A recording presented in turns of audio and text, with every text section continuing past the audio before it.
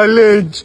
101. Tinubu! Good luck go, we miss him. Buhari go, we miss him. If Tinubu go, we miss him. Our own don't finish. I swear. If person won't buy data now, it go use like 15 minutes look option. That time, when I say Tinubu they shake. Now who they shake? Me and you. To buy crates of egg for this era, go be like careless spending. With 300, if you buy mineral and egg grow. But now, 300 no fit buy egg, talk less of road.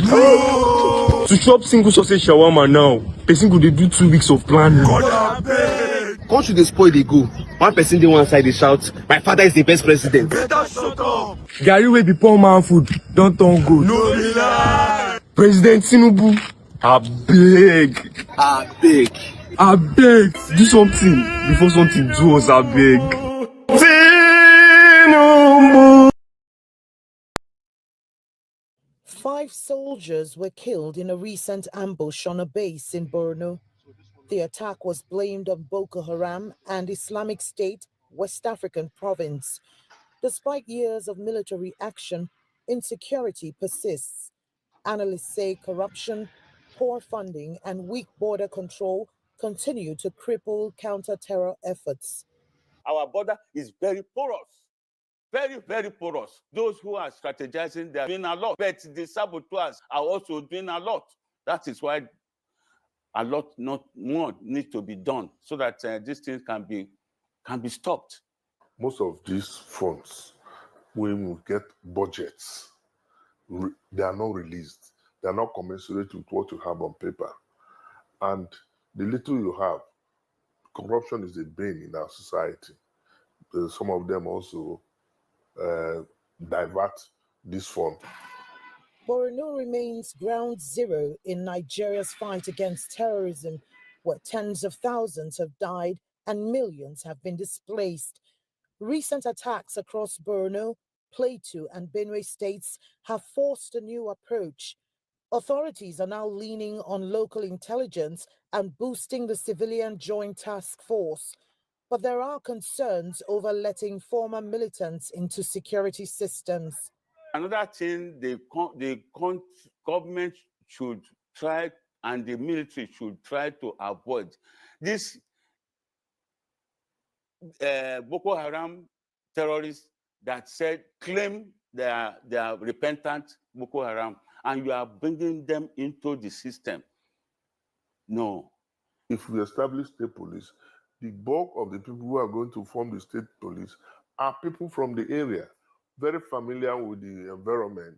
They will also be able to provide necessary intelligence. We also need to deploy more technology because, especially, I don't see the involvement of the Air Force in all this. They come and attack a community with over 200 motorcycles, and they just go like that without trace by the Air Force. So the Air Force needs to do more. The government is now counting on grassroots alerts and community volunteers, but experts say a lasting fix needs more economic support, local policing, and high-tech surveillance. Without that, they say Nigeria risks staying locked in a war it should have already won. Kelechi Emekalam, CGT and Abuja, Nigeria.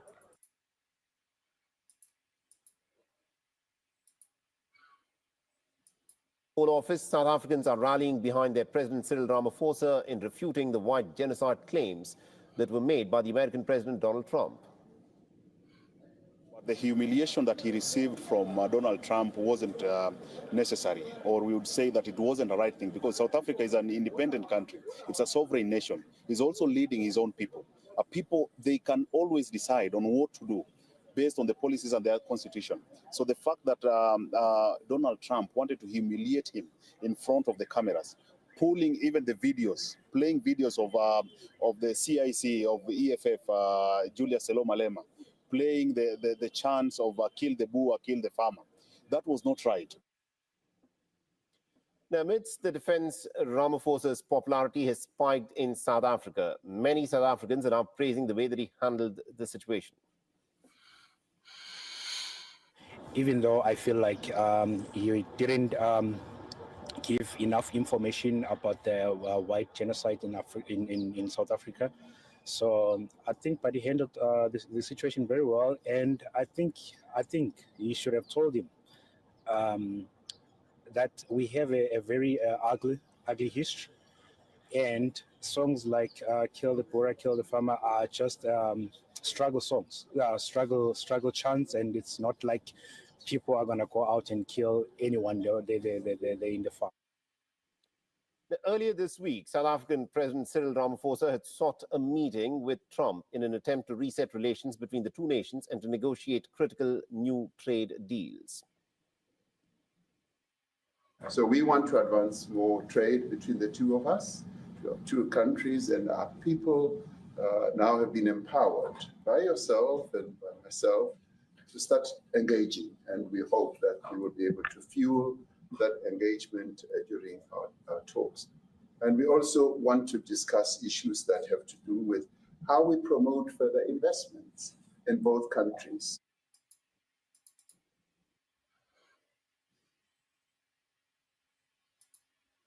Backs one-party system, says nothing wrong with single party holding sway, looks forward to APC receiving more decampees, seeks National Assembly approval for 1.481 trillion Rivers 2025 budget. Federal government files criminal charges against Senator Akpoti Uduaghan. 2027 gale of endorsements for Tinubu by APC governors and lawmakers. Enugu Governor Mba inaugurates Committee on Ease of Doing Business. PNID, federal government recovers $200 million bond and $10 million award. Cash transfer, federal government supports 6 million Nigerians in 6 months. This is according to the minister. And alleged terrorism, DSS declares ESN an illegal organization. What stories do we have in the Daily Sun? I have the one that says the student loan disbursement has hit 54.2 billion. That's from NEL Fund. And this loans is to be disbursed within 5 working days.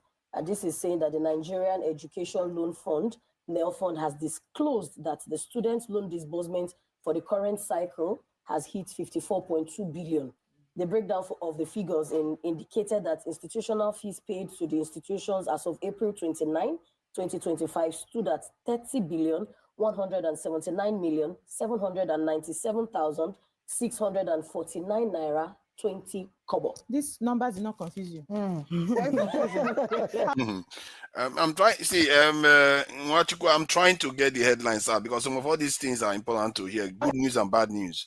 Because this student loan one is good news now. That at least it's a start. It's not a lot of money, but it's a start. I'm telling you.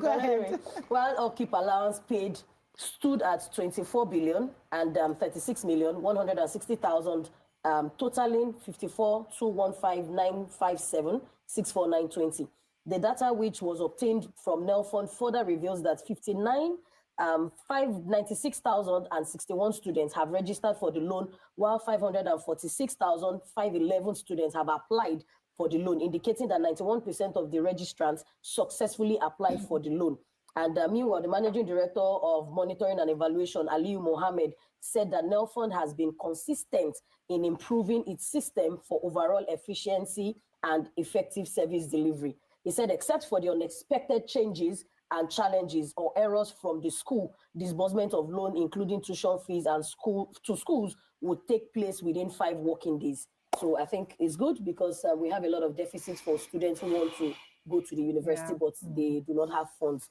So, well, it's laudable. All right, for me, good news for everybody because this one says that petrol now 875 naira per litre as Dangote slashes price by 15 naira. Now, following the latest price adjustment, petrol from the refinery will now retail at 875 naira per litre in Lagos, 885 naira in the southwest, and 895 naira in both the northwest and north central regions. Now, consumers in the southeast, south, and northeast will purchase the product at 905 naira per litre. Now, these new prices will be reflected across all the refineries distribution partners, including, MRS, Hayden, Optima Energy, and the rest of them. Now, in a statement released yesterday, the refinery encouraged other marketers to align with its growing network as a show of commitment to President Bola Tinubu's Nigeria's first policy, which promotes prioritizing locally produced goods and services. Now, it's good for us to note that since the start of its operation, the Dangote refinery has implemented a series of price cuts aimed at delivering cost savings to Nigeria. Now, in February 2025, it reduced petrol prices twice, amounting to a total cost of 125 naira per liter. This was followed by the further reduction of approximately 45 naira per liter just in April. And now 15 naira is out of it, 875 naira per liter. You see, there was one time we were predicting that fuel will get to like 1,500, but you see now it's actually going down, which is good, which you want to see. I like. Okay. I think I'll move on from that one. I think there are quite a lot of headlines to cover. So, but I know that we, James, we're having a conversation before we ended the previous live stream. Welcome, gentlemen. Thank you for joining me. And I've been off for 2 weeks. Apologies for not being consistent for the last 2 weeks. There was a kind of loss in the family, so I had to, and I had other things that I needed to sort out. So I just thought I should, have those time off. But there are quite a few things that have been going on since then. From all the governors and all the, politicians in Nigeria rushing to APC, to Trump trying to waylay Ramaphosa, which that conversation has not ended. We're still going to, finish that conversation before we move on to national security issues. Naval head saying that we need a spiritual intervention. Dangote refinery is cutting petrol price down. Tuition fees is moving forward. Those are good things. Tuition fees is that of this government. Dangote refinery is not of this government. Subsidy removal is not of this government. But tuition fees is of this government. You have to give them credit for that. They did that. What else is on the headline? Okay, there was this young man that was shot. I think maybe if we have time, we'll go through it during the discussion. And I also thought I should highlight the issue with Israel. Israel seems to be, it's something that I predicted a while ago, that Israel sooner or later will be a problem for the West, and it's becoming that now. And they are going too far. They want to basically genocide the Palestinians out of there, and majority of Israelis support it, that they should kill everybody and transfer everybody away from there. And that is becoming a problem for the West. And we have 3 nations in the West now threatening to sanction this in Israel because of it. Let me see if I can just share that headline there so you guys can see what I'm. I think it's supposed to be here still. Let me see what I still here. But I'm okay. Yeah, that's it there. Let me just share that quickly. So yeah, that's it. UK, France, and Canada threatening action against Israel over Gaza offensive. You see, this threatening action, they are still giving them weapons. So while they are threatening action, they are still giving them weapons to go and kill. So these people are playing a game here, because if they are serious, they would have started stopping weapons transfer. That's the first thing you stop. You don't keep giving them weapons when they are going to kill people. So, but that is that anyway. But Israel is becoming quite isolated right now, and I think it's overdue, to be fair. Those guys have been killing innocents for quite a long time, and they've been getting away with it. And we also heard about the loss of life of Israeli diplomats in America. I don't even know who the guy was that went and killed them. Some other person can share that information. Somebody decided that he was going to gun them down. I don't even know where all these people show up from. Just go and start killing people on the street, as if that is going to solve any problem. If anything, Netanyahu just hog that one and use that to accuse UK, Canada, and France of supporting people like that. So I don't know why all these people do all these things that they do. It doesn't even solve any problem. You go and kill innocent people as if that's going to stop Netanyahu. He actually encourages him to do it more. So that is that anyway. So let's get back to our conversation regarding South Africa, because this conversation is about when is it appropriate for a people to decide that, you know what, we are going to go through the discomfort, but we are going to do the right thing. In my mind, Ramaphosa did relatively well. He made Trump and his team look like ill-informed people, really. He did that very well. And I think that comes from practice. This guy he leads a country that is in BRICS. He talks to Xi Jinping, he talks to Putin, this thing of this in India. I've forgotten the name of the Indian leader. And so he belongs to a big club. And Trump thought he was going to face him. He didn't. He knew what he was doing. And this same group, again, this Ramaphosa government were the ones that took Israel to International Criminal Court, International Court of Justice. I mean, that is quite an achievement. This guy's government is punching above his weight. I have to give him credit for that. But the question still remains whether the way South Africans are playing it right now is going to benefit them in the future. I hear the argument that James made about that you have to, have a you have to have South Africans that can do the job. It's been 30 years. If South Africans were going to be doing the job, they will be controlling the economy right now, but they are still not controlling the economy. And because those people are not stupid, there's no vacancy. They're not going to leave them. That's my take. They are not going to leave them to take over their power. Nobody concedes power peacefully. They won't until they feel they must. That's when they will concede it. But that's my own opinion. That's my take on it. So, James, please go ahead and give us your take on my suggestion that they are not going to surrender those lands. And if they are not going to surrender it, what are you going to do? Are you going to leave them with the land? What do you think? What do you make of it, James? Welcome. You're muted.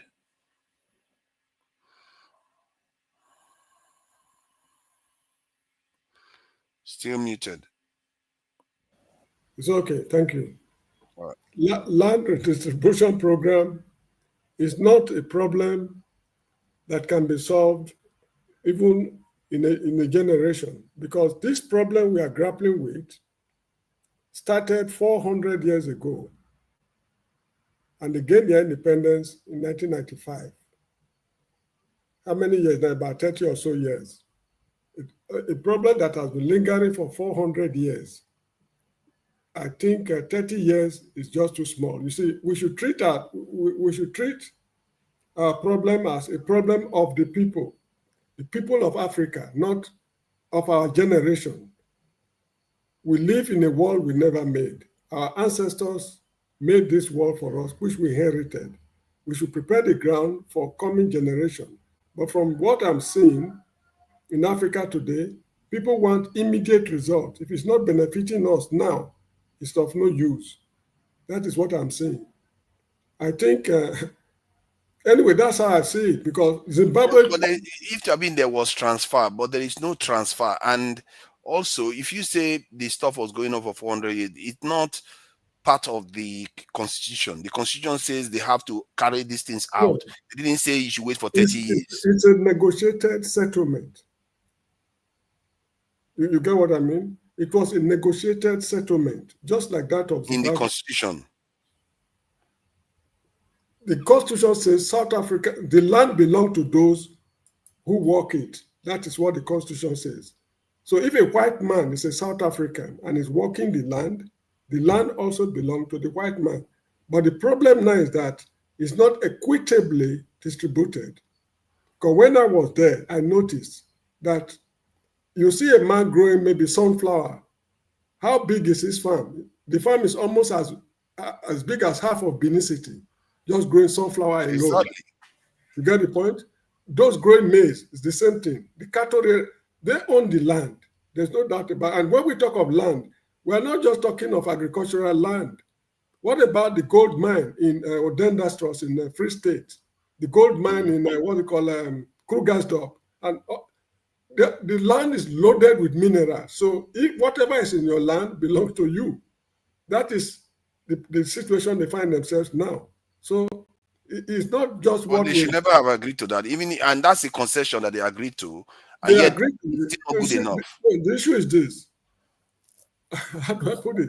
In the case of Zimbabwe, for example, they agreed that the land should be sold to, should be given to the blacks. that they should compensate them. Then the Zimbabwean delegates at Lancaster House said that this land belonged to us. We were forcibly dispossessed of the land, so we cannot buy what belonged to us. Then Margaret Thatcher's government agreed that they will fund the land redistribution program in Zimbabwe, then Rhodesia. Now, they brought the first set of money. They sold land to, they took the land from the whites, compensated them, then gave the land to the blacks. The first 2-3 years, it was bumper harvest in the whole of Zimbabwe. That probably annoyed Britain that these guys are succeeding. And when it was time to bring the second round, they refused. So it was then Mugabe introduced what they call the fast-track land redistribution program. They forcibly took the land from the whites and told them to go to hell. That was the Zimbabwean approach. So you see, the whites have been very mischievous. In the case of Zimbabwe, for example, there's a school in a city called Bulawayo. I think it's called Luvivi College. Luvivi. It's an Ndebele word, I can't pronounce it. Luvivi College. It was a technical school during the apartheid era to train African artisans. When they discovered that these artisans were excelling so much so that even the whites were losing their jobs, they decided to close the school. Luvivi College in Bulawayo. There's another college like that in a place they call High Place in Harare. I mean, there were a lot of instances. They were just trying to pull the blacks down in Zimbabwe. They are the same people.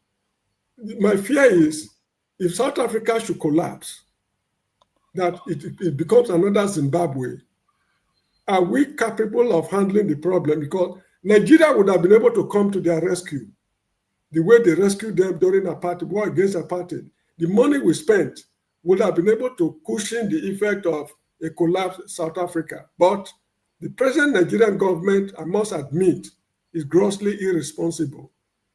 They will not be able to embark on such gigantic project anymore. The corruption level in Nigeria is very frightening. Yeah, but by using the term collapse, don't you think that you are buying into the narrative of the West that says if Africans try to stand up for themselves, oh, we collapse? No, we stood for ourselves during apartheid. With bare hands, we were able to demolish apartheid in South Africa, in Zimbabwe, Angola, Mozambique, Guinea-Bissau. We did not use any ballistic missile. We used our brains and money. You get the point? Yeah, but maybe the reason why they considered that one to us was because they knew we were not going to take the land back. This is 35 years. The land is still in their control. In the case of Zimbabwe, they made it clear that we are fighting for land, not equal rights and justice. South Africa made it clear that we are fighting for equal rights and justice, be you white or black. So these are somehow different situations. That is how it was. But they still went on to negotiate the land. The way the narrative you are painting is not fair because they still talked about the land and put it inside their constitution. Yes, it says that the white people they own their property, there's property rights, but the government still has the right to expropriate land. And where there is a willing seller and willing buyer, it should happen. But now they are preventing all those things from happening. No, not willing seller, willing buyer. The issue is Britain agreed to fund the land redistribution program. No, I'm talking about South Africa's one, not that of Zimbabwe. Sorry. Zimbabwe one has already happened. They are coming out of it now. That one has passed. It's South Africa one now, the one that Trump is trying to waylay. Because what that thing is about is don't touch our white brothers. Don't touch their wealth. No, excuse me. They have to touch them because South Africa belongs to all South Africans, be you white or black. The black people themselves, if he is saying that they are killing the whites, what about the blacks? If you look at the root care about that, that's not his problem. Okay, now look at the root cause of the problem. I think we need to give other people the chance to also talk. Look at the root cause of the problem. During apartheid, the whites were allowed to carry guns, licensed guns. The blacks were barred from carrying guns. So the blacks were having illegal guns. That's why they fought the apartheid. Now, when the apartheid system, Nelson Mandela came, when he got there, he said, we cannot dispossess the whites of their guns, while the blacks were unable to dispossess them because their guns are not licensed. So the whites must carry their guns, And you black people, please come and register your guns. If you are up to 18 years old and you prove responsible, we can issue you gun license. That's how guns, infiltrated the whole society. Right now, the society is extremely violent. There are some guns they are still looking for. Since apartheid era, they've not been able to discover them because there are ballisticians there. If you use a gun to shoot somebody, the ballistician can tell you the gun that fired that shot. So it will be on the watch list. They'll be looking for thousands of guns in South Africa, and they are still there. They're unable to find them because the owners refuse to register them. Because if you go and register them, they will tell you killed Mr. John Smith 35 years ago. So you come and account for the death. So because of that, they are unable. This problem of crime in South Africa is a fallout of apartheid. And the white man caused the apartheid problem, not the blacks. But the blacks are ruling, So, but I'll leave it at that anyway, because I think, Ramaphosa did okay, and he's been I think maybe amongst all the black countries, he's been the best leader we've had so far by international geopolitical standard. Masca, that's my own judgment. Masca, thank you for joining us. Yeah, your this thing is looking very fresh today. You came well fresh today. So what do you make of this? I just came back from a tutorial, so obviously that's why an official place. Look with normally I join with Jalabia. Okay, nice one. Yes. Good evening, Mr. James. Good evening, Mr. Tony, and is it Solar K? I don't know what I know Solar even. Okay, Solar, welcome. Yeah, please go ahead. What do you make of this South African thing? I've been listening. Actually, I joined because of the South African discussion, and also because I had Mr. Rudolph realizing that what some of us have been saying for long is really important. Is conceding to the fact that, look, following the news, technically speaking, is following the distraction. You have to make out time, look at issues that you believe are true issues, and discuss them in depth. That, in my opinion, is the way forward. You take every issue on top of it, you scratch it up, you move on, you scratch it up, you move on. You're not going to go anywhere. So I was happy when I heard him say that at some point probably that should be a room I heard him say that too. for something like that. But more importantly for me, I like the South African discussion because that, I believe, also is the level we should be talking about. It's a marked departure from talking about Hausa, Igbo, Yoruba.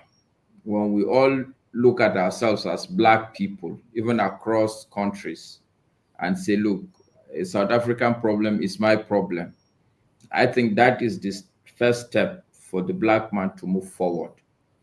I've always said when I come on this platform that for me, what is really, really important is for the black man to realize that, yes, it's good to acknowledge how you see yourself, but it's very, very important for you to be conscious of how the world looks at you, how they see you. Do they see you as a Nigerian? Most people, when they tell you, they see Africa as just a continent or a country. It's like Africa is there.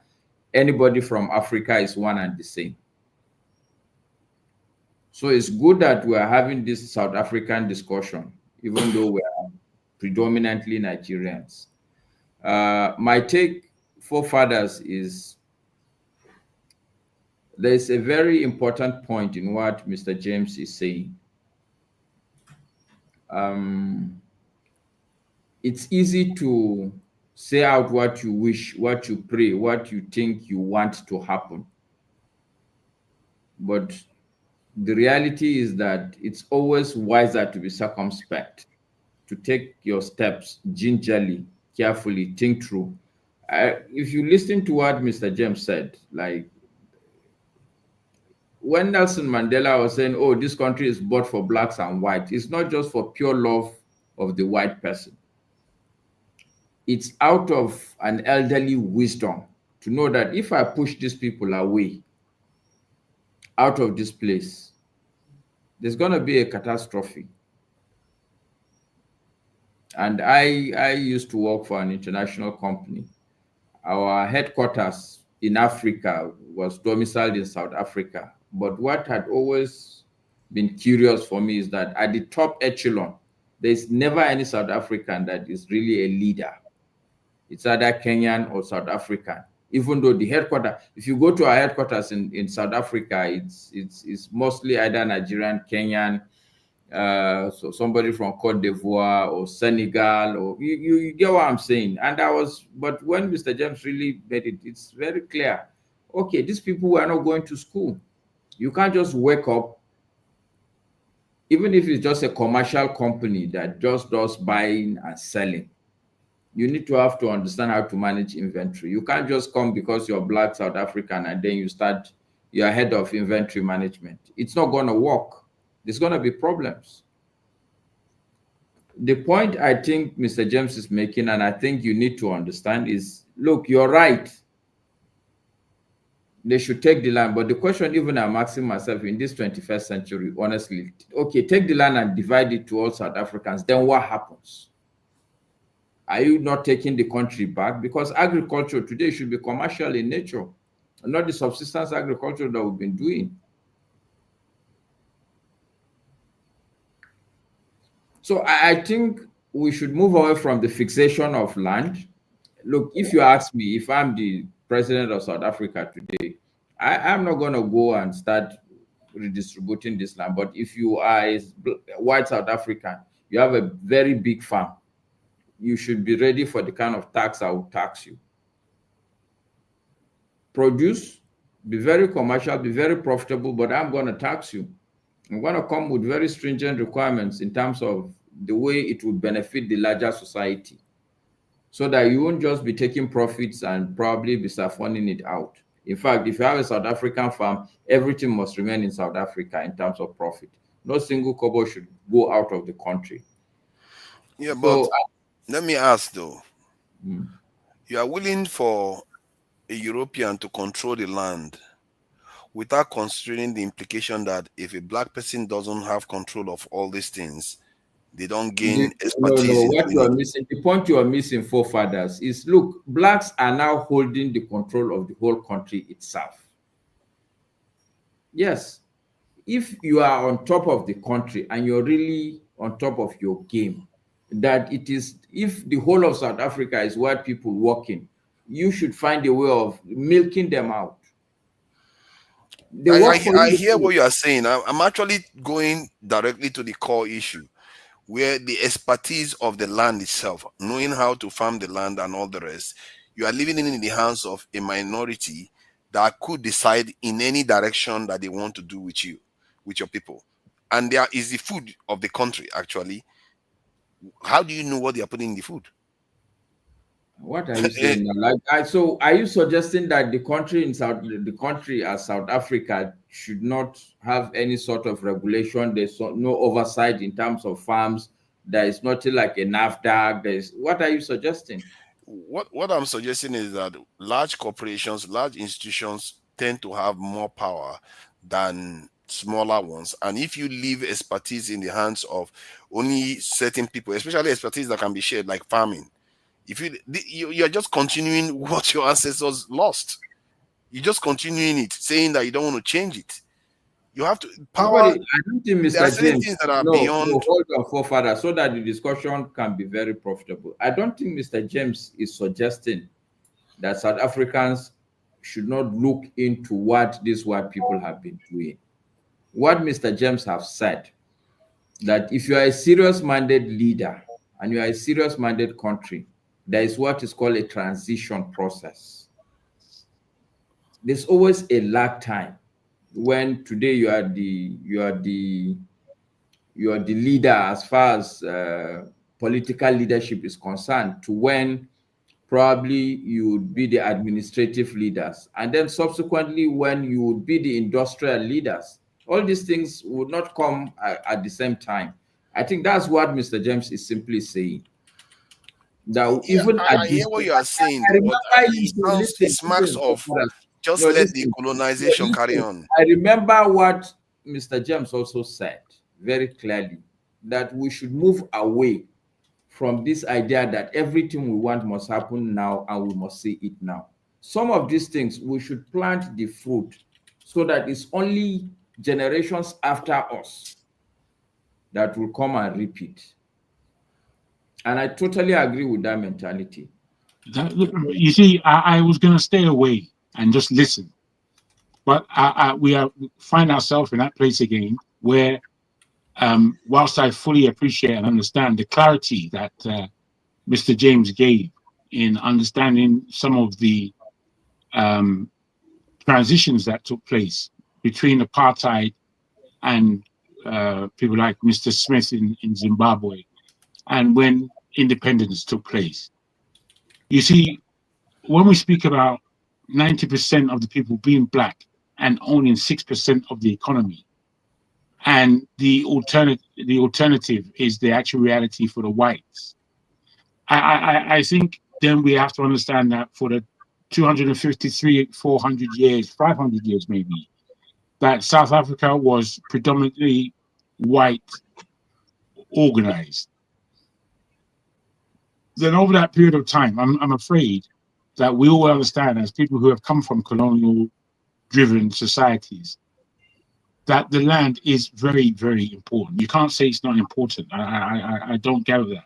There's a whole swathe of the Western Cape that the white people would like to break and take their portion and leave South Africa with the rest. Now, if that was ever to take place, that would just be awful. That is anti-African, as far as I'm concerned. The land is of strict importance. The transition point that I spoke about earlier was that in Africa and in the diaspora, and just in the world, just in terms of brief, because there were it just fits in with what we're saying. Please understand me. With what we have in terms of you maybe push it there, or in what we have in terms of the diaspora and foreign nationals that we can bring into South Africa to take care of that transition period, we shouldn't take more than 20 full years, and coming into a 10-year period, making it 30 years, where this transaction has actually taken place and people are now entering into their right positions. You see, where the decolonization of Africa is contained, is understood. Unfortunately, we as Africans could have helped each other away from this decolonization process. But unfortunately, we did it in such a higgledy-piggledy way. Even South Africa, that comes at the very end of it, we couldn't help them along. And I think that's a bit of a shame. No, see, right, well, thank you. Drago, sorry, forefathers. Let me just push back on that. I don't know much about South Africa, but I would say that Nigeria truly has done a lot for a lot of the African countries. I personally, within my life, when I was in the university, we contributed money to send to South Africa. Even as we speak, there's what is called, I can't remember the program, but Nigeria sends technical aid corps. It's still a big thing. We still send people to African countries to help them with technical functionalities that we believe they are not capable of doing. I know we've had judges, chief judges of some countries, I think it's Botswana or some other country. I know a lot of people, even as at today, that troop out of Nigeria to go and work for other African countries. You're very correct. You're very correct. Yeah. So that's not a pushback. I agree with that. I read that. I saw that. Yes, indeed. Black South Africans were quite low in terms of engineering at first, but my point is that it's 35 years now, and things should have moved on. And implementing this land reform should have started a while ago, so that at least because from the data indicates, which I'm a little bit skeptical of, but the data that is out there says 5% of household wealth is controlled by the black population. 5%. For a population that makes up about 80% of the population of the country. It's actually 4%. It's actually 4%. Not You five. see, it's even worse. It's even worse. That's a collapse. It's already collapsed. And we are, In fact, what we are worried about losing was the white. We are worried about losing the white people's resources. The white people's resources that are present there is a threat to the Black South Africans that have nothing. That is what it is. You are enabling them there to oppress you. Forefathers, you see, first of all, let me welcome you. We missed you, and condolences for your loss. Sorry about it. Appreciate. Yeah. You see, we can't just pretend that we don't understand how emotional the issue of land is in South Africa. Even before the white people came, land has always been, there's always been land hunger in South Africa if you go to history. Basically because of what land was used to do, agrarian grazing and some other thing. But the point is that South Africa happened to be one country that saw two colonial invasions almost about the same time, the Dutch first, and then the British. Okay, and because the part of the country was very clement, was favorable to very much like Europe, so that it was quite for the white people, it was good for them. And then of course the mineral wealth that South Africa has, gold and stuff like that, with other things. But you see, the issues here is that the issue of land is that white South Africans make up just about 8% of the total population, and they control about 72% of the agricultural land. Why Black Africans, own about 4%, and they form about over 90% of the population. So right from that situation, you see that there's unjust distribution of land. In fact, the land, as we know, were just acquired and seized by the white people, and even the 4% that the blacks have, are not one of the best lands, in the country. So that's an issue. Now, land is needed for quite a lot of things. It's not just for agriculture. Land is needed for settlement because they were uprooted from their various settlements, and some of them just sent to impoverished lands and stuff like that. So, we cannot dismiss the importance of land in the politics of South Africa today. And every government, when the ANC government came, one of the things that they promised to do was to ensure that there's an equitable distribution of land. Okay, and the initial promise was that at least since 1994, they should be able to redistribute about 30% to the black population. But so far, what they have done is that they have just achieved minimally about 8 to 10%. So, and the people are restive, they are angry, and fair is fair, when apartheid was going on in South Africa, we know the history. We know how the whites kept a blind eye and all they did. And even when the struggle for independence came, thank God for Nigeria and some other, frontline state, that did everything, to help South Africa, host them, sent, supported them militarily, housed some of them, Mandela and Co. and Sisulu, so the issue is one that is very, very emotional, very sensitive. And you don't think that the people who took those land by force would willingly give up that land. They won't. So there's a struggle. And so every government measure to legally take land from and redistribute has been resisted. So even the expropriation, that is being done, is also seen by the white people as unfair. So the challenge before the government. So the challenge before the.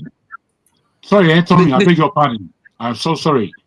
Sorry, forefathers as well, and the rest of the panel. If I could just say, if this thing was turned around, there are enough examples where the whites claim compensation, reparations for all they have been through. It was just the other day that England had finished paying off the reparations for slavery to those who own slaves in this country.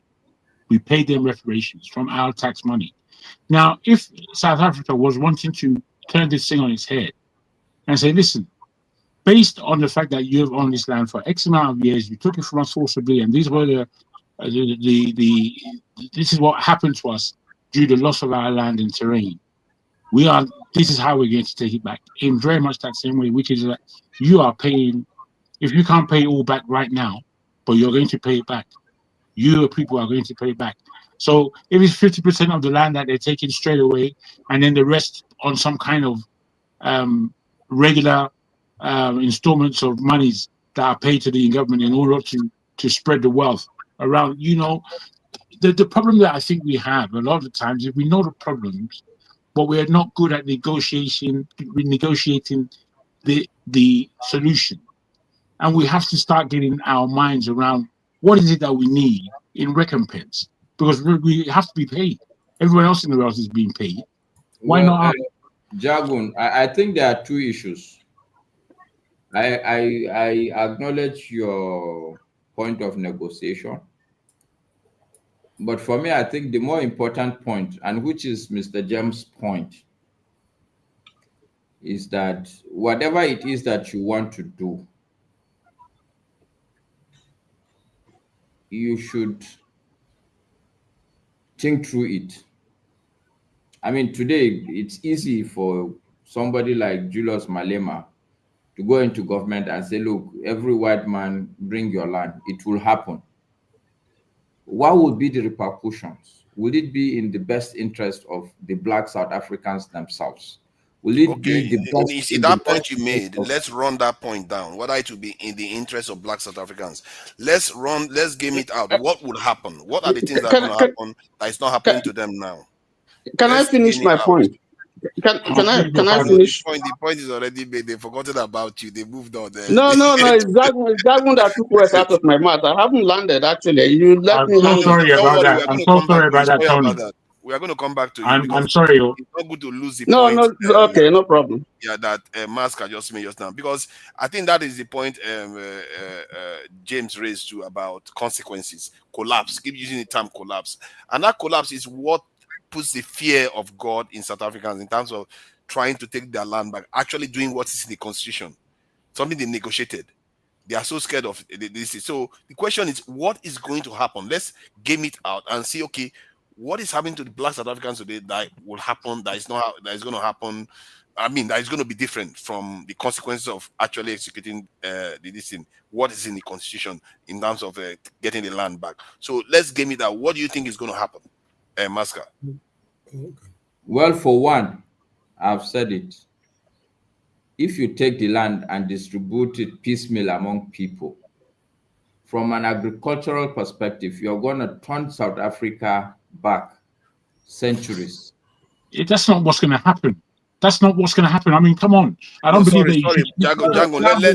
Wait. Let's be progressive. Let me just say this small thing. Let me just say this. I think we need to be progressive. Wait, let me say this small thing. Calm down. 15 seconds then. It's okay. Just calm down. Masker, don't be busy. Let's drive this conversation in the right way. What you're speaking about is not the way it would happen, ever. The way it would happen, as I said, when we're speaking, we should speak towards real solutions. Jagun, they asked me a question. My opinion, I've just responded. That's easy to negate now. That's not how things will happen. Piecemeal. You're making a negative point. So what do you think will happen? No, what do you think will happen, Jagun? Seriously, my brother, I really seriously think that it's all down to the way we negotiate. It is easy to come from a point of view that says that we should be cautious. Yes, we should think. Obviously, we should take our time. Absolutely. However, you must know to where it is you're trying to get to. And if you don't have that as a picture, then making your way from here to there becomes very difficult. But if you have an understanding that this is where I want to go, because I want recompensation for the X, Y, Z, and W, and I want it back as fast as possible. Given the fact that we've had 400 or 500 years of madness bestowed upon our people. So I'm not doing things for you.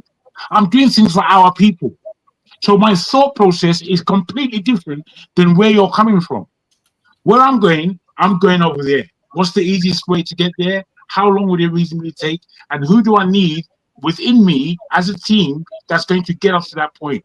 That's how to think about solutions, and that's how to come with a team that can negotiate these articulate reasonings that we need to succeed. We can't come from I'm afraid. I totally agree with you. The only difference between you and me is that I'm not fixated on land. I'm fixated on probably, let me say, per capita income of an average South African. It doesn't matter who owns the land, but I ultimately will suggest that they should sit. Can I put this to you? Can I put this to you then, my brother? Your counterpart in Europe, who doesn't think like you, as you know, he cares a lot about land. He owns so much land that's not even near his country. So when negotiating with you that doesn't care about land, who do you think will be the winner out of the negotiation between you and him, given where he's coming from, given where you're coming from? James on, please. No, here, James wants to say something because he was the one that Tony. Don't worry, we are going to come back to you, Tony.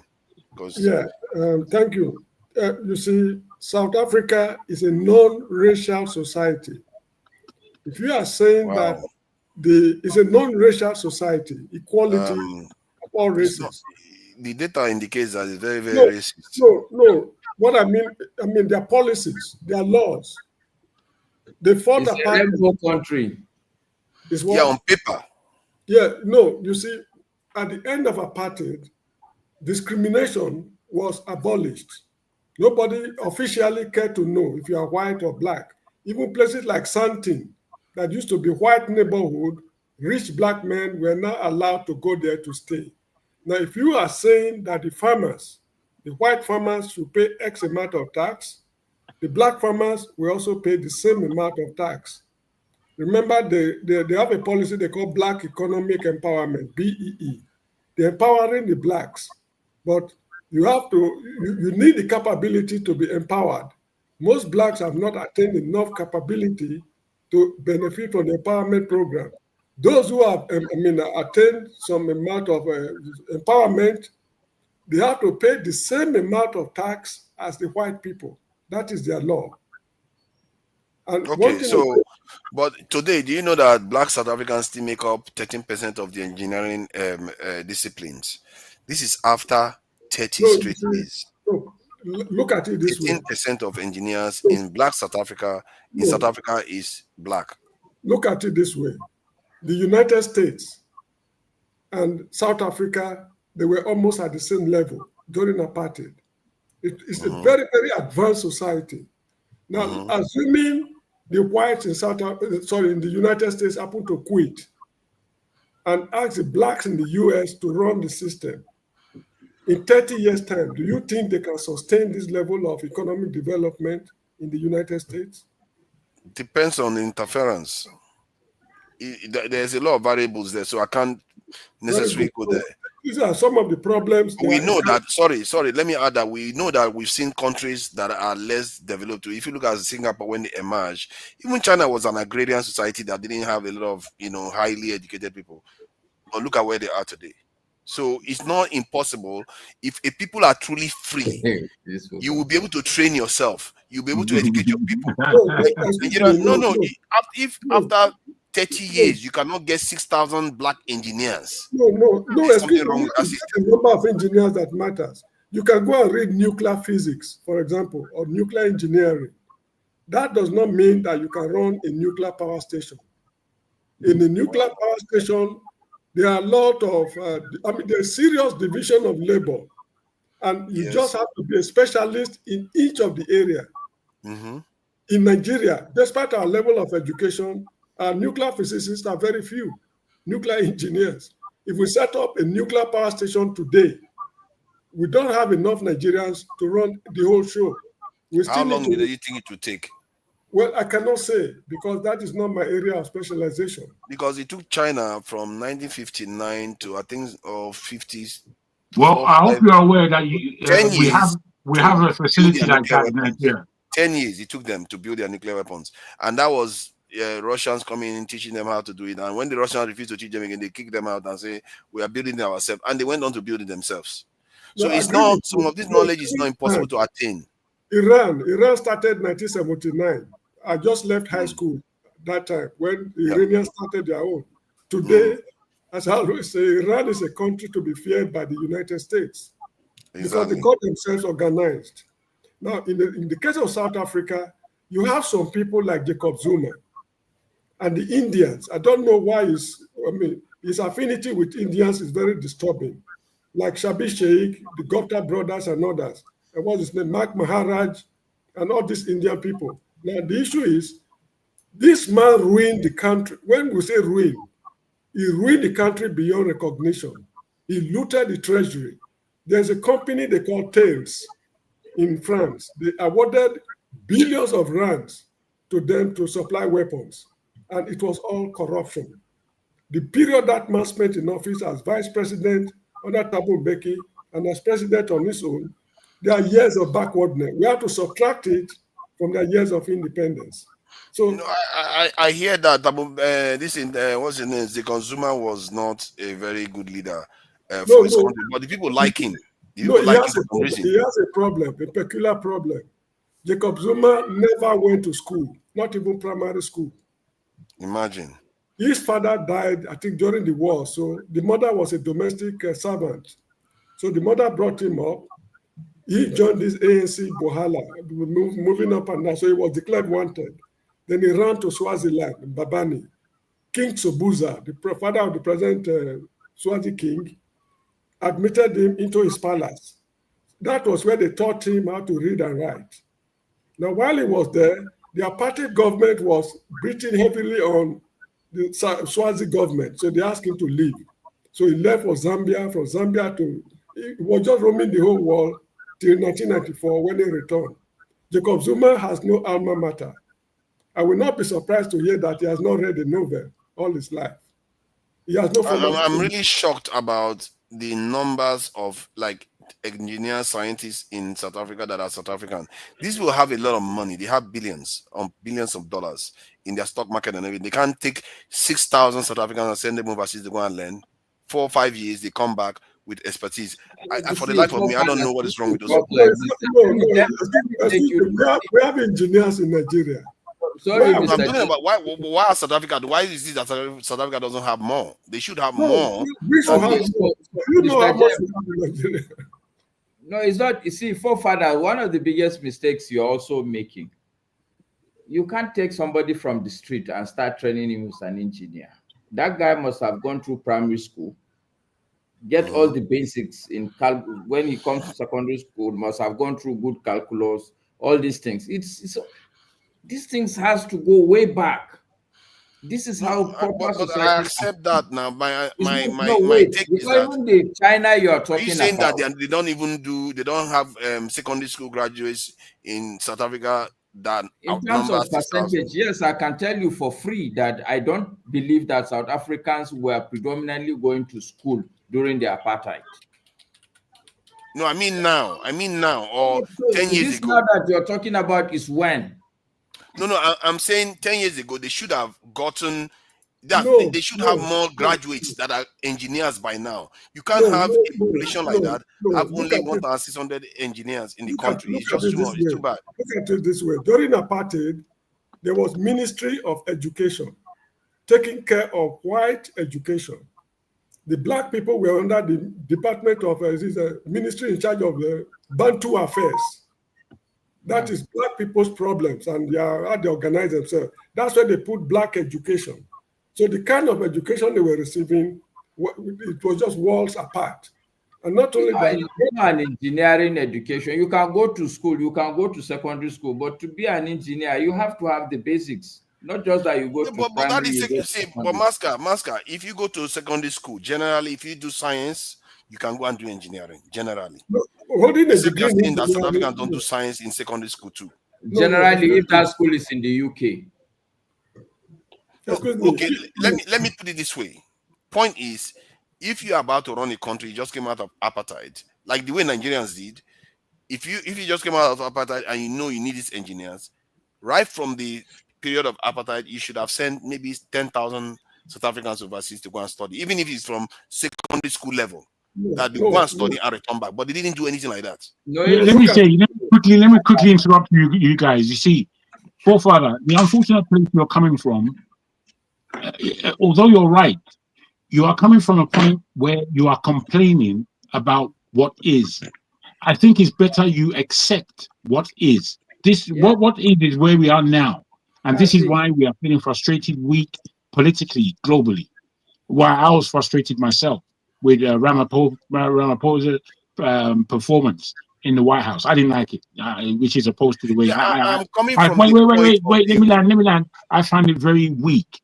But where you're coming from is again whereby what do you call it when you look back on things, which needs to be done. I'm trying to say that the system right now is weak. It's not working. Yes, it needs to be done. But where we actually have to speak from is where we are now, because we are aware it is not working.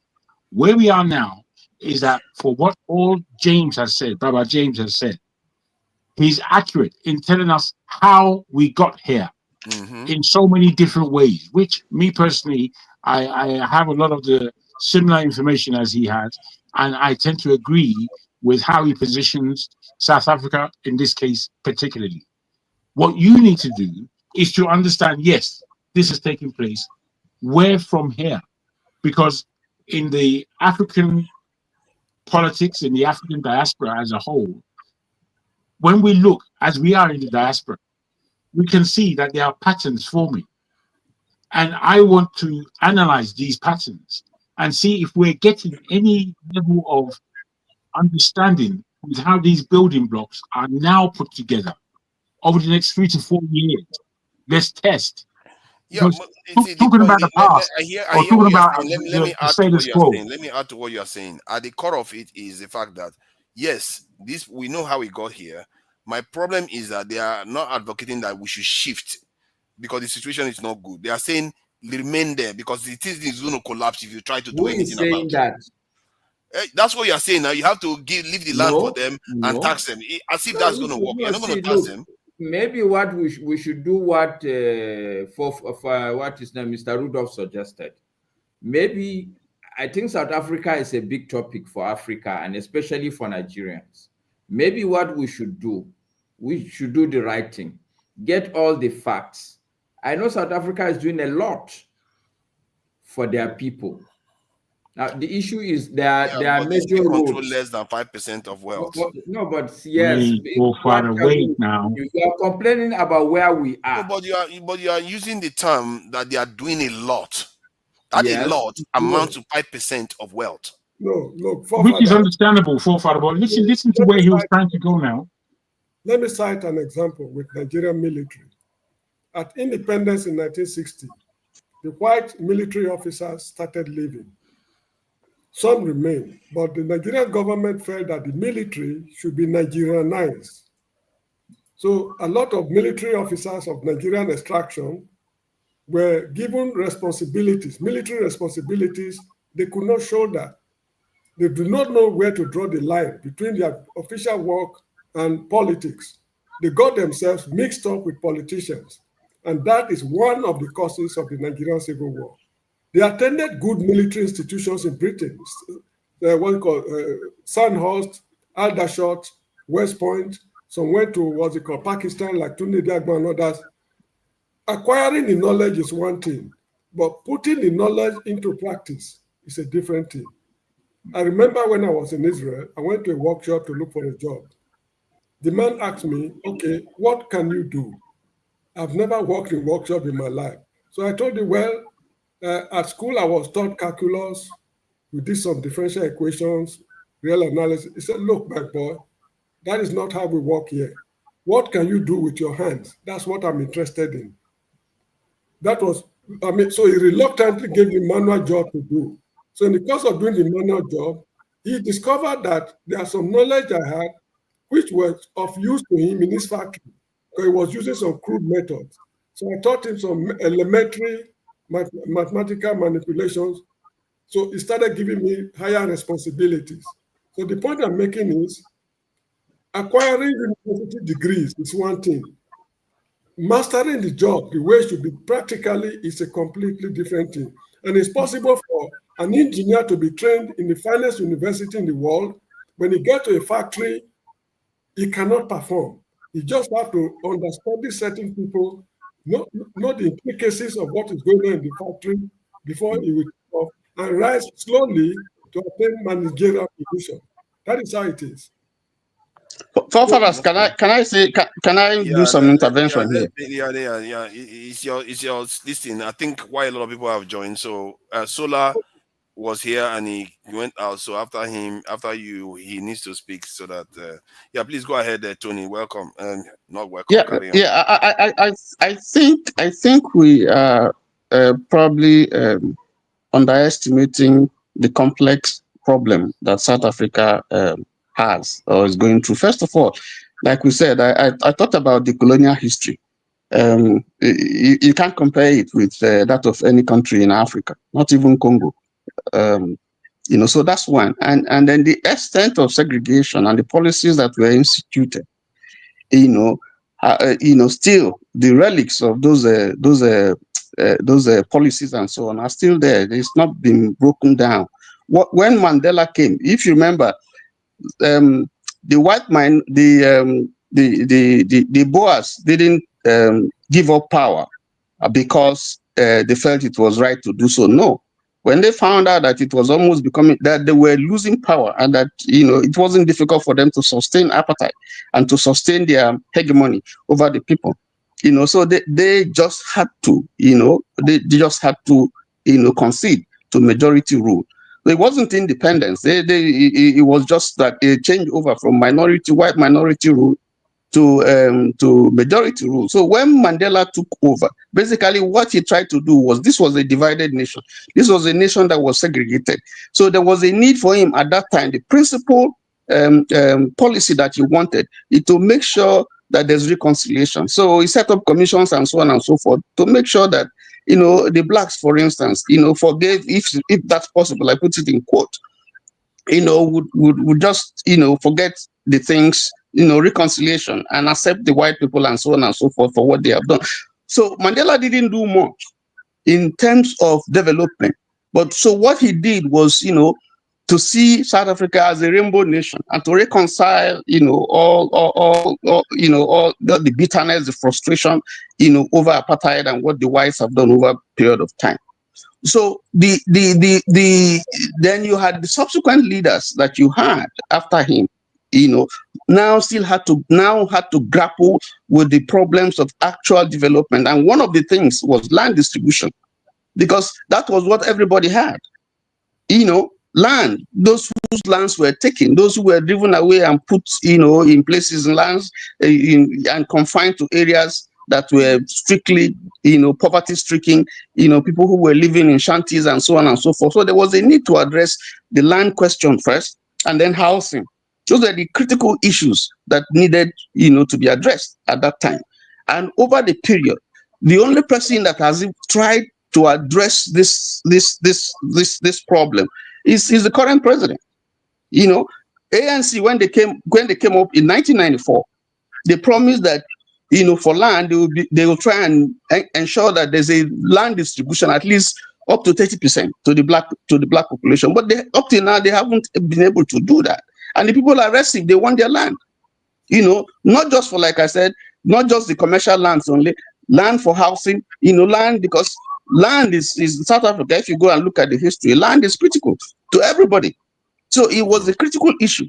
Not to talk about, the factories and all that. So what you had was that people would, out of frustration, would go into white land, kill the person, and attack, in an attempt to drive them away from those possessions, because they were restive.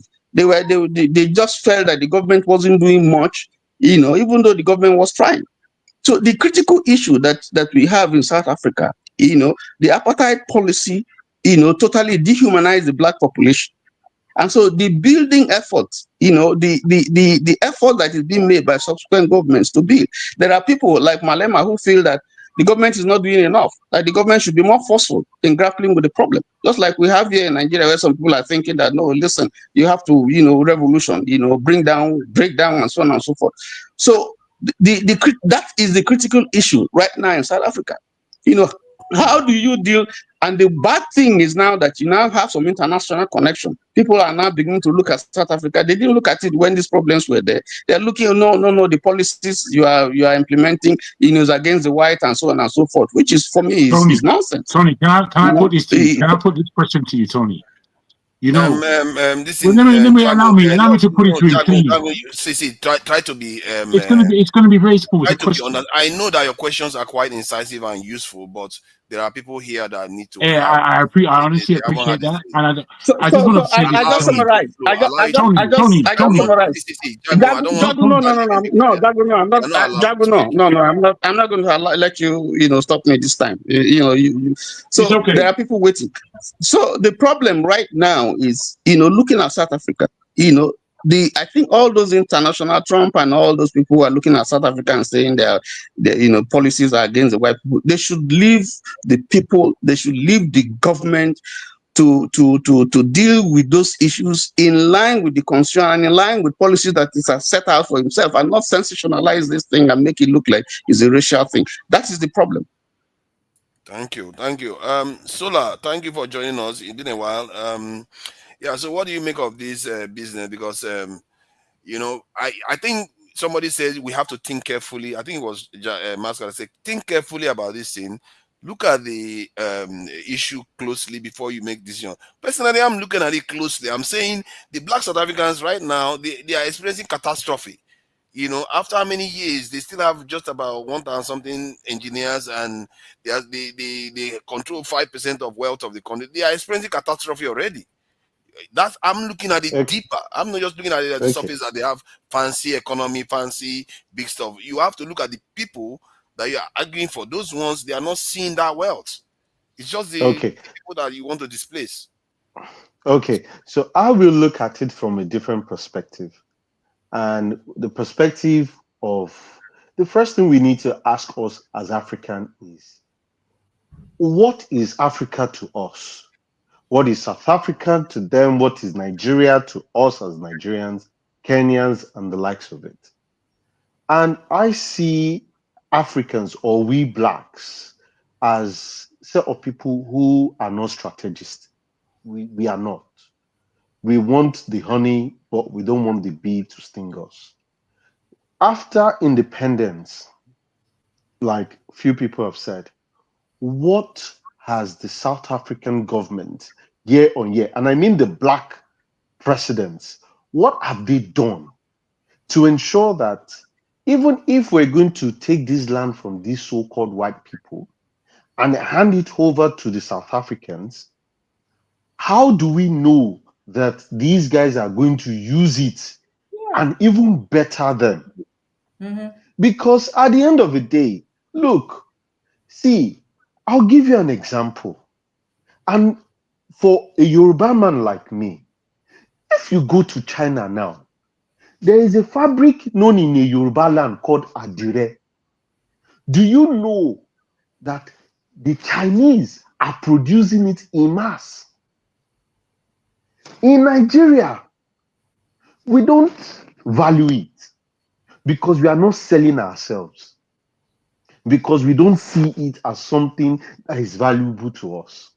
But Chinese are making, they'll come here as sort of, they'll be speaking our Yoruba, we'll be laughing at them, we'll be showing them the stuff, but they are undercover agents to develop things.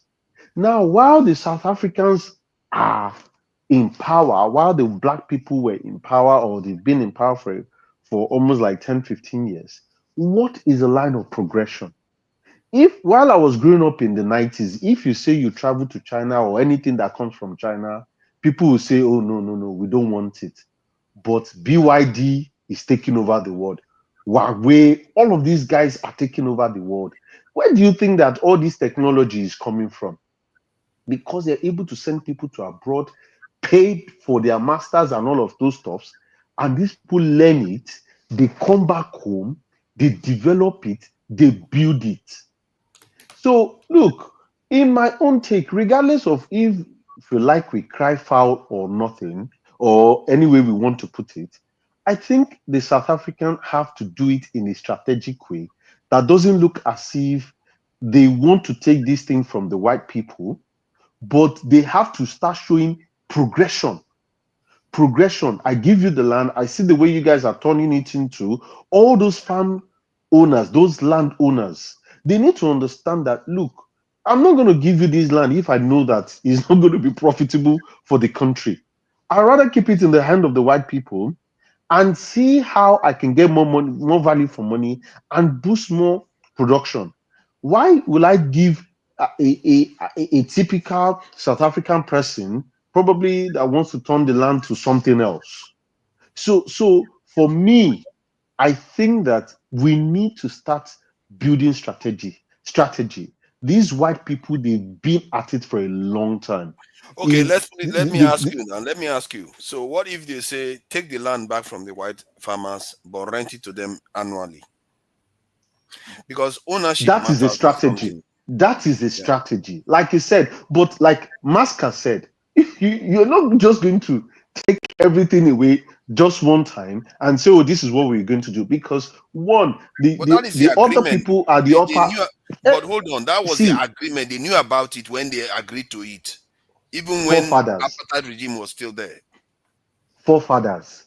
See, having an agreement. This is the difference between a white man and a black man. You need to find a way to coin this thing. Look at the way Donald Trump coined it. The pictures he used, some of them are from DRC Congo.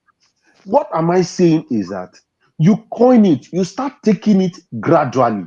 You start putting your people, let your people start seeing what they are doing. Then you take it.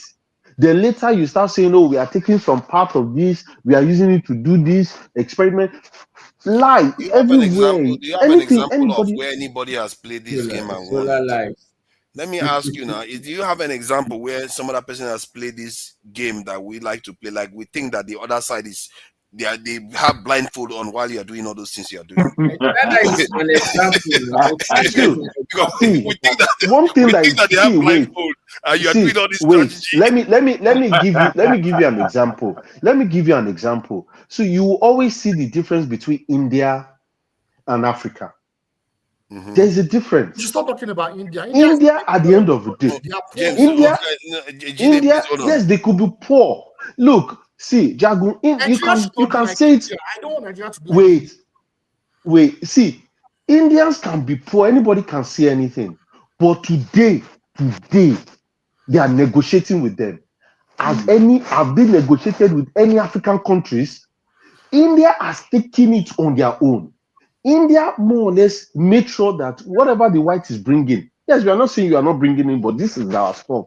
We have to find a way to manage it. Now, when it comes to Africa, see, wait, forefathers. When it comes to no, let's correct the Indian narrative that you created. The Indian narrative is false that you created. That even if you say it is false, Modi will not come to the White House and be humiliated. Like any other African. I dare Tinubu to go there tomorrow. No, because at the end of the did you see Starmer going there to negotiate with them?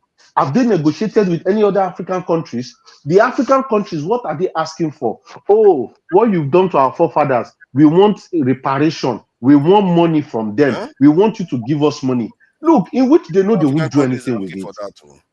Look, that is what they are asking for. Jagun knows. I mean, if you're in UK and you're getting more broadcast, no, that's African Americans, not the African countries. Look, look, this is what I'm saying. I am saying that we need to find a way in a strategic way to start getting this thing. If you go bombard it once, and you have to understand that most of African products, most of our deals, we do it with this West. So if we mess with them, at the end of the day, they shut it all off, just like what Donald Trump is trying to do. I so think for me, we need to take the land back. Sola, most of the stuff you are saying is just full of a lot of fear. because you don't want to. Like I asked you, give me an example of any other people that did something similar. You know, India was a nuclear power that they are begging now. India went through But hold on, times hold on. where they were suffering. Zimbabwe did the same thing. And where Mugabe did the same thing. Where are they now? Okay, now, He didn't do it well. Where are they now? hold on. Let me answer you. You see, what you did now is what is completely wrong with our narrative, and that's where I decided disagreeing with James, where he said a collapse. Okay, no. India collapsed once, No. but look at them today. They are begging them. India was used to eat from sheep to mouth. They call it sheep to mouth, where even rich people they were telling their children not to eat 3 times a day. But look at them today. They became. I played a video there where an Indian was saying all this. No, The point is that you have to go through this tough period. I'll move over to. I'll shift it to other guys to talk. Thank you, guys. Masker, this is serious because No, we are serious. always afraid of pain. The question you will ask is that about India, is it overnight? Let me The cite China an we are example. talking about, China never came on any TV and boast that we are going to take over the world. They were always very, very clandestine, very, very strategic, quiet. But that's not the point. The point you made was that we are worried that we are going to collapse. India went through it. Every nation goes through it. Look. Let me cite an example. When apartheid ended in 1994, there were a lot of white people who said, over our dead body, we can't stay under a black man's rule. So they left. Do you know that they left thousands of buildings in Johannesburg? Johannesburg alone, that's where I lived. One of the highest buildings in Africa, they call it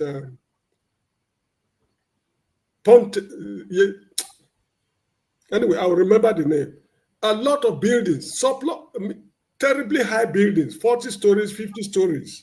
They just walked out and left it. The black people, they moved in. Go to the city of Hillbrow, the neighborhood of Hillbrow in South Africa today. It's like a slum. The buildings are there, very beautiful to look at, but you go inside, they were unable to run it. The lifts are no longer working. Pregnant women cannot live on the top floors because they don't have the strength to climb it. So this is the point I'm making. These things requires experience apart from the academic knowledge.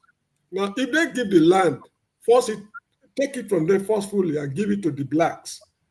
The way they messed up the buildings in Hillbrow is precisely what they're going to do to the land. But what if you are just seeing it in time now? What if in the future, because ownership, this is the example I gave with India. If you look at India during that period when they were suffering, you would think that is the time has frozen.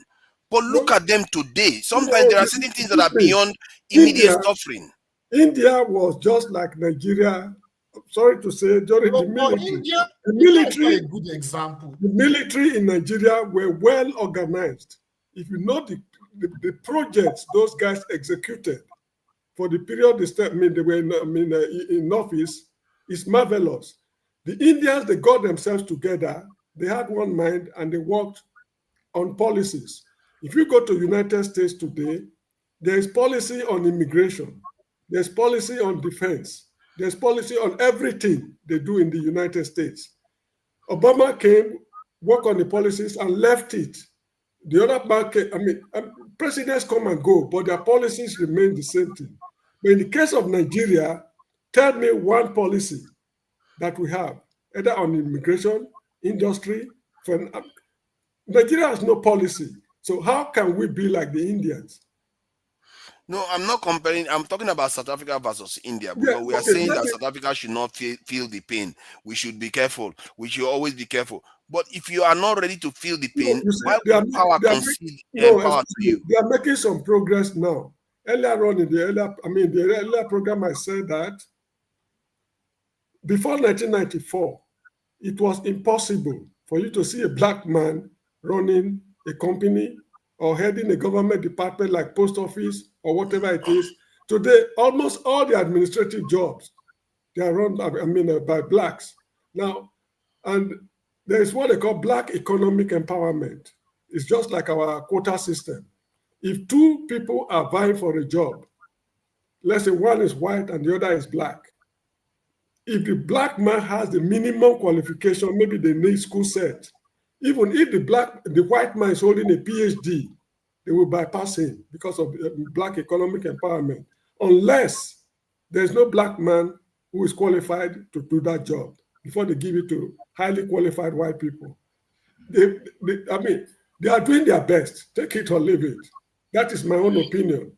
But my take is that their best, if they keep playing this game that Nigerians are playing it too.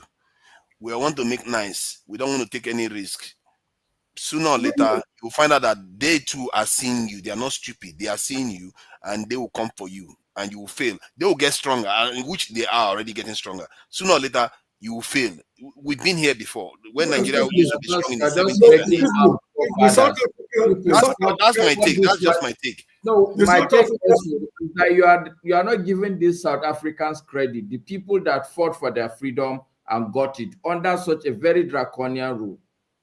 What this is 30 years. No, excuse me. They have identified one of their limitations, and that limitation is corruption.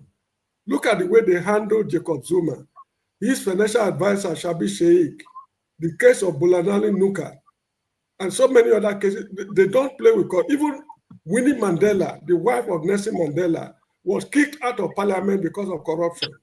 Who in Nigeria or in any African country can do that?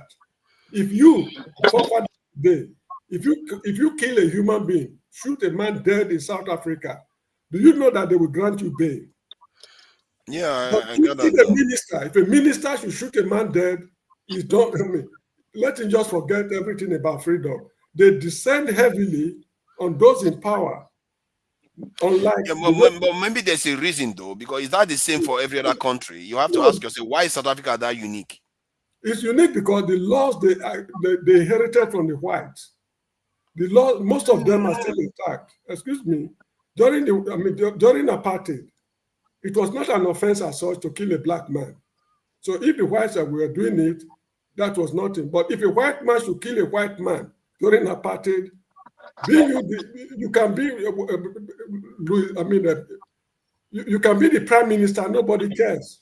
That is the law they inherited, which they find it necessary to maintain the laws. This is why Jacob Zuma went to jail. Tell me any Nigerian president who has been to jail for corruption. Personally, the way I hear this thing, the more I hear about it, the more I think that many of these things need to be jettisoned. They need to jettison all these things, because this is a problem. We are not going to get anywhere if we keep using their things constantly. You're not going to get anywhere because they don't intend. If they wanted to enable South African, black South African, it would have happened before now. That's my take. Let me bring who is next? Let me ask a question. Do you know the number of black South Africans who are on scholarship? Pardon? The number of black South Africans enjoying university scholarships throughout the country and all over the world at the expense of government. I don't know the number. Who is it? What's the number? It's substantial. The university education is almost free because the government is formed by, there's what they call tripartite alliance, the ANC, South African Congress of Trade Union, COSATU, and Communist Party. These three parties form what they call tripartite alliance, with which they rule the country. Recently, they co-opted the DA because of their performance during the election. Now, they have some socialist policies, capitalist. A lot of things are working concurrently in South Africa. It's not a socialist state. Neither is it a communist state, nor a capitalist state. They have their own unique system of government. Father, can I come in? Yes, please. I'm the next person. Okay, you go ahead. Go ahead. I think it's you next. No, I think it's Loco next. I think you guys are in sequence actually. The way you came in, Loco. No. Sorry, I said Loco. Sorry, AY. AY is AY, Paul, and Ike. Okay, thank you for joining us. Jide. So this South African issue, the argument is gradualist approach versus decisive shift from the current paradigm. So I don't know what you make of it. Yeah, first of all, thank you so much, Father. It's good to see you. It's been a while. Good to see you, and good to see everyone on the panel section. First of all, we need to understand the context of the cost of why the situation in South Africa is what it is now, like the current situation. And we need to understand that after apartheid, I understand that brother I've forgotten his name. Oh man, I've forgotten his name. But the man that spoke to me before I came in, he said clearly, but he explained clearly about the apartheid regime, the series of negotiations that happened under the apartheid regime that failed, in which those negotiations were not implemented. I really give him kudos for that. But we need to understand that after 1994, after the apartheid in 1994, just like what they did in many African countries, the colonialists, South Africa was evolving into a liberal democratic system, multi-party liberal democratic system, and a neoliberal economic model that was not there under apartheid regime. In the apartheid regime, the whites had a lot of socialist policies that favored them against the blacks. But now, when the blacks took political power, that political power was hijacked by the economic powers, the economic elites in South Africa. This coincided with the multi-party liberal democratic system. At the same time, South Africa was beginning to become deindustrialized into a more financialized economic system. That played a role into why there's a significant economic stagnation in South Africa today. Because the neoliberal, what that liberal, the multi-party system did was that the social privilege that the whites had, the blacks did not have it. They failed to have it. The ANC that fought, and other political parties that fought for the liberation of South African people from apartheid, they were hijacked by the economic elites of South Africa. And who were the economic elites? The economic elites were the whites. We need to understand those things. When that happened, subsequently, what you had was they now started to assimilate some blacks into the political class. These are the bourgeoisie, the kind of like the bourgeoisie that you have in many parts of Africa. They assimilated them. Moving forward, what happened was a lot of the expectations and a lot of the negotiations that we agreed, which Mr. James explained, were not implemented. Because we need to understand Europeans. Because these are Europeans that are in South African land. They are Europeans. These whites, they are Europeans, right? Europeans, they are worse when you're negotiating with them than when you go and fight them. I'll repeat it again. Europeans, when they are at the negotiating table, they are the worst than when you actually go head on head fighting them and defeating them. That's a fact. We have many examples of that. Look at what's going on with Russia and Ukraine. Series of negotiations. See what's going on. I don't want to digress. I don't want to go into Russia and Ukraine. So now, the second point I want to make is the Donald Trump game. We all know Donald Trump is a player. We all know him. He's a showman. I've always said about Donald Trump. He's a showman. Right now, there's a genocide going on in Gaza. This genocide that is going on in Gaza, he knows that the US is complicit in that genocide. Now, his hands are tied. Don't forget that when Donald Trump came to power, he promised that there won't be any war under his administration. There won't be any war. That was because Democrats failed. Right now, he is not fulfilling that promise. He has failed. At least currently, he has failed. His hands are tied with the genocide going on in Gaza. Now, he is now using the South African narrative to dissuade from the genocide in Gaza. It's a strategy that Donald Trump does a lot. Where he has failed, he doesn't focus on that. He tries to distract from where he has failed so that people can easily be distracted. So yeah, but he has always believed in this issue. Even the first time he was talking about it, in the first time, the South African issue. So yes, but you mentioned, but we need to understand that to put this in context. South Africa is a major country that has actually played a key role in defending the Palestinians, in the diplomatic support for the Palestinians. Yeah, it is connected because what's going on in South Africa is not only in South Africa. It's going on in Zimbabwe. It's going on in Namibia. Go and look at what everybody, all of us are talking about. But the Solution. question, Jide, is should it be a minimal, a gradual approach or a one-time cut? That is the question. My own answer is not this thing about gradual. Is if it has been gradual since 1994, nothing has changed. It has to be a swift response, but it doesn't have to be by violence. Look at what's going on in Namibia. Look at what's going on in Namibia. The same thing in Namibia. Look at through a grassroots mobilization political movement, you can take power. That's what's going on in Namibia right now. Everybody so can you describe briefly, please, for the sake of the viewers and some panelists, what is happening in Namibia in terms of what you are referring to? Thank you. So currently in Namibia, they have a liberal democratic system like South Africa, right? And we should not forget that they too, their lands were stolen, just like South African land was stolen. And they actually used violence and guerrilla warfare to gain independence in 1990. We need to understand that context, just like South Africa. Now, what you have is that just like the EFF, even though EFF has not achieved what it's supposed to achieve, because I don't want to digress, but EFF, they are beginning that process already. The EFF is a grassroots movement, and they are doing a good job. They are yielding positive results, right? I'm talking to you guys. Maybe you guys don't know about their job, but you guys should go and check what they are doing. They are making positive impacts. That's why the people are there. So now, if you look at what's going on in Namibia right now, the people hijacked that so-called liberal democratic system, even though it has not really worked in Africa.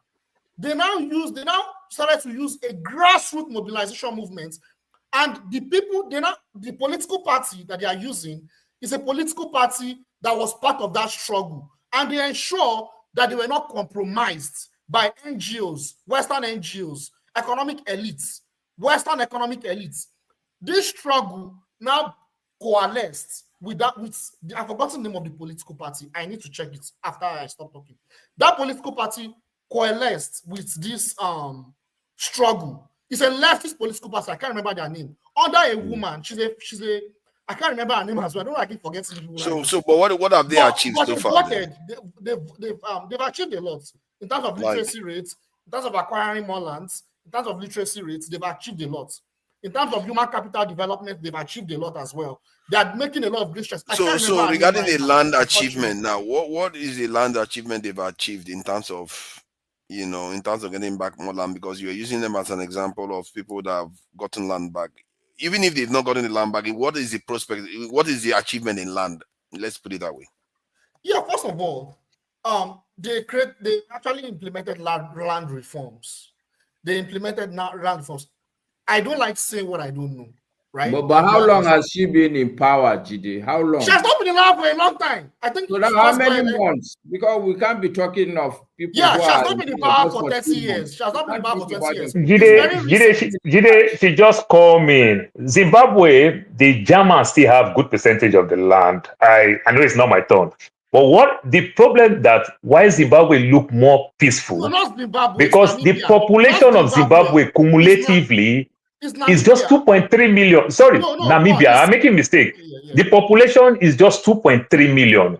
And the landmass of Namibia is even bigger than Nigeria. So Namibia is an empty country. You understand? The whole of the country, there is no traffic. It's big, scattered in 3 places. So Namibia is still empty. That's why it's not looking like the Germans own a lot of land. But the Germans actually does. But what Namibia is achieving right now, they are achieving education to empower their people to manage all these things. But the German still owns the land. You get the point. Now, the German still owns the land like South Africa. But because of there is still space, nobody is lacking anything. If black people want land, land is there for them. But who owns good percentage of the land? And the Greek land is owned by the Germans. You understand? Let me add one more information that seems to be established now. Just one more information.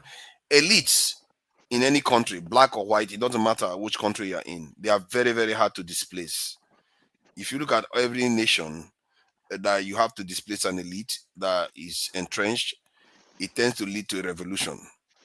And the same, in the case of Namibia, these elites are the Germans, in the case of this is South Africa, we are talking about a general white population here, and they because of it, how do you shift it? They are an elite; they will not going to move.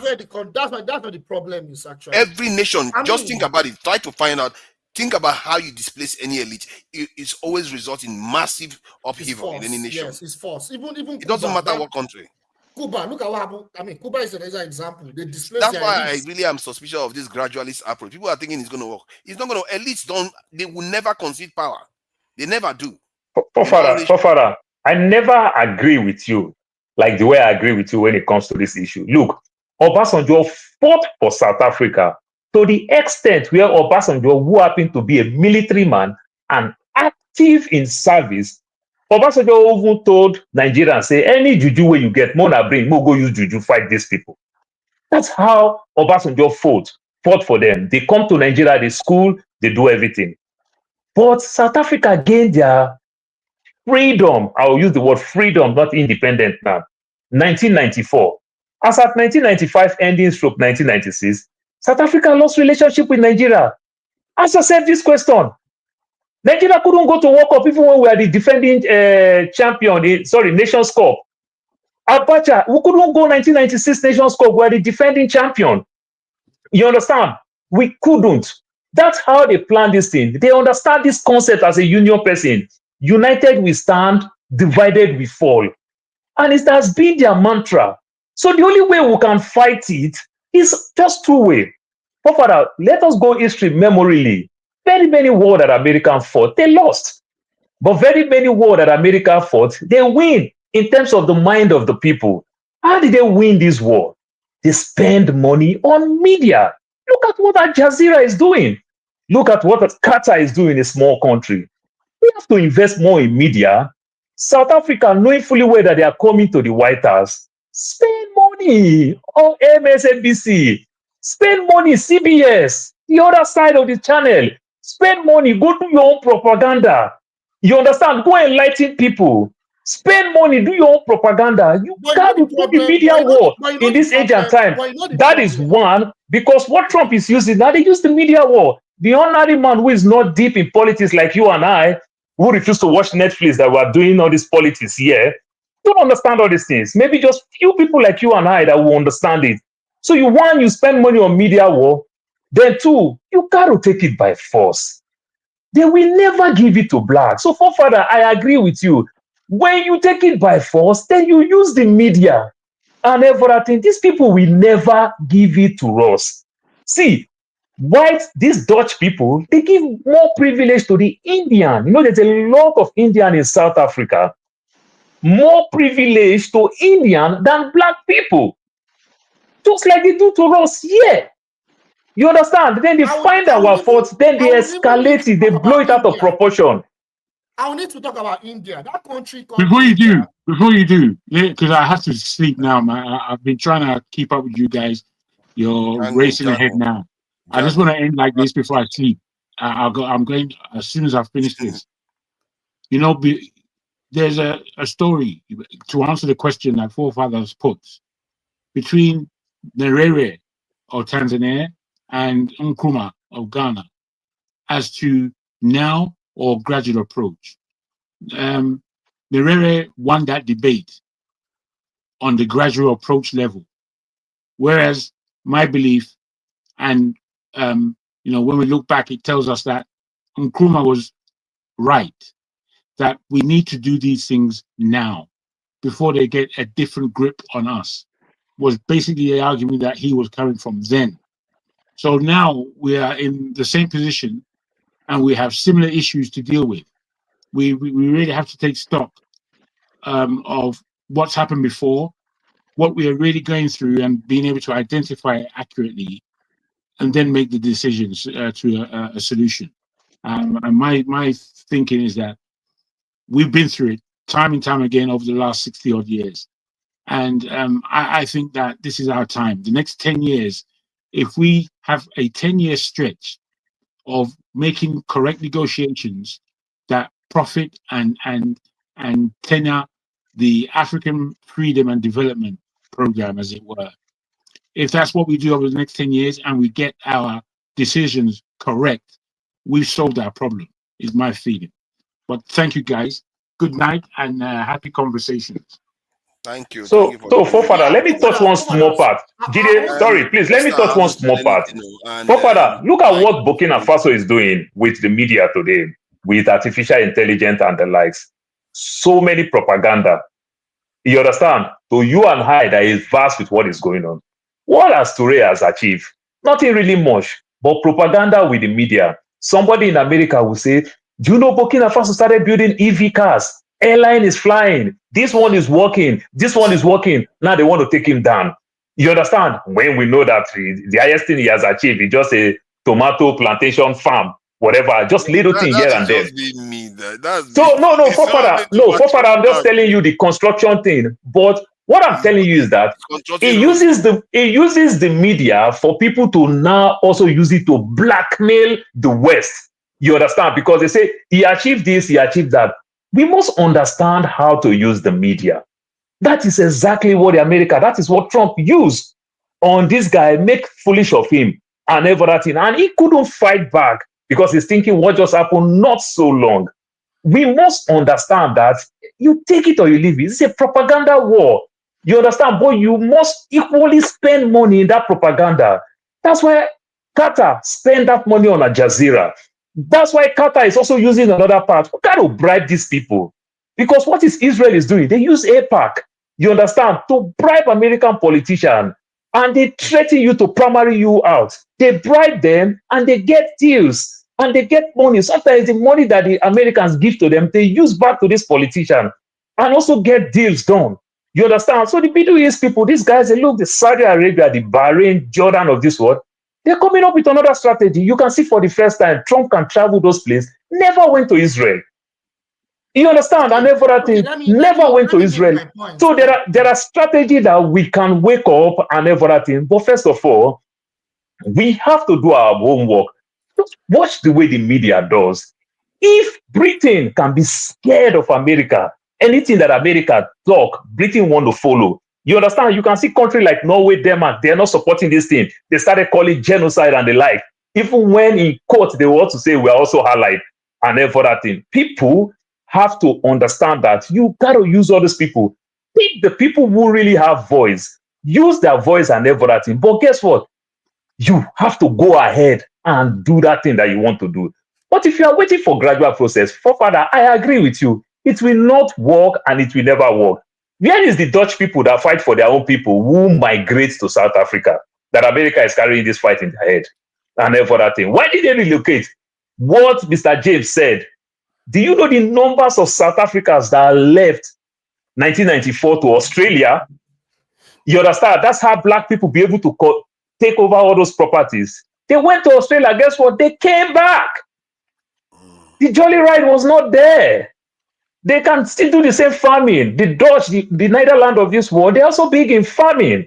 Cattle farming and the likes. They're also big in farming. Why did they go back there? The privilege is not there.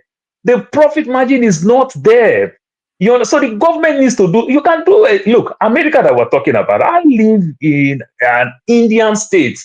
You understand? One of the biggest tribes, they are also here. Government take land. What the Indians do, they scatter themselves. This land, they bury people there. Whenever government want to take it, they say it's our ancestral home. We've buried our forefather here and everything. But government will still take the land. Since government is not taking the land from the Indian and give to white, we're not a problem. They'll say it's good for the whole country. It's good for the state. So government can take the land and say, government, we need this land. And maybe if it is an agric land, they rent the land to the people. You understand? Then now you create equality and everything. Government can do all those things. But when you still do all those things, you understand, don't do it like a bully. Don't do it like government have the power. Use their strategy back to them. Go back, like I said again. You have to spend money on the media. Don't wait to tell me there is one interview that I watched Sunday. You do documentaries. Do documentaries, spend money, let people watch all these things. Some of them may not be as true as you want it. Some of them may be projection. This is our plan for 2029. This is our plan for 2045. This is our plan for 2060. Draw the roadmap and when will Africa understand how to spend money in media? It's a big business. You understand? Very many wars end with media war, not with the nuclear shield or the nuclear weapons and every other thing. So you still have to do those things. That's my take for now. Okay. Let Sorry, me continue. Jide. No, I have See, to talk. I have to talk. forefathers, this is what I just told you about, and Paul has If I don't talk, please, I have to talk. he has I just have to done talk. what I've just Jide, said. No, I please have to just let talk. Sula. Let Sula me hasn't talk said now. much. I haven't said Sula anything. just No, I have to talk. I have to talk. Sula just I have spoke to once. talk. I have to talk. I have to talk. Okay, This is okay. nonsense. Finish your This is submission. nonsense. Finish your submission. This is nonsense. Jesus Okay, Christ. so India. I was going to talk about India. So that country is a neo-colonial stooge to the West. No, but Actually, Jide, why do you think we will want to sit down and listen about India? Listen, let me talk. What is our interest about India? Let me talk now. Jide, I think we are going to have a session for Jide. Jide, talk calm down. to Jide, calm People down. are talking about South Africa. You are vibrating No, to you talk about interrupted me. Paul India. interrupted me. Let me talk. Anyway, good This is night, nonsense. Let everybody. me talk. Masker, thank you for joining us. Jide, calm down now. No, you guys are overriding. Calm down. We are not overriding you. We just wait because sometimes people want to interject. Calm down. Yes, what do you want to tell us about India? Go ahead. I didn't even finish what I was saying. Okay. Yeah, I was going to say that currently, I don't know if you guys know about the Pakistan-India war that was about to start 2 weeks ago. Yeah, we heard about it. It was about to start, and it was actually it was their ally, the US, that country, just like Nigeria, they are a product of colonialism, and they've not actually broken away from it. See, we need to understand that Pakistan and India, those countries, they hate each other so much. Just like the way in Nigeria, we have so much ethnic rivalries and we hate each other so much. That country currently is still being controlled by the West. I don't want to go into details. Currently, India is the poverty capital of the world. Nigeria and India, they compete for poverty capital of the world as I'm talking.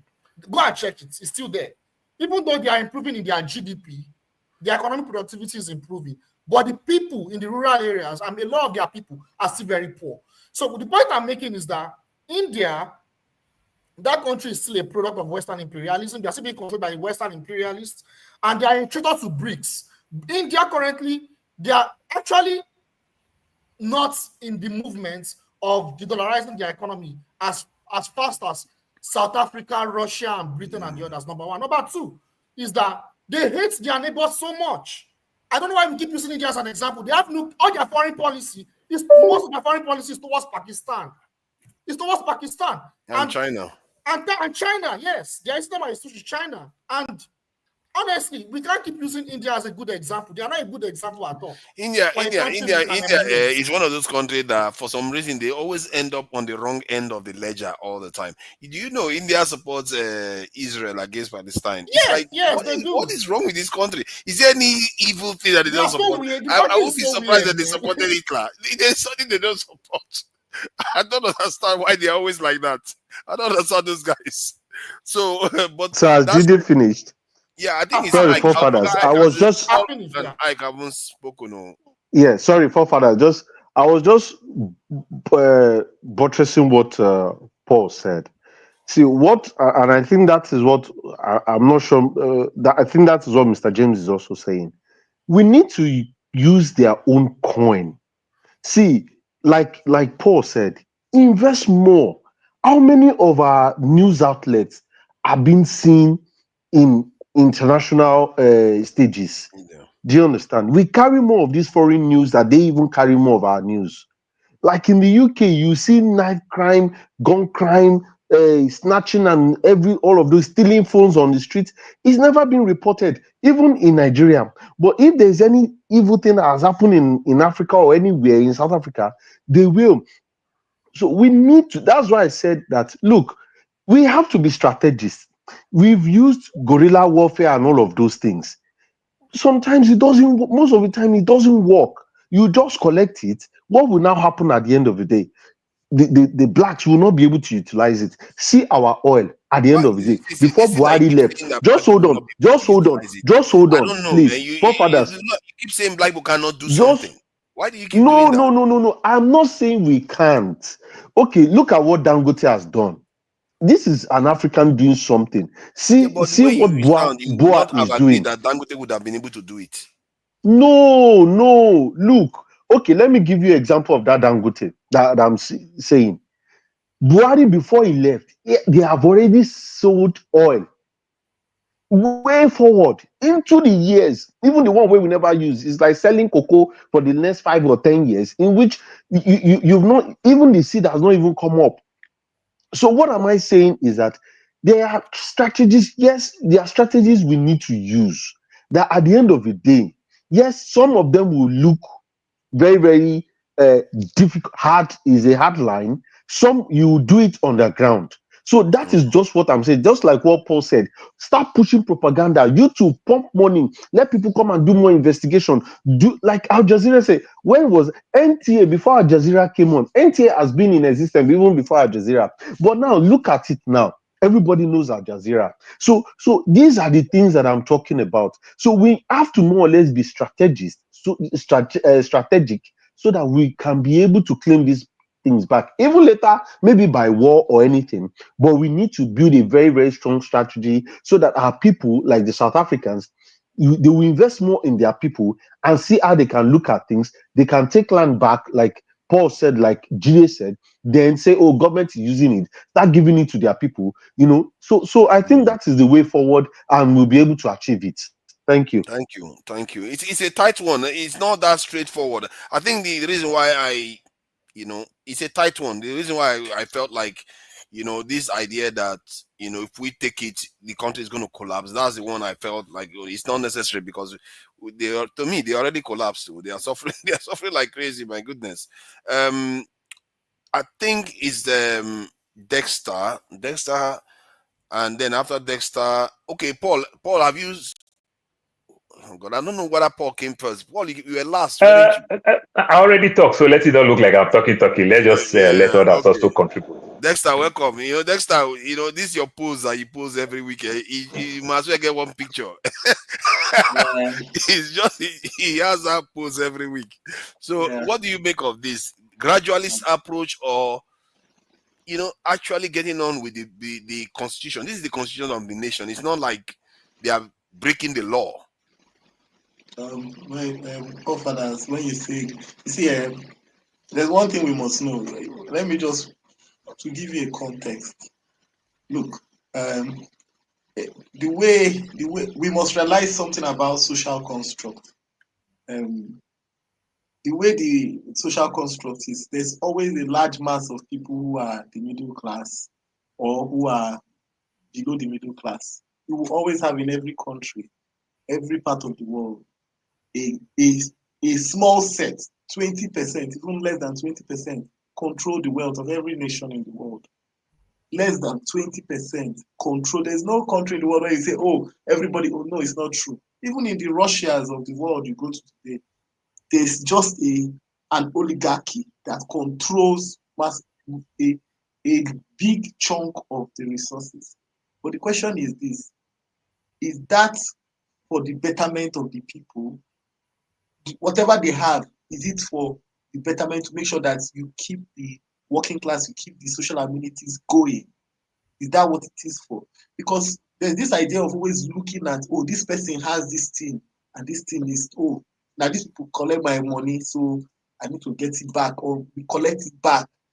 But the question is, are you actually thinking on, if you're not actually thinking on value addition, what value am I bringing to the table? Even if they give you a gold mine, you will destroy it in 10 years. And that is what Mr. James is talking about here. It's not about whether it's gradualist or actually or take it now. What value will you add if they give it to you today? Let me give you an example. DSC, when DSC was in stream, they had machine shops in DSC. You could make things. You could do every industry, any country that is industrialized. One of the skill sets they must always have is machining shops. Because with machine shops, you can make anything. Once you have people that are good, that can read, that can make drawings and can read them, and you have the machines to make those intricate parts, look, if those countries, that country can do anything. Today, we're talking of nanotechnology. ASML were the first people that were able to crack crack the code to be able to produce nano chips.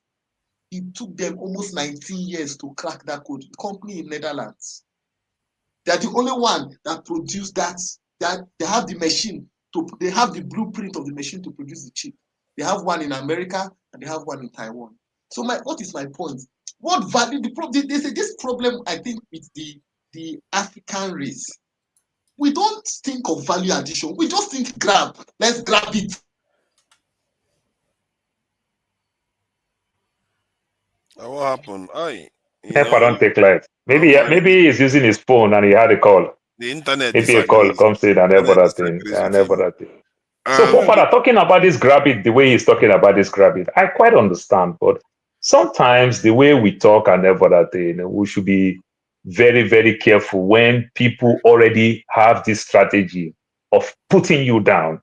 You understand everything. But there's a strategy that the Chinese did, and the America is trying to do the same thing back to the Chinese and everything. So, Fofana, if you're working in a factory in Nigeria, the sensitive place and everything, they bring a school dropout or a young man who is smart, but the parents can't send him to school to start learning these things just to fix it on the side and everything. You can't really do much. Why don't you carry somebody, a smart person, probably working in the DMI and everything, smart person, and put that person there to work in the factory to understand what they're doing there, how you can fabricate, how you can design this same thing. That person may be earning some 30,000 naira salary, but the government is actually paying that person some 700,000 naira to go learn that thing, so that over time we can come with our own. That's how China could do what they're doing. I was watching the documentary how China fought America, how the same iPhone happened to be the one that trained so many Chinese people how to make all these phones. The Huawei today, it is the same Apple that trained them. You understand? These are the strategy. What do you do? How do you pay? But for further, what biggest problem we are having in Nigeria? If they send me as a policeman, you understand, to go some training in Israel, to go some training in America. By the time I come back, 1 month, 2 months, if they didn't promote me to say, oh, now I've had this training, they promote me for me to go do an administrative type of work. How am I giving it back? The training and everything. But they can still train you and put you in the streets. They can still train you and do certain things. You understand? We don't understand how to empower the vulnerability people, the downtrodden. There are certain knowledge we need to put down on them. Then there are certain type of jobs that we don't really need. So if America, Trump is playing all these politics, we are never having any problem of unemployment in America. We're fighting for all those jobs in China to come back to America. And if America wants to come back to America, build a competition. Why don't you build your own? You understand? Why are you forcing them to bring the job back to your country? Who does that kind of thing? It don't make no sense. I hear what you are saying. I think let's hear from Dexter. Let him finish what he's saying. Dexter, please go ahead. So I give you a typical example. Nigeria. Shell built refinery. Nigerian government say, no, you cannot, oh, no, we can't allow you people, you cannot be producing and then you'll be controlling the downstream sector. Carry the refinery. Today, ask yourself, you collected the refinery by force. How many years down the line? What value addition have you done? Now, the refinery from 1970, the last refinery that was built in 1983, it is so obsolete, they did not upgrade, no value addition. Refineries have transformed. Technology has changed. Nigeria refinery is still the old one. That is why you cannot actually refine. It is like a blending plant today because it doesn't have catalytic converter. So what are we talking about? This idea of go and grab. You're not thinking of value addition. You have not started thinking, I can add value to this thing. I have the capacity. I have the competency to add value to this product. Yeah, but what if the people that are grabbing are people with competence? No, forefathers. Look, like I'm telling you, anywhere in the world, look, even if they give everybody today in the world $100 million each, come back in 1 year, the people that add value would be richer. Yes, but that's what I'm saying. You didn't hear my question. What if the people that are handling those things to are the people that have this thing? Very good question. Forefathers, that is why you train your own people. to learn the act of value addition. And let me tell you the only way your people can learn the act of value addition. One, you must promote meritocracy. That's the moment you start doing free handout, there will be no those people. They are look the way Is the it human free brain, handout when you're taking something that the other has got for free handout? See, forefathers, listen, the way the human brain works, they say necessity is the mother of what? Of all inventions. The moment you have a need and you need to conquer, your human brain will be forced to think on how to overcome. Why do you think that you have a lot of people that tell the stories of how they had nothing before, but today they have become, because they were driven by that force. The moment you have free handouts, the human brain becomes docile. It becomes docile. You don't see the need to push. And that is what is happening in the African race. We are more interested in, and it has happened, look everywhere. You went to Zimbabwe. That point that you are making is accurate in some context. If you don't earn, you don't have a lifestyle to sustain a certain skill set, then you're going to lose that whatever value you have. But it's not. It doesn't apply in all cases where, let's say, sorry. Let me give you an example. If somebody is running an industry, let's say, example, Dangote. Yeah, thank you for joining us, Mr. James. Great submissions. Let's say Dangote refinery. Dangote now, he's run a refinery, run cement plant. Then tomorrow they want to hand another refinery over to him. You're not going to say, because he didn't earn this refinery, he cannot run it. You see what I mean? He can run it because he has the skill set to be able to run the refinery. That's my point. Forefathers, Dangote, if Dangote does not desire to own that refinery, if you hand it over to him, come back 20 years from then, that refinery will be moribund. But you said if he doesn't desire, but this one, they desire to own it. But you are not interested in value addition, forefathers. Value addition. Yeah, but that is the point. It's not a matter of it because of value addition. No, forefathers, value addition comes before you start saying, "I want to own." Dexter. So now you live in the US, which I do. So now when we calculate education, you calculate school districts and everything. Some funny thing that they do, forefather, you'll be so amazed. If they want to put a railroad past my area, all of us will protest because it's going to drop the value of my property. But forefather, do you know the funny part of it? They put prison near where rich people is. So the prisoners who is living in my place that went to jail, you understand, that is living where rich people is, they count them as residents where they stay as prisoners. Then they use it to calculate that demographic, how many numbers of people that stays there. Then you see where 1,000 people stay, they have like 10, 20 parks. They have like so many libraries. They build more schools for few people to learn. Then in my own poor area, they give them few schools that have less funding. The next 20 years and the next 30 years, that elitist area will still bring more better brain than my place. So sometimes let's not to beat ourselves very well. These people calculate these things that they are doing. So when you say, oh, they give this black man could not operate it very well.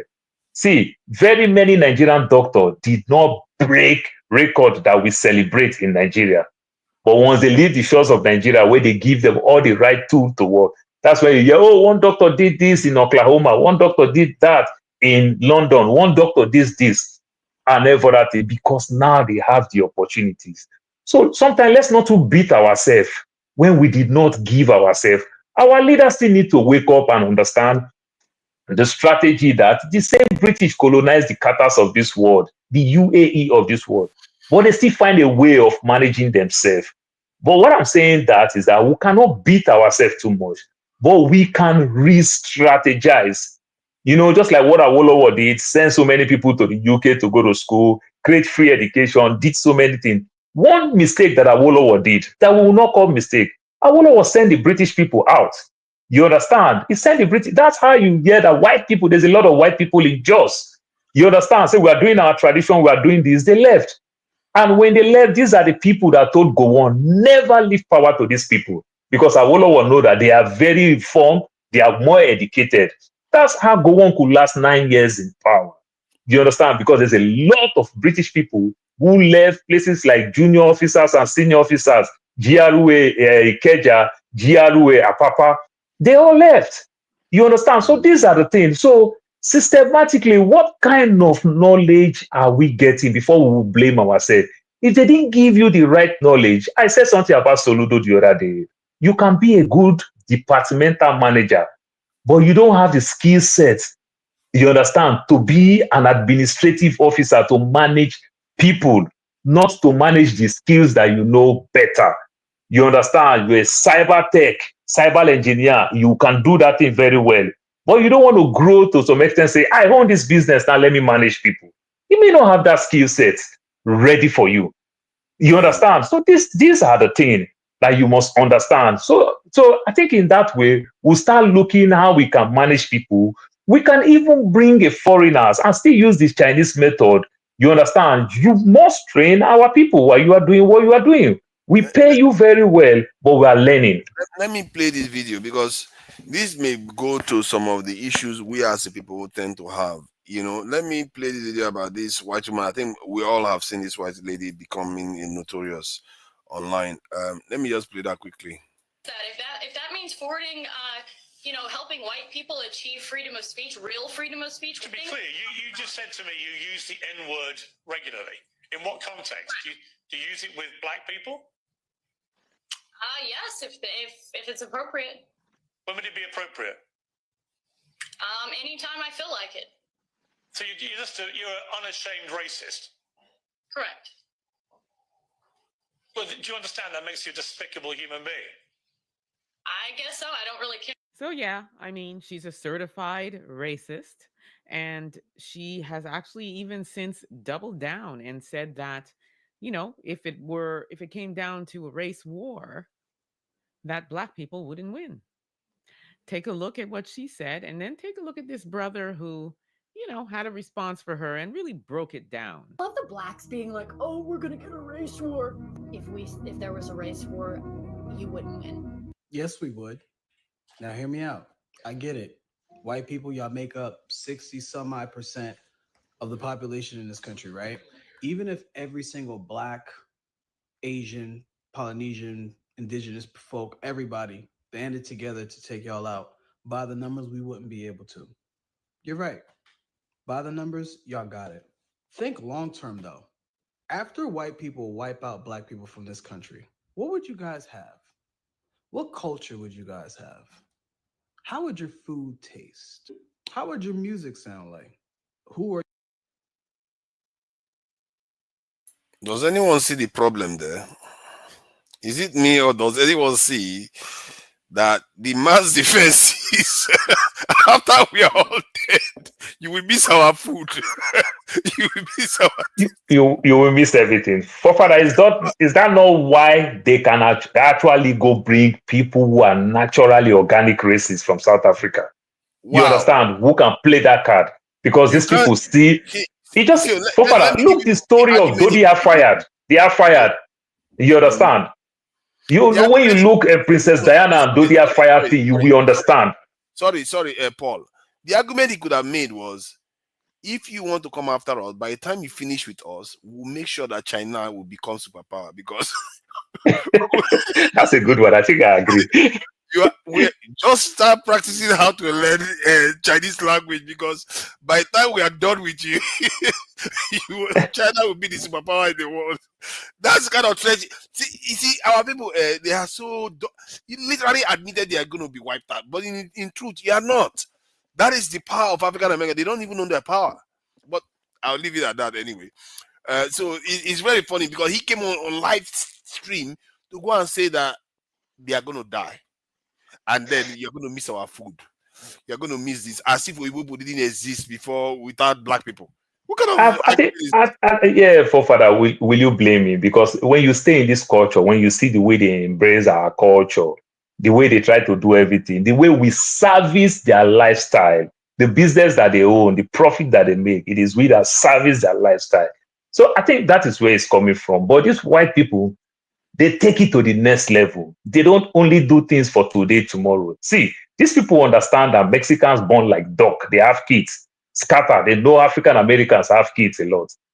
But for them to even fight abortion, to talk about abortion, they don't want that one white girl that will go pregnant and choose to abort it freely. No, it will never happen.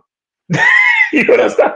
They don't want just that one white girl, because that's why continuously you see, even from the era of slave trade, they take your name, they take your culture away. You understand? They steal your complete identity. You understand? So that you can think like them. You know, the way my kids will talk, the way my kids will do, the way my kids will talk with their friend. Oh, it's my African parents. Yeah, African parents are so mean like hell. You understand? That's because they don't even understand the impact. What we are trying to say, use that and this together, it give you edge. You know, so they see everything from the future. It is part of them getting scared. That's why they are doing these things. And they know how to throw word on you. Yeah, it's going to mess you up.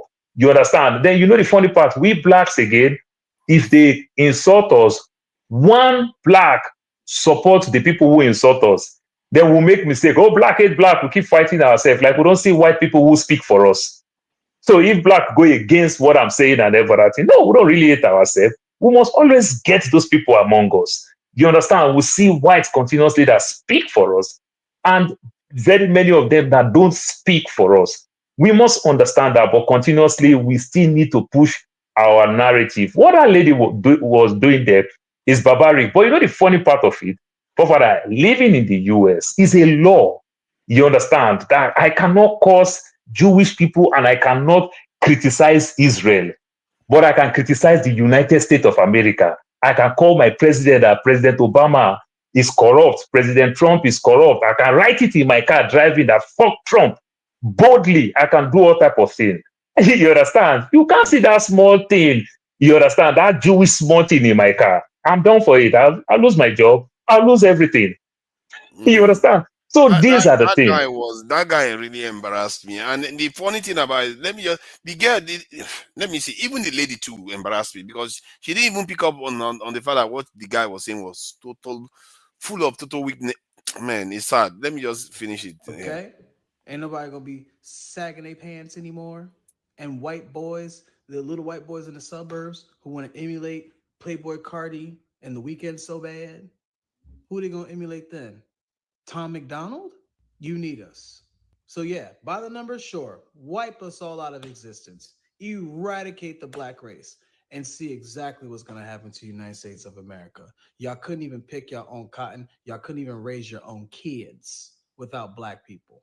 You think this country's gonna function for a century after you wipe us out? Doubt it. Can we have a round of applause for this brother who broke it down so beautifully? Because that was beautiful. You see, it's not only the guy, it's not only you guys, you're enabler too. That is even worse. You are saying that you're going to die, and then if after you dead, they will die.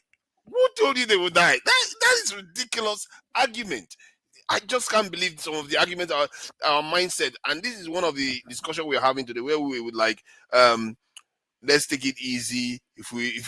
No, we human beings. I think the reason why our people sound like it, because they don't know what it's like. They don't understand it anymore. What it's like to be free. We really don't know. We just think that when they leave, everything's just going to collapse.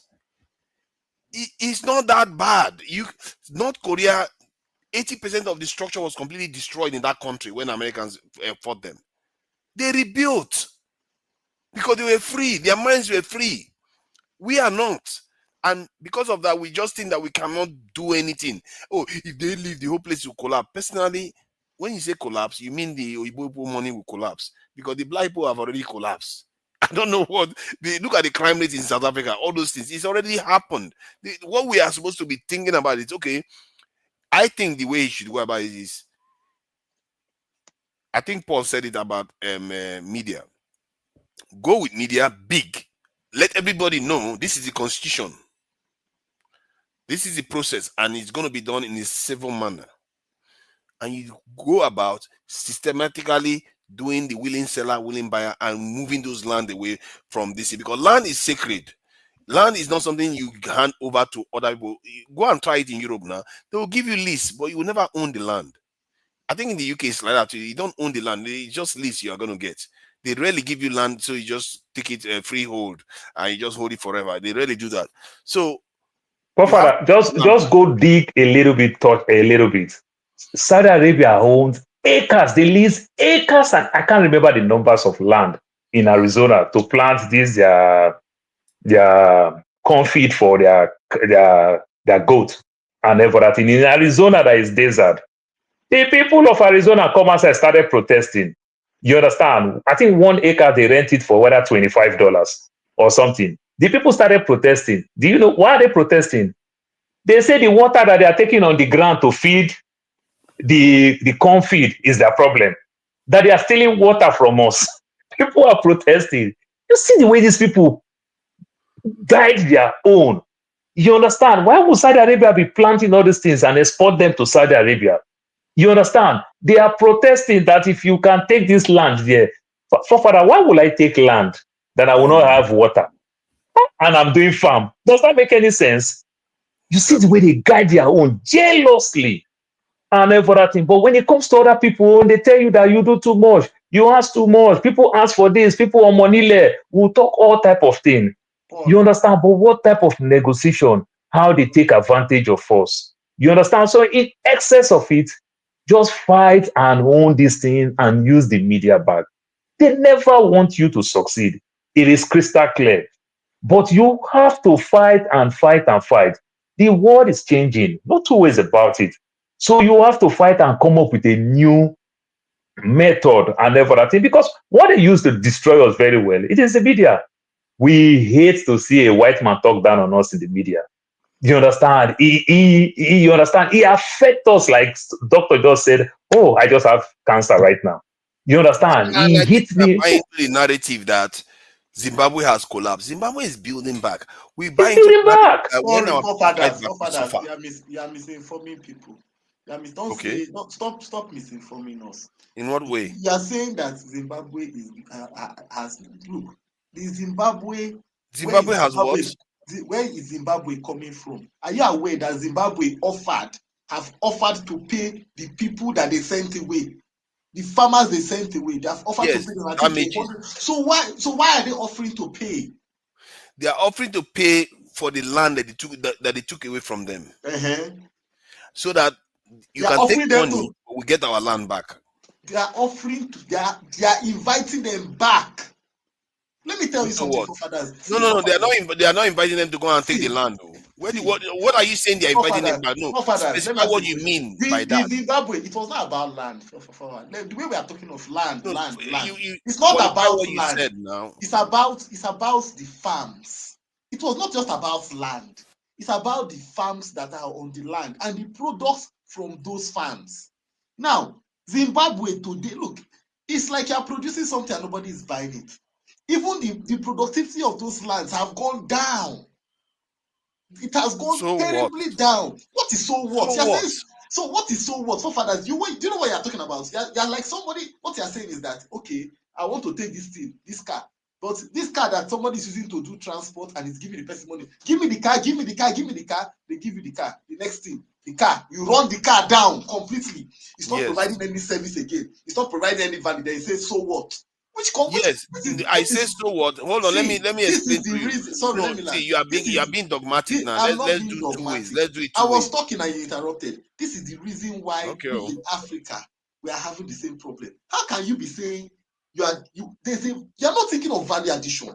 You're just thinking of how I can grab this thing. You're not thinking of how are you going to move it forward. How are you going to break through? Even if you get something, okay, look at all the cars that we have. Many people here. Why are you not driving a 404? Why not driving a car from the 1960s? People are improving things. Yeah, that is the problem with the mentality I'm talking about. They're not thinking of, okay, this thing is at this stage. I see a future. How do you know I'm not thinking that? But you said so what? You just I'm saying so what? Because the way you are talking about those things, it goes down the drain. So what? No, because you said the value will come down. I said that is the price you pay sometimes for you to take charge, because then you bring it back up. It doesn't mean that I'm not thinking about taking it up. Father, since when did Zimbabwe take over the lands and there's no value coming out? How do you know? Oh my God! Actually, is it not available? The data is it not there? You grab land now. from people. Hold on. Let's compare. Hold on. Let's compare Zimbabwe and Nigeria. You want to do that? Nigeria is not under sanction. Do you want to do that? What are you comparing with Nigeria? Okay, now life expectancy. Do we start with that? Let's start with the GDP per capita. let's go to this in power generation.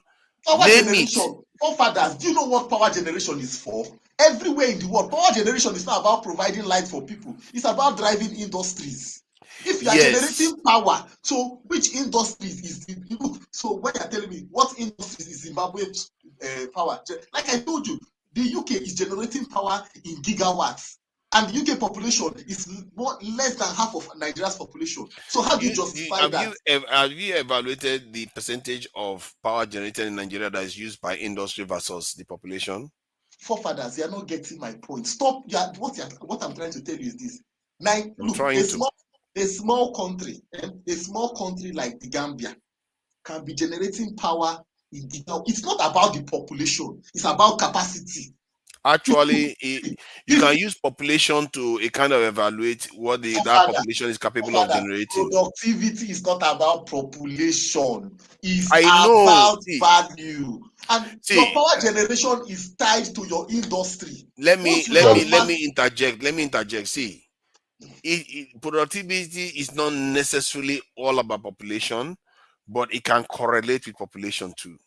Well, forefathers, the more population you have, you could have generate. Hold on now. See, if you have India now, 1.something billion people, there's a certain amount of power they definitely need. Otherwise, it will completely be dysfunctional. So if you have 5 billion population, there's certain power they definitely need. But in the middle, you will see correlation between population and more power that they get. The more population you have, the more power you need. Generally. Desta, somebody talk something. This guy that fight these real estate people in Nigeria, I like it very well. The guy say luxury is not expensive, but sometimes we get carried away. We think when we buy expensive thing, it is luxury. So, another way around, America has been fighting Cuba for a very long time now and everything. But in their own way, they may not be succeeding like you want them to succeed, but they are succeeding even with the sanction and everything.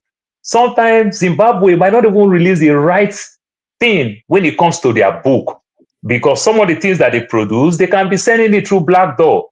You understand? Behind the scene and everything, just like what Russia do. They sell to Indian, you understand, and everything, their crude. They sell to Indian refine, and guess what? Sell back to the Europeans. You understand? Even when the Western Europe have sanctioned Russia, you understand? But Russia will sell to Indian will refine, send this thing back to Europe and everything. So there are strategies you can do behind the scene. So when you do all those type of things, you don't want to release your book, that your book is just fantastic and everything. You don't want them to dig deep inside of you and everything. But a situation where people don't even want you at the first place to succeed, it is not the people you run to. If you are telling me about Africa, how we Africans can fight and understand what EU is trying to do and what they are doing right now, you understand how we can come together and understand what America is doing today that is going to affect America for the next 30 years, give and take. Simply mean, let us not think to say how we continuously want to do business with this West, because these are our first enemy. These are people that will betray us. These are people that will use one sanction to affect our economy. How about we trade among ourselves very well, and we can learn to live with it more? You understand? If we're trading with America, we say 5%. Amongst ourselves, we don't have we are not thinking of our value added trading. We should trade amongst ourselves because open the country because they do it better. It's not that what you're saying. We're not saying we can't trade among ourselves. See, so this is what I'm saying. Paul, you cited the example of China. 40 years before, Nigeria was considered to be ahead of China. What did China do? That is true. What did China do? The China just say, oh yeah, everybody, take everything, just the approach. Is this the approach? Yes, so they did. Actually, they did. No. China. You asked the question, I answered it, they did. Why the Chinese will worship Stalin today? Sorry, you are making me. Do you know? Sorry, Maxidom, I'll go calling Stalin. I'm making a mistake. Do you know what they went through when they closed their door? Do you know how many Chinese died when America started this thing to invest in China? Go look what is the minimum wage in America and how much is the minimum wage in China. What they went through. And that thing make them strong. It's like coming to America, working in the factory as an engineer, as a lawyer, as a doctor. Do you think you can stand for 8 hours? But over time, you just see yourself that slowly, as a doctor, I'm working in America for 5 years. I'm working in factory. You understand? You build yourself to that. That's what I mean. Paul, what did China do? What did China do? They closed their door. Okay. China closed their door. They suffered. And they enjoy all America advancement. Paul, what you are doing is that, do you know what you are doing? You are evading a part of it. What did China do? What did they do? They built capacity. They learned how to add value. They didn't just close their door and say, oh, well, no. China learned how to add value. They got whatever they were getting from the Western world. Start with pain. No. I think you are mixing it up now, because Dexter, don't try to do dribble here. What you are doing is, your question was, what did China do? China didn't say, oh, let's compromise with the West, otherwise we are not going to gain the expertise. No, they kicked the West out and built their expertise. Wait, they kicked the West out and built their expertise? Yes. Sorry, Paul, is that what happened? They kicked the West Currently, America is telling China to come. America is telling China to bring the technology to America to train people to do all these things. Stop being disingenuous here now. Stop being disingenuous here. Paul, America is not telling China. America is not telling China. America is telling the companies that relocated their factories to China, bring your factories back to America. So who are they talking to? So it's not China. Most of those factories are owned by Westerners. They are telling Apple, America is telling Apple, Sam Walsman, don't go and build a factory in India, build it in America. So let us not be disingenuous here. Let us not be disingenuous here.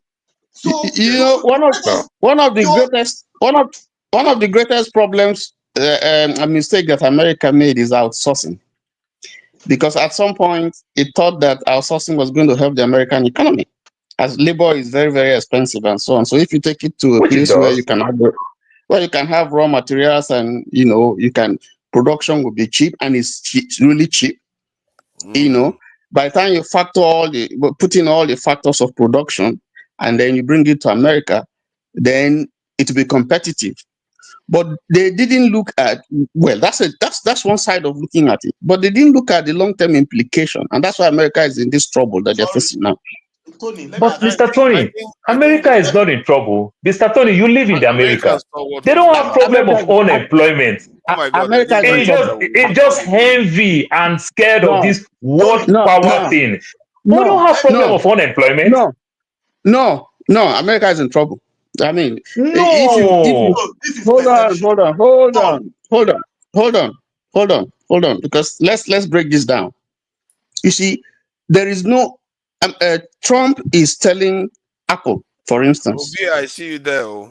Yeah. Trump is telling Apple, to come down to dismantle his facilities in China and come and start their production here. Tesla and all those places, But if you put in all the factors of production, if they do that, if they are able to do that, they cannot compete with the same product manufactured in China. They cannot. Mr. Tony, that is power. They cannot. World power. Economy. America is scared of world power.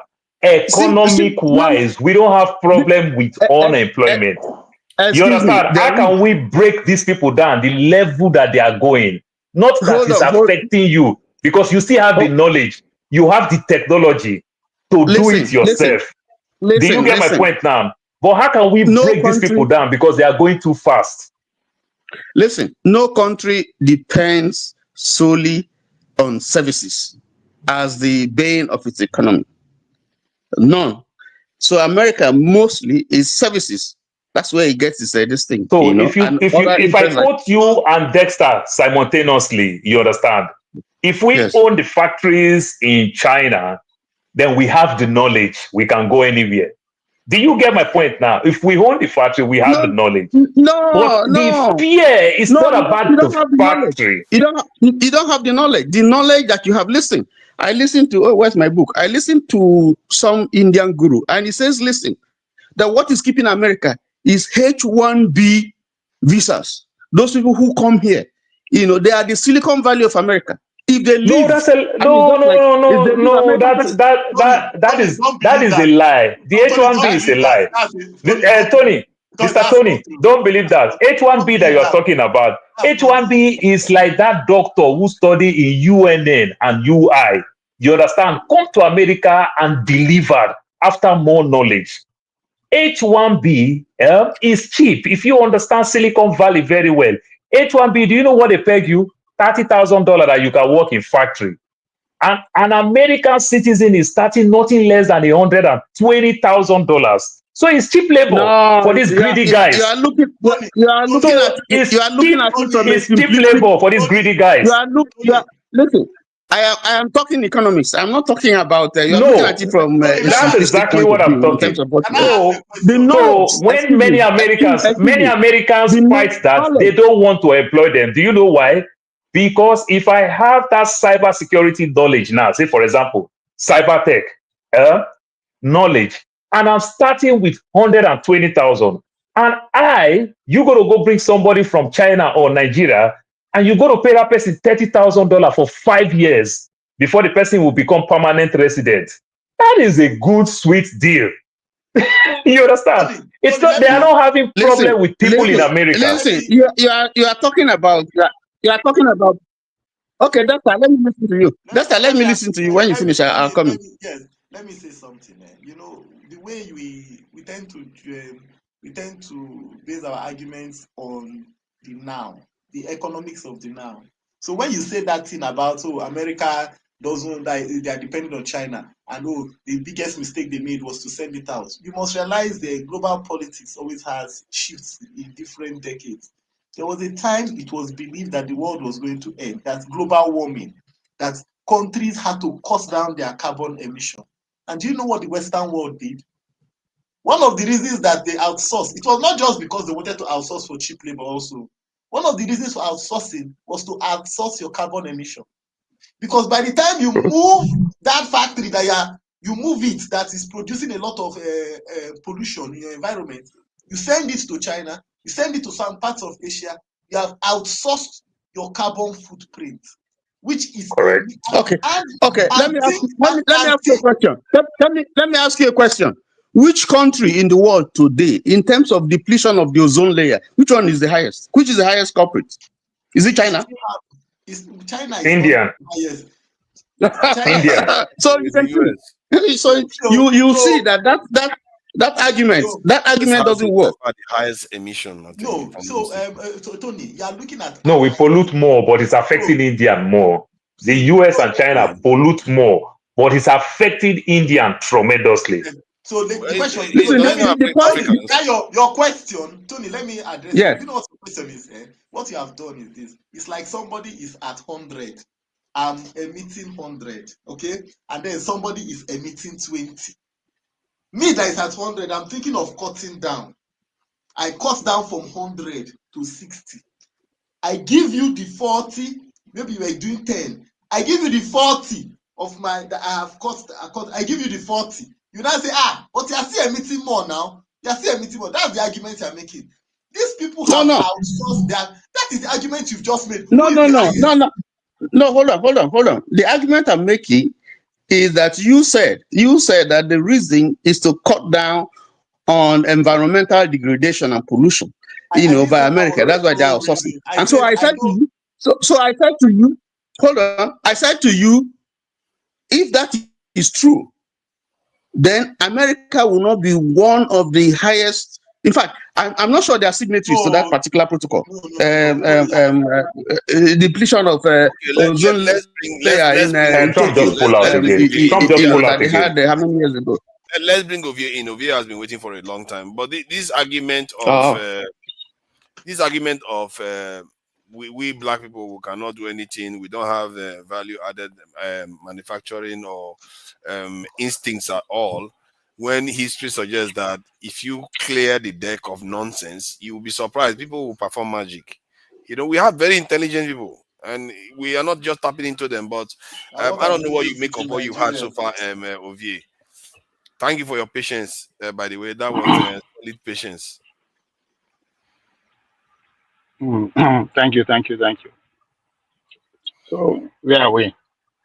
Yeah, we are talking about the South African Ramaphosa experience, whereby basically the Trump administration were trying to bully South Africans not to go ahead with the land reform. That's basically what all this is all about. Don't tamper with the privilege of the white elite in that country.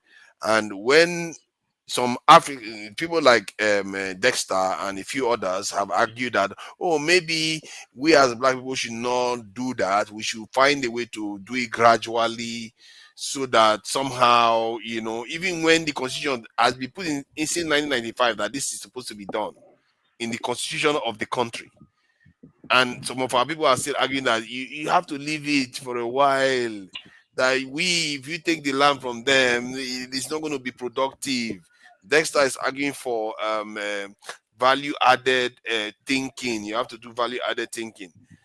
So I don't know what you make of it.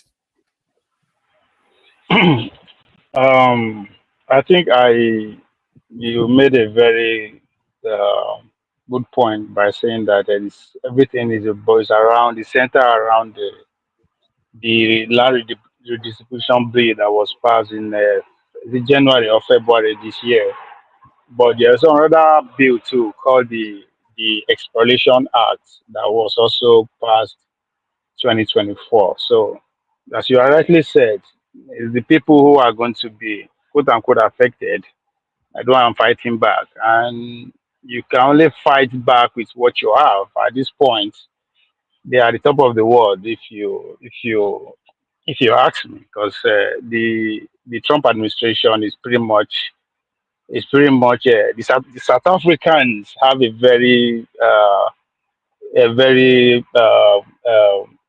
yield a very good powerful influence. When people are talking about the Israeli lobbies and all that, but at this point, the South Africans are pretty much actually they are hands on talking about Peter Thiel, to Elon Musk, to David Sachs. These men they are the center of this administration. So, and with that connection, that's what you are seeing fighting back. But the displays that took place in the Oval Office, that is just part of it. That's what Donald Trump was choosing. It's choosing for these moments. It's an information warfare moment. The ability for you to, just distract the whole world, because the whole world is pretty much the Americans are changing the mechanism on how the world works. So they need somebody that can be, a chief distractor that can capture the attention of the world. It's not a coincidence that Donald Trump, a billionaire, before coming into the media, he's been in the media for like 30 years. It used to be the other way around. People come into the media and make money, but he made money and came into the media. So it is not a coincidence. So the drama, all those things were premeditated. Of course, are you saying that they don't know most of everything that is they portray with the magazine and the videos are all fake? They know. But it's bigger than that, right? People are going to, 7% of the white people in South Africa, they want to control the economy. You're talking something about freedom. You're right. We don't actually understand what freedom means. Now, your stomach, if you no chop, if you no free chop, doesn't matter whatever day your head, you can't move anything. So the colonizers, anytime they are being colonized, people they get offended. They are not after you. They are not after your women or anything. It's after your resources. It has been like that since 1400 up to this point. It's after the resources.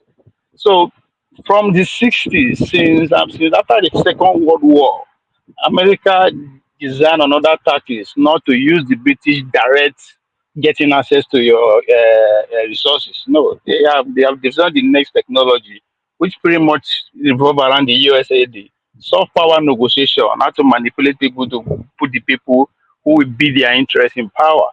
So what South Africa is going through is that next step of trying to free themselves economically to really be free. So only when you are economically free, you have enough money to invest in technology, invest in military and all that.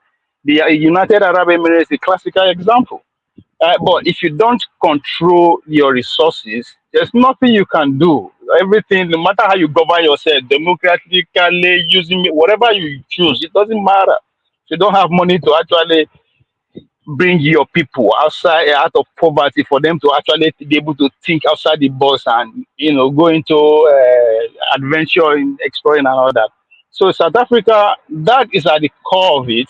Again, they are trying to 100% move leave dollars control system and going with the BRICS.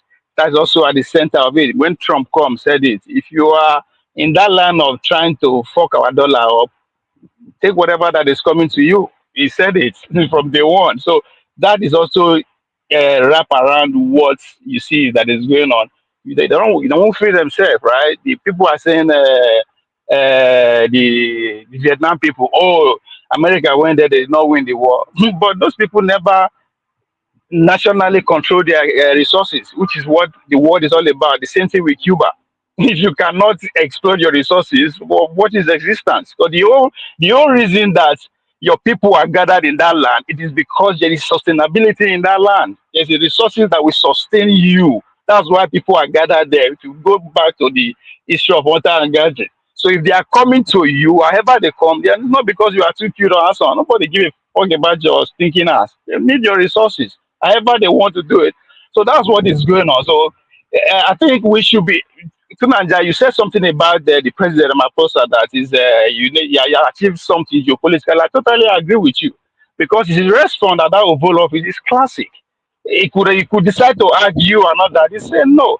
He said in our country we practice democracy, and in democracy, minority have the right to have their say. It doesn't matter what you say, no count. Majority have the say, and that is what the man said. If you say now, America is leading the world in the name of democracy, but if you cannot understand that, then so it's a very classic gentleman diplomatic answer response to all those drama. I say no. Whatever you see that man is saying, he has the right to say it, even in the parliament. But it's part of the minority. Democracy allow it.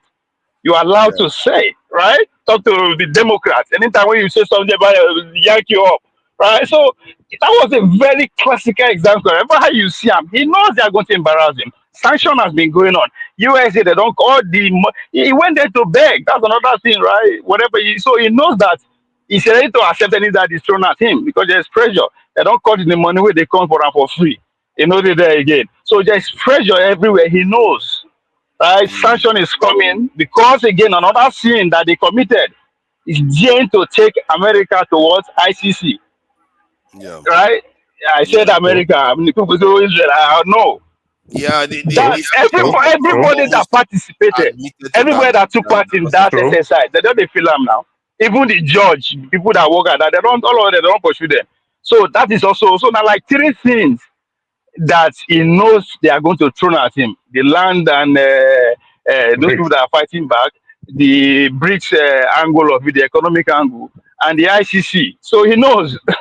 So, but he went there. At least do whatever you want to do, right? But at the end of the day, they still went in, have dinner, and negotiated their business and all that. So it's all drama for a reason. But most importantly, that's power of money. When you say people, the billionaires who are South African extracts are the one pushing that.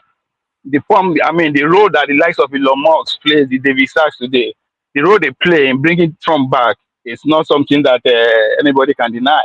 So in a way, they have influence, and the technology of today, they are also at the forefront. David Sachs is the czar of AI and crypto, which is the engine of a tomorrow economy. So there is so much influence that is coming, and it's just the beginning. As I've often said, we are back in the 60s again.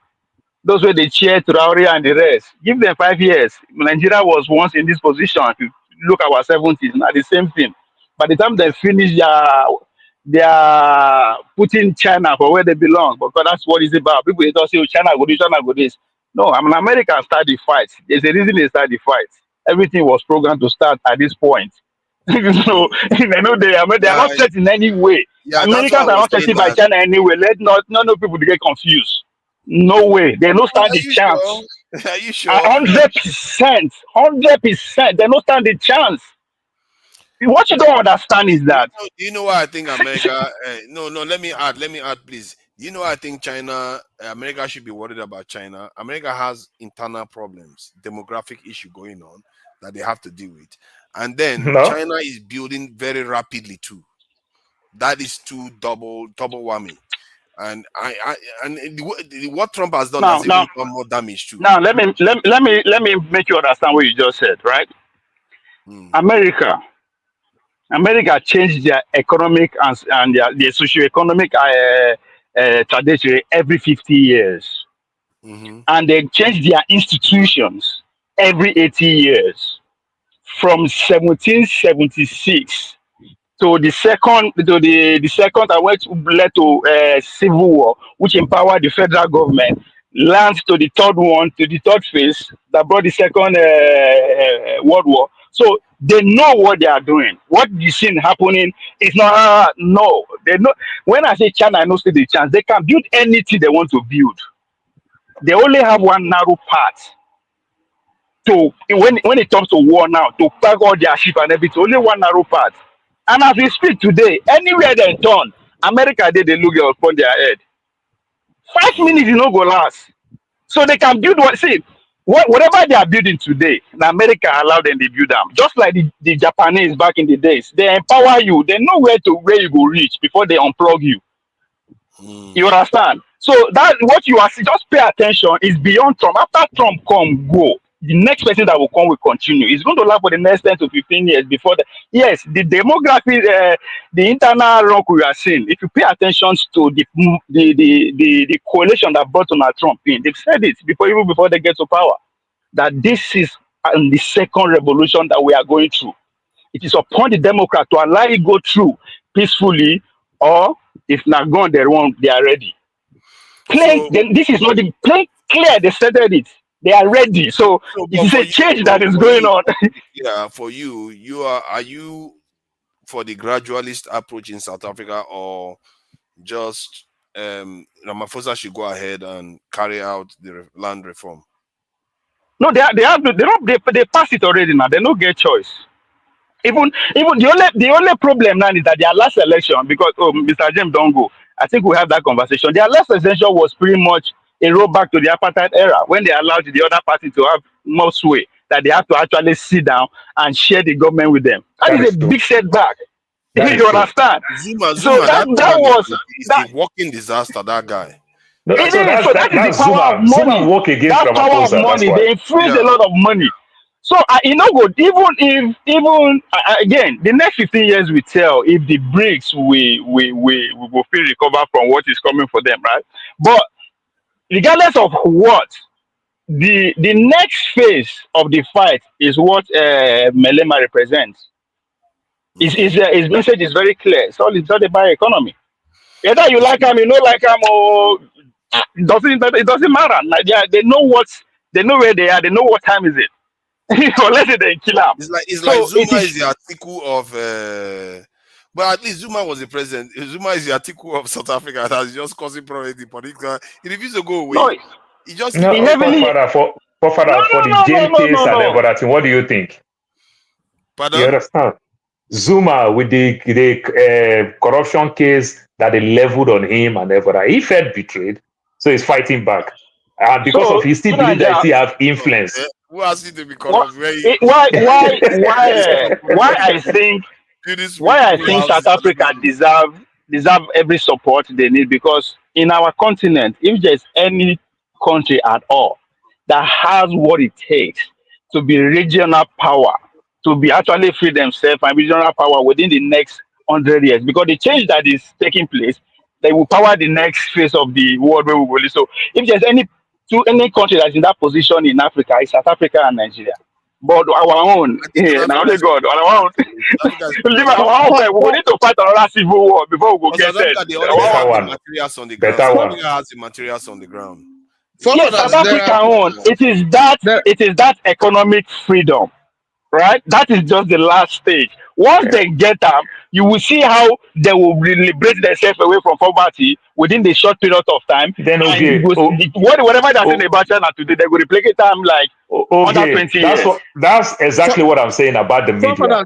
When you look white people in South Africa, they never left compared to other places. So if the white people never left, South Africa, the black South Africans can still use it. If you call us racist, how come white people left everywhere, but they didn't live in our country? Because we still welcome them. We still give them privilege. They are 7%. So they can use the media very well, but still achieve their purpose at the end of the day. Let me round up. Try to achieve their purpose. Let me round up with this. First of all, Mandela and sellout. That should be. That should be. With time, maybe we don't the old. When we don't the old, our children go hear the story. Now sellout. Let's just put that aside. Then we play one video about if they won't wipe out house, where they go wipe out house. I was laughing because I think it boils down to when I hear we black people in America to say, oh, now we build America, now it's hard for me to actually comprehend that. Not be you build them. The person bring you come, use you build them. It's two different things. He fall employ me or come drag me. They wash your house every day. It's not that go visit Paul no go here. This will be house clean. No, he go to that poor house clean. So it troubles me that we think you when they carry come do something, you think you get when they carry freedom give you, when they say you are free. You will know the question that we are free of what? So the idea say they won't wipe us out to Nigeria. If we not go reach, I don't know where we go last 24 hours. I tell you, hold on, go back and read about COVID-19 because the revolution that they come and man made. That one and one. Two, today's world, I dey tell you before now tomorrow, today's war, the equipment, the machines are autonomous. As we speak, they fit set a missile from Ohio here in America to come take you away you sit down without nobody. The person wey do they sleep. Even the bullets and guns. So when you they talk, they will like I just say even food when we they chop self. If you don't just see how you need to do Nigeria when you reach Nigeria, just sit down, look around your house. I don't buy that. They can just hold on to Nigeria. This is what you will do first. When you reach Nigeria, your house, sit down, just look around your house. How many things where they make your life feel so? Una produce one. Then think of what you chop, process what you eat. How many of them una produce? I think things to Nigeria, he was rounding off. We're gonna make a conversational, then let me come in and make a conversation. 15 seconds at most. Okay, When it comes to conflicts, all bets are off. If you don't have yours, you acquire one from the enemy and you start from there. It's just you get money and you get money to buy them. No acquire, you take one. It is war. You take one and you fight back. See, you know when people come close. You know what I'm saying? Hold on now. There was enough for village, one village for North Dakota. I told him 15 seconds. Hold on. There was enough for one village for North Dakota. It's over now. 15 seconds over. What are you doing now? The reason why America's when America was fighting the British, the French sided with the Americans so that they will frustrate the British. The same thing. There are forces around the world that will just give nudge to the black people, like, you know what? Finish the job for us. No, hold on. The word is not in secret. Who go there with us? Who will make us win? They're not going to deal with us. They are going to just support us, saying if that's what we are saying the same thing. And who's going to support us? All right. That's who will support us. I'm only going to be here a couple of minutes. It's in their interest for the West to lose. I'm going to be here a couple of minutes. So you're a British guy. That's why they talk like that. No, it's in their interest. Just like the the West support militia inside those nations, the same thing can happen to the West. If there is a civil war going on, do you think if America goes to the mistake you are making, you are talking about you are talking about yesterday. I am talking about the weapon of today. Who will come near you? You who know where the bullets will come from? This is America we are talking about, not Africa. Hold on. Make I give you one critical example. Oh my God. Hold on now. Let me give you one example to Nigeria. Let me give you one example. Let me just give you one example. Russia they fight war. Until you stop him. Russia they fight war. Their general was blown up. Bring him down and take me up there where he's at. Bring To him down Nigeria. where I am and take him up there. To Nigeria. Russia they fight war. Hold on. Russia they fight Bring war. him down. He can be talking. Bring him down. Bring him down. To Nigeria, you understand the military things. Russia they fight war. Russia in the middle of war. Their general was blown up in his office, in his house. Their general. Yes. Okay. Now you are in the midst of war. The most protected people in the midst of war are the generals. But they still take them out. Nobody go close to them. Forefathers. You think of you Nigeria. Let me bring Pansa. That Pansa started agitated. I don't want to. Pansa God, she. Let me indulge in the existing protocol. Has Tony spoken? Tony has his turn. Tony, you've had your turn. Let Pansat go on. Let's Pansat. There are two people there, Pansat and some other person. Let them speak. Thank you very much. Yeah. To Niger, everybody, Paul, Tony, my brother there, Dexter, and Ovia, I want to say hello to you. Now, the discussion you guys are having here, of course, you're all over the map, talking about Africa, talking about China, as if one equals the other. China, whatever China did, then Nigeria or Africans can do it. We have to do whatever China has done in the past or better in order to fare the way they do. But the fallacy that I want to tackle is that one of growth. The way a country grows is similar to an adult, a human development, right? So we know that China has been, especially in the 80s, 90s, they were doing like 7 to 10% growth. It doesn't mean they're going to be doing that the whole time, forever, right? But that is a myth, though. That's a laugh not true, though. That's what I'm saying. China was never that poor. That's a fallacy. That's where the mistake comes. When people are calculating when China is going to rival the United States. Right now, they're not right. They're not equal. The United States is light years ahead of China. Now, the way that's calculated will be in things that are not tangible. For example, could measure education. U.S. in the score, the way it's done, U.S. has a score of 2.0 and China has 1.6. I don't believe it, but I'll give it to them. Innovation and technology, United States, the way they have it is 1.9, China 1.8. Competitiveness, U.S. has minus 0.4, China has 1.0. Military. What I'll do, let me post this for you on the private section that you can. Do you know in the last mathematics competition, US beat China, but the people in US that beat China are Chinese students in America. They're American. Any Chinese that's in America, listen to this. Any Chinese, look, I appreciate it. Every American is from somewhere. Every American is from somewhere. What do you mean? Every American is from somewhere. So what is the big deal? Why you say that America is over China? Local P. I want to have order when I'm talking. Chinese. By the time I'm done, it's gonna cover whatever it is you're saying, right? So let me. I think I shared the link. Let me see if I can make that clear for people to see. Let me move it out of the way. China versus the US. The values are to be read out loud. Okay, China in education. The first one is education, isn't it? US is slightly ahead of China, but if you take into account that the fact that China has more population, China is probably ahead. So be careful. When they are complete, you have to look behind the numbers. To Nigeria, the only way Pentagon they get money without questionable is for them to downplay them and elevate their enemy. Say they go tell you say Nigeria. Hold on, they go tell you say Nigeria won't destroy America. They go tell you Nigeria won't destroy America. Okay, I hear you. This one is objective. This one is not.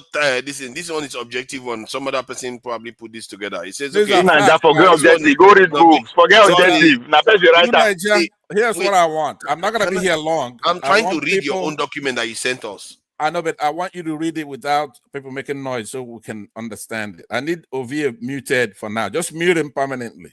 All right, go ahead and read. All right, Because I want I'm to make a muted. I am point. muted. This is just a data. I'm gonna Okay, make a so point this on is this data. innovation. This one is innovation. The gap, and this one is the one that should scare you more. The gap is not that big at all. 1.9 by 1.8. America ahead of China, which I think that seems accurate if you ask me. Competitiveness, China is more competitive. Yes, that too is accurate. China is cheaper, and everybody wants to manufacture there. So they are more. America is leading in terms of military. You can argue that's true too. America has a massive footprint all over the world and a lot of military assets. That's true too. They should fight with China and see the outcome first. No. See, when they fight with China, they have to fight with China at China's backyard, and that means China will be far stronger. Okay, all right. Let me hold on. Let me reclaim my time. I just want to cite this data here. That's not what I want to talk about. Trade. What I want to do. Oh my God, trade. America is ahead. Don't worry. The war is already on. Una never know that the war don't start. That's enough. Hold on. Now, I brought that data just to cite the data. That's not what I want to talk about. I want to interpret some of the data, right? Like when you talk about technology and you are lauding, extolling the virtues of China, a lot of that innovation is, like somebody pointed out half an hour ago, American enterprises and companies over there, Apple, all kinds of people, right? All they do is to copy what we're doing. Now, let me say to you that in the growth, though, which is the first thing I mentioned, when you look at a human growth, there's prenatal development, infancy, right? The first year. You have childhood.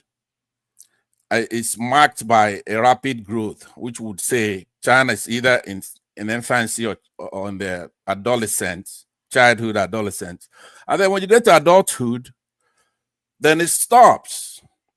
It doesn't. You don't keep growing, because when you are as a kid, like me, I'm 6'4", right? If I kept growing the way I was growing in adulthood, then you're gonna calculate that I'm gonna be 1,000 foot tall, right? At some point. That's not the way it works. So we have to use our brain when we're here talking. Right now, the United States, there is nobody. Are you implying that technology gets to an adulthood and stops growing? No, I'm implying that a country. Yes, Tunaja. Yes, you are right. Yes. And I will explain it to you when you finish. Now, okay, go ahead. Even though I appreciate what you're saying, OVA, I don't want your voice louder than mine. It's my turn. Keep it down. It's my turn. So what I'm saying to you basically is, don't be calculating things by taking it to the logical conclusion when you shouldn't. And then when we talk about everything else here about Nigeria, you don't take things to the logical conclusion. When it comes to China, you employ linear thinking. Putting China, I don't know where. The way I do things myself is what I look at right now is what is it that China is doing? Because they're, like, according to you, they're almost the same thing as the United States. I don't think you've gone so far as to say they've overtaken the US. Let's say they're very close to the US. What are they doing? For example, if Israel in terms of construction, they are ahead of the US. In terms of shipbuilding, they are ahead of the US. No, that's not what I'm talking about. To Nigeria, you are wrong again. If Israel is committing genocide, the data right? is out there. It's not me making it up. Yeah, if Israel is committing genocide in Palestine, right? How many of you in the last what does China do to stop that genocide from happening? If no matter what it is right now, because don't wait until they overtake the US. Right now, they're almost the same thing. So how are they stopping the US from doing anything? Right? US is still able to impose their will everywhere, globally, even next to them there. Now, you also have to understand that as China is growing, they're not the only growing country. You have Germany with 4.46 trillion, Japan 4.21 trillion, India 3.55 trillion. Those people are still going to grow. They have room to grow. And they're allied with the United States. US could tackle China just with Australia, just with Taiwan, right? The US, it's kind of...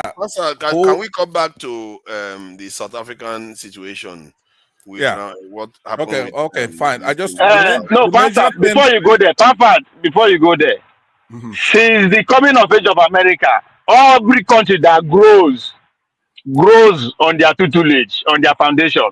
So if they want demolish you, they could just destroy your foundation. That's Exactly. when I say technology no they grow. Which about technology they today? Where they know they grow?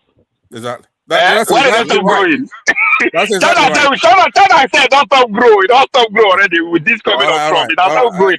All No, those he's things right. that they build. The way they make with that's the the thing. finishing engineering in America and get that. You can build all you want to want. If they don't give you the last thing to put there, you don't move.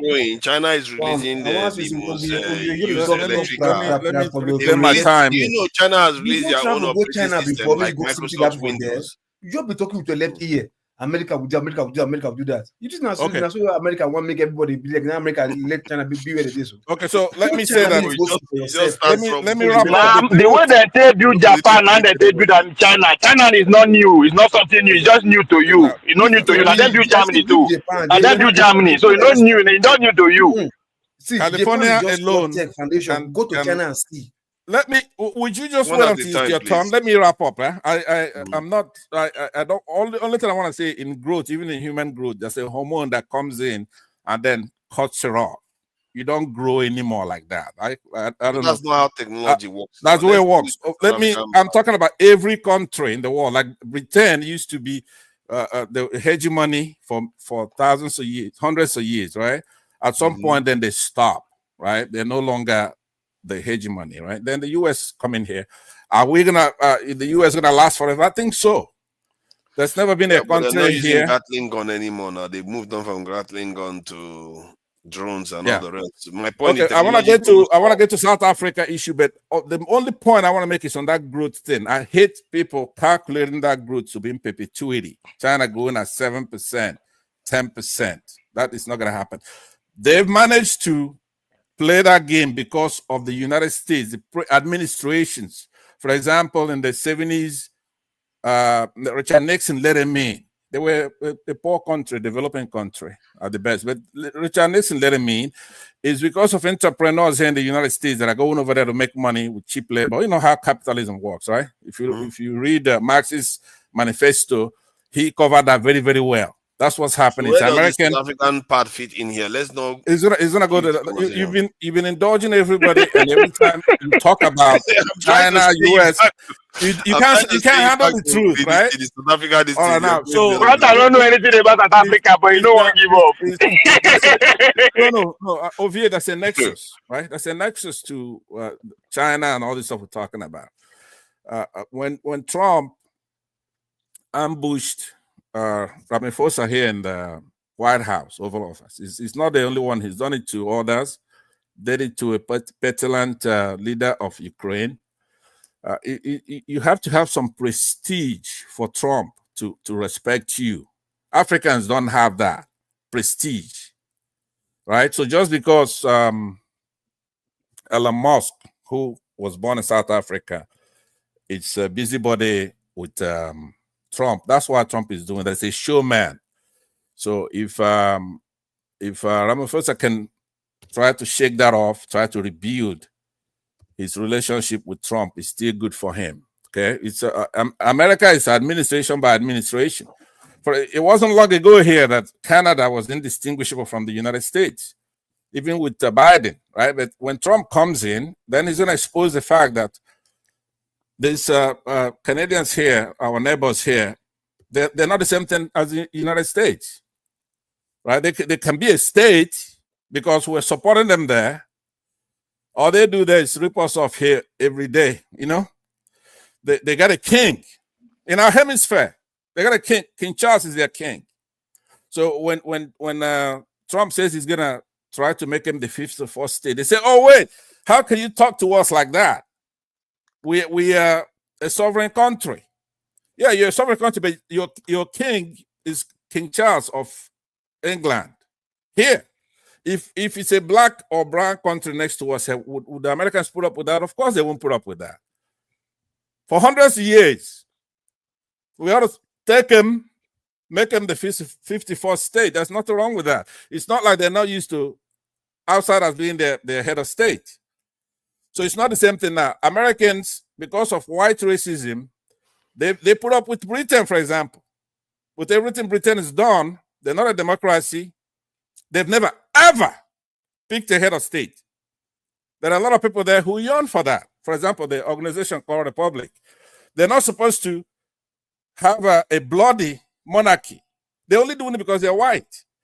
There's no difference between, I'm going to come to South Africa in a minute. There's no difference between Iran and United Kingdom. The only difference is that in Iran, at least the Ayatollah is elected. Right? Over here. But Pastor, if you don't know about South Africa, just tell us you don't know about South Africa. Look, listen to me. Left and right. Listen to me. There's nothing I don't know. So I said South Africa, Africans, blacks don't have prestige. To deal with an administration like Trump, you have to have that, right? So he comes over here, he brings white people who are in his administration. Now, somebody mentioned earlier that, I think it was Ovie, that Nelson Mandela was a sellout and he was no good. He was no good. Now, he was good when he went in there, so it could have been that he acquired something in there. Maybe they gave him a tea or something, so when he came out, it wasn't the same. So we have to. No be only go there. No be only go there. So I know, but why are the other people?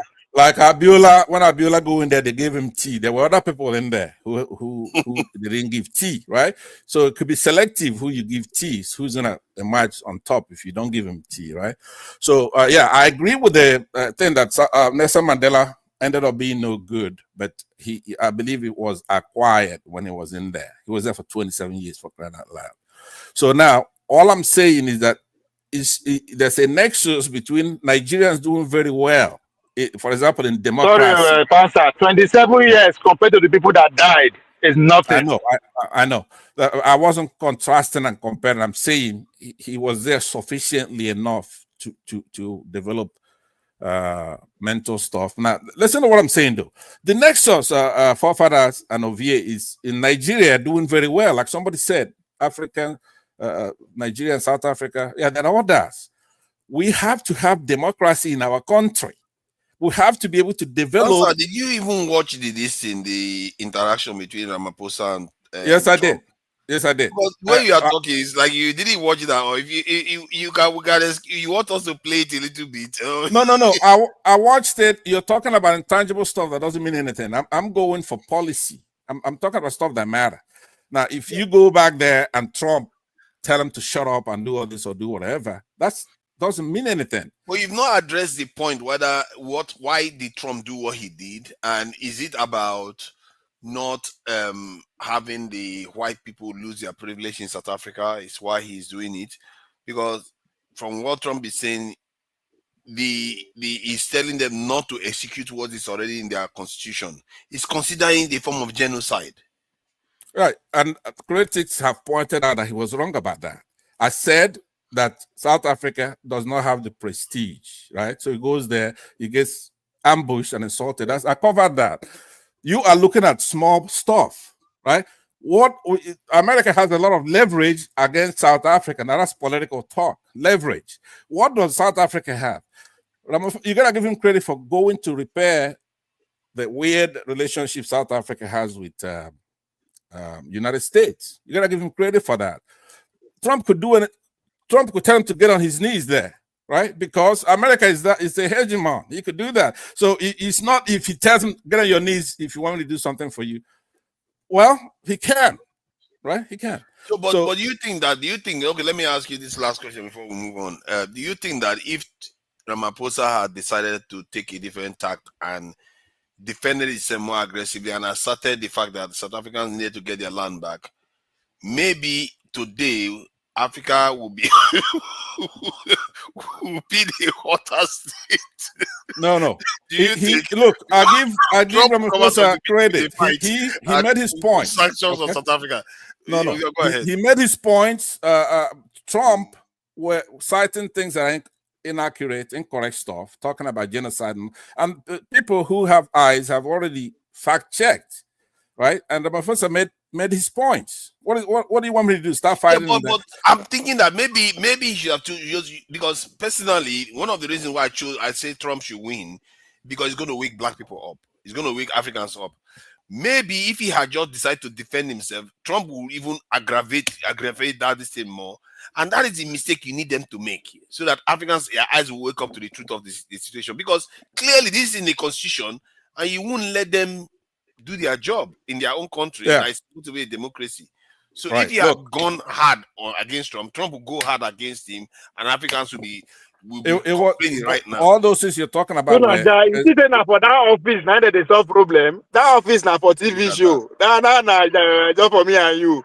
The deal is behind this. Where they talk? We know that part, but this Yeah. one is out in the open. The one that is out in the open, you can deal with it out. Trump has no idea what the deal is about. What do you mean go Trump hard? just they act along. He don't know the deal, the policy, no know anything. He just they act along. Waiting because things are being made behind the scene. Every deal. After the talk of a full office. right? That's cinema. This That's whole theater. session That's has been studio. Be that. All right, so let me conclude by saying this. Go hard. What do you mean by he should have won? What I mean by go hard is that he should clearly indicate to Trump that issue that black people are more affected, because he didn't come out and say it to his face. He wasn't telling him, "Oh, okay, this thing that you're saying, those people that are saying that." Let's pretend you're Ramaphosa.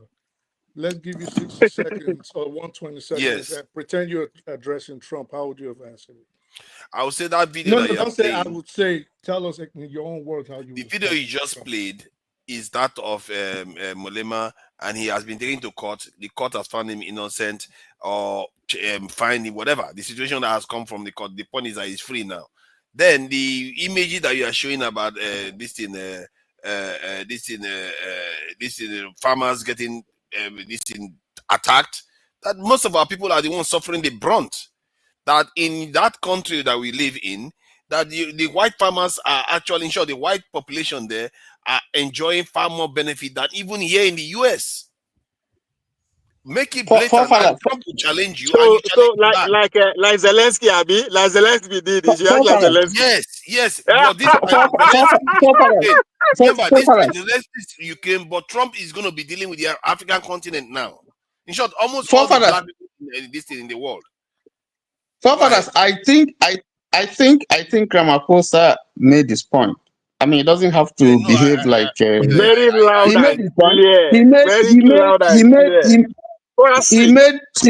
He made Trump look like a complete novice who doesn't know what he's talking about. And that's the important thing. He doesn't need to go and be arguing with him. Ramaphosa also looked very cowardly and very subservient. Exactly. Because he went there to beg. Which you asked, why was he there in the first place? To go there he went to beg. I think you are right. That's a different issue. You are asking. There was an accusation that was levied against him, and he just made Trump look pedestrian. That's the point. That's one. I don't think so. I think he did. He did because the information. Hold on. The information that Trump confronted him with was he found out to be a lie, and that's catastrophic for number one leader, world, the greatest power in the world.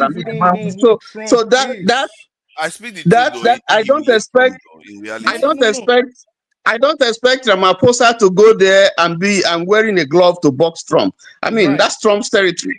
I don't expect that. So I think people are prejudging Trump. This is the most powerful country in the world, most powerful man in the world. So you're not just going to now when somebody's interrupting me and they come up there and I'm all the way down there. That means you had completed pastor. That's what I'm saying. That is unacceptable. Bring me back up there. Let me round up and the bill has already been passed. Whether they like it or not, the case will take place. Is that Tony, tell Nigerian to bring you down. In a situation where I agree with you. You don't want to go in the mud and start wrestling with a pig. That is his territory. He's always going to win. He will beat you with experience. But I think he should have held his ground a little bit harder. Not saying it should have But kept I speak the arguing truth. back and forth, I but speak the you truth. could be a little slicker. If he had, Like, more Africa will be talking about him right now. Giving him passing that ball to someone like Obama, someone that's slick in the mouth as Obama, someone that thinks on his feet like Obama. He could humiliate him with very, very little words. You know, but he went in there. I think it was a little cowardly. I speak the truth. I agree with you, but looking from this angle, let me ask you, I speak the truth. Let me ask, I speak the truth. I speak the truth. Let me ask you this, right? Let's put things into context. That is the Oval Office. That is the center of democracy, right? For the sake of conversation. The point Ramaphosa making in response, this is what he said. Because understand that the bill has already been passed to redistribute the land. So regardless of all the drama, it's just tragic. So the point he made there is that he said we are a country of democracy. In other words, it's not about him or what anybody say in that screen. The people of South Africa are spoken through the people house, which is the act of democracy. So that's the point he make, and where he make that point, just factor that into the conversation. It's very important. I understand that you expect him to be more outspoken and all that. All right, very good point. Let me reclaim my point. But at that level of diplomacy, right? It just went so you don't know when to quit. Ovie, you made a point. It's a question. I'm just asking a question. Let me round up so that others can speak here, right? Okay. You know what surprises me is why when I come on a platform and I threaten to leave, everybody is not begging me to stay, because I really bring a lot to the table when I come here. Yeah, enlightening everybody. But let me say, you know, to Nigeria, I'm gonna address you, then I'm gonna leave. Here's what I want to say to you, right? Because I appreciate your patriotism and your passion. You want us to rival United States, Africans, so you want us to be able to deal with Europe, but you have to walk before you have to crawl before you walk. You have to do the things that are right. You have to start off with our country. You know, for what you want, believe it or not, you cannot achieve it until there's uniform patriotism in Nigeria, where every aspect of Nigeria believes that, okay, let's build this country up. And then South Africa, our neighbors, and Africa in general, that's when we're going to have the kind of respect. If you come to that Oval Office, you want to make sure you didn't bring any white person to come down there from South Africa. How crazy is that, right? These are people who committed all kinds the genocide that Trump is talking about. Now, remember, I'm I'm so sorry. That person that they bring as an opposition is an opposition, is not even his party member, which means he's playing the game in America that we practice through democracy. You understand? It's a strategy too. Yeah. It was a bit cowardice. You understand? When the screen is in your face, it's a bit cowardice. But I think he played politics there. Aside from the rules of this platform, as an African, you're not supposed to interrupt your elder when I'm talking. You just come in, maybe a little. Let me land. What kind of rounding up is this? What I was saying is that we've dealt with that. Maybe when you stop wearing Puma, if you stop wearing Puma, I will respect you. You understand? Right. Put your Ichie cap, then I'll respect you. So take off that Puma right now. Okay. You're wearing the same thing. So what I'm saying is that no, he's fighting for Africa. I didn't do that. And I hear you, but listen to this, forefathers. This is to you. There is no way. There's no shortcut, right? Because you talk about population, you know, and all that. Yeah, population, but along with that, it should be low. I mean, we actually look for low population growth, high life expectancy, right? Things like that. Low poverty and unemployment, strong financial system in our country, democracy, strong societal safety nets, political stability. Once we get it right in Nigeria, it's like the 13 colonies here in the United States. They got it right. Then people start applying to be a part of United States. Then, like right now, Puerto Rico, all those people are applying to be a part of something that works. We should get it right. Don't go letting, for example, the Southeasterners, Igbos, right? Who should be a bedrock of developing Nigeria. You end up in Igbo land now. No, hold on. I'm using an example now. You need to slow down. Listen, you're supposed to wind up. You need to wind up.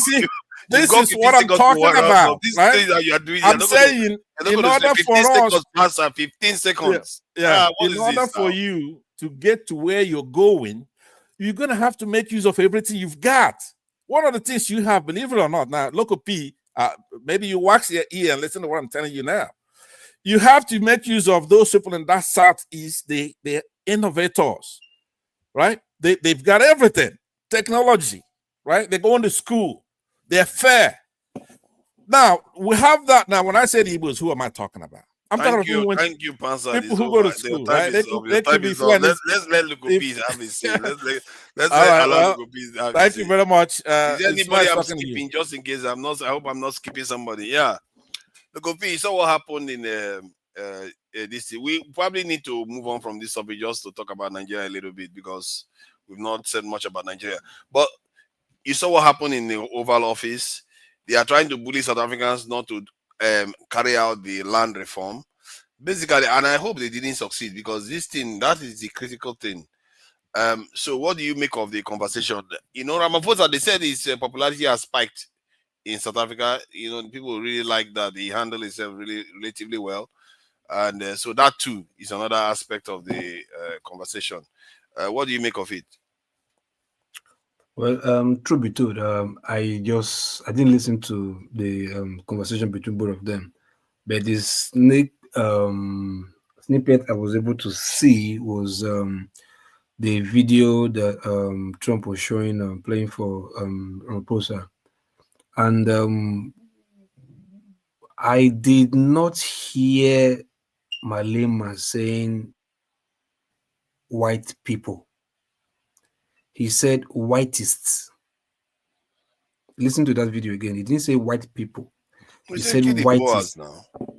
So hold on now. And I want to believe, that probably was referring to those racist white people, not everybody that is white in complexion. No, that was a chanting song that they used to do during the days of apartheid. So yeah, and okay. they took it to So court probably, for it. I think it got off. Probably, like I said, like if you say, because I've still seen videos of him not talking, like it's not talking about white people who are really, really, really doing the right thing. Like he's relating to those white racists who are really, really drowning black people in South Africa. Yeah, but that is not what his song says. That's the problem. The song, hold on, I'm talking about his agenda over the time. But this song is just singing his song before he became who he was. You understand? So it's like you're chanting solidarity song, freedom song. You understand? From that, for the next 100 years, you can sing that freedom song. Doesn't mean the way the freedom song or the what he implies in 100 years ago is what you are standing for right now. You understand? But it's just a freedom song for you to sing. You understand? To be like I said, I didn't watch the but politically though, that song, you can argue that song was a vulnerability. He shouldn't have used that song because you are inviting unwanted attention. Kill the Boers in a stadium full of thousands of people cheering. But the funniest thing is, like, you can still deny the fact that there are white supremacists there in South Africa who are suffocating blacks out of South Africa. But they are not in a stadium. No, hold on. Will we deny that? They are there, but they're not in a stadium. So he's not doing it because he wants the world to see. He's just trying to fight for his people. And so, look, I'll tell you this. Look, see, I think we've gone far too long. Where we like, in the name of religion, in the name of modernization, or in the name of civilization, there are some things that are happening right now that are offspring of what has happened before. That because of Christianity or religion or civilization, we should, be civil about handling it. Whereas the intensity for what is happening right now is the offshoot, reformed or the same agenda of what has been happening in time past. The same thing. It's just like what you have now in France and Francophones. What happened before is still happening now, but they are doing it in a more subtle way that you will not see it, because those people are taking hundreds of years to plan it. But because you are looking for a plan that will fall against you today or tomorrow or next tomorrow, you don't see that the plan they've been planning 50 years ago is not for you. You are looking for the plan that they planned last week. that, oh, I think if I see the plan of last week, they're planning for me. Not knowing that the plan that they're planning for you right now has started like 50 years ago. Yeah. You start. So what you are seeing in South Africa, if you see, look, for us, by now, what these dark-skinned people have gone through over the years, by now, and these people are still multiplying, not dying, still trying to survive. By now, they should be worshipped. If by now we are seeing skirmishes of offshoot of what has happened before, and nobody is condemning it 100%, you are using political freedom fighting kind of way or systematic kind of way to like, no, let's not go aggressive. Forefathers, look, your people are, if our people are trying to extinct your people, to put your people where they're supposed to be, or not where they're supposed to be, or where they want them to be, and they are trying it in every way, academically, morally, structurally, religiously, or whatever, and you still don't see it. But the only way that these people have to fight back is not to go through that simple way. They just have to put their feet on the ground, like, look, enough is enough.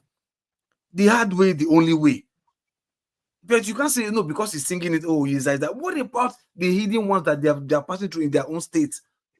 Do you think Malema is just fighting because of what happened before? No, he is fighting because what he sees right now, what has happened before, is still happening now. But it's in a systematic way. And most African leaders are not seeing it, or they are seeing it, they are pretending to get some chunks from them and help those people to achieve their goal. He is seeing it. That's why he's fighting. I think African leaders, they made one big mistake. They think they can turn Oyibo people into success. Sorry, what? I think African leaders, they are thinking that they are going to kind of turn Oyibo people to help them succeed. Which is a strange. Nobody Oyibos put them there as leaders. Psychology, see, listen, psychology is a very big thing here that for in Africa.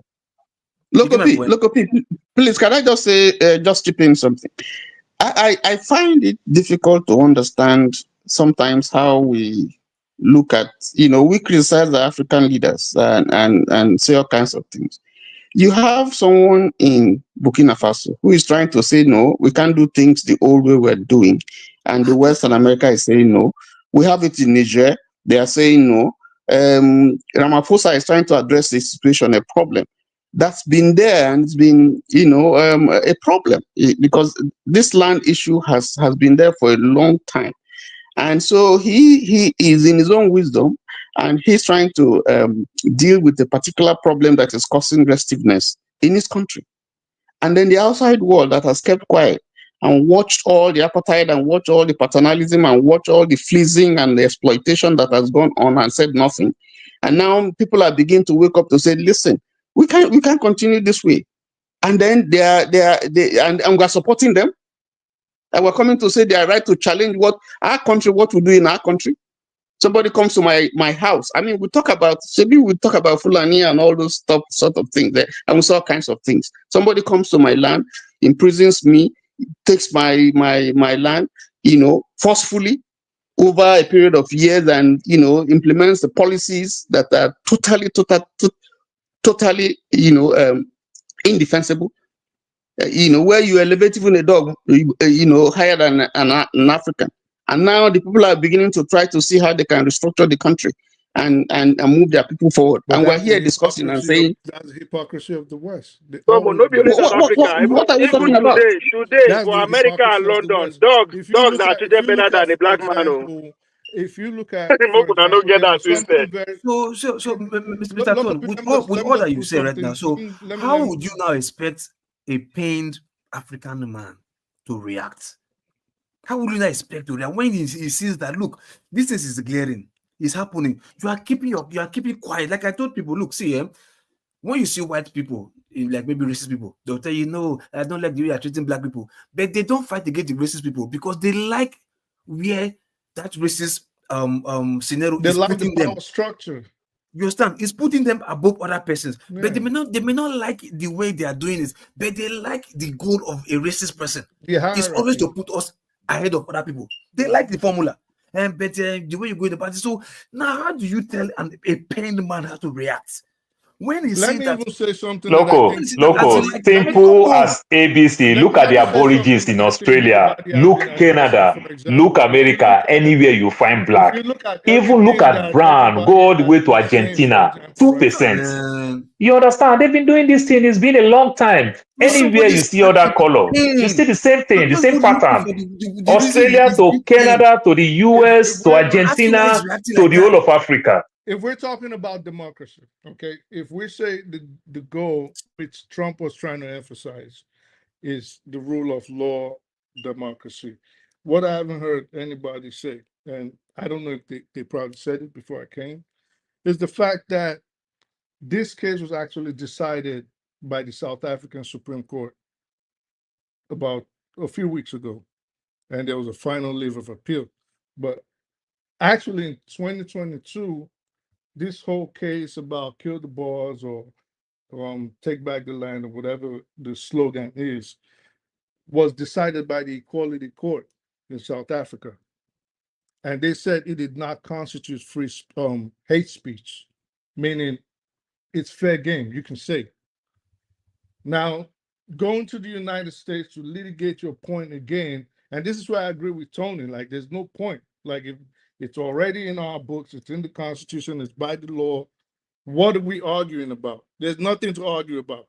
If they say it's not hate speech, you can say, what is Trump saying? And why are we even taking Trump serious? Because like the rest of the world, knowing the kind of person he is, knowing that what a liar and a distorter of the truth he is, what are we arguing over? Let's just focus on how the remaining 70 or 80% of the people are going to get their lands back, distribute it however they want to redistribute it, and let's keep it moving. There's nothing else to say. Exactly. There's no, we're not saying anything. What are we saying? That's exactly how Ramaphosa responded. I agree with you. Yeah, there's nothing else to say. You can't be 8% of the people. The people have already decided. Almost 100% of the 7%. land. You're And then 100% you right. complain that we want the land back. Yeah. And you ask a lot of Dutch, Boers, and these Afrikaners, you speak to them online, they'll be like, we discovered the land. You discovered the land all the way from freaking the Netherlands? Oh, there was nobody living there. Are you freaking nuts? Hey, don't blame them though. Everywhere If you're in the you say the same thing. If you're not discovering the Niger River, you're discovering the Middle. I speak the truth. You will say the same thing if you're in their You're shoes. discovering South Columbus. Africa. Just take the fucking Christopher land. No, Columbus. he's Yeah, speaking the there's nothing truth. to He's say. speaking the truth. That's why I speak the Get truth. the freaking land. What are I you going speak to the do? truth. You will say the same thing if you're in their shoe. They discover Christopher everywhere. Columbus. They discover everything. Stop all this bullshit. I speak the truth. It starts from Christopher Columbus now. Right. They discovered. You discover where human being is living. You discover the human You being. came all the way from your home. That means you will not blame them now because if you're in their shoe, you do the same for 1 night. Is that what you're saying? Exactly. Come, like jungle with you. No. Africans don't like that. No, Ovie. It is simple. Let's use common sense. Christopher Columbus Day in America. Let's use common sense. Christopher Columbus can discover Americans, can discover America for people in Europe. Say, oh, I found another continent, but human beings are already living there. Knowing now it makes sense. You understand? India. But what you understand there? Now the same time when Columbus land for Americas, what did they call them? The Portuguese also land for Africa. Imagine so now they get Africa now. Imagine ICE telling Native Americans. Now you get your resources. Oh yeah, now you get them. Imagine ICE telling Native Americans that they're going to deport Native Americans. ICE telling Native Americans, like, are you drunk? Then local. Where are the Indians in Canada? Do you know? Say there's a lot of Indians in Canada. Are you high? Yeah, the First Nations. Guy, are you there? He hasn't said anything for more than 3 hours, and he's gone and come back. I don't know if you are there. See, to Nigeria, when American they thought say their wealth is over 100 trillion. Where you say those words today? Including your Nigerian oil, DRC Congo. It's all over everywhere. Let me just check whether Ike is there. Ike, you want to say something? regarding this South African president issue. Can you imagine if Tinubu was the one there? I'm not sure whether he was. I worry that his health may.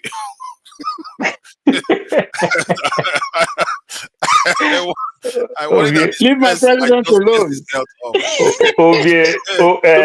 Forefather, no stand hand they shake, leg they shake, Baba we no fit. Respect my president, okay? Respect my president. Tinubu will start this nonsense that these people are doing here. With Tinubu we start it. I wasn't so sure actually. Tinubu, no could have respect my president. Tinubu will wear suits. Go see Pope. You know now Donald Trump in no visit. Mona free my president. Tinubu will hold his own side. Let's talk another thing anyway. Let's talk something else. Change the topic now. Change the topic. Let's change the topic. I think let's go to one quite serious topic. Either we go Israel or we go national. If we want to go national, we talk about the naval chief that said that we need spiritual. I think we'll beg you. Anything from now on. Okay. Israel is becoming a pariah state. You know, I said it about almost a year ago now. I left it in a comment. I'm trying to find that comment. I can't find it now. God, to Nigeria. Now America, we did no come put us for trouble. Okay, then they revoke people visa if you talk now about Israel. Leave us for this matter. Okay, you don't become I speak the truth. They are not fucking around, man. They are not fucking. They don't talk calm. They don't pass law. If you talk any advisor, you are gone. Now you have to be now. Hold on. Now you say if you did their shoe, you go do them. It's a because it don't hit you now. Now you fear. You know they say. No, I know where my power is. See, those people are speaking from power perspective. For somebody to tell you like that. Are you happy? Are you happy? You are at the receiving end. Are you happy at the receiving end? I know that's right. Did you listen to my own submission? You listen to my submission. I say South Africa. South Africa needs our help. Need all these one where they give it to now. South Africa we need to face because they are close in actually getting to that freedom. Now them they close past. They need our help. But in a way. But the Nigerian discussion about the permutation for presidency, what permutation could possibly unseat the current president? One of the permutations I heard somebody mention. Wait, hold on. Why we? I'm asking. Hold on. Listen, let's talk about serious shit, okay? Let's talk about serious shit. That is serious. What permutation? They're going to rig the elections. We know that. Why are you running away from the Israelis? No, the permutation could be. Forget about the permutation. We don't care about that. Okay, you want to go to Israel because it's too early. It's too early when it comes to permutation. Talk about serious stuff. What are you talking about Nigerian election for? What are you going to? Nigerian election. So how Israel is more important than we Nigerians? I don't get it. Which one is more important? Hey, you decide that yourself, baby. That's we are Nigerians. Don't talk about Nigerian leadership. How are we going to change our leadership? If we don't talk about Israel, we're not going to talk about another country. We'll be talking about other countries at the beginning of the show. We're talking about this is no argument. We'll be talking about other countries at the beginning of the show. Let's talk about Nigeria. All right, good. How you go tell us what you go talk about? Like who you be? All right, good. But a senator, a serving senator said that they should uproot people who are indigenous in Abuja because I was waiting Mr. Tony, God bless you. I was waiting for the first session. Those people where they form the Southeast is against us, Nigeria is against the Southeast, Nigeria is against the Southeast. I was waiting for them to say, still waiting your Southeast man. They don't say make another people come up for them. I was expecting that topic. Maybe there is a topic here. The first show, they okay, quiet. I was waiting for that. Like, they said, no, let me not come. Let me wait. Let me see those people like the CM, the KJ, Ekene, Pastor, when they don't say no. Nigeria is against the Southeast, and this sport against Southeast. I was waiting for them to say, okay, see your Southeast senator now. See, waiting Loco, waiting be village name that the way Ruben Abati called the man's village name. I forgot that village name. He comes from how do we change our government? It is not too early. Campaign don't start. Let's settle what we are going to talk about so that we know we are not talking about Israel. We want to talk about election, or we want to talk about the soldier that is talking about, we need spiritual guidance. Election is the most important thing. How do we change our government? How do we get it right? How do we stop the rigging? How Is are it we going to okay rig? that can you That's more stop? important. Okay, but listen, I really appreciate each time I talk, you have a tendency of you can rewind this video. You keep doing it. I'm not here to argue with you. Okay, So go let me ahead. ask you, forefathers, who's going to be running for this election that you want to start the permutation on in 2027? Who I are think the somebody mentioned a potential candidate. no, I didn't forget the hear. potential. So we don't even Sunan, have just submit we your don't question and basically let's Hold on, go on let me and just let's put it go on this way. debate. Okay, let I me don't just understand go what you about it. did. I mean, Let me just what's go all about it. this? Okay, so the basically we foundation don't is. have an idea. I speak the who's truth. Let me running. say it now. Let me say it. Somebody said that if somebody like Jonathan comes in against Tinubu, that it might unite the North to support him. But That I was was the like, one I but, asked, though. I said, who? That wasn't my question. I said, who is running for this elections that you guys want to start discussing who's going to win and who's not oh, going to Tinubu win? is already running now. You Yeah, wait we for the know that. I conversation mean, to start so obviously that you know who's running and who's not running. I mean, I he's the don't get all How do this, you president, know? man. but How do you Allow know the that? conversation to start How before do you know who is running or forefathers? not. no, Tony, Forefathers, just one how do you second. know he's running? Because he 2027 was is still far off. Are you because he God? was Forefather, officially chosen him as the forefather, candidate. put your topic before the floor. Let's talk about it. I mean, what's the meaning of all this? Yeah, If they've you want to officially know, chosen. Keep listen. talking People will talk about it. Israel. You keep shouting down everybody and talking over No, them. you're asking And a question then, that doesn't make sense. How will you know who's running if you don't allow people to contribute? you know, with I all know who due is running. respect, Tunanja will not know. Somebody else is no. with all due respect, can you please avoid talking to me? I'd really appreciate that. That's how I speak. That's how I speak. No, just I don't. avoid That's how talking I to me. speak. I just really appreciate I'm it. not talking to you. I didn't come here to talk to you. That's what you're not getting. I'm not here to talk to you. Let's be civil about I this. didn't come here because of If you you. rewind the tape each time I talk, he's I'm jumping. not here So because I'm of not you. I trying to don't know if engage you you, bro. existed or not. Calm down, I calm don't down, care about calm you. down, I calm don't know down. you. You, Let's you just guys calm down. Okay, Max of you, calm down. I speak the truth. Please calm down, please, please, please. This is not personal thing. This is a public floor. Why would I be talking because of you? Who is you? Okay, forefather, can we revisit this Worry Ishekiri issues, Worry Ishekiri robot joy issue? Is there anything going on there? Yeah, big time, I big didn't time, know. It's not part of big the time. headline at all. No, it's not part of the headline, but it has been kicking for a very long time. The Shekiri feel shortchanged over the delineation thing and everything. Let's play this quick music and so that people can have time to break up. Because this Ishekiri, I don't know about it. I don't know, have a clue what it's all about. I don't know Ishekiri. Does anybody want to talk about Ishekiri? I will just put it as headline. Tony no more. Tony no more. Let's Ovie talk no about more. Nigeria. We've been talking about geopolitics for all day. Let's talk about Nigeria. We are Nigerians. Let's talk about our issue. Any issue you bring for us is working. Let's talk about our issues. For God's sake. It could be Shakiri, it could be Fulani, it could be anything, but let's talk about Nigeria issue. The leadership issue that you put before is a good thing. Who is running? Everybody knows is running. Let's listen to everybody's opinion. Then we treat it to move on. But Tony said something just now about the senator saying people should be moved, whatever. That is an important Nigerian issue now. How can a senator say people should be evacuated because you want airports surrounded to be beautiful? I mean, 21st century. It's not good now. Yeah, there are quite a lot of topics to look into. I think this is Shekiri one too seems to be. It says threatens to shut oil facilities. That's serious. If you want to start shutting oil facilities down, before you raise a question. Loco, you You know raise a about it. That's question. good. I know. Raise a question. How do we unseat the president? The question is that is the opponent doing enough to unseat him? I think that should be the question. The opponent, the OPs, the articles, the rest, are they doing enough? Or is there anybody new that are doing enough to unseat him? I think that's how does he cover everything? Even in that question is what Dr. Damage had when he was on. I think it's a very, very serious one because this current president seems to be quite domineering in terms of party politics. And to unseat him, it's not impossible. The way people are saying is, no, it's not necessarily the case. But that one argument that I never thought was going to, I don't think that argument would have made sense even in the last election, where they said if you choose Jonathan, that the Northerners know that Jonathan cannot run a second term. See what I mean? They know he will never run a second term. That will make him extremely attractive. But if you choose Peter Obi, the danger is that they will tell for another 8 years after Tinubu, too much wahala, let's find another Northerner to vote for. You see what I mean?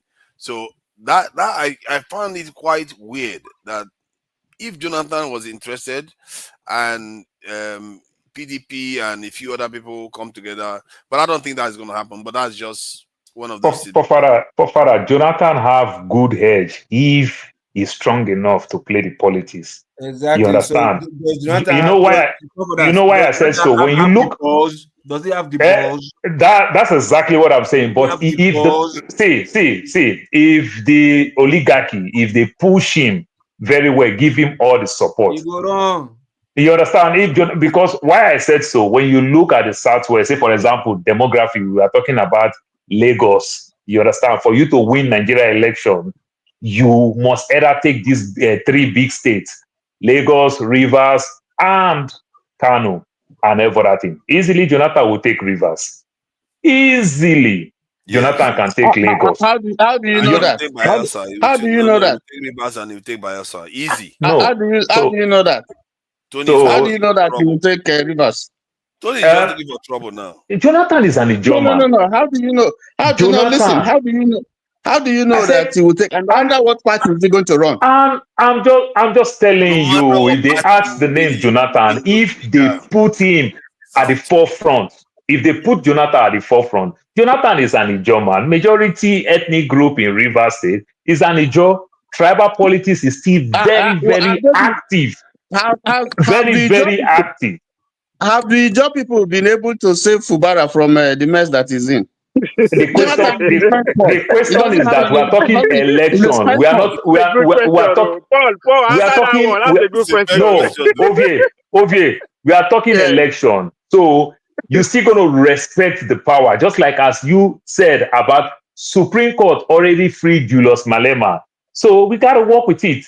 So if Tinubu is using his own power, but if you talk about election from the context of election, don't use Fubara. From the context of election. But listen. Wait, now, let me learn now. It's a question. Then let me just answer the question. You understand? Then you can bring me down. Then I can also live and learn from it. Jonathan is an Ijaw man. Tribal politics is still very active in Nigeria. So Jonathan can take Rivers State. You understand? And even though with what Tinubu is doing to Fubara, it gives Jonathan an edge more again. That's another side of it. Then when you come to Lagos, the demographic of Lagos, it's not about Yoruba any longer. You understand? Jonathan played very good card when he was president to the Southeastern people. So good non-indigenous, non-Yoruba in Lagos. Now, if you put your South people and Igbo together in one chunk, you understand? Jonathan can fight Lagos and take Lagos.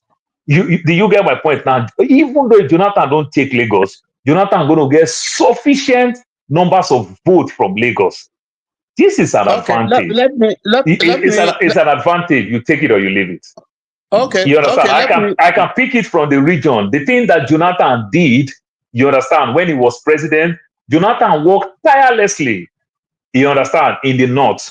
But the propaganda and everything with the Obama structured and everything, and with the Hausa believing very well that it is their turn, they want to take power and everything. It is there. But if this northern and good percentage of them is pushing Jonathan, not Jonathan coming, if they pick Jonathan for their own interest, knowing fully well that he's going to run for one term and the power is just easily coming back to north and everything, that gives Jonathan good edge for him to run for the next election. That's what we're saying. Okay, I've heard you. First of all, Jonathan's wife say he will support Ashiwaju. I'm sure you are. Because it's still early. What do you expect? So that they'll be closing door and doing their meeting. It's strategy. It's strategy. Just hold on now. Let me talk. I listened to you and you spoke. I just want to give you, even within Jonathan's household, that his wife is half of him say they are going to vote for Tinubu. I don't know whether Jonathan is agrees with that. But let me make one point. You see, I think we don't seem to understand how complex 2027 is going to be. The politics of 2027. It's not the same politics that when you had Jonathan.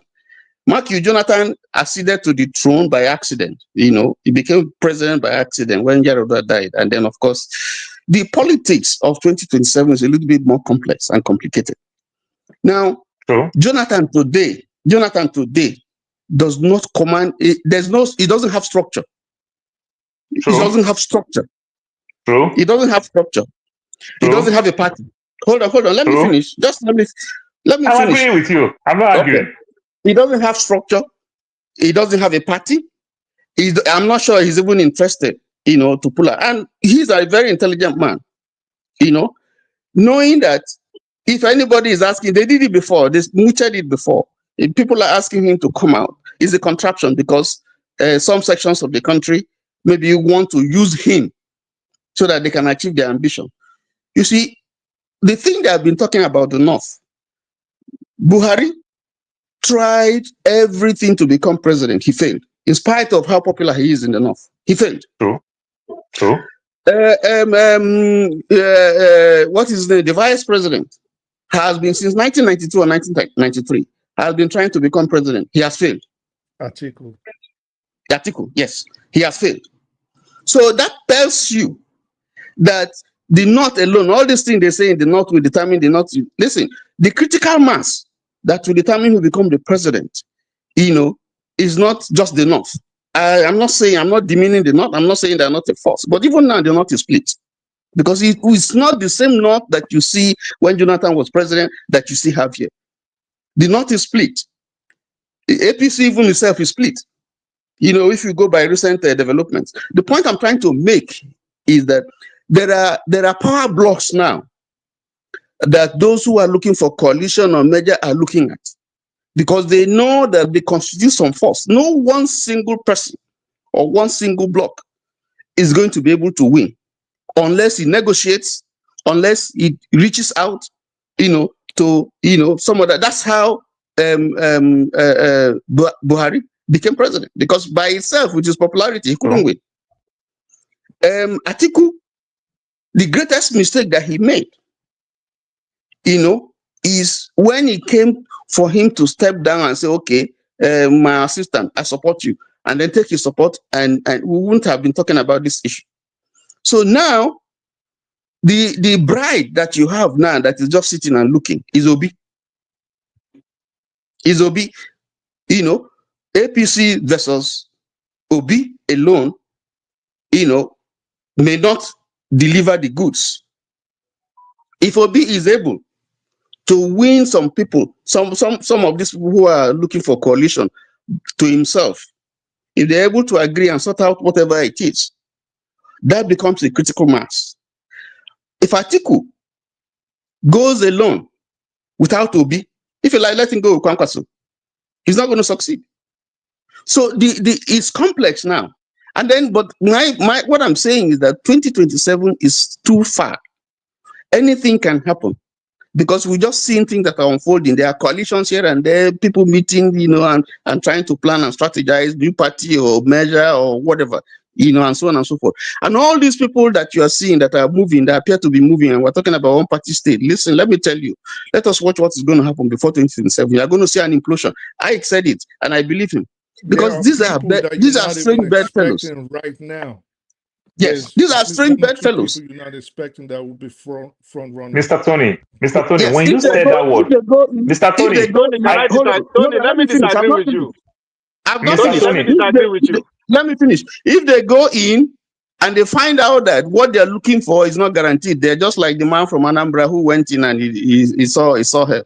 By the time they go in and they don't get what they are looking for, then that's when you begin to see the crack and begin to see the trouble. Let me just stop there.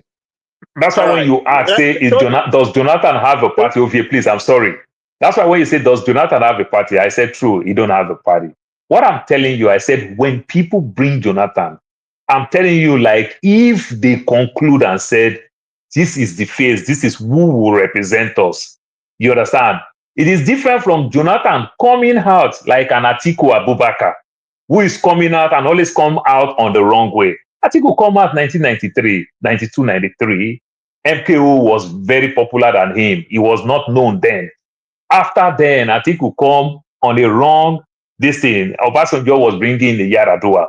Another Northern was a wrong thing. Atiku contest against a popular Buhari, another Northern.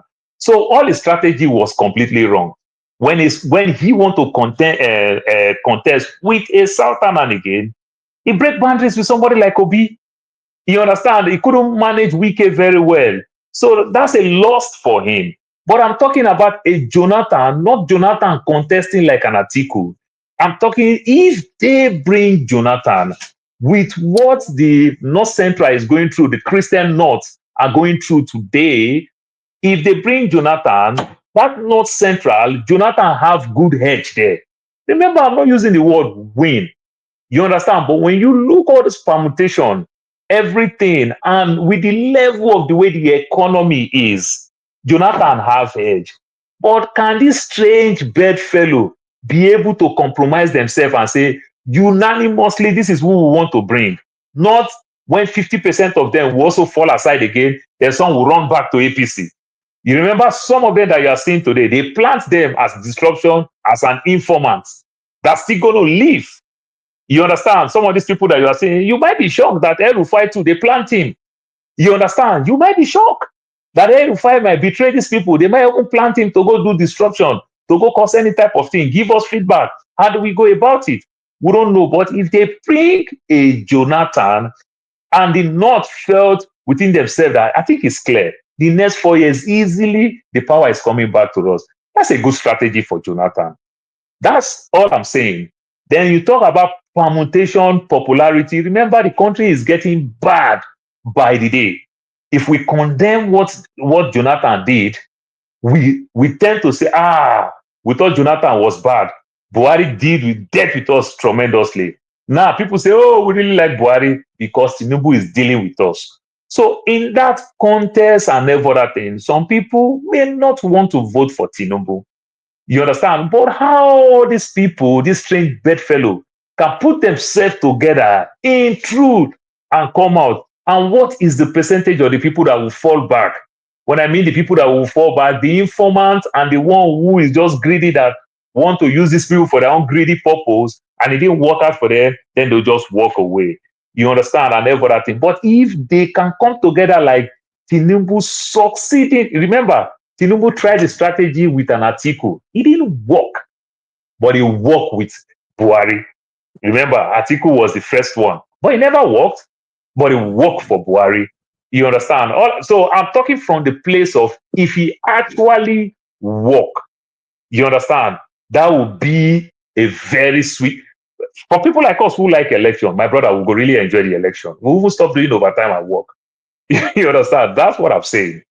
You understand? When you look it from that perspective, good election that will go on, that even though if anybody going to rig, say the Jonathan faction or the Tinubu faction go to rig, it will be obvious. You understand? Then talking about those small side, I know you are an APC person, you like Tinubu. That small side of, what is it called? Jonathan's, why this is politics. You understand why women suffer for politics a lot? Because they do the meeting midnight and everything. So these are the strategy. You don't want to come out, it's too early. Because when you come out early now, you might surprise they started digging Allison money, how they trace it back to Jonathan account in somewhere. This one money, how they trace it back to Jonathan account in somewhere. So for that reason, that's why Jonathan don't need to bring himself, because 2 years is too early of a time to think all those type of things. You don't expect a Jonathan to come out. It is your attack dog that you will bring out, will start talking, and the likes. But all those type of people will come out. If anybody tell you that El-Rufai go to contest president with Tinubu, everybody will be very, very happy because he's losing easily. You understand? Those type of El-Rufai is the type of people that will call an attack dog, not to come outside. It's too early for a time for them. It is a big person from his own party that will plant him, not opposition, and El-Rufai will want to contest and win. No, that's all I'm saying. Okay, you can go ahead. Tony talking about the explosion. I think we they forget this thing now story, really disconnect. Leading to 2023 election, the 17 clowns, as I call them, the 17 governors came out and said words to honor the gentleman agreement that they had, now turn by turn.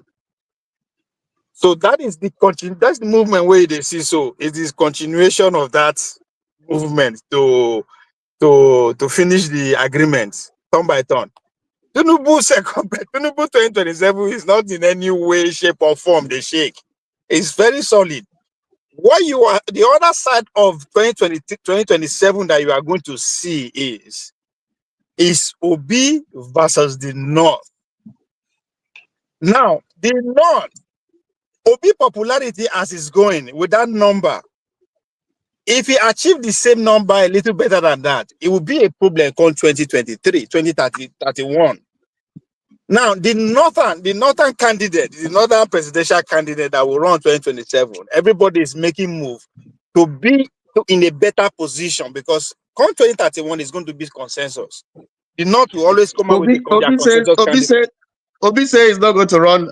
He's not going to run in 2030 something. He said that No way. clearly. Forget it now. Let's forget now. Politics. Never. That will not work. Obi, if Obi come outside 2031, he want to make himself mockery like an article. It will never work because that is the North. It depends on how he finished 2027. It depends on how he finished. Because what you are seeing, they are trying to lure him to PDP and finish him off, or they will isolate him if he decides to go alone with the Labour Party. That's the game that is going on. The northern candidate, that is their stopping block, because if anything that will make Obi repeat the same feat that he did in 2023 or better than that, there's going to be a problem come 2031. Paul, if you are saying that the people that will bring Julo Jonathan come out, who is not going to line up bring Obi come out in 2031 if we finish like that? Because it will be in the history of since Fourth Republic. No Southern person don't get million votes when will be president. Let us deal with 2027 first. I'm just telling you. Yes, I am telling you what 2027 is all about. They will go with their. They will go. Hold on. They will go with their agreement turn by turn and go with Tinubu, which is already what you are saying. Then they will make sure Obi did not do well from the North, because the North, it doesn't matter if Zulum, Konkoso, Atiku, whatever, is going to be consensus. So how you finish 2027 will give you upper hand going to that negotiation. So that's what I'm saying. Okay, what I'm saying is that 2027 is still far, and what we are seeing now is not. Hold on. What we're seeing now is not clear yet. It's not clear the reason why APC is doing what it's doing is because it's jittery. That's why they're doing what they're doing. It's jittery. I think I agree with you. Jittery of what? They're jittery. Of what?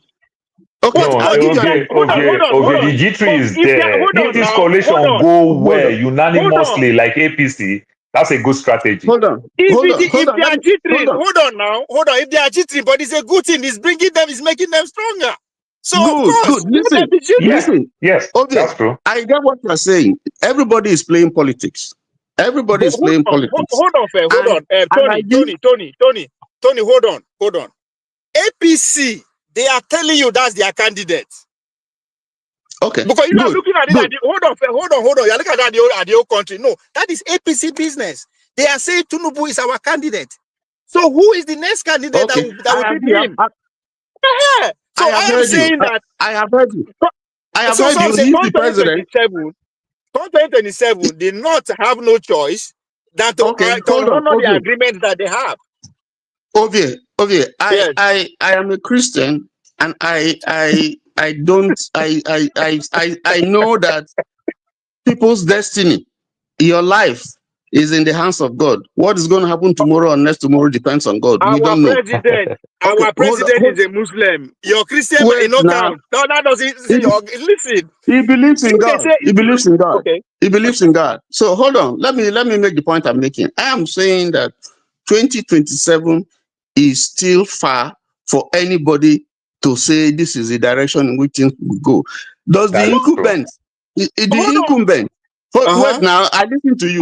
The incumbent, the ruling party, are they doing well? They are strategizing, they are doing very well with their politics. Hold on. Tony. No, wait, let me finish now. I listen to you. Tony, hold on. You are making the same mistake. We're making talk now. He has nothing to. Now then they interrupt me. It has nothing to do with whether they do well or not. Now, I want to talk. Let me talk. Now my turn is rich. Now we allow you to spoke. Now my turn is rich. Now let me talk. Now you see the interject. You're not interjecting. the idea with the belief say president no do well, now go determine his own. I mean, at this time we should be deceiving ourselves. Which president don't ever do well? The only one way do well, they say come out and good Lord Jonathan. Okay, sorry. Forefather, I beg if you dey here, who's there for the other room? Oh? Okay, so the only person we do well small during our own lifetime and good Lord, they say come out. So the idea say no do well doesn't matter. That's not the point. This man don't care about doing well or doing. The Tinubu is doing well, but the people that put him there, nobody's complaining. Only me and you they complain. Okay, that's not my argument. That's not my point. I told you that the president is playing the politics that he should play. He's using his power well. He's trying to consolidate his authority. That's excellent.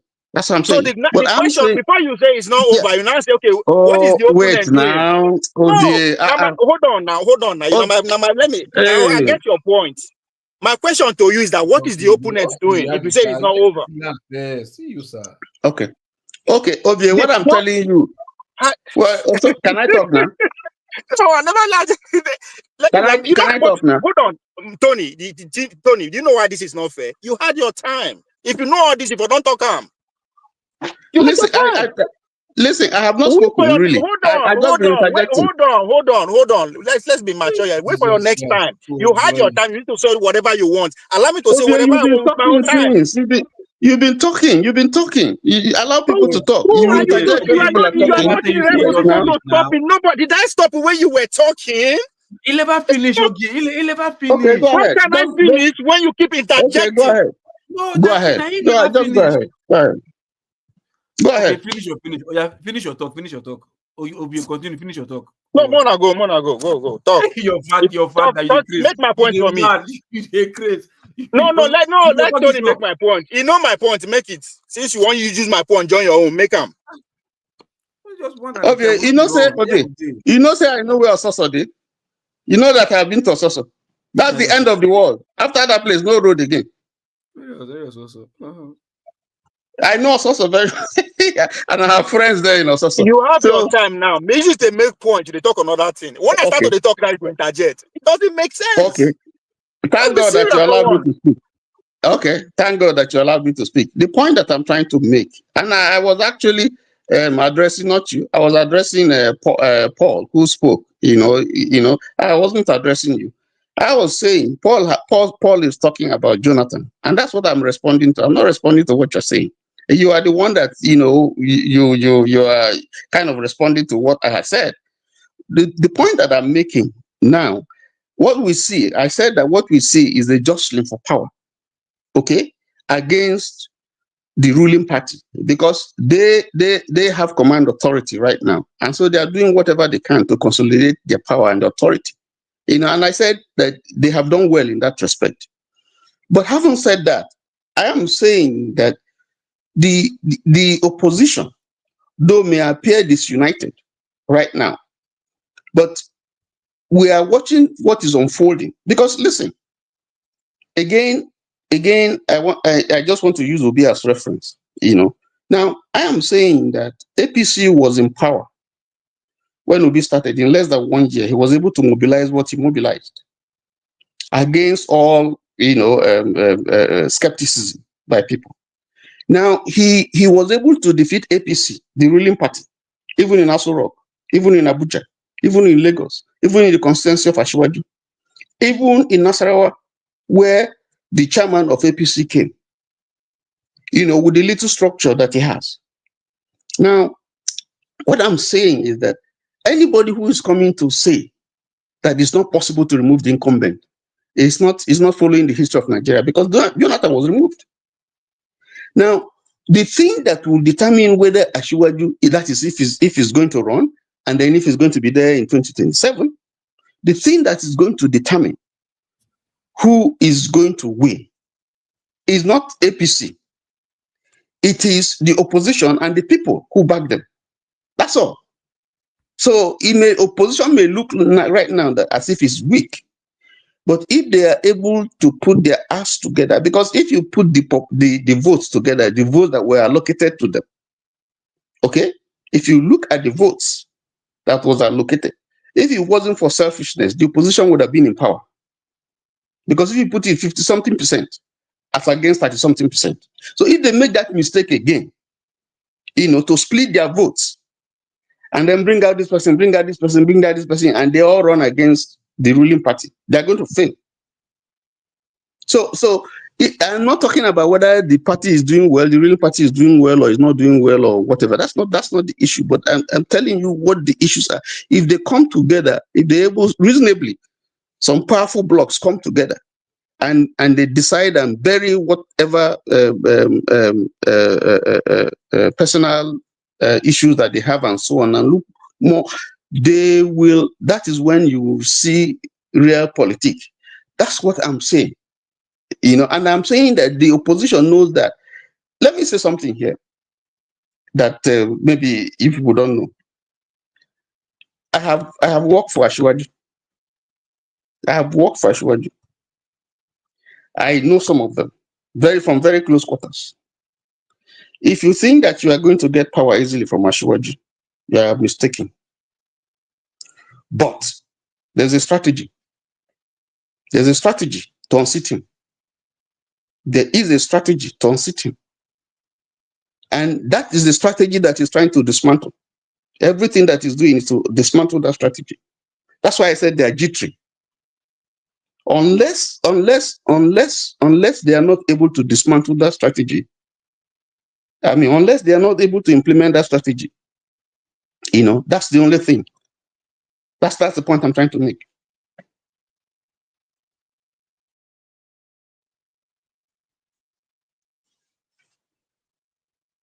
I'm done.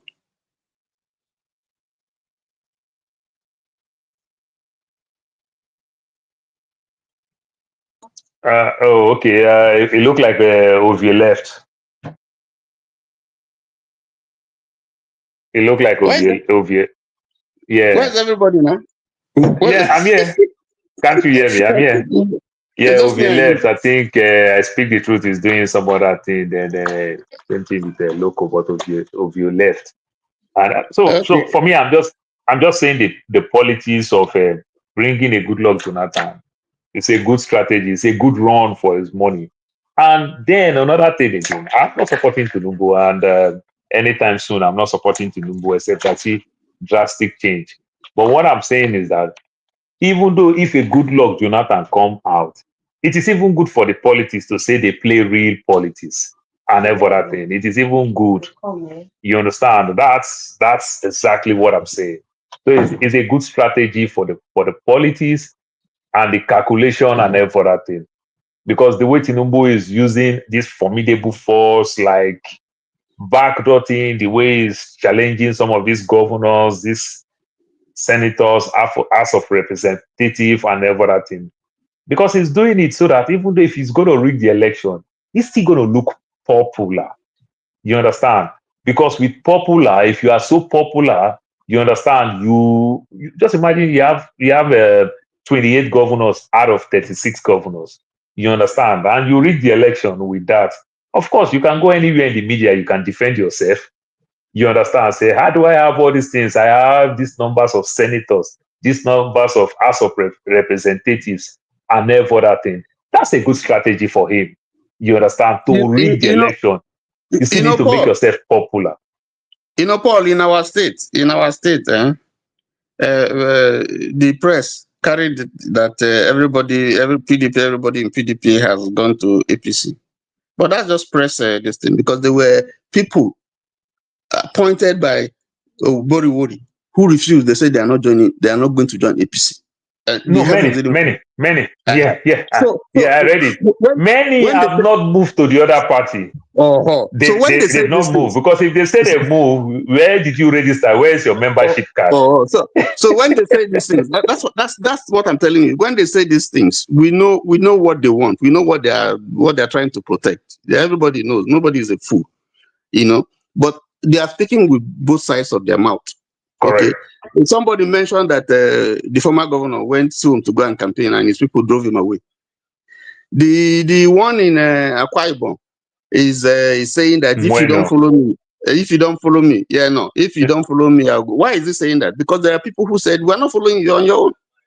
The Umahi, The Umahi that is saying that all Igbo people will vote for Tinubu. Ask any Obi Igbo person, and they conjoin. are laughing at him. So they say, well, Obi conjoin.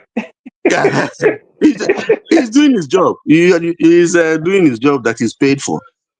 You know, so some of these things are just being said. You know, Jonathan, one of the bad things they did to Jonathan was that, you know, some pastors came, they prayed for him, they told him a vision, oh, that is he that the Lord has that is going to win, and Remember, you know, they even saw it went in to a Oshun vision. now. You forget all the old Oshun things, all the old traditional rulers that prayed for him.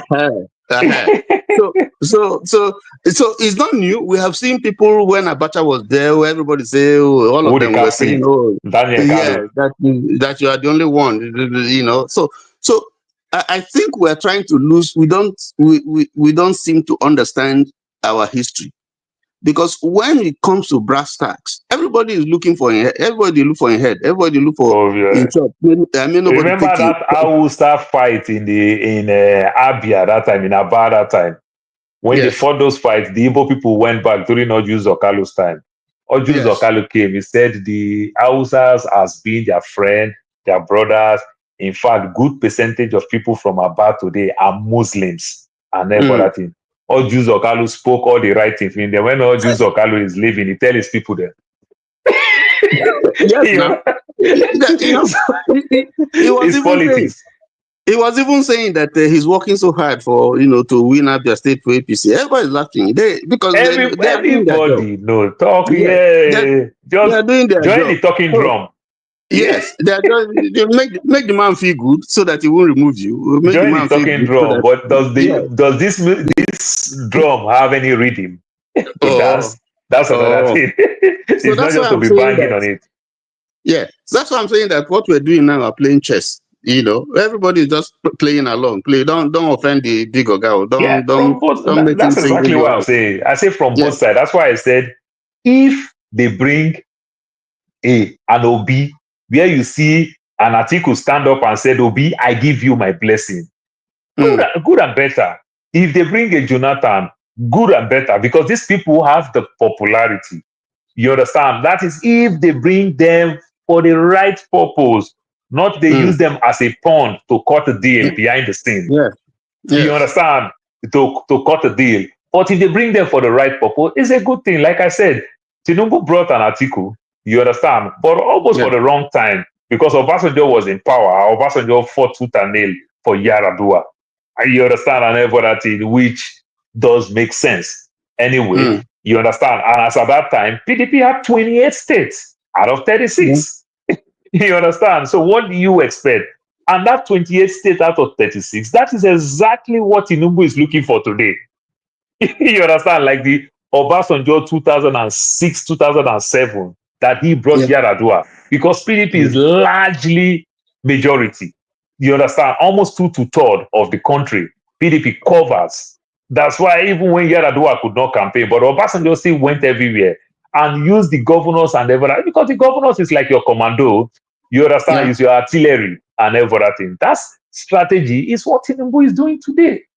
But if they could not manage anybody that they're going to bring within their coalition or whatever, if any Atiku want to come outside and use his money, is losing.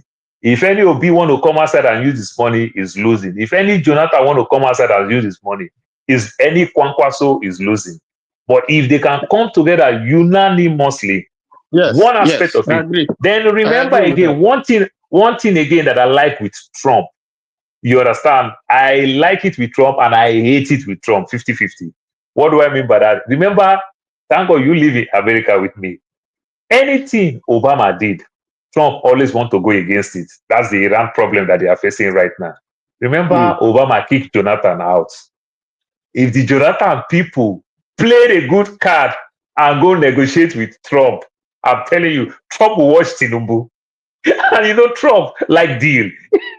You get the point now.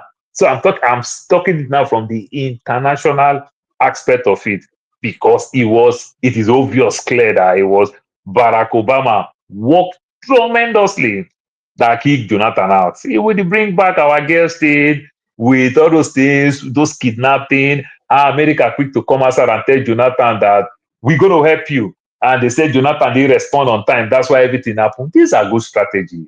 If they go back and go negotiate how Jonathan did that, Trump want to prove otherwise. If they can play their card well from the international aspect of it, that's a good strategy. So, but if they cannot come out very well with their coalition to do this thing, they are not going anywhere because Yeah, I Tinubu agree. will make himself more popular, I agree and that's with you. what he's doing. I agree with you. That's the point I was saying, that this whole thing is complex. You know, we never know Very, the head. very. We only know one side. That is from the ruling Yeah. party side. And the easiest thing that me and you agree 100%, it is still early because You there's see, plenty of time. there's still You anything can happen. understand? Plenty Yeah, of time, that's what I'm plenty of saying. betrayal. Yes, go Did happen. you see the You know, so way, what is his name, the former governor of Sokoto State, the one that betrayed Wike? Tambowa. Tambo. when the Tambowa that Wike support 4 years ago, He the betrayed same Wike. Tambo. So there's still plenty of time. Yes, man. He betrayed There's Wike. still I mean, plenty can of you time. imagine? Look at what we're talking about. What is his name? Atiku ran against was in PDP, ran against what is it?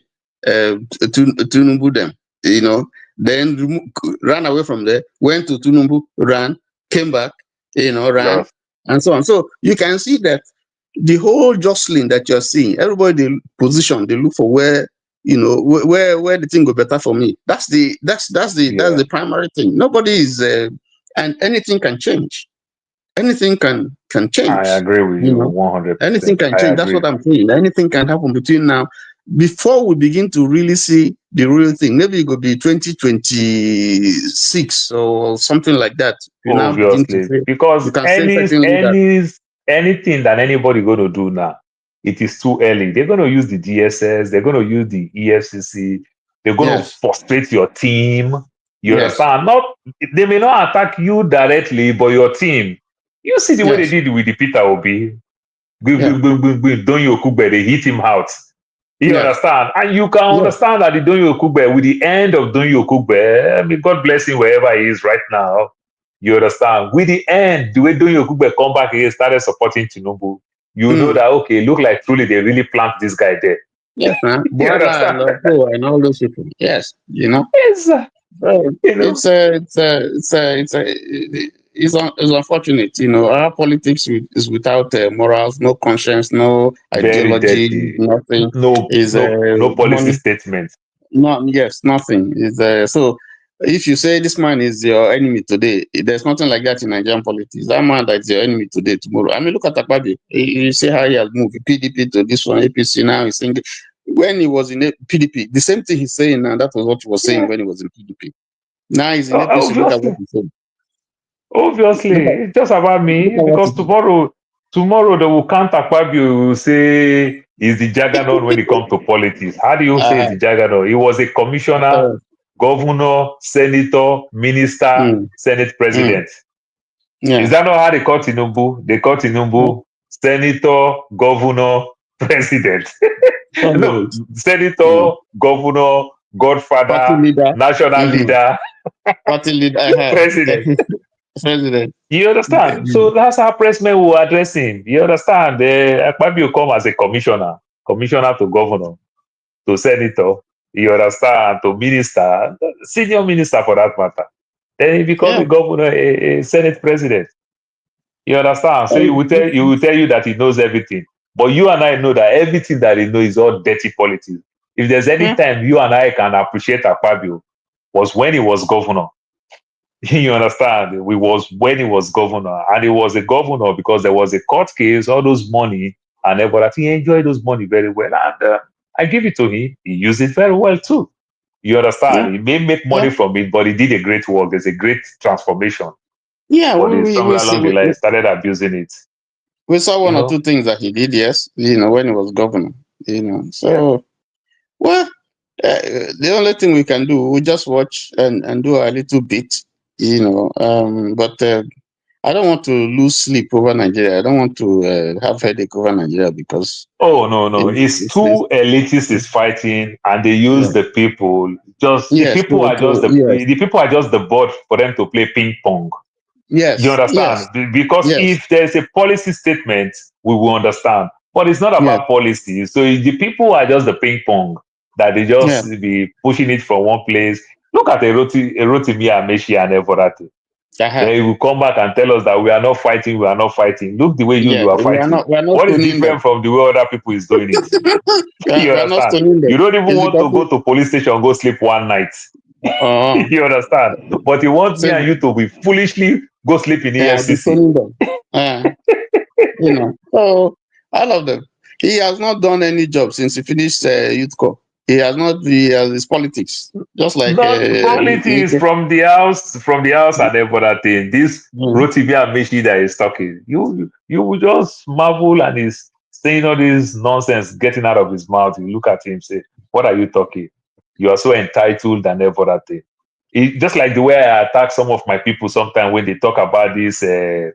When my Igbo people will talk about this seaport thing that that this and that only Lagos port is working. I say, look, don't blame Yoruba for it. You understand? It's just the failure of our leaders. Because if you want to talk, Abi Esekibo is a Minister of Transport. You understand? He is an Ijaw man from River State. How come they didn't make our seaport work there? You understand? What is it called? Rotimi Amechi was a transport minister for 8 years. So how come he didn't do it? They want to blame Yoruba. You get my point now. So when you pick how many people from this same region that have been Minister of Transport, how do you want to explain? Then a Goodluck Jonathan is a South man as a president. You understand? How come you didn't even say, go make those things work? It's just failure of good governance. You understand? So let's not play the tribal card. It's just failure of good governance. It's just that when something keeps spoiling, say, hey, they say my papa has the spoil.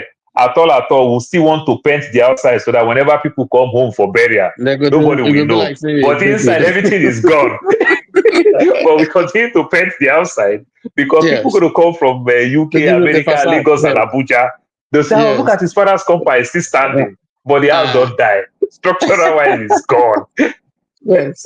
I agree. Where is forefathers? Maybe he's tired. Remember, they should be around they don't abandon 3. us. All of them don't They should be abandon around us. to 3. If forefather is trying, remember they should be around to 3 in the UK right now. Yeah. You understand? And, then talk about Loco too. Is in the UK Loco too. And who be the other person wasted? I speak the truth. Is in the US with us. Okay. I speak the truth. Is still there. Maybe he's doing something. Maybe he's doing something. But he's in the US with us. So whichever way, the highest time zone is 4 hours. There's still time. You know. No, I know it's interesting because this our platform, we get together and talk and chat. I mean, that's one of the fun for me. When we come here, we just talk. Forget occasionally we quarrel and all that, but we come here, we chat, we share ideas. It's like I told my wife, me and my kids, we all stay together, so we're talking and everything. So I asked her, I say, what is the first thing when you want to acquire a property? What does that property mean to you? Everybody started, they start explaining. My daughter said, it's a long-term investment. You're going to benefit from it. I said, say the truth. I said, Dad, I'm going to benefit from it more. Because I will pay the mortgage, then you're going to inherit it. So they laugh. My son speak in that direction too. Then also my wife too also say something towards that direction too. Oh, it's a good thing that you've been paying rent to somebody else. You are funding somebody's mortgage and never that they say everything. And I told my wife, if everybody say that, will you say this? I said the first thing when it comes to property is emotion. You understand? You love it like a baby, like you just have new baby. It is the emotion. That's why sometimes you discover that your first, second house that you bought, over time you discover that you make a lot of mistakes. Out of emotion, you didn't do the right thing. You understand? You didn't do the right thing. You just want to say, finally, prayer answer, we have our own. We have our own. Then when the emotion leave you, the reality coming, then you just discover that they really take advantage of us. We didn't get a good deal like we thought we got. What we Yes. got then was to tell the whole world that finally we also got our own big key. We take Yes. picture. But now we Yes. just discover emotion. She got It's true. tired of me. She said, how do you even think like this? That's how it is. So sometimes we bring this emotion to politics, maybe with the Yes. tribal card, or maybe Yeah. it's just like where I'm from Delta State, DSC is in my place. We are losing DSC, Delta State Polytechnic is in Alaja. Again, Ibori came again, move it from Alaja again to Ogara. It killed my Everything is place in Ogara. completely. You Everything understand? is It killed. everything is Remember the Ogara. female tournament? They Specialist hosted 4 hospital. times. Ogara Hospital. Is there. I Ogara. think AIP is there. That's the place that used to be a village where nobody they, if you stay there self for night self. If your car break down there, you know go almost now tire. you know. Now you one time a truck that carries 600 bags of spent got break down. Before in the morning, you understand, that thing becomes scrap. They empty everything. But one thing that the body did very well, he ended up make the road very motorable, which also chase crime. You don't turn that place to city now. You don't turn that place. Light. I hear that they get light in 4 hours and all that. But you can imagine the pain of transferring a polytechnic from one place to another place. So that really affects us very well. So if tomorrow now you see somebody from my place in Alaja there where we lose DSC, which open up those places, then the polytechnic again, which is opening, people started putting investment there, go build houses for student campuses and everything. Then you body transfer it and everything. So just imagine somebody from that area, you talk about Ibori. The person go say it will never better for Ibori because they'll be talking from passion, from that emotion. That is what is driving the politics in Nigeria. Because if you call anybody from Wagara, if you can't talk against Ibori. You can't. Yes, you can't talk against it. Somebody from Ogara, you can't talk about Ogara, Efe, all the way down to Mosoga, JC, all those places. It's snowball and favor all of them. The price of properties, everything kick up. Don't you understand? All the way to Mosoga. You can't talk against him there. So that's the politics. So I want my man to go there. I want my man to go there. Yeah. So that would be a big war now to me. Debating somebody from Ogara, the person will say, you don't even understand the Bori. Why would I understand the Bori? Yes. When you come up food for my mouth, carry go your place. You understand? After building all these houses, and those days, you build all those houses the wrong way. You didn't build it the right way. What do I mean the wrong way? People build house in the name of this campus thing for students. So you didn't build us like normally you want to build us. So like small hostel. No. Not students, yes. So we will stay there and make your money. Then they take the thing, then anybody you just look like house with one bad landlord picking there, they smoke it go. Yes. You just ruin them. Yeah, it was very painful. It's a shame. Those are the things we're talking about in Nigerian politics. It's a big shame. Yeah, no policy statement. Because if you were to be policy statement, even though the school itself can sue the state governor. Yes. You understand? The school itself might say, look, the Harvard thing. When Trump just stand up 3 days ago and said, okay, all international students in Harvard should transfer. You block Harvard. They went to court straight up. They went to court and they won. And they won. They blocked it immediately. They won. Yes, they won. You understand? Meanwhile, we come from where everybody is decamping and moving to the winning party quick. But as Trump is so lazy to play the politics the right way, to go to Congress because he felt it's going to take a long time. You understand? So executive order, as it does his executive order, you see 18 states carrying to court, blocking. Easily.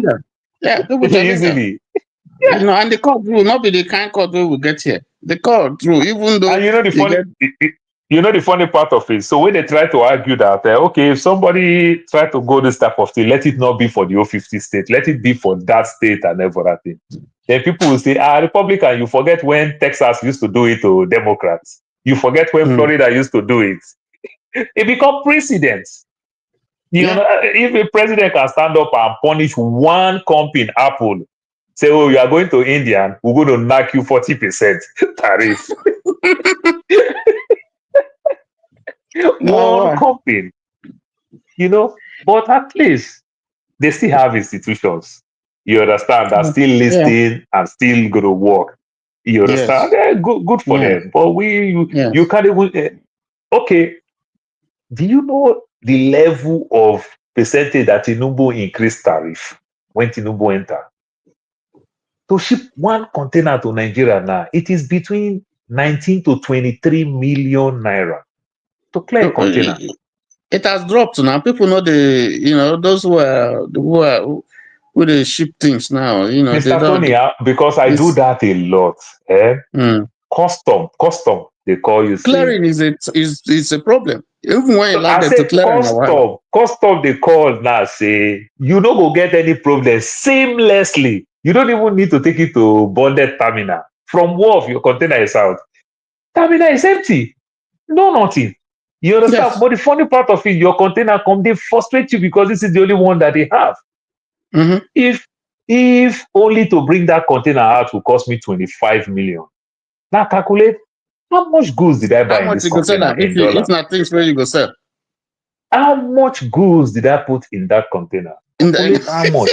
To ship the container to Nigeria from my state, because it varies across state lines. From my state is 6,900. Wow. 6,900, a 40-foot IQ container. Calculated it times 1,600. Then the product inside, how much did I bought the product inside? Yes. You understand? So are you telling me that I want to ship one container to Nigeria, I will sell that container, I will just make 100 million, 150 million? You a big problem. understand? So it just don't make any sense. So sometimes you just look, instead of you to do this thing, why you not just put your money for First Bank? Make no family disturb you. Because if I call one brother now and the boy say container, can't get say 41 million enter in hand, he go to say brother don't make gain tire. Meanwhile, I just pay 23 million for only custom. You don't know that one. They will not understand. By the time they call you and say, my brother, my pikin school fees, so by this you say you don't have money. That business when I do that last time, I don't make money. They say, this my brother, wicked sharp. 43 million for one container. They don't know how much you spend. You know, so people just spend within them. No need. That's a tragedy. Yeah, some people, the people who ship container are newbies, people who don't understand, or people who actually have money who is doing this personal effect. You are putting your house in Nigeria, so you want to ship everything that you're going to put there and everything. But that idea of pick all this nonsense during bulk trash and pick all the nonsense, buy some things for auction, and say you want to go to Nigeria and sell and make money, my brother, you go lose. No way. No way. You go lose. No. Except you get another thing where you put there where we don't know. Maybe in Daboski.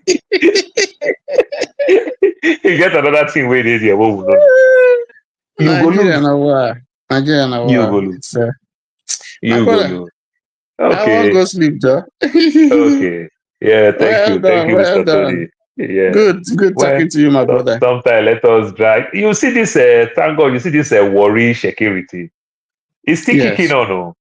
But I will tell you one funny thing. Do you know where it's going? Do you know where it's going? It's like the American team. They are playing this politics of we are fighting with the media, before they will whip their big stick. First lady. You know first lady is the Shekiri person the other day. You know, we were talking about it the other time, and Professor Nwezigwe, came on, and he was, trying to counter some of the things that you and I said. Yeah. But it's unfortunate because it's if you understand the politics of that area, the reason why the Anyama Delta Coast state problem, where you had that problem where IBB had to create Delta and then put the capital in Asaba, is all related to this whole issue of Ishakiris want coast state. They don't want to be in Delta state. the Robos wanted Delta. Then we wanted Anyama. Then Chakiris wanted Coast State. And the whole reason is that the Chakiris felt that if they go to Delta State, then they'll be further marginalized. So it's better that they stay in a state where at least they get some other people to not be only them, they get the Jaw, they get the Igbos, they get the Soko, they get the Urobo. So there's some sort of balancing. Okay, but to carve them out and then just put them with the Urobos, definitely they're in the minorities. The fear of marginalization is more. So this whole issue of that we see, in the federal, is also at the as the subnational, you also feel that problem. And the sad thing is that there is hardly any Shekiri person who no get Urobo blood or Urobo will not get Shekiri blood. No, I have that blood a lot in my body. Yes, so you see the politics. You see the politics that that is being played over something that is. And when we talked about it, was in 1952 that Awolowo made the Olu. The it used to be Olu of Ishakiri. Yeah, because there's what is it called? I forget the name. I can't remember the name. The word. Yes, there's Shakiri. There's Ogbejo. Then Urobos get their own. This Baramoto Kingdom, where Sompolo came from. Yes. So to now make a chief of a particular ethnic group over the Ijo, over the Urobo, and so on and so forth, was politics. And it's Urobo part of family is selling that land there. You never fought them for selling land. Urobo is majority there. Ijo is majority over you. My simple common sense that I want to have, because these people are first educated, these people, for many years, they have a vice chancellor, almighty UNN, Usuka. All the Shekiri people, you just walk away, go UNN, you don't get admission. So they have this education, they have all these things. Yes, we agree the British deal with them. You understand and everything, but you still, like, for your local people, it's like this funny thing where these Igbo people do these days. They say Eze or Sususo place in Lagos. They are not dragging anything with the Yoruba people. They don't get allocation from local government or state government. It is just among their people. Like the Hausa people has been doing it for donkey years. The Seriki of Agege, the Seriki of Alabarago, the Seriki of this and that. They don't get any allocation from local government. They don't do anything. Mr. Paul, hold on first. Okay. The intent might not be there, yeah? But if you see somewhere along the line when this evil thing called, not politics, because what we do in Nigeria is not politics, you understand? Because the politics that people play all over the world is different from the type of we play in Nigeria. So I don't call that one politics. True. But don't you think in somewhere in the next 20, 50 years, it will not get to a time where they will not like, okay, yes, this is happening, because consistency is a very dangerous thing, yeah? And that it might be good, but it has its own downsides too. But don't you think after some time, why would you just wake up and say you want to just call yourself easy for somewhere else place? Your intent might not be there. It's your great grandchildren see and say, yeah, my ancestor, because my ancestor they be easy for this land, so we to get the right to own something too. It might just be. Local. Even here in the America, they still have those things. For the Italians not to lose their culture, they have all those, their history, their everything, just to sell it for their children. America is not a place, that belongs to one person. No, I'm just saying. Remember, people are there. You understand? But certain things, when you talk about a ballet now, in Lagos now, when you talk about a ballet, where you get your staff and everything, you earn salary. England as example, leave America. Use Rome and England as example. Place will be say they get culture, foundation at that place. They did not use America will be say it's like a no man's land because Native Americans decide to keep quiet. And No. Give me an example of Rome and Greece and England. I like your example. I like your word of example. What I'm saying is that places that they've done that thing, you understand, because of heavy immigrants come. Like when you come to New York now, you see the 80 do their carnival. Nigeria will do their carnival. So no, now I will give you the America. I will let you understand something. They don't waive anything because it is where so many people. So this Lagos now, group of Hausa people, even though if the Yoruba want to talk to the Hausa people and felt during election time, if I win their Seriki, I win them. They don't have no allocation from local government. They don't have nothing. Say we are any salary. They don't have anything. So the Indian may not accept it. That does not mean that it must only go that way. You understand? The Pakistan. Okay, let me tell you another thing again. Let me tell you another funny thing again. Loco, no verse. You can't carry Bible, audio Bible on your phone. If you enter Saudi Arabia, you go delete them. You understand? But this same Saudi Arabia, they build mosques in America. You understand? That may be their strategy. Exactly, because America will be placed. No, listen, you might say immigrant. It is not immigrant. America policy welcome them. You understand? Whenever they are doing anything, during Salah time, during anything, thank God, AY they as a Muslim person, you go see American police go, they protect those mosques whenever they group themselves. Like on Friday, they want to pray. It is about policy, not about immigrants. You understand? When you talk about immigrant, you talk loosely. Immigrant loosely, I can criticize Donald Trump, criticize my governor. I cannot criticize Israel in America.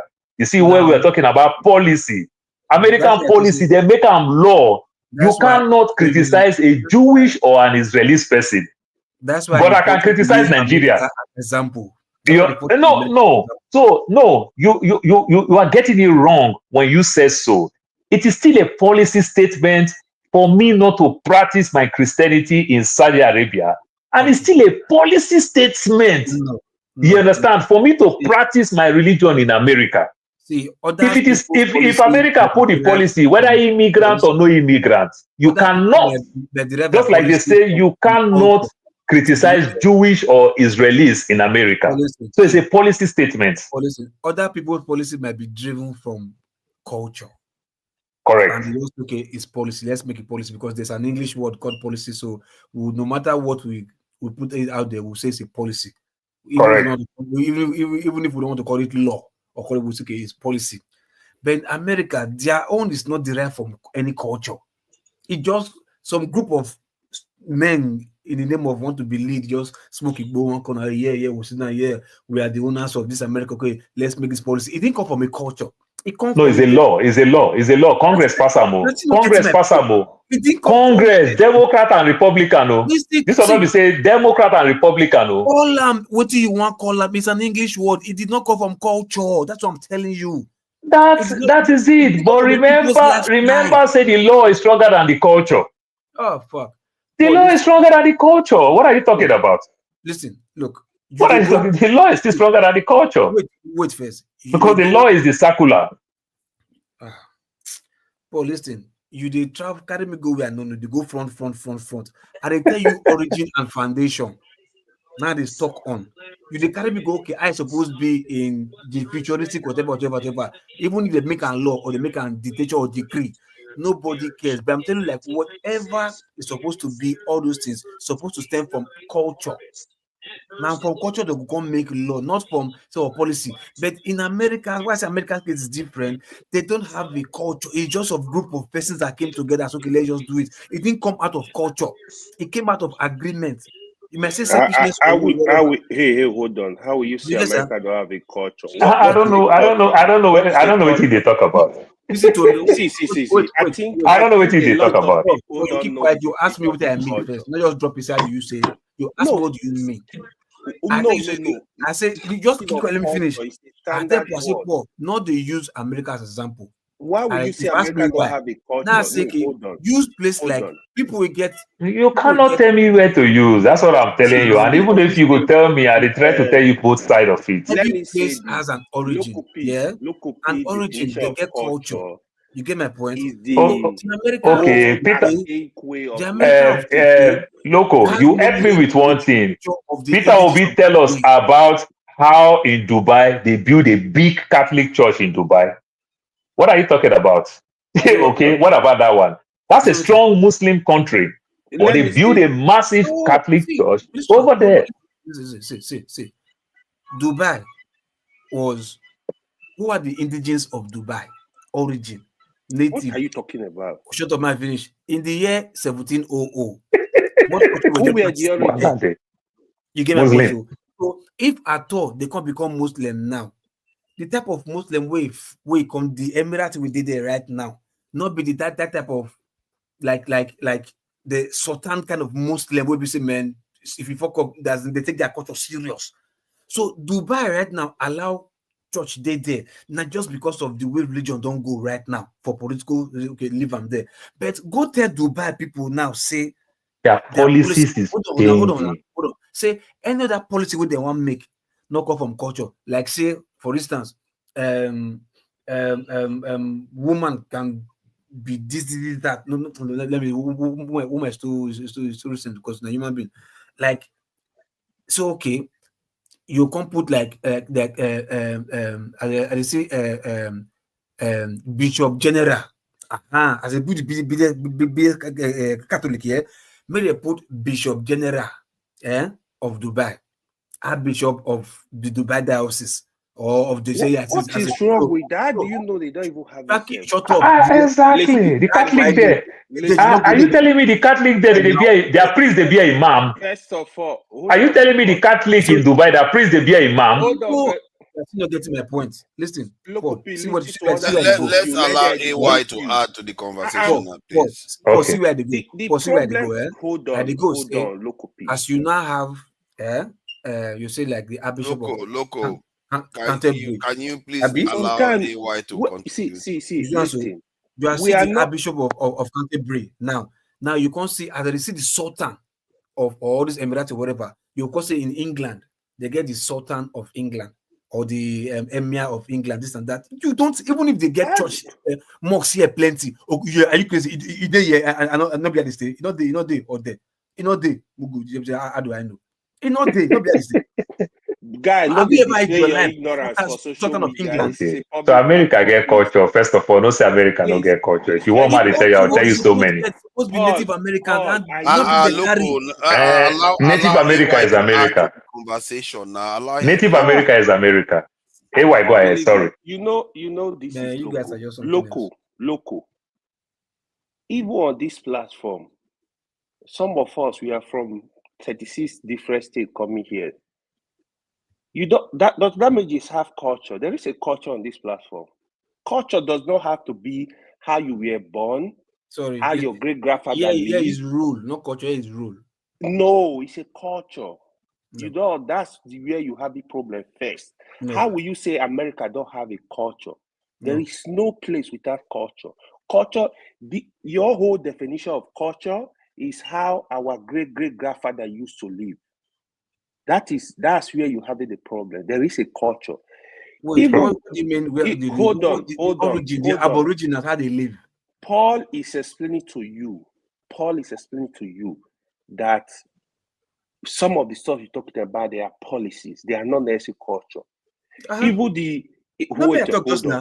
even the Dubai you're explaining now is out of place. That's not even there. If you go back, for example, Saudi Arabia, if you go back to their original culture, they were the heaviest idol worshiper in the world. That was their culture. Culture of killing twins, culture of killing evil girl child, culture of barbaric culture. That's their original culture. But they switched from that to more of religious culture. Even Islam is a culture. Even Christianity is a culture. No matter how you want to explain it. So what you are explaining is not actually correct. Even you said, oh, can they have a bishop of Dubai? It's very possible. I don't know how they are. So if you don't have context, it's very this. possible. Let me finish If it's there, it's there. If it's not, it's not there. Let me finish this point. What you are saying is, you have a church in Dubai. It's exactly you are saying like, can they have a pastor? No. No. Hold on. What is the difference between a reverend father, a pastor, a bishop? And an imam. It's just an advised pastor, right? Or advised bishop, right? Yeah. What are you talking about? It's just Okay, like in America. You ask me what I'm talking about. Let me tell you what I'm it's talking just about. like in America, you are saying a mosque are not allowed to have an imam. That doesn't make sense. It doesn't make sense. So if America a church, as an example, I just told you just now. You know the year if a church is allowed, if Catholic church is allowed in Dubai, in UAE, they're gonna operate their structure. That is the church. The government they don't have business with the church. So if you allow church, you gotta allow church to operate their structure. The structure of Catholic church, you move from I don't know, is it the cathedral? You move from the local church. If it's Reverend big Father, enough, you can the priest, Reverend Father to Cardinal. Don't say what you don't know. Go to if it's big enough, you can have like a diocese, right? Stuff like that. So that is a culture. It's a culture. Don't call people. Don't call out. Oh, these people don't have a culture. These people, no. Everybody have a culture. Now listen. Now listen. See, this is where I was coming from. This is how the argument started. Yeah, he was making reference to Lagos, Yoruba land, or so. I was here. These are people who said this and that. So like, so now having number market. Number market. I don't come here. Number market. Now price and tire today. The Sanity of you do Araba, you no talk. When they talk Igbo man, now he raise eyebrow. Yeah, you know about market too. Even he ourselves, we got Igbo community here. Exactly. Correct. America different. No, English America different. See. Now listen. See, like I said, I say things come out of policy. You never can tell why you get those things because you know the way the policies they go right now. In the next 50 years, you never can tell what will happen. That's what I said. I know where local peace. Hold on first now. Now I now said, okay, what is the point? You are staying there. You have a group. You have a leader that controls you. Do your thing, and that's it.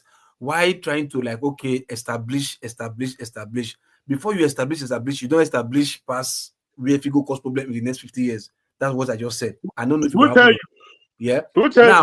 Now, Paul now said, even in America, I now said, look, like America, no, because within Native Americans, hold on first now. Because I said they have culture because within Native Americans, for free start with, continue, not be the type of America we see today. You get my point? That's why I use the word. That's why I use the word. Shut up now before you scratch your beard. I'm not shut up because you don't buy market. That's why I say. Wait first now. We are there like a far. Wait. That's why I say don't use America as example. That's okay. No,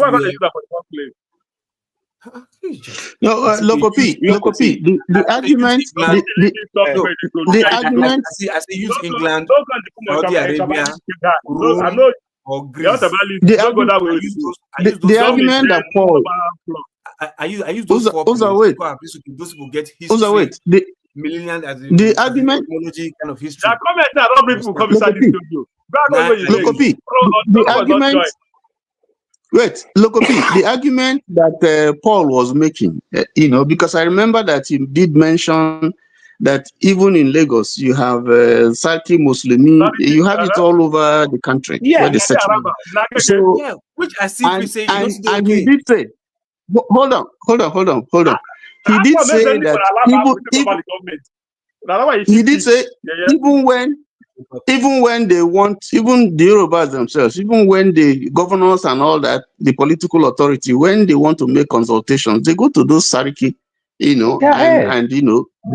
from them they relate to the larger community. So what Paul is saying is, if that is allowed, what is wrong with having Ezendibo? It's the same. This thing, it doesn't take away. The government is not paying them. There's no. That's just. They don't have any staff of office. They don't have no staff of office. They don't earn from local government or state. Mr. Tony, get me right. Yeah? I think we need to understand the intention. Make nobody think and say. Hold on. Make nobody think and say because Paul use Eze for one thing. say, okay, no, Saraki diarrhea or Saraki 120 day okay, then is not okay. No, don't take it that way. If that's what you are thinking, because what I'm trying to tell you is this, right? If a people have a place, you understand, so no need to even go to put Sultan of Lagos or Emir of Lagos or whatever. You understand? So there are people, let the people be their people. Okay, so Loco, let me bail you out. No, Loco, Mr. Loco. That's their culture. What are you talking about? Loco. That's their culture. Loco. Yeah, Loco. Okay, Loco. So let me land with it. I know so many people have already come, so we're going to learn a lot. What I'm saying with this thing, I said in that worry now, three major ethnic groups. The Urobo is bigger than the Jaws. Then the Jaws is even bigger than the Shekiri. So let's say for the argument of today, if the Shekiri say the Olu of the Shekiri, of Wari, you understand? If the Olu can be the Olu of Wari, and no Urobo is in his cabinet as his kingman, no Ijo is in his cabinet as his kingman, do you think it's proper? No, it's wrong. Very, very wrong now. Because okay, that's where I'm coming from. The two of them get their blood inside each other. No, not blood. Now, over time, because we live together, that's why I can date a Yoruba girl, impregnate a Yoruba girl, because I live in Lagos. So over time, because we live together, but he has nothing to do. But first of all, this is their tribe. They are Shekiri. I am an Urobo. The next person is Ijo. Now, okay, now let's use like Benin for instance now, yeah? No matter the Oba of Benin saying do rich, yeah? You see, you know, also you can go do rich Otaru of Auchi. You get my point, so? Say, if you can see first class rich king, you know, also a boundary, you go to do Gaga for where Otaru of Auchi person day. That is different. No, you are getting it wrong. No, look, you are getting it wrong. You don't understand what that is the title means. You don't understand it. Yeah. I'm going to talk about it doesn't. It doesn't hold political authority. It is not kingship. It doesn't hold political authority. You can't compare him with Otaru of Auchi or the Oba of Benin. No, that's not it. Mr. Tony, what I'm talking right now, I'm just replying what Paul said. I'm not talking about what I said earlier. Look, your comparison is what Paul said. But Paul, why do you think the Olu of Wari, which should be Olu of Shekiri, should have an Urobo or Ijos in his cabinet? So who do you govern? Who do you rule? You rule over a kingdom. So you, yeah. So when you call Wari, instead of you to say Shekiri, when you call Wari, an Urobo is part of that domain. Right. Ijo is part of that domain, and you claim all of them. And where Urobo people live, Urobo people has been there for ages of years, selling land there. You never argue that they are selling land because you are the king, you are the custodian of the land. You did not argue land, you did not argue anything. But this federal might, this funny thing that we do in Nigeria, that they say first class king, federal king, state king, local government king. Then Awolowo were trying to extend the Oduduwa race because the Shekiri people are like Yoruba. Even from the name, you see the Olu, they bear Yoruba names, Hemidono, they bear Shegun, they bear all those names. So to extend their race, that's how they make it. So they now make him, it caused big fight. For donkey years, the Urobo people push him out. They pushed the palace out. The palace just came back 2006. Yeah, they even pushed the palace out. You understand? So these are the things. So to argue this thing now, so what I'm saying, why we're bringing this topic, the first lady, Tinubu's wife, is an Shekiri person. So what they're doing, I'm just smelling this thing that they keep coming to the media, they talk. But at the end of the day, it looks like they're trying to defend themselves. Even when Supreme Court have cleared this case, you understand, then they'll use their, maybe... Supreme Court say? The Supreme Court cleared it that the way it is, let it stay on the status quo, which means the job maintain where you are, the Shekiri, the Urobo maintain where you are. But the Shekiri claim all this land when nobody stay. So even currently now, the king put a law, you cannot take a chieftaincy title, you cannot take anything if you don't go back to your village and build houses. You understand? They don't even stay in their place, they stay in the other place and they claim right. And all these things is just greed of the elite to make money off it. Allocation and every other thing. It's greed from the elite.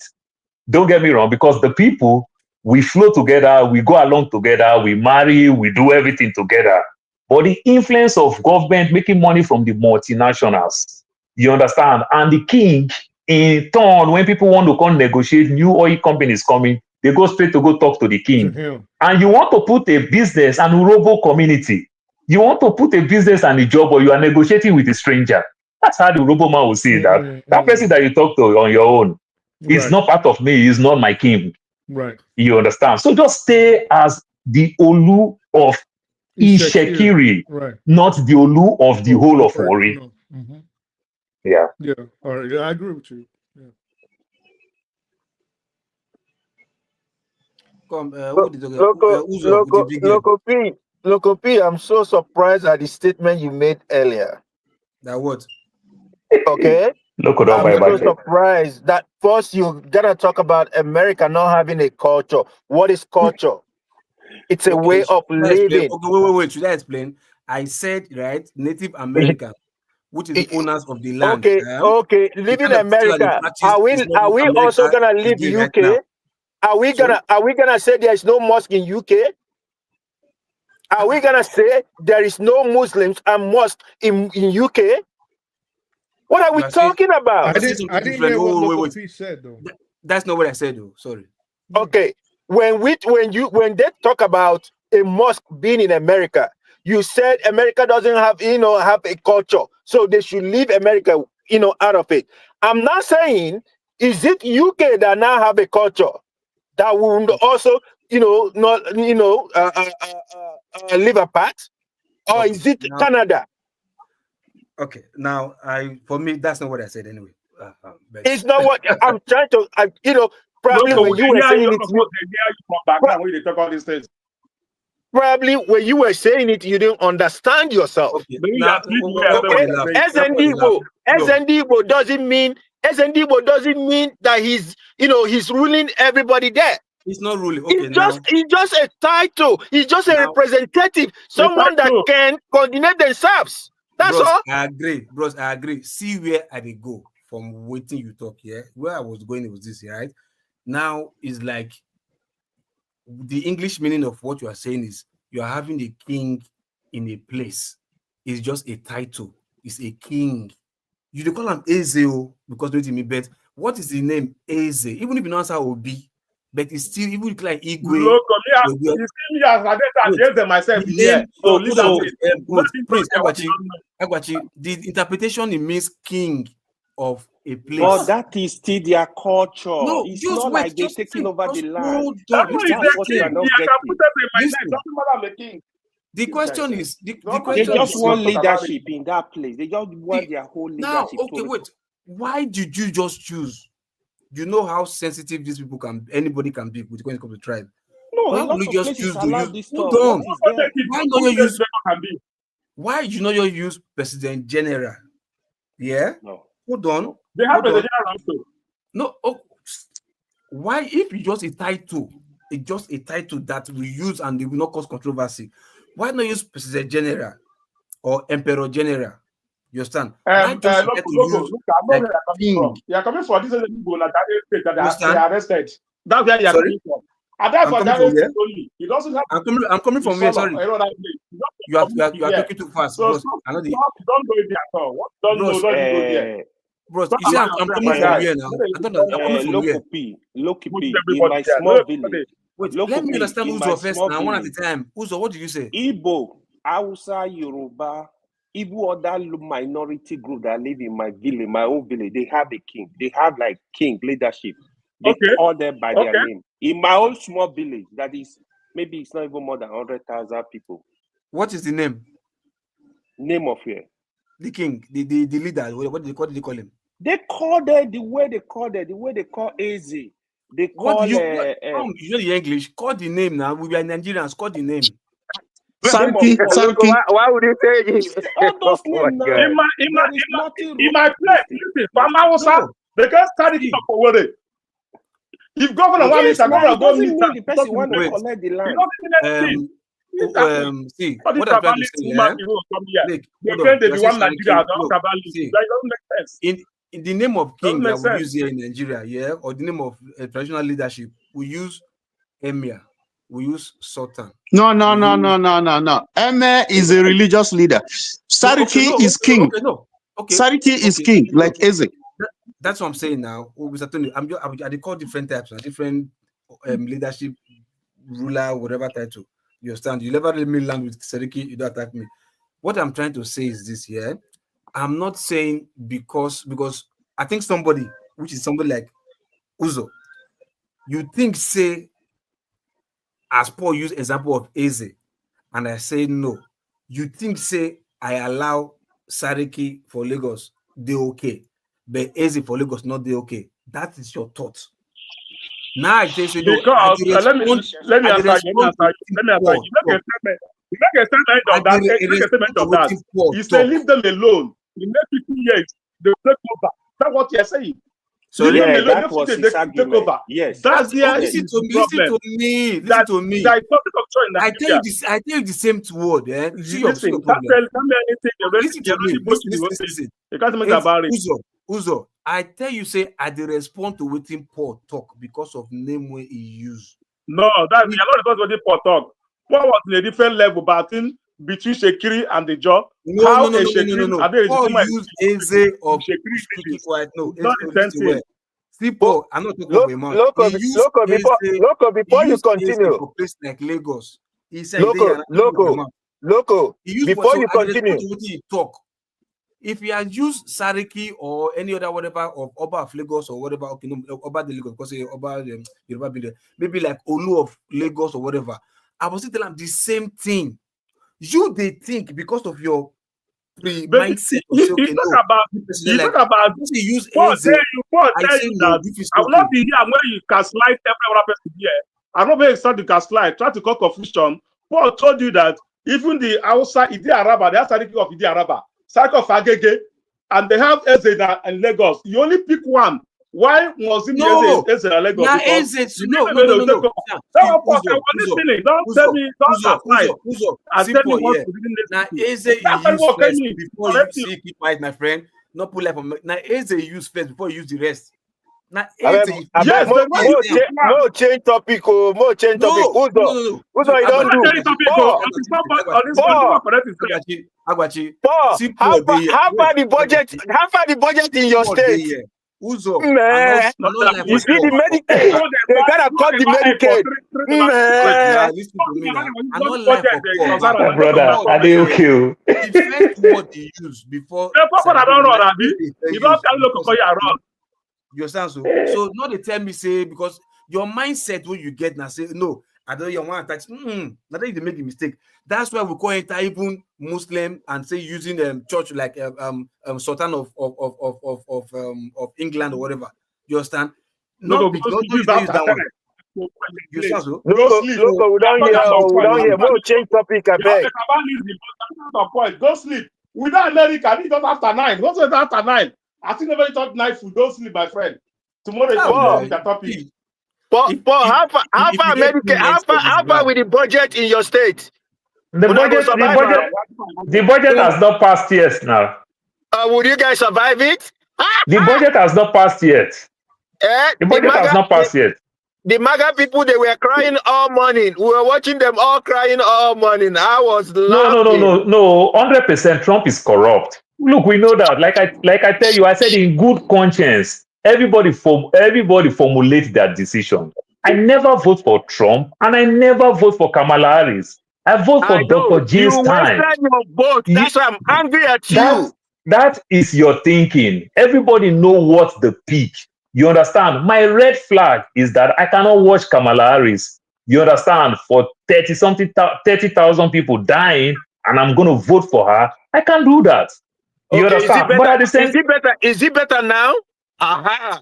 It's not better because if Kamala Harris were to be there, we'll still have 50. If Kamala Harris were to be there, we'll still have 53,000 people dying in Palestine. You understand? For the war. That's what I'm saying. That's my own red flag. I believe she wouldn't have allowed that to happen.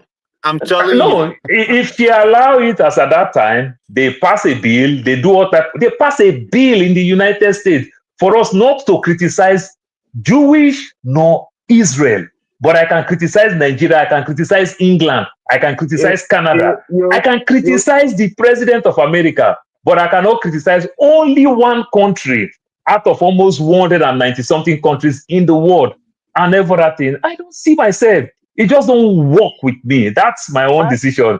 So talking that my vote waste. No, I don't think it makes any sense. Did it get better now? No. Chim, how far now?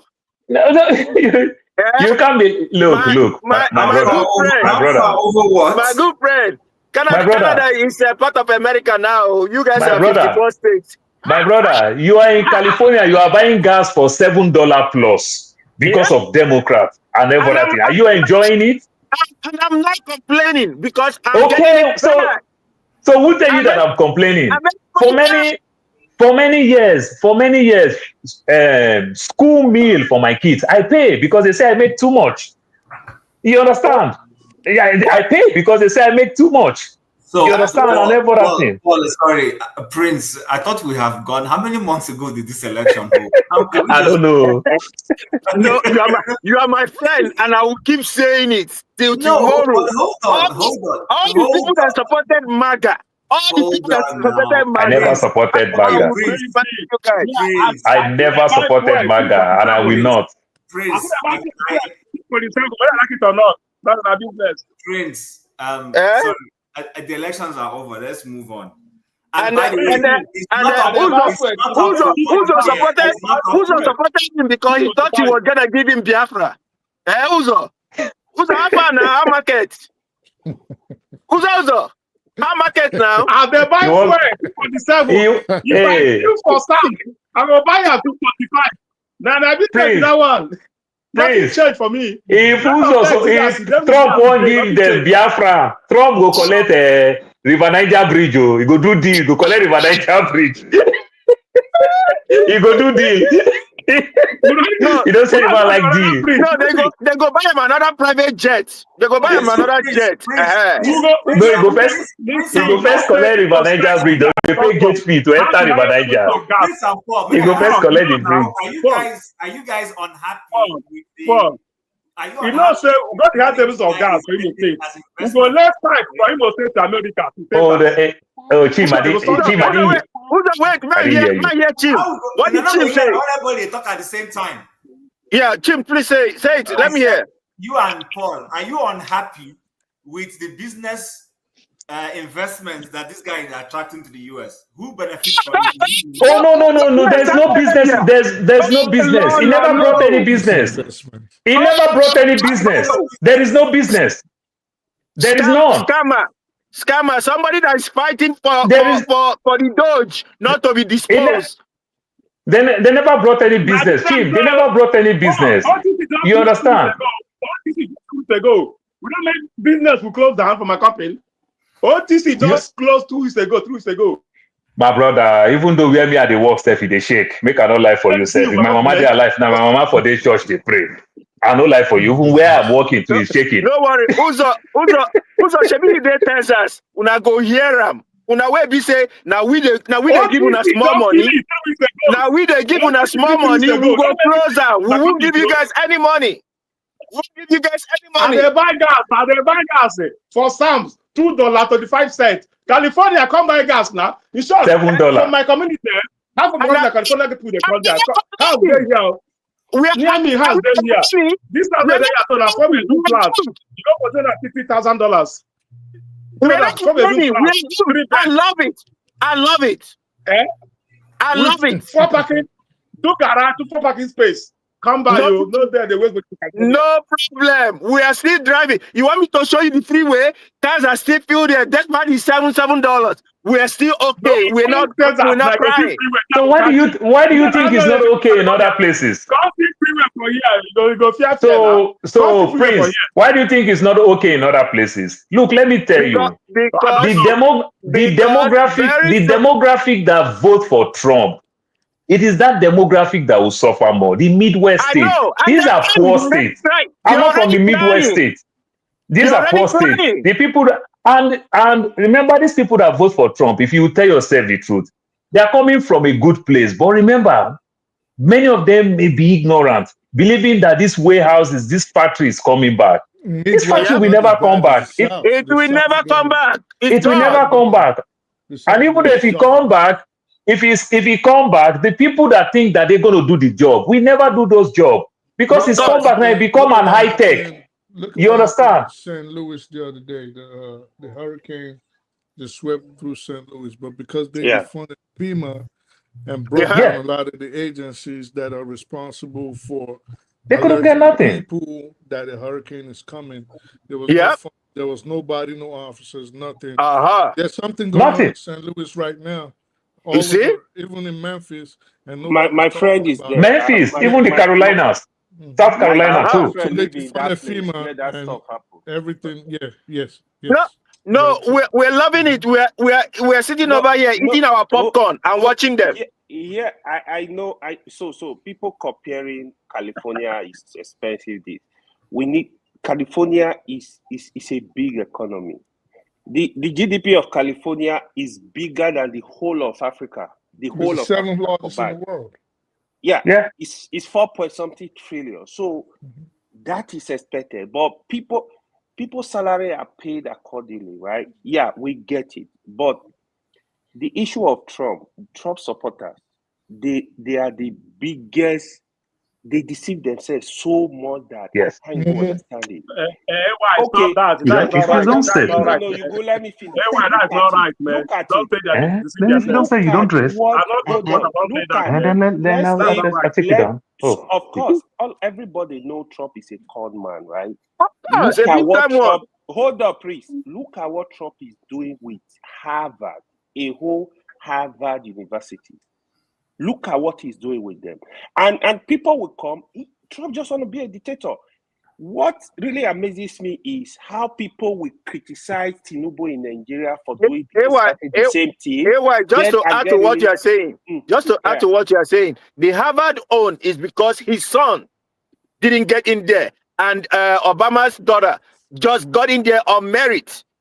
His son always want to school in New York. No, that's a lie. His son always want to school in New York. No, the son always want to school. That's why the first lady is living in New York. No, that's a conspiracy theory. That's a lie. I don't know. That one I don't know. I think it's more of an extension of the racial politics that they're playing than any other personal issue. So it's more of the DEI situation. Thank you. So more of the DEI, more of we don't want Black people attaining certain kind of education. We don't want them get into certain levels, So and then Harvard has been pulling its cards. Harvard is just doing the same thing, not as bad as Columbia, but almost the same. Tackling everything, insane, disrespecting all this. And very soon he will jump. Into Howard. Sorry, can I ask a question? Howard? Howard and Stanford. Very soon, you see. Why? Sorry. So yes, Trump he doesn't. He will say that Ivy League. He said Ivy League schools are not supposed to even offer any remedial classes. Right. Yeah. They are not supposed to offer any remedial class. Are you like, what is this man talking about? What does he know? Yeah. Most of these schools are research based. What's going on in Nigeria? Leave America for going to buy gas $2.50. They buy $7 plus. Later about Nigeria back. Uzo, don't worry. Biafra is coming. Biafra is coming. No, Joy is coming. As we campaign for Tinubu, so may continue for second term. Better about that. Not be all this one. But Nigerian politics, they give me high blood pressure. I know if you talk about them again. People also hit it on them how people are losing jobs in America. There is a problem. Yeah. Listen, people are really losing jobs. Bobs, look at the housing market. What did you say now? Look at what is going on. Look at what is going on in Florida. What did you say? What's starting to go on in Texas, and it's starting to move west. And on the East Coast, if you look at places like Massachusetts, the houses, like there's so many inventory on the market right now, but nobody's buying them. Florida, nobody's buying houses, period. Imagine. Texas, everybody has started selling their houses. You know, so the housing That market. useless site you can take for anything. The housing market is a reflection of the job market, which is a reflection of the overall economy of what is going on in America. Interest rate is going up. Insurance companies have run away from Florida. They're not insuring any houses anymore. They're like, no, we're not doing it. And it's now moving out west too, to California. So if America does not pick up itself by the bootstraps, it's going to get pretty ugly by the second quarter. Yeah. Like really, really ugly, you know. Mm-hmm. How does it concern AY? AY is in what America. Do you mean? How does it concern you? If interest will go up in America, how does it concern you? Because AY is in the United States. What are you talking about? AY is in Canada. What does it concern AY? How does it concern the copy? How does it concern all these people? AY is am I complaining? America, bro.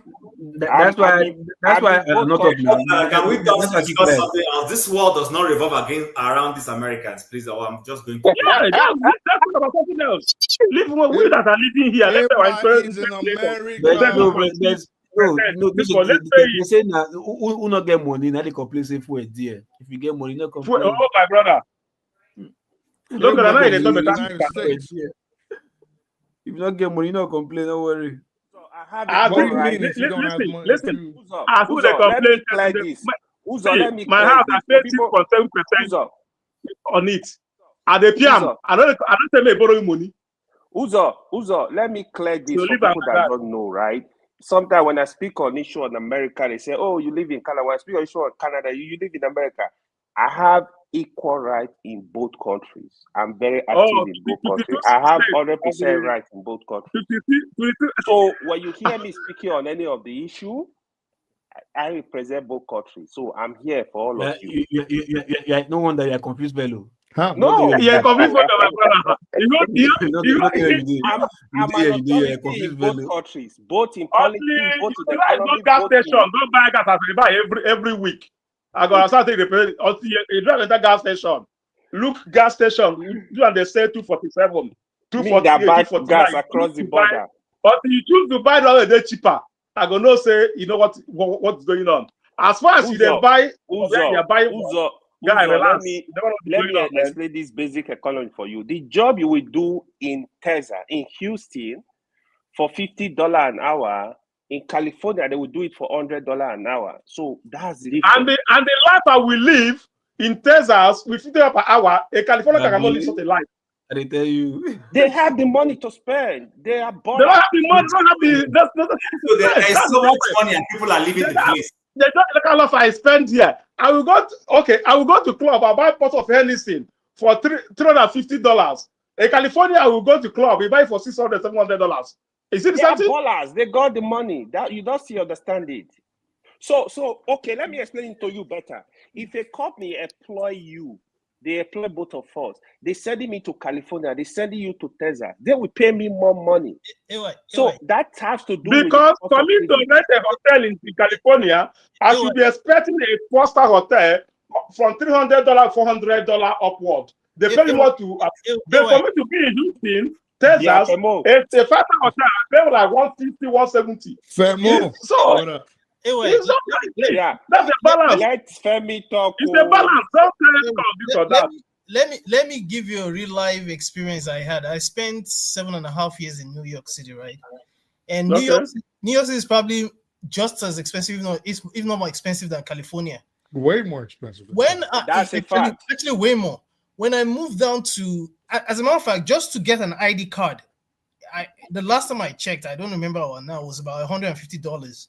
Compared with Texas, $10. Yes, $10. Compared with Texas, now let him finish. Even when you're being paid what they refer to as East Coast wages, trust me, the kind of life you live there, it's almost like, I'm not saying people are not doing well there, but you cannot. I'm telling you, this is real life experience. You cannot compare. Yeah, I agree. You gotta make real money. I'm just trying to really pump this guy, but I agree what you are saying.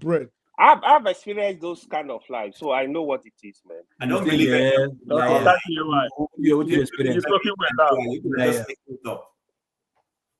You're making up all these things. It's not a fact. You're just making it for the conversations you want to have to win your conversation. It's not a fact. No, Sorry. but Chim, see for London, there are people living in Manchester. Yeah. They earn, I don't know how much they earn, but they will tell you they cannot afford to live in London. You understand? But the type of job you do here an hour, not government anyway, like say maybe you're a worker, maybe you're a contractor or just skilled worker or whatever, the amount they'll pay you here an hour is way more higher than the amount they'll pay you if you're in Manchester an hour. So let me concur with you. I live in Alberta. I live in Alberta. The cost of living here is cheaper than living in Toronto. But in Toronto, they have more corporate jobs. But guess what? Every time the people in Toronto are running over this place, what I pay as mortgage is 10 times what somebody pays for the same size of house I live in Ontario. That I pay literally no tax here in Alberta. Go and see the taxes they pay in those places. They go and see the kind of size of house they live. Yeah, that's what Femi is trying to say. Like, you earn more in those places, and what takes the money? What kind of style? Listen, in a nutshell, is what kind of standard of living are you trying to envision for yourself? That's all that matters. Do you understand? That's what Femi is saying now. They are paying you over in New York, but they chop on for your hand with things for them. Exactly. Yeah. So it's happening everywhere. UK, whatever. It's same thing. Yeah. Big boy life. Come on, you want to live in a congested What place. Femi said is a fact. If you're living what in Tim said is a fact. That if is you're the living reality, in Texas, actually. for example, or in the Midwest, or in Ohio, maybe not Chicago, because Chicago got almost similar transport system. Let's say in Kentucky. So do you want access, for example, like what Femi is trying to say, to 24-hour transportation like we got in New York? You know, you want to just wake up in the middle of the night and say, but you're not getting that in Kentucky. But if you I speak the truth. Listen, where I live, how many square meters of house? What I pay what a person would pay as rent in Calgary for the kind of house a person would pay as maybe $1,800 of rent for, like, say, a 3-bedroom. You can't afford that in Ontario. No, it's not possible. I get it. I've lived in parking in Ontario is hellish. People live in places they don't have vehicles. Listen, it's like living in London, like you said. If I move to the UK, I will know what I'm moving to the UK for. If I stay in London, I probably won't own a car. Why? Because the transport system in London is way better. But where I live, I don't need to use public transport because a vehicle here is easy to get, and it's a necessity because of the way the city is designed. Yeah, but say Alberta, for example, was to start getting congested or filled It's up actually with people, the cost of living is going up already. You would have the It's going up, but AY is going up, but it's going up, it's also tripling in those places. Okay. Let's put it through, please. 1 minute. Let me come into what Chim is saying. I have lived in that city where Chim is talking about. I live in Calgary. Like, I live in Calgary downtown. When I was working in Calgary. Calgary, for example, in the say 5, 7, 8 years ago, you will see houses for 300, 350, very good house. That same period in Toronto, houses were in the millions already. You know, if it's too cheap, maybe 800, 900. Right now, there is a movement from GTA down to Alberta. Houses in fact, my cousin just bought a house in Edmonton for $700 something. It's moving from Toronto to Edmonton. So Edmonton is like couple of hours away from Calgary. It's Alberta. 3 hours. So I used to live in Montreal before. In Canada, the two cities you need to avoid in terms of cost of living.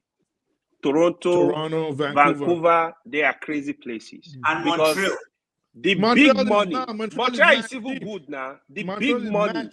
The Vancouver, sometimes I feel it's even worse because they bring this money from outside. Canadians don't have money. Salary in Canada is not Vancouver is tourism money.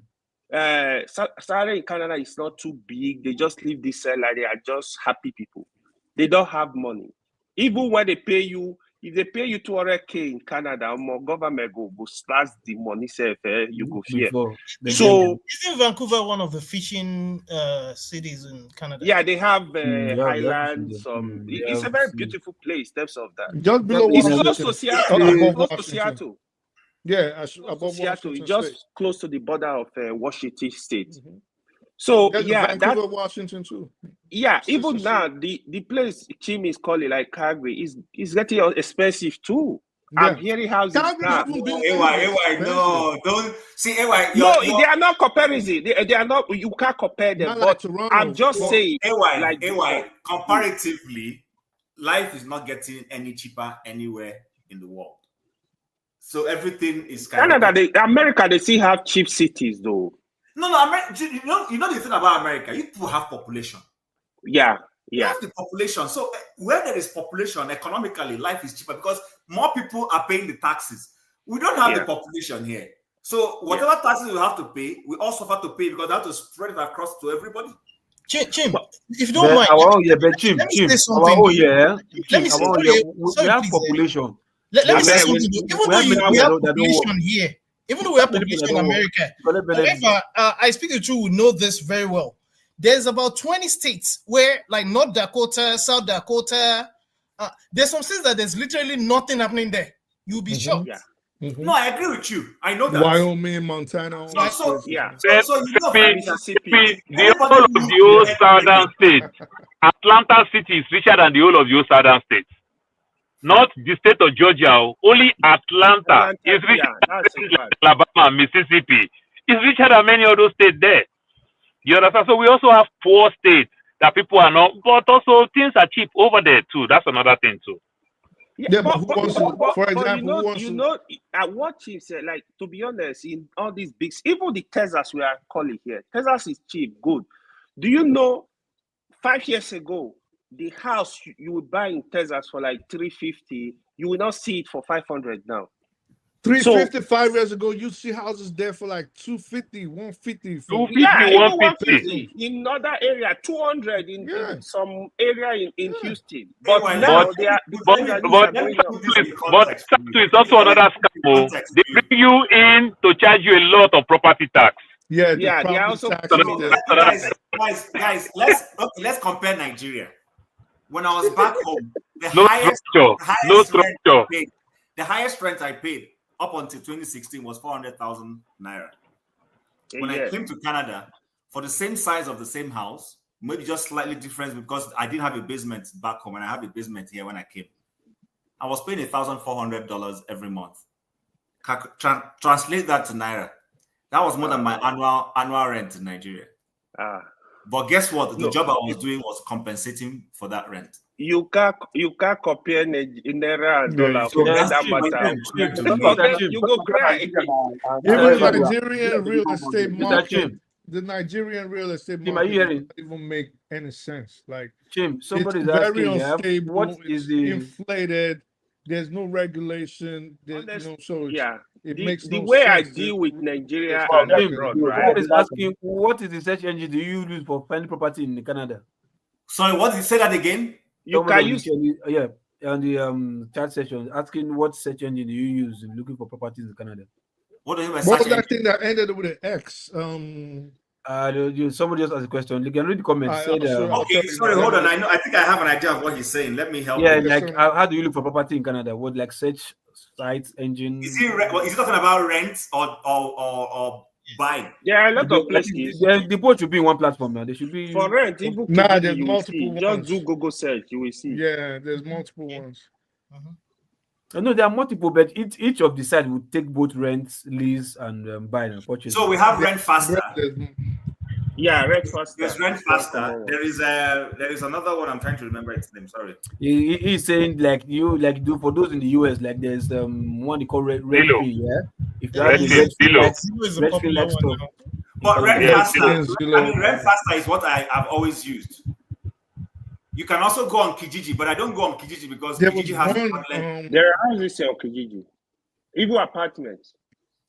So, but Kijiji is subject to fraud.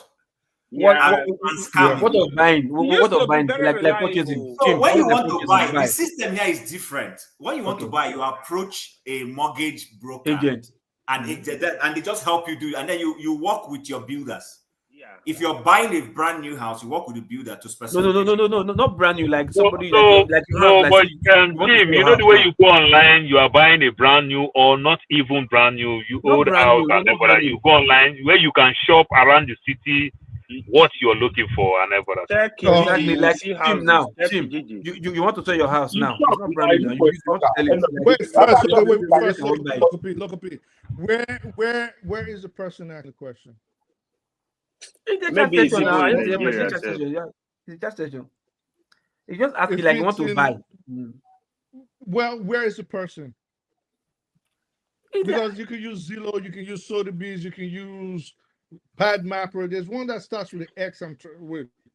So Canada and US is not even the same. It's I think the person lives in US. Like he want to buy a house in Canada. Tell him to go on Kijiji. It depends. Who lives in US want to buy a house in Canada? You're gonna lose though. Hold on, anyway. So if they're trying to buy house, they can easily use. You can use something. Maybe like one buy for his side If chick. not, they can go.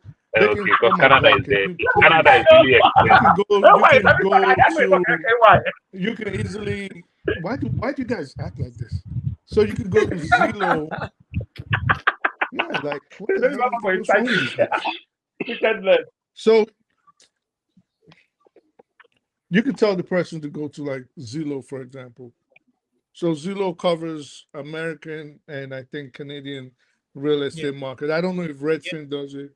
I don't know if but for luxury homes, I know you could go to Sotheby's, but for like regular homes, it carries luxury homes. So go to Zillow, go to Redfin, go to Realtor.com, Padmacker for Canadian sites. So you can do that. Go to Zillow, do what you want, and engage a broker. So like here in London, yeah. You have brokers' office where you can walk in if you want to. You still have sites where you see different houses marketing on there. You can go there, check if you like anyone, contact the broker on that site. You can go to their office. You understand? I think it's the best thing to go when you're looking for a home. Sorry, family, you wanted to say something. Yeah, I think it's the same in most of the Western world. Exactly. You can do it online. The broker contact is there. The agency is there. If you like a house. The sites will you don't need an agent. The sites will give you an idea of what you're looking for. Yeah, you don't need an agent. And the sites will let you see. You'll be able to. Wait, to understand. You don't use agent to buy a house. God, I'm not going to buy my house. Agent when I use it. You know what to do. You're an agent. No, why they talk like that? It varies. You check. They ask you, do you have an agent? If you say yes, you bring your own. If you don't have an agent, are you you want? Who do you pay the money? Who do you pay your money to?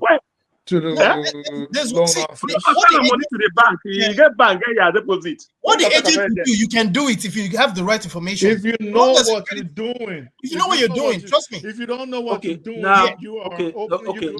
Now hold on. Like if you don't in the UK, here in the UK, every seller put their house, give their house to agents. You can't say like, okay, it has for sale. You don't even know the owner. Well, you can sell it by yourself. That's what I'm saying now. Hold on. The thing is this here. Look. Because of like money, so I can't deal with you. What I do is like, okay, yes, the agent will get your lawyer, talk to my lawyer. So your bank, then you have your bank involved with my own bank. You understand? Where I can ask, if I have cash, I can transfer to you directly. You understand? But since nobody get the cash now, you understand? Though some people have the cash, then he has to go through mortgage. So with that mortgage, then we say the agent comes in, then they bring a broker, where your broker, my broker. It's the same thing here. But here you don't need the agent. That's where I don't come. Like, do you just want me seller and pay money to seller? Local is the same thing. Local. There's two ways. If you don't need agents, then you're going to surprise me. If your house is If local, let me tell you how it works, all right? You can list your house by yourself. Let me. Okay, So local. if you, when I got my house, you can all right, list your house by I want yourself, to do that or straight. you can I list didn't your get any house debt. through an agent. So I if you want don't to list do your that. house through an agent, then you can deal with the seller if you're the buyer. You can deal with each other on your own. That you don't have to have a lawyer involved. But the danger with that is you are susceptible to buying a house with a lot of fault issues. Yeah. So Now, okay, two things. Yeah. Scam. No, two things. Yeah, you can buy like a new one from a developer. It's straightforward. You might say, okay, you That only is need. where you scam yourself more, local. Brand new house. That's where you scam yourself more. No, you can't. No worry, no worry. Developer is like you are buying a brand new house. You are the first user. See, hold on now.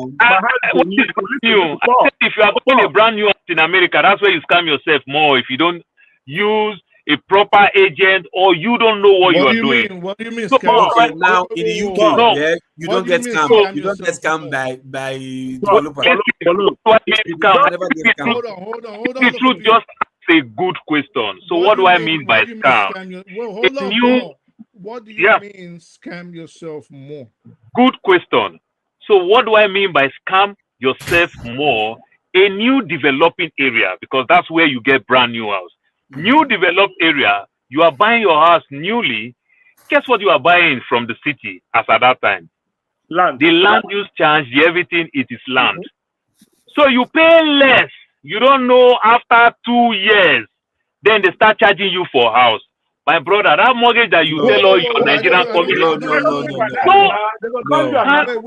No. Yeah, if you buy a house from developer, now you get everything. You're not paying anything. What you say you know? What you say you know? Have you dealt with it before? Have you dealt with it before? What'd you say?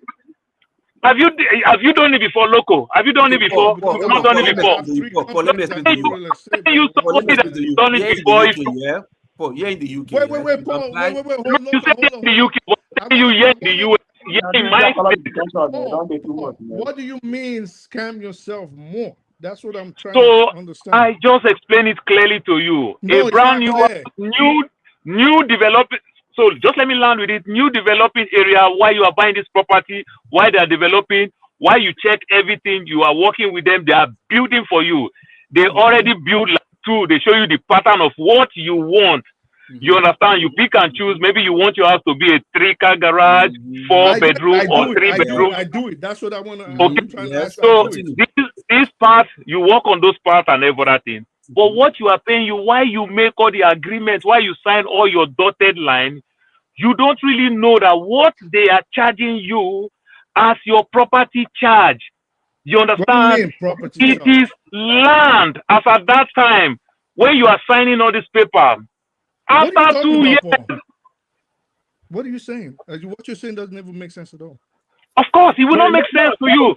No, it will make sense to me. I've been in business for about 21 years. Tell me more.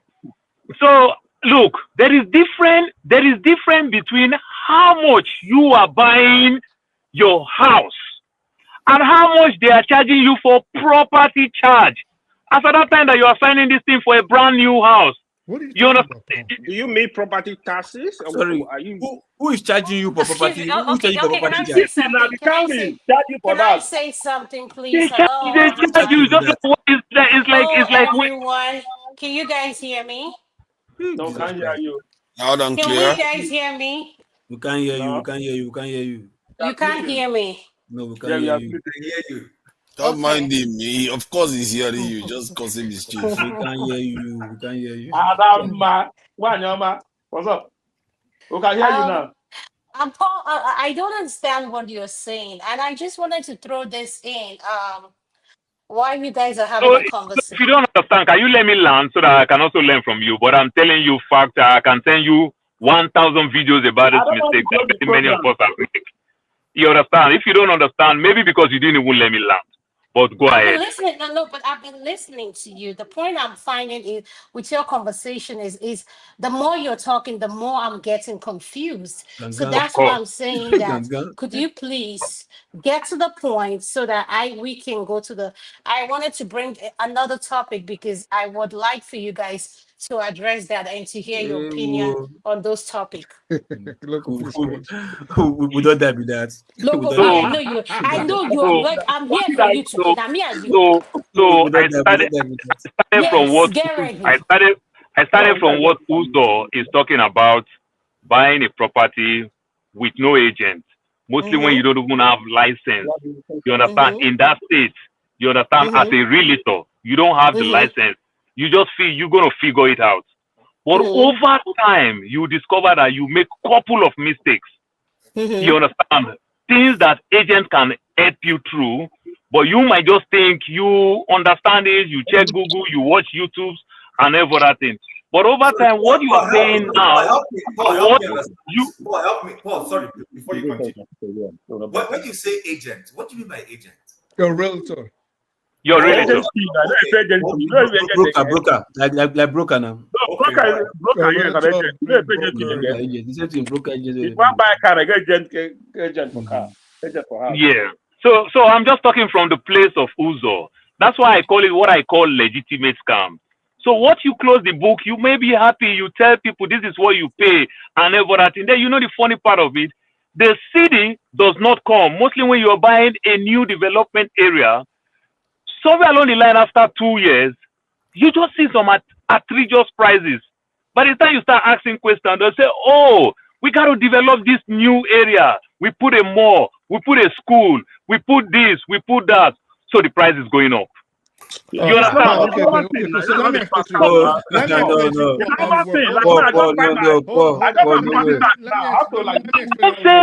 Don't say no. It depends across the So don't quick to say no. Paul, you're about to argue with someone that has 21 years experience, even in malls and commercial real estate. Okay, so relax. This is what my family does. All right. So it's very simple. What you're saying is valuation. All right. When you want to buy something like that, the best thing you do is go look at the zoning, right? You look at the zoning, you look at what they own them for. But outside of that, not everybody has that knowledge. Correct. In real estate, you do what is called comping. All right. The prices in America is not like Nigeria where the prices just rise anyhow, you know. So you comp the prices based on what sells in your vicinity.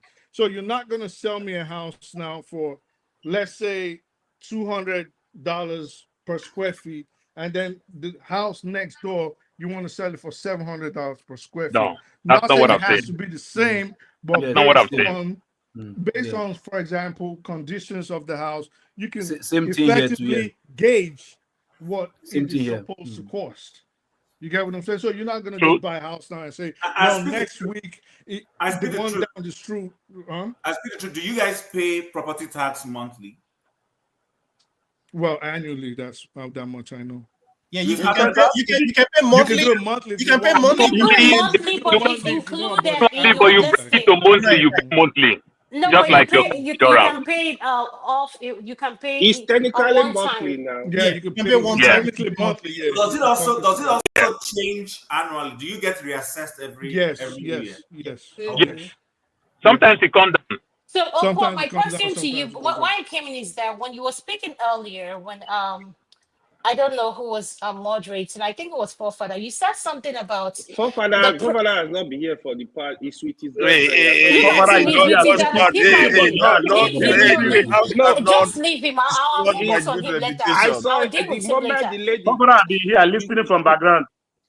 Yeah, the moment the lady was in the room, he just switched off his camera. Oh, look at that.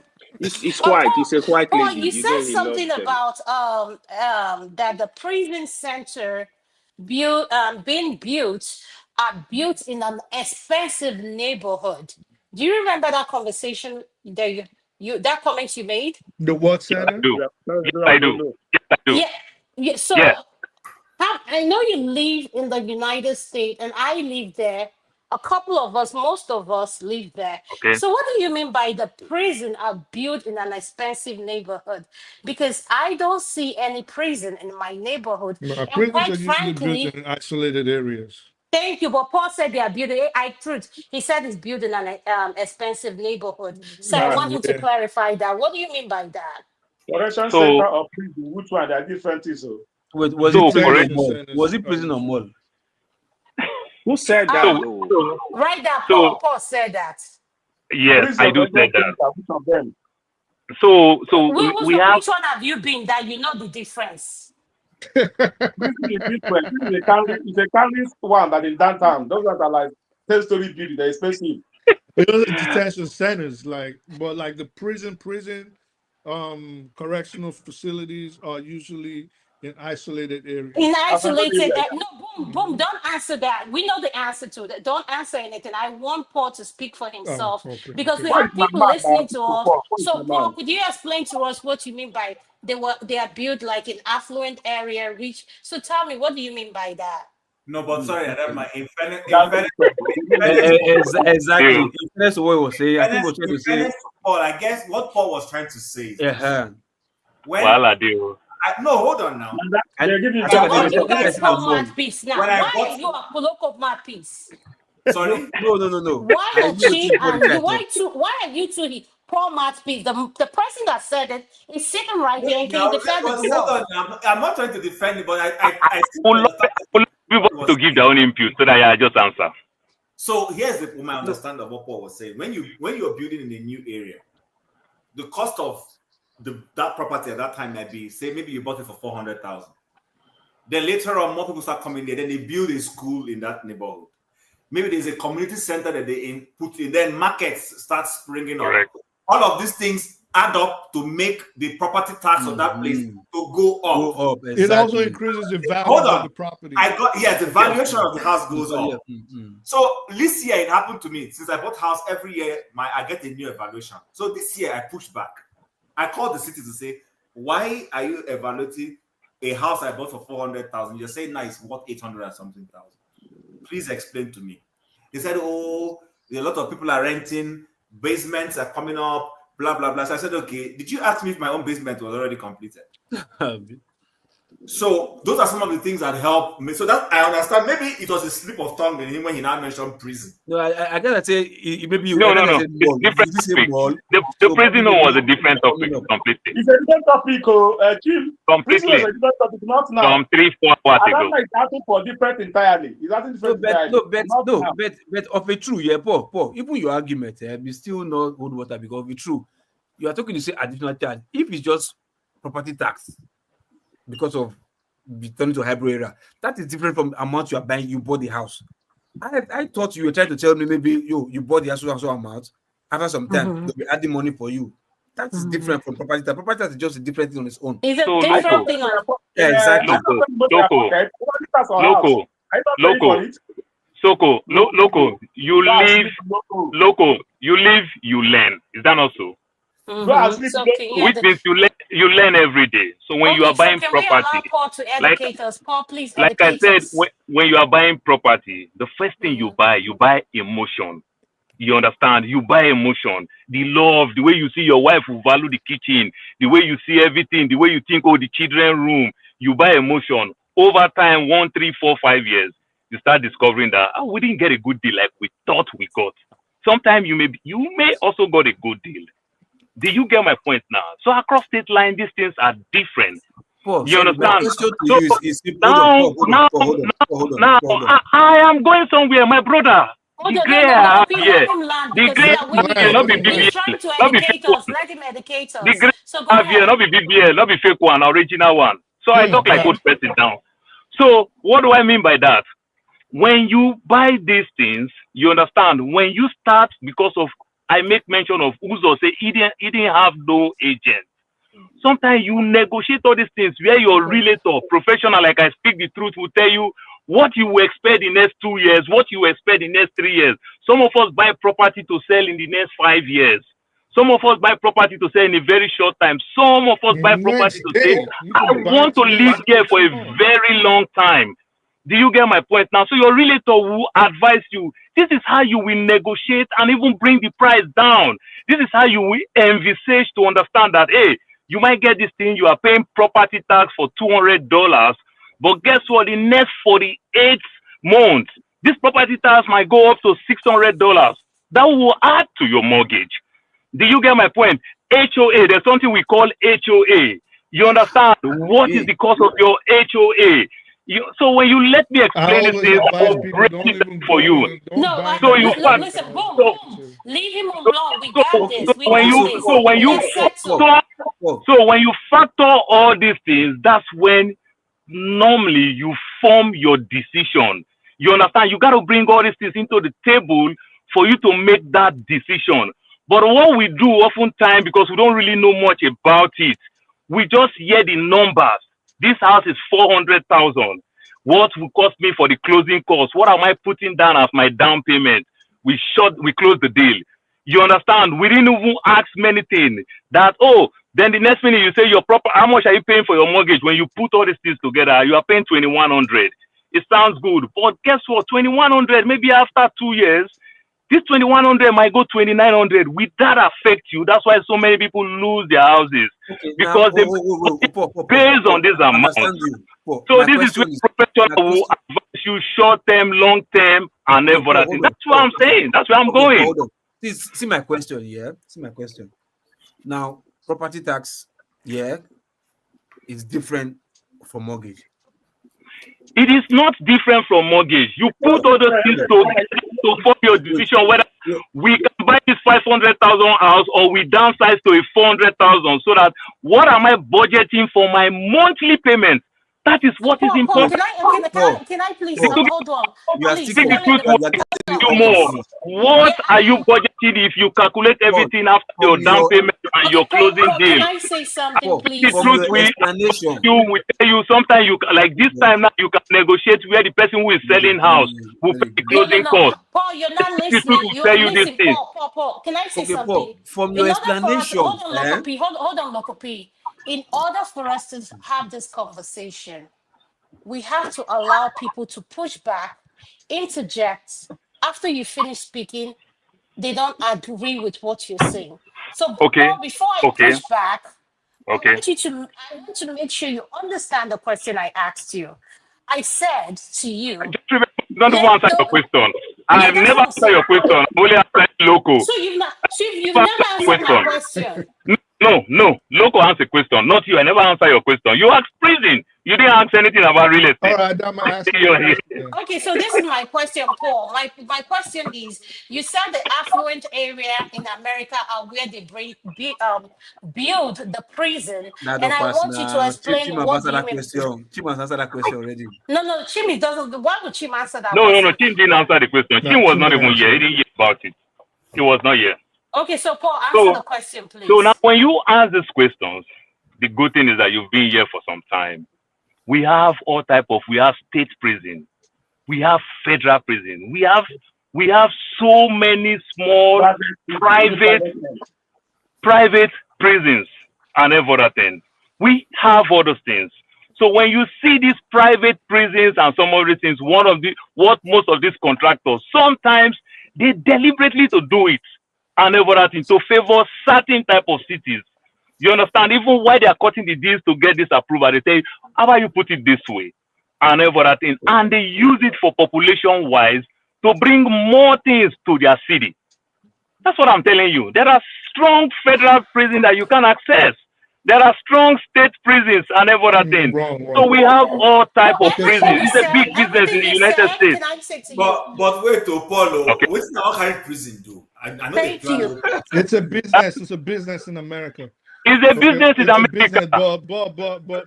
It's a big business in America. Can I say something? Hold on. Can I say something? I brought this question.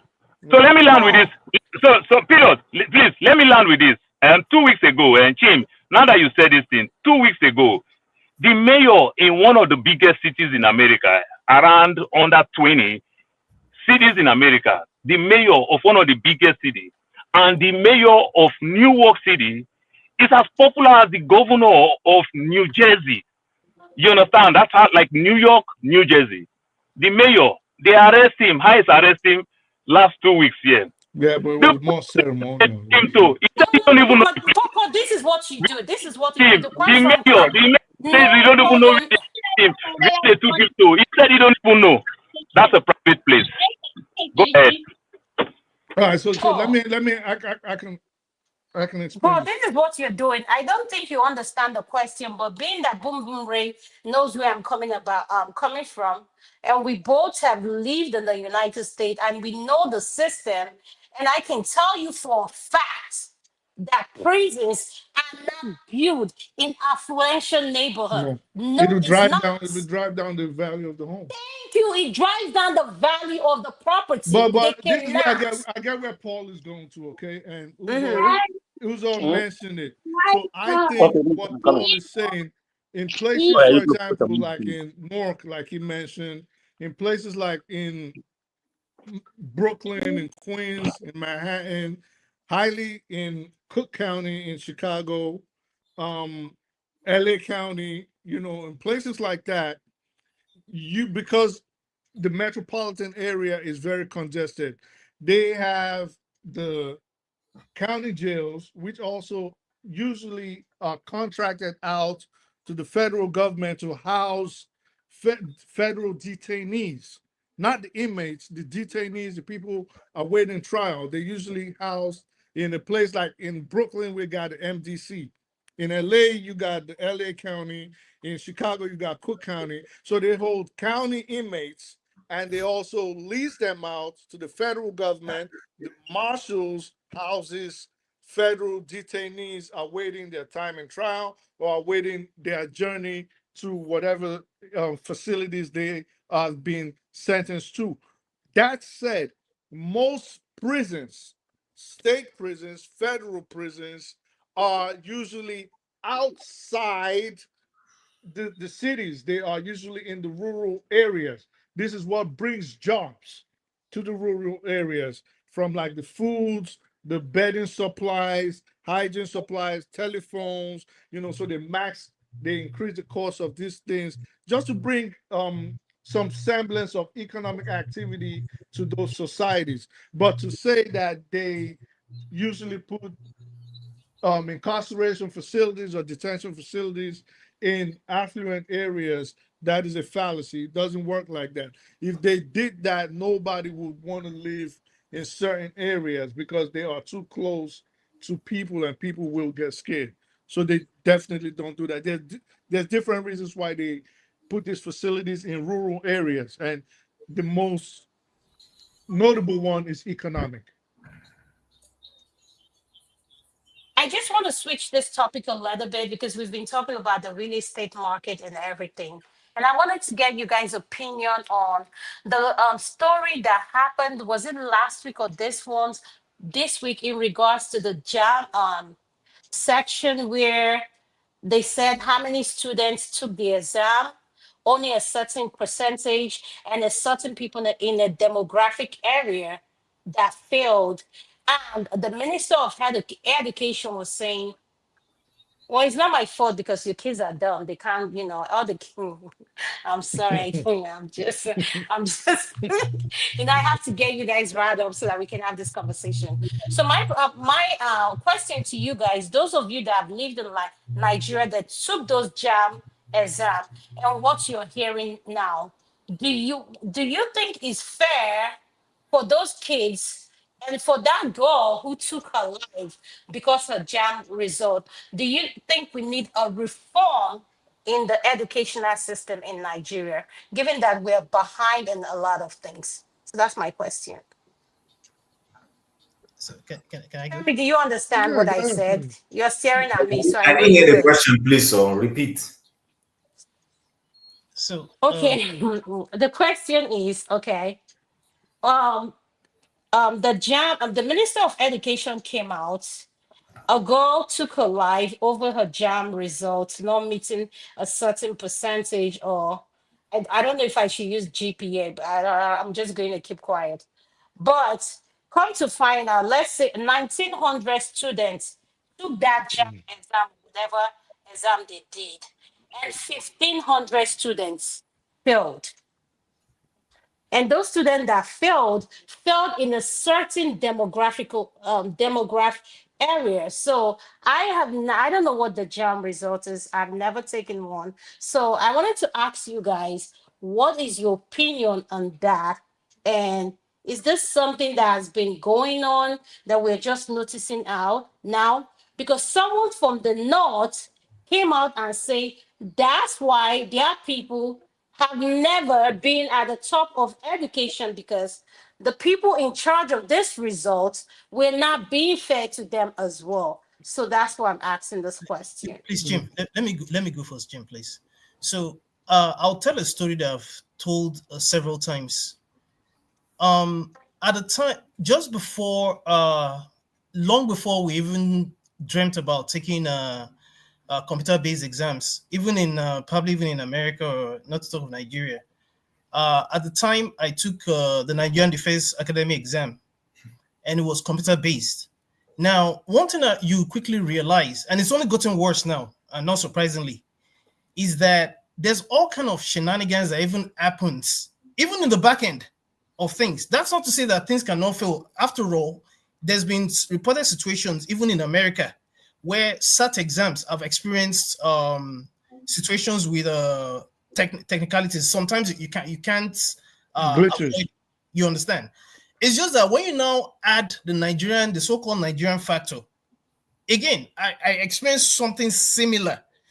Now, when you now tie that to the fact that, I don't know if you noticed, you saw some, I don't know where I saw that video. I don't know if it was on Dr. Damages or somewhere else, where you had kids using candle.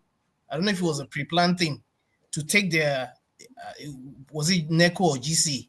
And then coupled with the fact that you have a situation where even the learning, I'm trying to tie all of these things together to arrive at something, because you also mentioned how what one thinks in terms of the educational system and all that. Personally, I still think Nigerians are some of the most brilliant people in the world, irrespective, because what some of the kids even now are doing, like look at, for example, some of the guys that achieved like 300 and something, you'll be amazed at the learning conditions that Nigerians are having to deal with. At the time that some of us were in Nigeria, and I'm sure Chim, for example, can relate with this, as far back as then, we're still, you had to use lantern, or remember those red rechargeable lamps, as an example. It's always been bad, so that it's not like there's enough incentive to even want to like learn. And even for those of us that really were, conscious of wanting to learn and all that, it's like there's a conscious effort to disincentivize education. And then when you look around, what really makes a society work, it's almost like when you look to your right, we're doing all the wrong things, right from the leaders who make it look like make education or hard work look less glamorous. And that's not to add to what a lot of kids are having to deal with, even adults now, where you have so much distractions in terms of social media, phones, and all that. But ultimately, I still feel that we're not taking education seriously. So when you see a minister of education who probably during his time enjoyed the kind of, we still hear about how during a lot of these older people's times, they went to, they didn't have to pay for school fees. They enjoy luxury life, basically. I mean, you don't take people like that seriously, because after all, how much attention are we even paying to education in the first place? So, okay, Femi made some very valid points, but I think the problem with the Nigerian educational system is the fact that we have different rules for different people. Even in the US, where you have affirmative action, they don't do it as blatant as what we are showing. Clearly, the affirmative action in the US has certain scientific parameters that they are using to say, okay, let's give more opportunities to historically disadvantaged group of people. In Nigeria, the question I've asked is, who disadvantaged the North? Nobody disadvantaged the North, they disadvantaged themselves. Because you can argue that in the US, the blacks were disadvantaged because of racism for a long time. They couldn't get certain opportunities. So to be able to give them those opportunities, you now come up with those systems to help encourage people to go to school. But in the Nigerian case, the Minister of Education maybe is a Northerner. The President of the country maybe is a Northerner. They give them more opportunities. So who disadvantaged them that will now bring this educational policy where you say cutoff mark for JAMB for somebody from Ogun State and Imo State is set at 320. But the guy from Jigawa State can make 60 and get admission into a federal government college. These are some of the things we need to start changing in Nigeria. Secondly, on this current situation, I tried this is the first time I'm being honest. God knows. This is the first time I'm having this conversation. I intentionally have avoided it because it leads to ethnic, dissecting things more on an ethnic basis. But Ishak Oloyede, who is the JAMB rector or provost or whatever you call him, has not shown good faith. True. How is it possible that you wrote a general exam that will be writing in Nigeria for many years, and the glitch happened Lagos and 5 southeastern states, all five of them? Constantly, I keep saying it here that the federal government of Nigeria is an enabler of conspiracy. Because even if you want to give the benefit of doubt that this might have been, like you rightly said, a germane glitch, computer issues happen all over the world. 2 years ago, people who use Rogers Media in Canada couldn't make phone calls. There was a glitch. Somebody had gone into their system. Amazon experiences it from time to time. Suddenly, people, there will be a day when parcels can't be sent because there's a glitch. Even airlines experience it from one, but these are not reoccurring. And when you see, you can easily tell that this is just maybe somebody doing a cyber attack somewhere. But in this instance, all 5 states, all 5, plus Lagos, and even in the Lagos, if you narrate that it was narrowed down to specific places where these ethnic people reside, then it becomes difficult to be able to make an excuse for that man. It becomes very difficult. So, but in all and all, I've said it all that Nigeria needs to come up with a policy that allows the best to thrive. If the best thrive, Nigeria will grow. What it will simply do is the guy in Zamfara who is not inclined to education will suddenly be challenged to say, you know what is special about the guy in Anambra State? Me too, I want to be as good as he is. And you will see, before you know it, he will catch up one way or the other. It happens. It happens everywhere. It happens. But what we're doing is that we're making those guys lazy by just giving them an easy pass to say, just score 60 and then you get admitted to King's College. Just score 20 and then you get admission to ABU. But the guy in Anambra or the guy in Ekiti, you will tell him to go and score 200 and something, or the guy in Delta State for him to make it. Tim, let me engage you a little bit. I just think Let me engage you a little bit. All right. So you asked a question. You said you juxtaposed the Black American experience with that of the North. And you said, who made them disadvantaged? Yes. And now, please, I'm coming to you as a brother. Don't take me. Yeah, sure. So that will be like that is the talking trope of the white supremacists in America. They'll say, who disadvantaged you guys? Look at people coming all the way from Africa. They have all this, they come, they struggle, they get the education. Why were you born here? Your family was born here. I speak the truth. Can you hold that thought? I'll let you continue. No problem. In the case you made, we can easily dissect it. We can easily say slavery by the same white man against the black-born African American in America disadvantaged that one. And it became a psychological thing because he had been oppressed for many years. It impacted him psychologically. The guy coming from Africa, even though he was colonized, has lived in a supposed free nation for many years, has this confidence. So when he comes across to America, he sees nothing stopping him. But when you juxtapose that with the same African northerner living in the same country, nobody, if anything, they are the ones who are privileged. It's their brothers and privileged. No. Let me say this. No, I think the danger in saying that is minimizing what the political leaders of the North has done to the ordinary people. So the political leaders are the ones enjoying the fruits of other Nigerians' labor.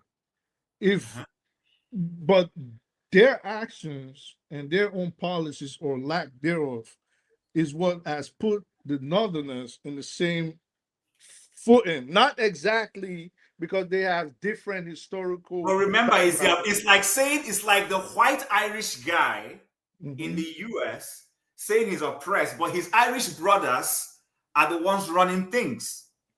No, I mean, if that you was mix it. happening, if that was The Irish suffer from a British. The Italians suffer from a British. Okay. Let me take that back. Let me take that back. It's like saying the Anglo-Saxon American suddenly wakes up one day and is saying he's being oppressed in America. Why the Anglo-Saxon are the ones leading? But Tim, that won't be true because by the way we see how the world is structured today. Now, if they said that in the late 16th century, maybe that might be true. You could say, well, these are the peasants and these are the serfs and these are the rulers and these are the kings, right?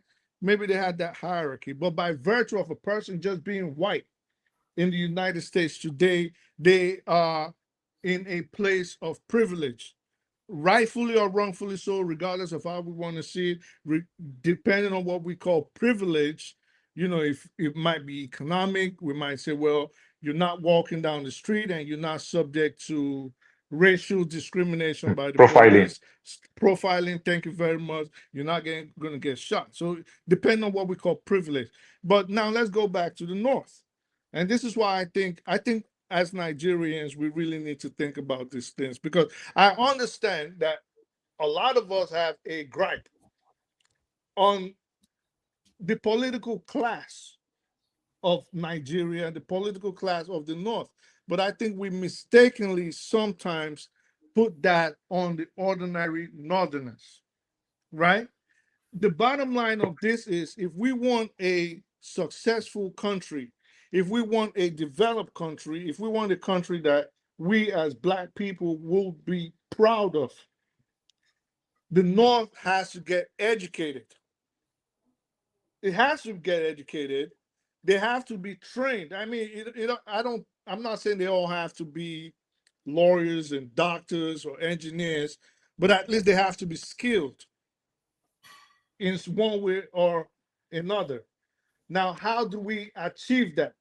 We're going to achieve that by giving some kind of preference and favoritism to them, to at least encourage them to get this education. No, not, but I speak the truth, not the way it's happening. Let me tell you why. And I'm happy Odi has come in. I know this is the kind of topic he likes, so I'm happy to see him. So let me tell you why I disagree with you. And Paul is here, he knows. Paul has worked in a place called Nigerian Maritime. He has told us that. So Paul graduates from school, works hard. Maybe Paul makes 2-1.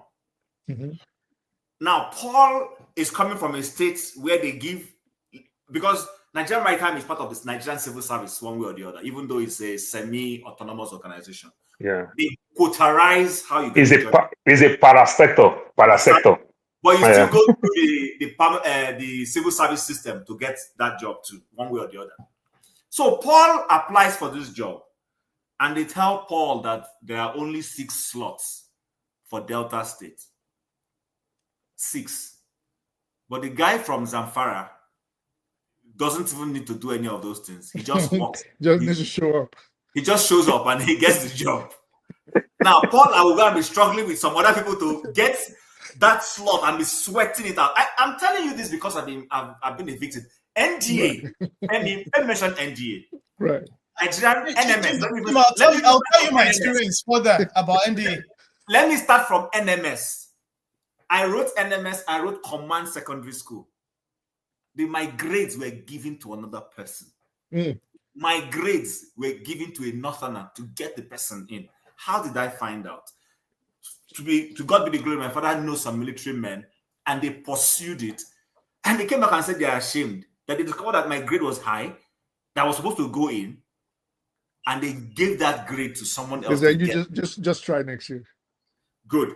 I left that and I went to a regular secondary. Hold on, but Chim, wait. Many years later on. Hold on, Chim. Is the person answering your name? So, no, that's not the way they do it. They just take your grade and give it to a Northerner. No, Chim, just explain it well. If your result didn't come outside, just know that you pass. If your result come as you fail, that's how it is. If your results didn't come as you pass, but it will never come for 5 years. Is it not possible for that northerner to have the same score? No, Loco, no. No, your score, anybody can score the same thing with you. Like 3 or 4. Don't worry, Loco. That is true. That is true. True life situation. Then years down the line, NDA is university, is the military university. I wanted to go to NDA. I always wanted to be a military man. Yeah.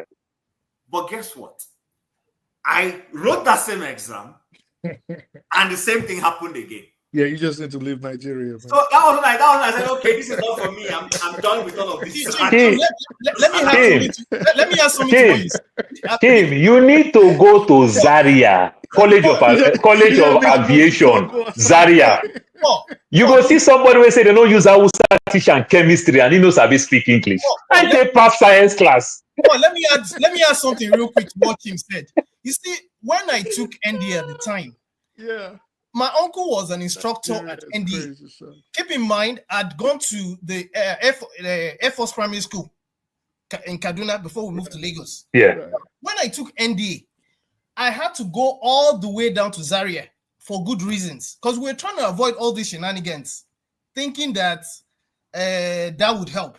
When it now got to the screening time, I had to take all that our regular night boss at the time. Nigeria wasn't this, the way Nigeria wasn't this bad.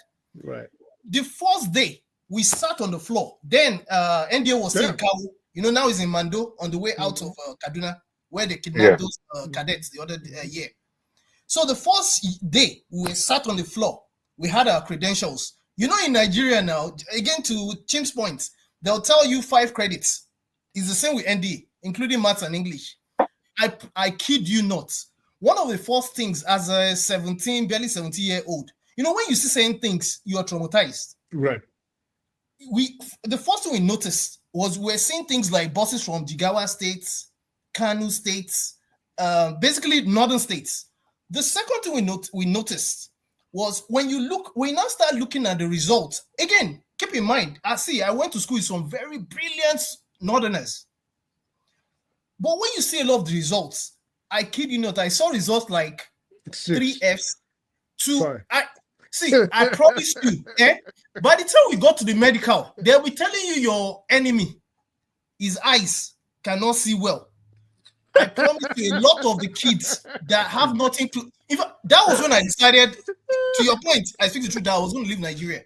See, I speak the truth. This is my last comment. Before okay. I will tell you my own side of the story. Mine was tough, but go ahead. You know that Abacha's daughter went to QC in Lagos. Yeah. Go and ask what her result was. Her WAEC result. Go and ask. Was bad. So guys, let me chime in. Let me chime in here. It's nice seeing you guys again. Look, everybody in this platform knows that I'm always on the other side. I speak the truth, right? But tonight, I'm seeing the difference, and I tell folks that this is a good show. We're all learning from each other. We may be at odds, but finally, if you are a patriotic Nigerian, at a point, you're going to see things. A is A, B is B. Look, I'm actually closer to where I speak the truth is. I get the idea that the northerners are getting this, what is it, affirmative action. And we all started from the same place, right? And look, I think the only way Nigeria can progress is if the North is educated. So I do agree with I speak the truth. And I'm in agreement that we need to give them a little leverage. Look, I actually do agree with not how brazen is done, right? But there's no way, if we want our brothers in the North to be educated, we expect them to make the same scores with us. They never go to school. Right. Means that the kids in Abia State will fill up all their universities in the North. And I don't think it's not what we're discussing about South Africa. That's a recipe for disaster in the future. It's a recipe for disaster. When the Clark left in 94 or something like that, or 92, there were no black South Africans to man their nuclear for all the technology, because South Africa is a country that is advanced as any European country. South Africa was selling arms, or has been selling arms, to European countries forever. They were one of the people who have actually nuclear energy. Iran is still struggling. So what we need, here's my problem with the North. And this is where I break with, I speak the truth. When people say that, hey, what the leaders of the North are doing is good politics. And this is where, this is where I break. How is it good politics when you are subjugating your folks to poverty? You're not educating them, so you can just go to the mosque and say something, and everybody will go and vote for the same person stealing all their stuff. When AY will go and say, oh, the Northerners are very smart, or forefathers are smart with politics. How are they smart with politics? They need to vote out those guys or do a revolution against their leaders. Because the leaders are their problem. The ordinary Northerners are good people, many of them. Of course, we have some people who are, even the religious or Islamic irredentism is being led by some leaders. It's not like, imagine a 15-year-old kid, indoctrination, carrying AK-47 to shoot folks. If you ask him why he shot someone, he's not going to be able to tell you why. So and here's my problem. Because it all happened to us, right? We all wrote the federal exams and all this stuff, and when I did, exams in special school in Gwagwalada and all that, the problem is when the same folks who, let's say you scored 350 in JAM, and then someone scored 50 and got in with Fs and all that. And when after university, the people who scored 50 and had Fs were the worst in the class, are now put in the best positions in the country. This is the problem. This is where we cannot make progress. This is why the best talents of Nigeria are outside Nigeria. And we cannot just let me land. If we continue with this policy, we will never make progress. I'll tell you, when I went to my youth service, I don't want to talk about, my profession or anything. But anyway, this is the problem in Nigeria. The best of Nigerians are outside Nigeria, helping other countries. We have guys in sensitive positions in European countries, in America, in their nuclear facility. If you ask us to go back, we can build. Trust me, we'll chase Europe. Develop Nigeria in 10 years. It's not a problem. Do you think we having the best of Nigeria or Africa outside the shores of Africa or Nigeria helping these guys? Do you think? Oh wait. Let's concentrate on let's not run away from the top. No, I'm not running. I'm just asking the question. I'm asking the question now. Do you think that plan, that's modus operandi they're operating, always putting those who got Fs, putting in the best positions to control things in Nigeria? Do you think that ideology came from within Nigeria or it came from outside Nigeria? No, it came from Nigeria. So we can't blame. This is where. So I'm always the guy who understands that we are being manipulated by the West, right? Our leaders, many of them are Western assets. Tinubu, we know he's compromised. It's obvious, right?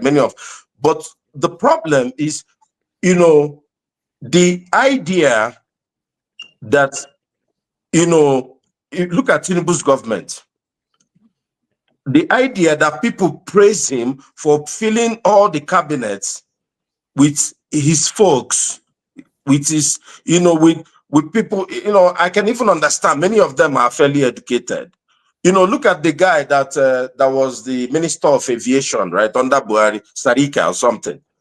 He couldn't even, you know, do. I'm sure if you look at his educational background, you can see why he did what he did. He just painted an aeroplane and brought to Nigeria and say, "Hey, we have Nigerian air."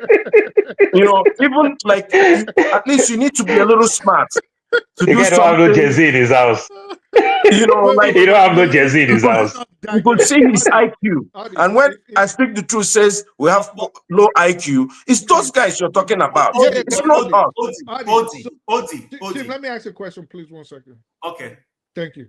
Adi, what would be your own solution if you had opportunity? Let's say you were education minister. Oh, thank you. You must choose the best and put them in the key positions. Because when it comes to, there's some, you know, of course, you still have to understand what politics is politics to keep the peace. You say you are the Minister of Education. Not education, like how education. Would you raise the educational value, the bar, and make them at par, or at least increase it to a sustainable. For me, my answer is just give them free education. Give them free education. I cannot look. I'm going to answer your question right now, but I want to put a caveat. Being the Nigerian educational system, you know, even as poor as it is, it's actually fairly very good. Okay. The kids who go through that saying is that there's no problem with the educational system as much. I'll tell you, the kids who are coming from Nigeria, when they get to the high school here, they kill it. These kids, even with this all the expo they are doing and all, when they come into the school system here, just 6 months, they kill it. So the problem is not, and that's why I want to make sure. You will continue, but you might be making mistakes. Sometimes remember, in some cases or in most cases, our first 11 that is coming. So that's why easily they can kill it. If you go pick one privileged child from Ajegule that you just pity, you want to help this child, my brother, it's going to be difficult. But me that is doing well in Nigeria and I'm bringing a kid from Nigeria, they kill it. That's a different ballgame. Go ahead, my brother. Well, no, you know, of course, it's not one size fits all. But I'll tell you, if you go to, you know, look, just our work ethic, many times, you know, look, I know many of our guys here who were in sciences in Nigeria, many of the things we had to imagine it. Correct. When you get into a place where you can now see if you use oxygen and mix with this one and you kill it. My brother is, you know, look.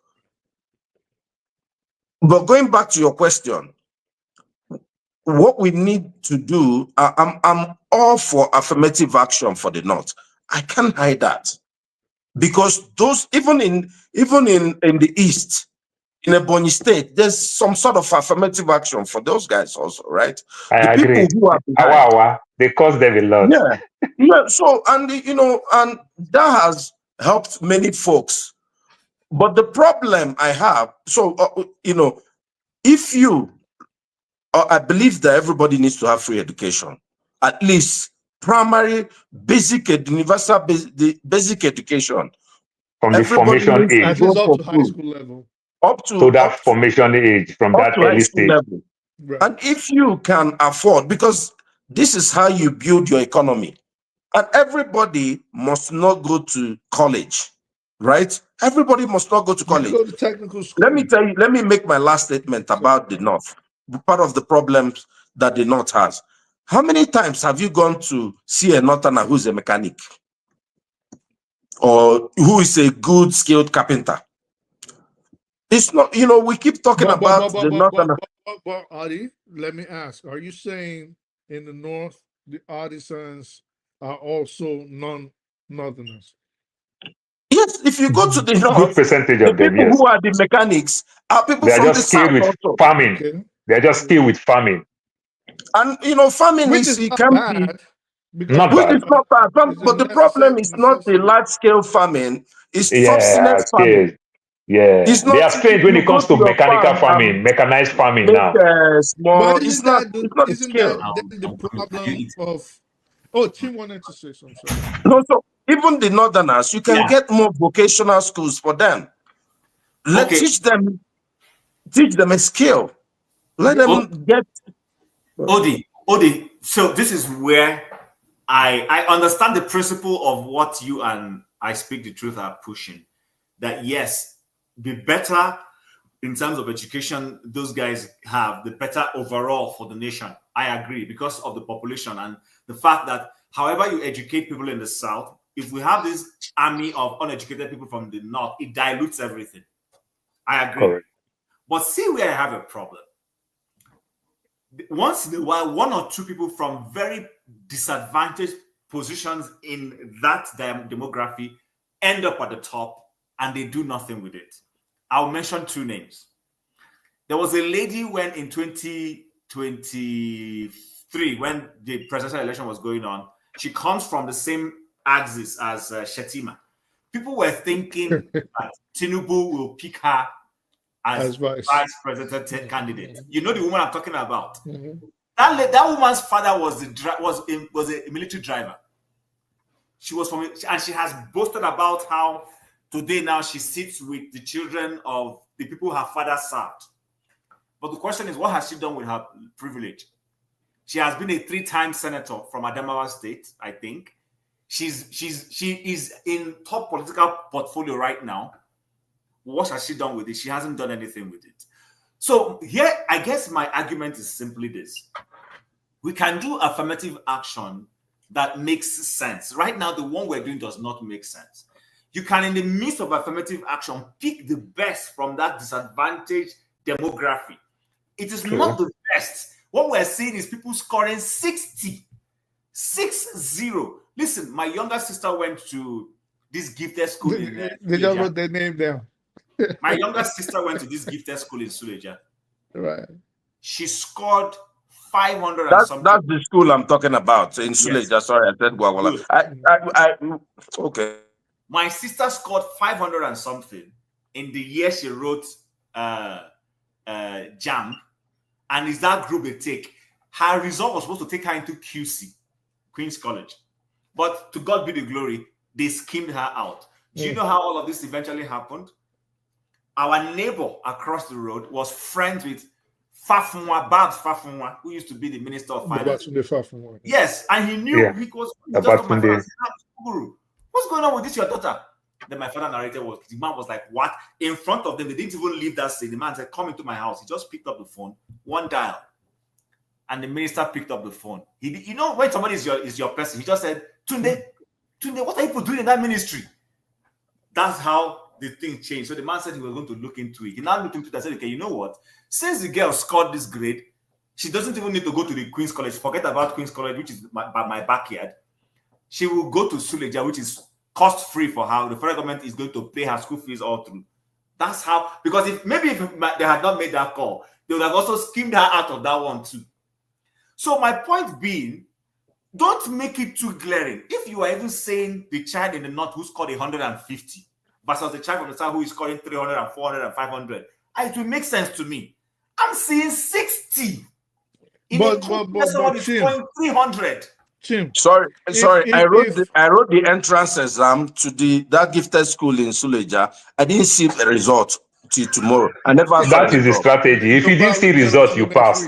If you see results, you fail. That's just the thing. I was how old? I was maybe 10 years old. You know, with my mama carried me go there. My mom, that was the first time she was even going to Abuja.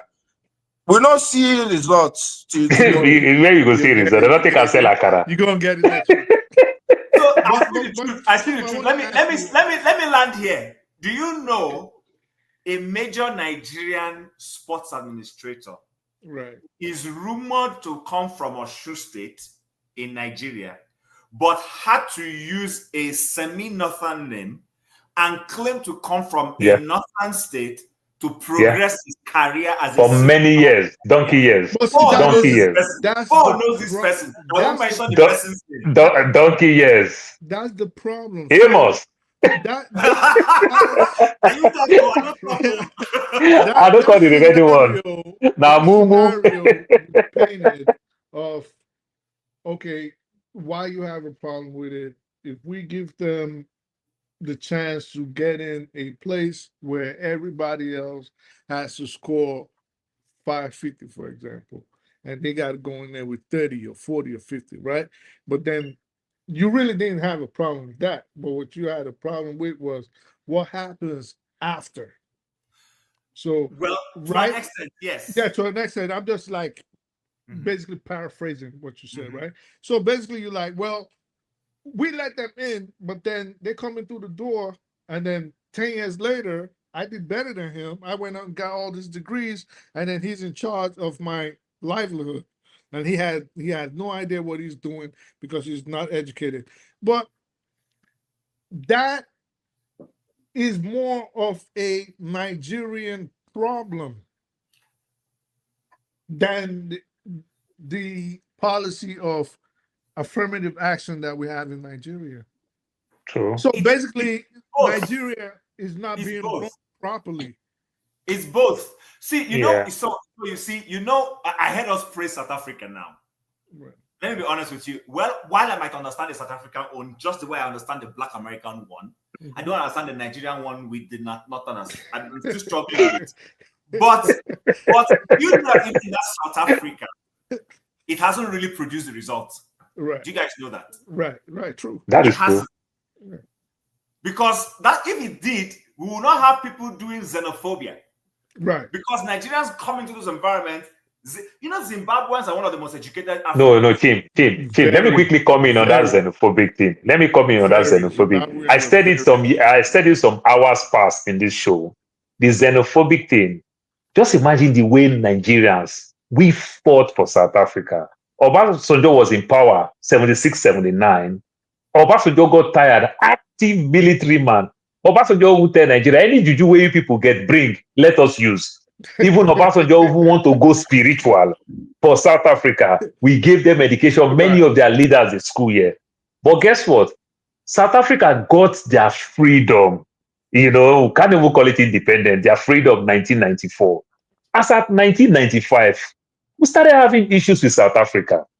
Remember, we won the Nations Cup 1994. We are the defending champion to go to 1996 in South Africa. South Africa is hosting. They so pissed us off. Remember, 1996, some 29 years ago now, or thereabouts, if I just calculate very well. Abacha was so mad, we couldn't even go because it was like a slap on our face. But that may also be conditioning, how they also condition them. I can actually excuse that one. You know why? So no, what I mean is that this condition of let us not come together, united we stand, divided we fall. And these people also fail to understand. Like I always say these things, you see, this profiling thing, misunderstanding that we make. Now I'm coming from Nigeria. I have all this degree coming from Nigeria with my $280 landed in America. It is clear I'll live in ghetto to manage myself. Within the speed of time, I'm up there. And all the people that I make friends with, let's say now my Latinos, my African Americans, some of them also said, oh, they give you African privilege. You are up there. They didn't know that I'm already skill set. You understand? I'm just waiting to kick off. But they are not skill sets. So sometimes we ourselves too will make the mistake, we'll profile them, oh, they are lazy. I meet this person here, look at me today. Failing to understand that if I live in where the elite live, where I see that black and brown man, they are also gifted, they are also sound, they are also good. We didn't see it from that angle. So it is our, so sometimes it is our, so sometimes it is our best. Then let me go back to my own issue with this thing. My dad worked in Nigerian Ports Authority, 31 years, 7 months. At the time, I was jostling to work in Nigerian Ports Authority. So luckily, because when my dad was working in Nigerian Ports Authority, they worked together with Nigerian Ports Authority and Nigerian Railway. So we're using the railway hospital in Ebutebeta. That's the hospital we're using. So there's this young man that my father just fed this young boy who worked those days, work and everything as a young doctor. My father really helped because my father was a logistics person, he grew to the level of like a manager. So my father traveled the north very well. When NPAC have a lot of trucks, you understand? So they just take truck. They say truck is going to north. No seaport there, no nothing. Then the truck is coming back with cattle. My dad was once in Nomadic. They use NPA truck to bring cattle. They make money. What am I saying? Over time, I go meet my dad. I say, I want to work. My father remembered this guy. He went to hospital to go check his eyes or something. So the guy saw me, oh, that young child of those days, and then he's not a GM. I pushed on my dad that I want to work. My dad told him, the guy said, why he work in Nigerian Port Authority is a slot that they give to him. He's from Adamawa State. So he told my dad, the only thing he can do is for me to just go back, go write GC, State of Origin, Adamawa State. The job is mine. My father was mad that he's going to throw his own child identity because of job. That tell you, how my dad work in Nigerian Port Authority, he always want to be a teacher because it's a Jehovah Witness. So this teaching thing, this reading thing is in him all his life. My mother's father forced my dad to work in Nigerian Port Authority. You can see their own time, how it was easy. But in my own time, then, if I say then it's tough, how will it look now? When somebody go to write a note for you from who know whether governor or somebody that will write a note to get a job in MPA. So the system is being bastardized. Yeah, but we still need that formation age. It's much, much important. If we cannot put basic good primary schools for children to learn, moving from state line in America here, even while we fill forms every day in America, they will ask these kids, some part in the form, they'll say, what language your parents speak at home? Because sometimes you see some kids that were born in America, they still put them in the ESL class. You understand? Because they don't speak proper English. Yeah, you understand? Maybe their parents are from India, their grandparents, they want them to learn Mexico, culture. They want them to learn this Nigerian thing. We want our children. Right. I was watching Adiola 3 days ago when Adiola's daughter was speaking very fluent Yoruba, maybe 4 or 5 years old daughter. That thrilled me. But sometimes it can also mess the child up. What is a good thing? You understand? It's a very good thing. So those things happen. But in the north, I think they lose it completely. Where a child grow, even though in school cannot help manage the child to say, okay, I can learn my language in the house, but let us keep that standard that English is the legal franca in this school. But how did the child go to school, primary, secondary school, cannot speak one bit of English? But how did you do chemistry and physics? Let me say, it's hard. As bad as so the system failed them. The system operates in the north, which should be a state of emergency because of the 100% level of education in the north. The south is not any better because the south, I've spoken to a lot of graduates. You speak to graduates out there, you try to employ them. Even when we had a program out there, they're very poorly educated. True. They're very poorly educated. Like, you would not believe someone says he has a master's degree.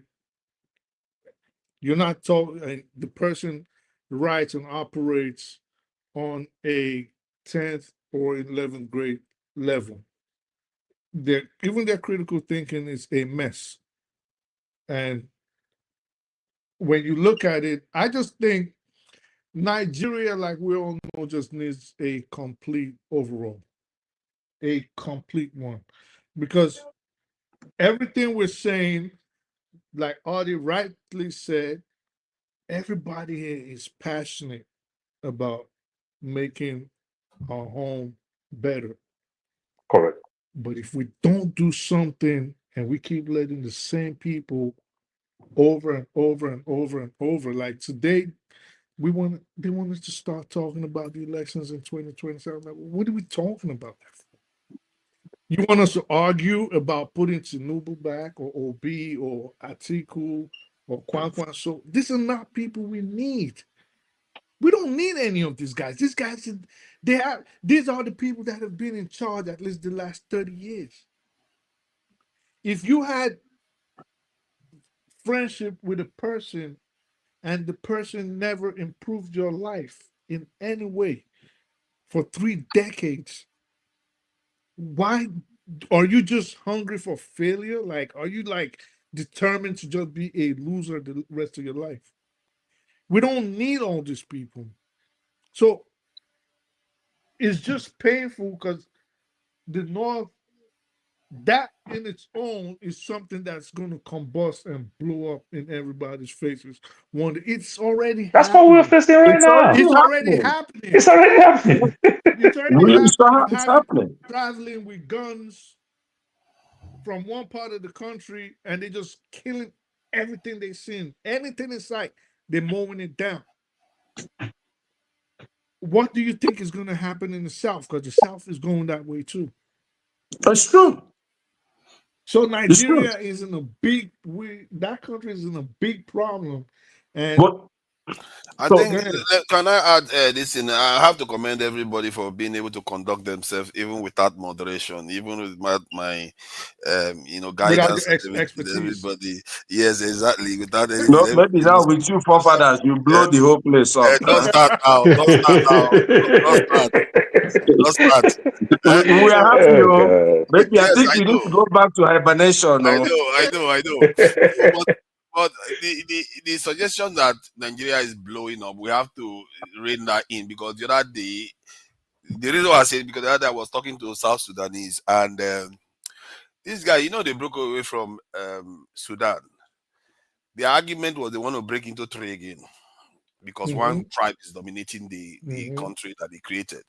So, and you can see the deep divisions that they were talking about. So, but I came from a totally different point of view that you guys keep doing this, you're going to find yourself in serious trouble. As a matter of fact, during that conversation, it was proven that they were having Islamization problem. That one of the reasons why they left Sudan in the first place was because of Islamization. Right. And now the South Sudan that they created, they're having Islamization problem again. I said, because your border cannot prevent it. It cannot. It's just not. What is happening is they're coming from the north to the south. You can see that in Sudan right now. They are killing black people because they are not Arabs. So I was just trying to get them to see that. But my point is that if you think Nigeria was bad, if you see the forces that are at play in those areas, it's far worse. Yeah, but why are we comparing ourselves to those kind of people? That would be like you comparing yourself to from you hobo in the subway. You don't compare yourself with people beneath. Hey, shout out to any Sudanese watching, but we're Nigerians. We should be up. You're calling them hobos, eh? No, I'm not. I'm just saying we have a place. The way you look at an American or a Brit or a Dutch person, that's how you're supposed to be looking at a Nigerian. We're up there. We're not supposed to be comparing our people with people that are. I just think that we should be careful, because the only system that has lasted. Fofara, let me say something, and so that you can add it to what you're saying with the South Sudan. Let me say something so that you can add it to this South Sudan thing. So I live in the state of Arizona. There is a city called Tucson. It's border to Mexico. So that place, Mexicans. I'm sorry using the word Mexicans because it's not only Mexicans. They are the ones that do all these dirty jobs and every type of thing. Now, in that cities, you don't get a lot of them there because of profiling with ICE, immigration thing. They see them a certain way. They might just think they just sneak in and they send them back. So they don't want to stay around there. They brought like 5,000 South Sudanese. They are all over there. Now, when you see people of South Sudanese, because of course, when you see them, no immigration profile there, they just understand that, okay, these are the people that they bring. These are the people who do those type of jobs there. But why am I saying this? Now, these people now, they look like people who are doing very fine. Some other people in Sudan might be thinking, if another fight come, America will go carry us, so I will go enjoy. Failing to understand that they might be causing confusion among you for what they will gain in that grant, and you are coming here to come and do their dirty job. And you call it progress. It's like you and I now, we've been here for over 10, 20 years. We started telling people that this place is overhyped. Somebody will say, which kind of talk did they talk? How about you come back home? But we know what we're saying. You get my point now? So they may be causing that confusion to believing that confusion will make them come carry them again. They'll go to America. Failing to understand that their land may be much, much important. There are more things that they can benefit there than somebody causing confusion among you so that you can live, so that they can gain more from your land. Go ahead. You can. Paul, you Yeah. highlighted it. Sorry, guys. I might want to ask question because when I was checking it on the news, I wanted to highlight it. You highlighted the topic before about the issue in Warrior, Ishekiri and the others. Did you highlight it? Were you the one? Yes. Were you the one that highlighted it? Because I wanted to know more about it. Yes. I need to correct something before you move forward. Okay. She has left already. Who? Since, yes. That visited you, that was with you now. Okay. Hey, why don't start now? Hey, why? Come on now. He's just looking for trouble now. Leave him. Okay, let me correct something. Father, what you just said now about South Sudan, that's not actually correct. South Sudan, since the division between North and South Sudan, in less than 6 months, South Sudan, they started fighting. Right away. Wars is there. That has nothing to do with Islamization. The issues that were in South Sudan were tribal. What is the tribal? How many Muslims are in South Sudan? Did you ask them what's the percentage? We need, I don't know. I know sometimes you get really hard problem with a lot of Islamization going on. This issue don't have anything to do. Hold on. This issue don't have anything to do with religion. It just, I kept saying it on this platform. The North Sudan, they are Muslim. Are they not killing themselves for over 2 years now? This issue are tribal. That is why even in Nigeria, I kept saying, see, if you divide Nigeria, all these people, you hear them making noise. Even the Igbo, the Hausa, the Yoruba, there is no region you can break in Nigeria that will not have problem. You will see another war. Break Nigeria into 6 geopolitical zones. There is no region in Nigeria that will survive. That is why you will see Yoruba. The Yoruba you see, the Oyo will define themselves. Ijebu will define themselves. Lagos Highland will define. The division, even in the East, they will not tell you the truth. Another man we feel is the superior man in the East. They will tell you, boy, it's not a real Igbo man. Enugu will tell you they are this. All these divisions are everywhere. No, don't please say the one you know now. How can you say? But it's a you fact. Say that Ebony man is not. Let me just respond to No, don't say no. You're saying they mentioned a lot of people. Now you are not the only tribe that is here. You want to start defending? They mention Yoruba. I just want to correct him now. What's the problem with you? You see, we've been having a good time until you woke up. Look at that. Let me finish this. I'm trying to correct him. What's the problem? Let me finish my point. Why Let you me finish my question now? Why you saying you were not please, correct? let me just You're drop not this there point. everywhere now. You can't be everywhere now, Odi. You can't be Let everywhere. me just drop this point. That is why, for me, personally, my preaching is Nigeria needs to come together, look for a way to work out the country. Division is not an option. There are many countries. Division is not an option. It doesn't work. It's not true. People that love division, even if you create local government as a country, they will divide that local government. That's the fact. Division. Yeah. Until they reach bedroom to bedroom, forming different they will be satisfied. Sorry, let me just address one point that he made, please. About Islamization, please. Hold on. Regarding that Islamization issue, I seconded it. That was the second point. The first point was the dominance of one this ethnic group, which was the Dinka. And because of it, now I'm going to go a little bit into details about that issue. The Dinka, they make up about 36% of the population of South Sudan. So, and the second group was the Nuo. I think that's, if I'm not pronouncing it right, sorry. They make up about 15.something%. Then the rest are a little bit smaller, 3%, 4%, but they make up bigger population. I think about 46% of the population. So if you look at what is going on in that country, the Dinka is dominating the entire country. And the representation of the smaller groups, if you compare it to Nigeria, horrible. They don't represent the smaller groups at all. They just want to dominate the entire country. Only the 2 major groups want to dominate the entire country. And when you check the military list, they are basically 90-something% of the ministers. That the smaller group that make up 48% of the population barely represented in anything. So you can see a serious ethnic misalignment in that country compared to Nigeria. And then after they talked about all those things, they said even the Islamization that they left Sudan for, they said that in passing again, that the Islamization they left Sudan for is also in Sudan now again. That's South Sudan again now. So that is where Islamization comes in. It's not that it's the major issue that they have in that South Sudan. The major issue is a tribal issue. And even in North Sudan, it's still tribal because Arabs are killing non-Arabs there. Yeah, North Sudan is tribal. That's why the Dubai, the UAE is involved with the war a lot. All of them. You understand? Yeah. That's true. Going on in South Sudan, it has nothing to do. It's tribal. It's not religious because North Sudan is like 90% Muslim. It has nothing to do with religion. This issue are more of tribal. It's telling you that I think you have a point, but tribe the is way they even spread stronger first. than the religion. Hold on. The way they spread first is through Islamization. That is where the issue is. They spread first through Islamization, then they come with the tribal aspect. That's the problem. I agree with this idea of tribe, but most important thing is the problem in Sudan currently is greed.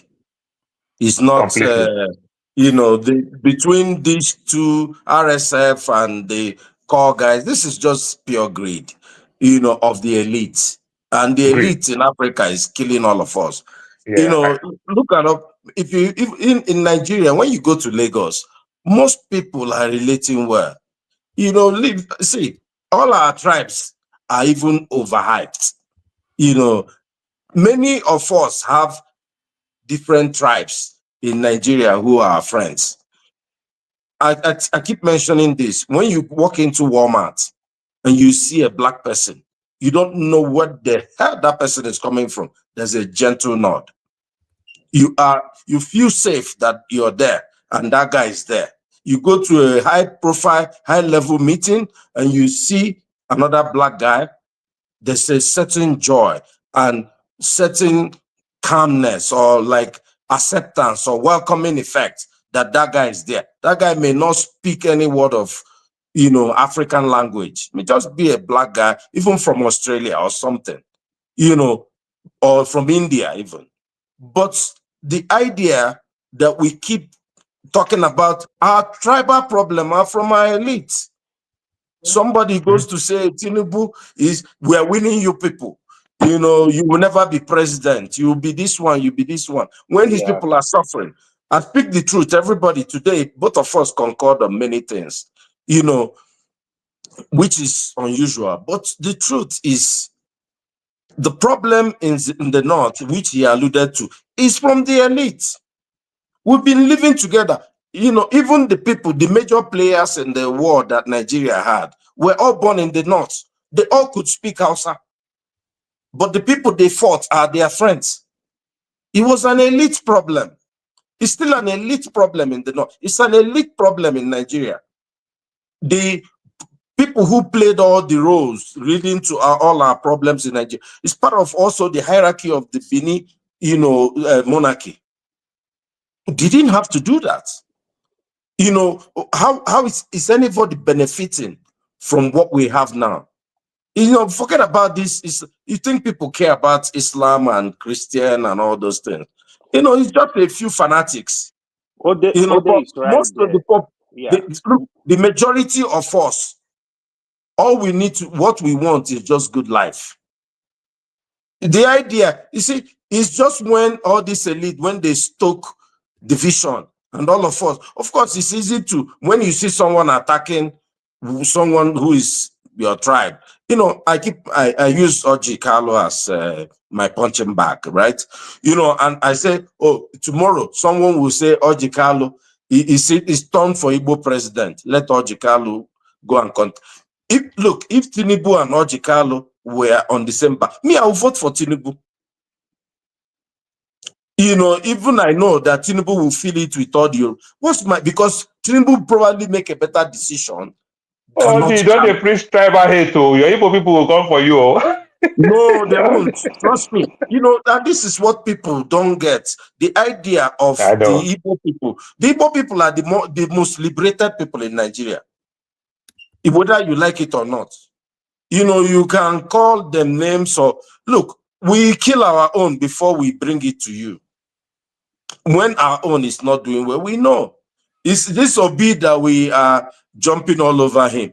You know, for the first time, we have produced something good, though. We're saying, please buy it.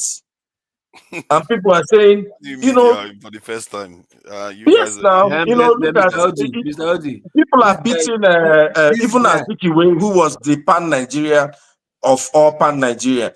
Many of us, if you come to the core, you know, people feel that he betrayed his people. He didn't do very well for even for Nigeria. Mr. Odi, there's this guy in the National Assembly now that said something about other tribe, and I've not really seen anybody speaking about it to condemn it. Who's that? The guy, this guy that is the senator from Ebonyi State. This guy that's Akpabio's witness against Natasha guy. That guy. What did he say? What did he say? This is the first time I'm hearing. Okay, because there's been an issue trending since. I've been waiting for some Southeastern people to really come strong on the guy, but nobody. No. That guy is persona non grata in the East. You know, we don't even need to. Nobody likes him. No, I agree. Even if the guy is number one front for Tinubu's government. Look, if you're front for Tinubu's government in the East, look, even his Oga, the Minister of Works, everybody in the East knows that the guy has done well. Nobody can erase the work of that former Ebonyi governor. The one that built the LGBT airport. Oh, that one is, of course, he made a mistake. That one is a joke. Everybody knows. Mr. Odi, I don't think you know about what I'm talking about. Who's that? He said it's Ebonyi is a joke. Now everybody knows that. He's a small boy that found way to get money. He's insulting everybody. I was expecting strong condemnation of what he said. What did he say now? I've never heard it. What did he say? Anyways, he came up with National Assembly, and he said that it's a matter of not national urgency, but it has national importance. That if he's descending from the airplane to Abuja International Airport, that the structures surrounding the airport, which happens to be villages of Abuja residents, indigenous, he said he wants that place to look good, thereby relocating everybody that lives in that place, that's originated from that place, take them away from that place, relocate them somewhere else, and beautify that place. Oh, he was the one that said it. I heard that statement just because gentrification. He wants to see, looking from his airplane window, looking ground to the ground for the national airport, and sees everyone to be beautiful. You understand? Have you listened? Sorry, but that's not a tribal statement now. Sorry? Yeah, that's not a tribal statement. It's not a tribal. He's just showing he's a shallow guy. Have you listened to the guy talk? He's very shallow now. What I'm saying is, hold on. I'm not saying he's a tribal.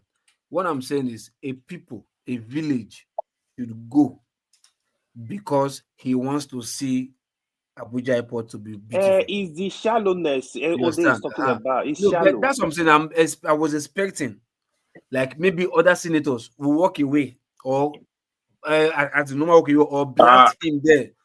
In Tinubu's government, when they should have impeached him for putting a state of emergency in Rivers State, they all celebrated him. Nigeria. So hold on, sorry. Why do they pick and choose what will fund this hate for? Like no, that's not hate. Let me explain it to you. No, it's not hate. Why do you always get that energy? Let me tell you why it's not hate. So I didn't say it's hate. I didn't say it's hate. Hold on, let me explain people. Let me explain it. Sorry. AY, let me just drop something so you take it along. You know, when AY mentioned the Ebonyi people, I wasn't attacking him. I'm just, you see, he's asking me to come and, talk something about the Ebonyi man now. Ebonyi people are Igbo people, and were they more backward, or even than that's what people say, but they are complete. Nobody denies their Igbo-ness. But if anybody has done, And I never heard of it. But go ahead. No, Odi, you know this thing that they will say Enugu people, awa.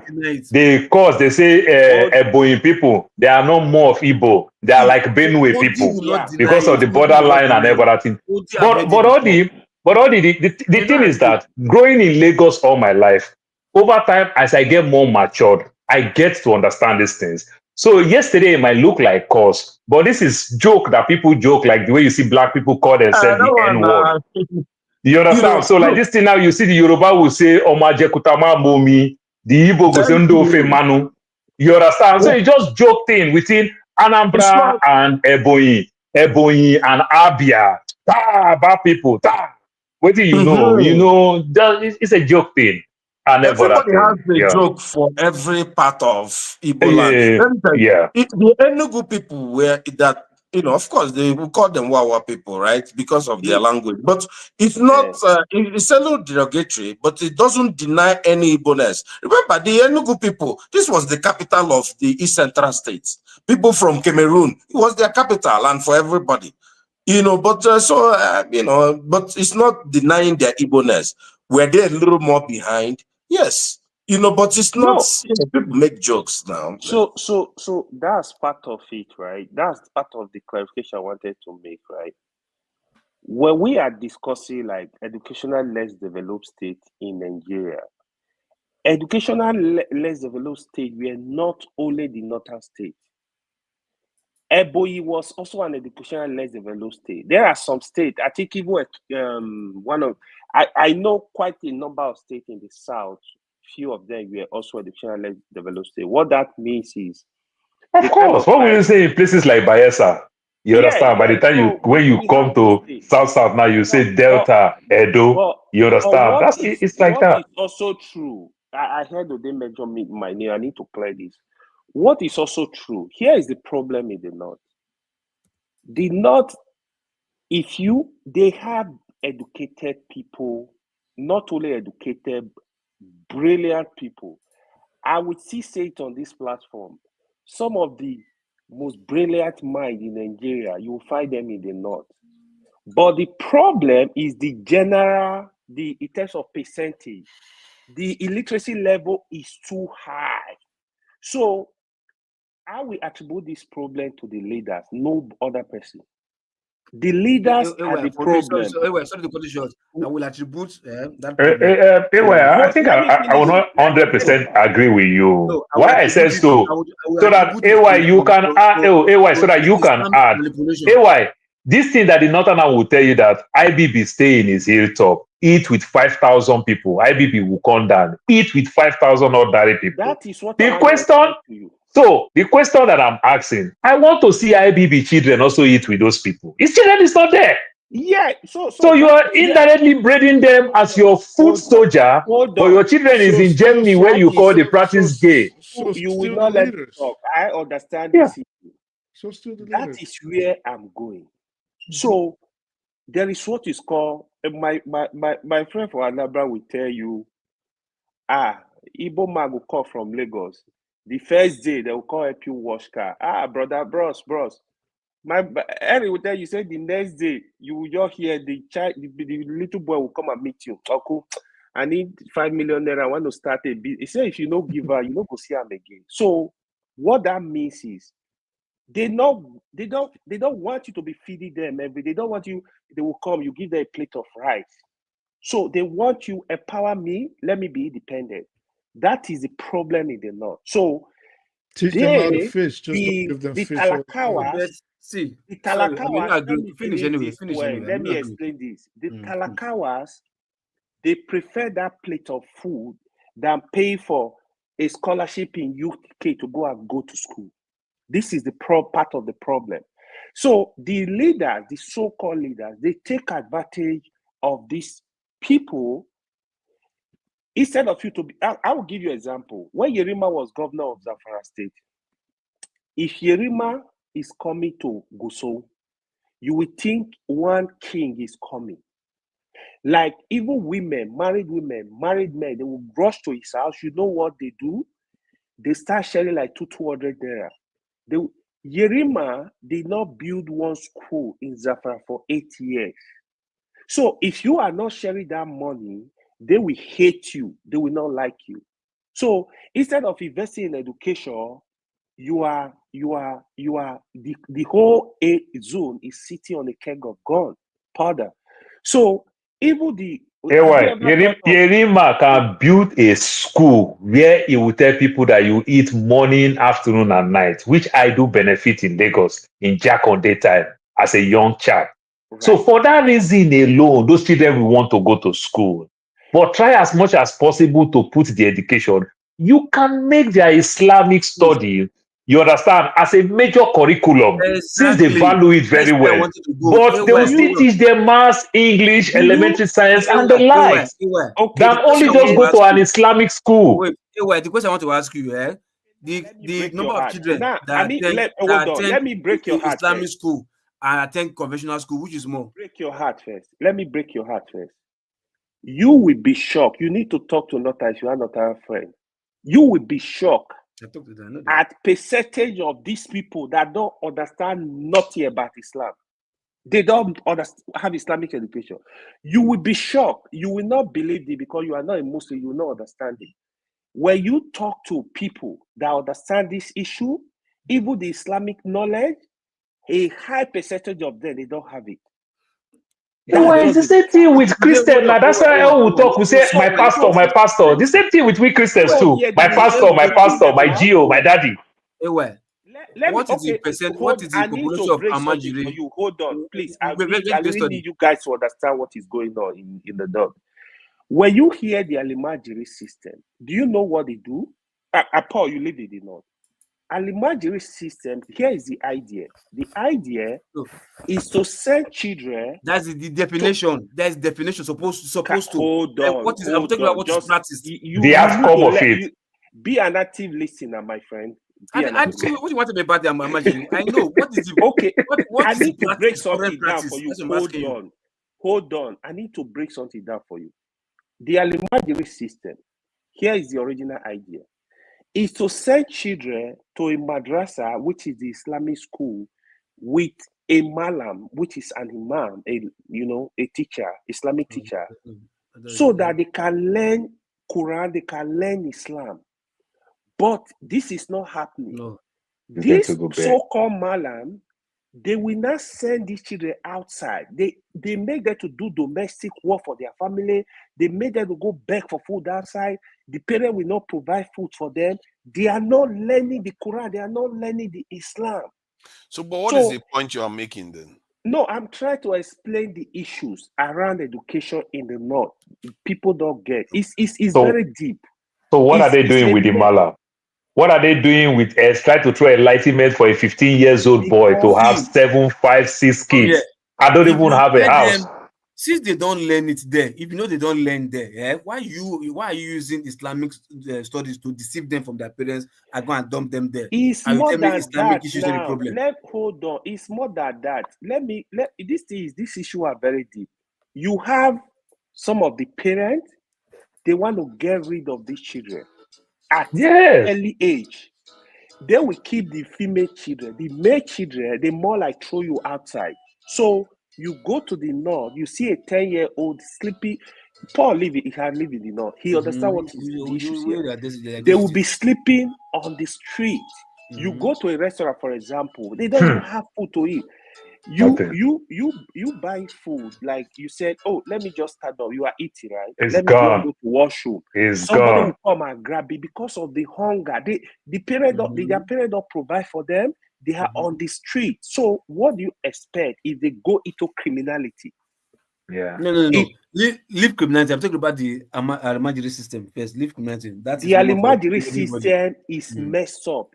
To me, Alimajiri system needs to be banned. It's not contributing. In my own understanding, that's why I say transform it to the conventional school and make Islam make Islam a major subject. Like the way they'll say maths, English.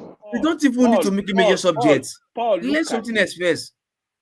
Why make it a major subject? Learn something else.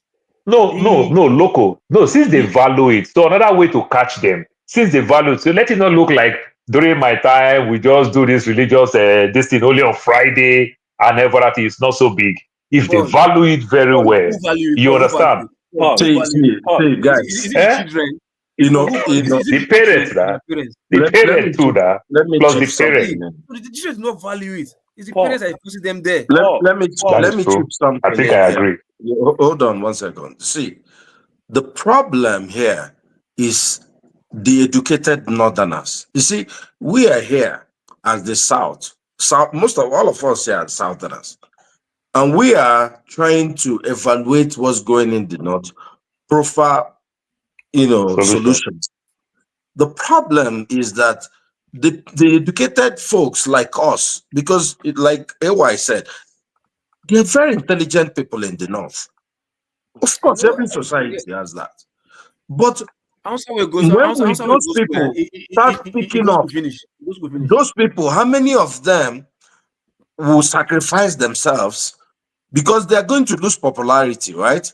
But have to speak up. All these things you're saying, you see, what's his name? The former CBM governor. He will talk Lamido. You will watch him. He will go to a conference and say everything that is good. His politics is opposite of everything that he was talking about. He just wants to retain power. The man will do everything just to retain power. People like him could have just gone, no, hold on. With everything that is done, I'm just using him. He's one of the most brilliant people around in the North. You can see him. When he speaks, you can see he was very well educated. He knows he knows the problem. Everything AY is saying is what the man talks about. But you will see sometimes his actions are not equal to the things that he says.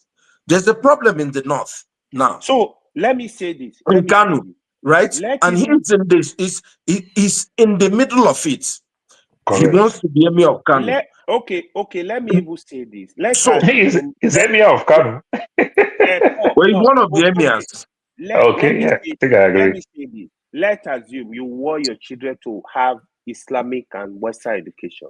There are standard schools in the North. In Abuja, you have a lot of them that teach Islamic and Western standard schools, high school standard, science.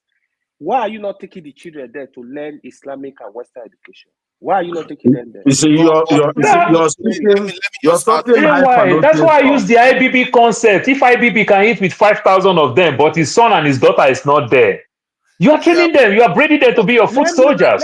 You understand? Let me just add one quick one. Are we trying to debate something that we cannot? Father, let me finish this point, please. But this one is a short one. This one is a short one. Are we debating something we cannot change? Because even in America, there's disparity in the way the these states are educated. Like those, even you have those things. So can you change? Yes, we can change. No, we can change it. Let me. It can be changed. Well, good luck with that one. They won't even take anything. Hold on. Let me explain this. For you to know the leaders in the North, they know what they are doing. They know what they're doing. Pick one leader in the North. Go and look for their children where they attended school. They attended the best school in the country, the best school outside the country. West. But the southern leaders are doing the same thing now. They are sending the children overseas and leaving us. No, Father, you are making a mistake. These same leaders in the North, see the mistake that I'm telling you are doing. These same leaders in the North make these people understand continuously all the harm, all the evil is caused by the global West. You understand? But why they preach this their Islamic thing, the Erufai never send their children to go study in Saudi Arabia, the UAE and Qatar. Now they send them to go study in the America, the UK, and the Germany. My brother, where they condemn to these people very well, not make them want to appreciate. Maybe they will just improve, but they will never change in terms of the disparity between them. They can change. So why are their children? Hold on 1 second. To be saying that can Mississippi become more educated than California? Is that possible in America? Sometimes there are differences in no, Father, now you are making mistake. Okay, now when you talk about this California, now we have the Stanford of this world, we have other schools of this world. The 8 Ivy League, they're all in the East Coast. You understand? The 8 Ivy League schools, they're all in the East Coast. None not one in West. When you look the Alabama, you look the Mississippi, you might call all these poor states. Poor states simply mean they don't have more funding.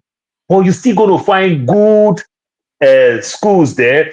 You're still going to find more, they invest more on the things that they know how to do, like those states that do those farming. They still invest on farming. You talk like the machine state, like back then, the Michigan and the likes. They still invest in training people in terms of skills because you want to work in Ford, General Motors, and the likes. They still train people with their own, the things that they're going to get with advantage. The own resources may not be there like the New York and the California. Well, let me even support your point further. You know, because many times equivocation is the evil of everything, right? You know, nobody is saying that in Nigeria, that even in the next 100 years, Jigawa will have the same educational level as Abia State or Lagos State. But what we're saying is, Jigawa has something Abia State doesn't have. Mississippi has something that California doesn't have. We need to maximize whatever we have in every state in Nigeria. What we're saying is, look, nobody is talking about Ivy League school or college. I think even before you and AY joined, I think most of us had a consensus on this. What we need in Nigeria is all these kids have basic education up to high school. Get a high school diploma.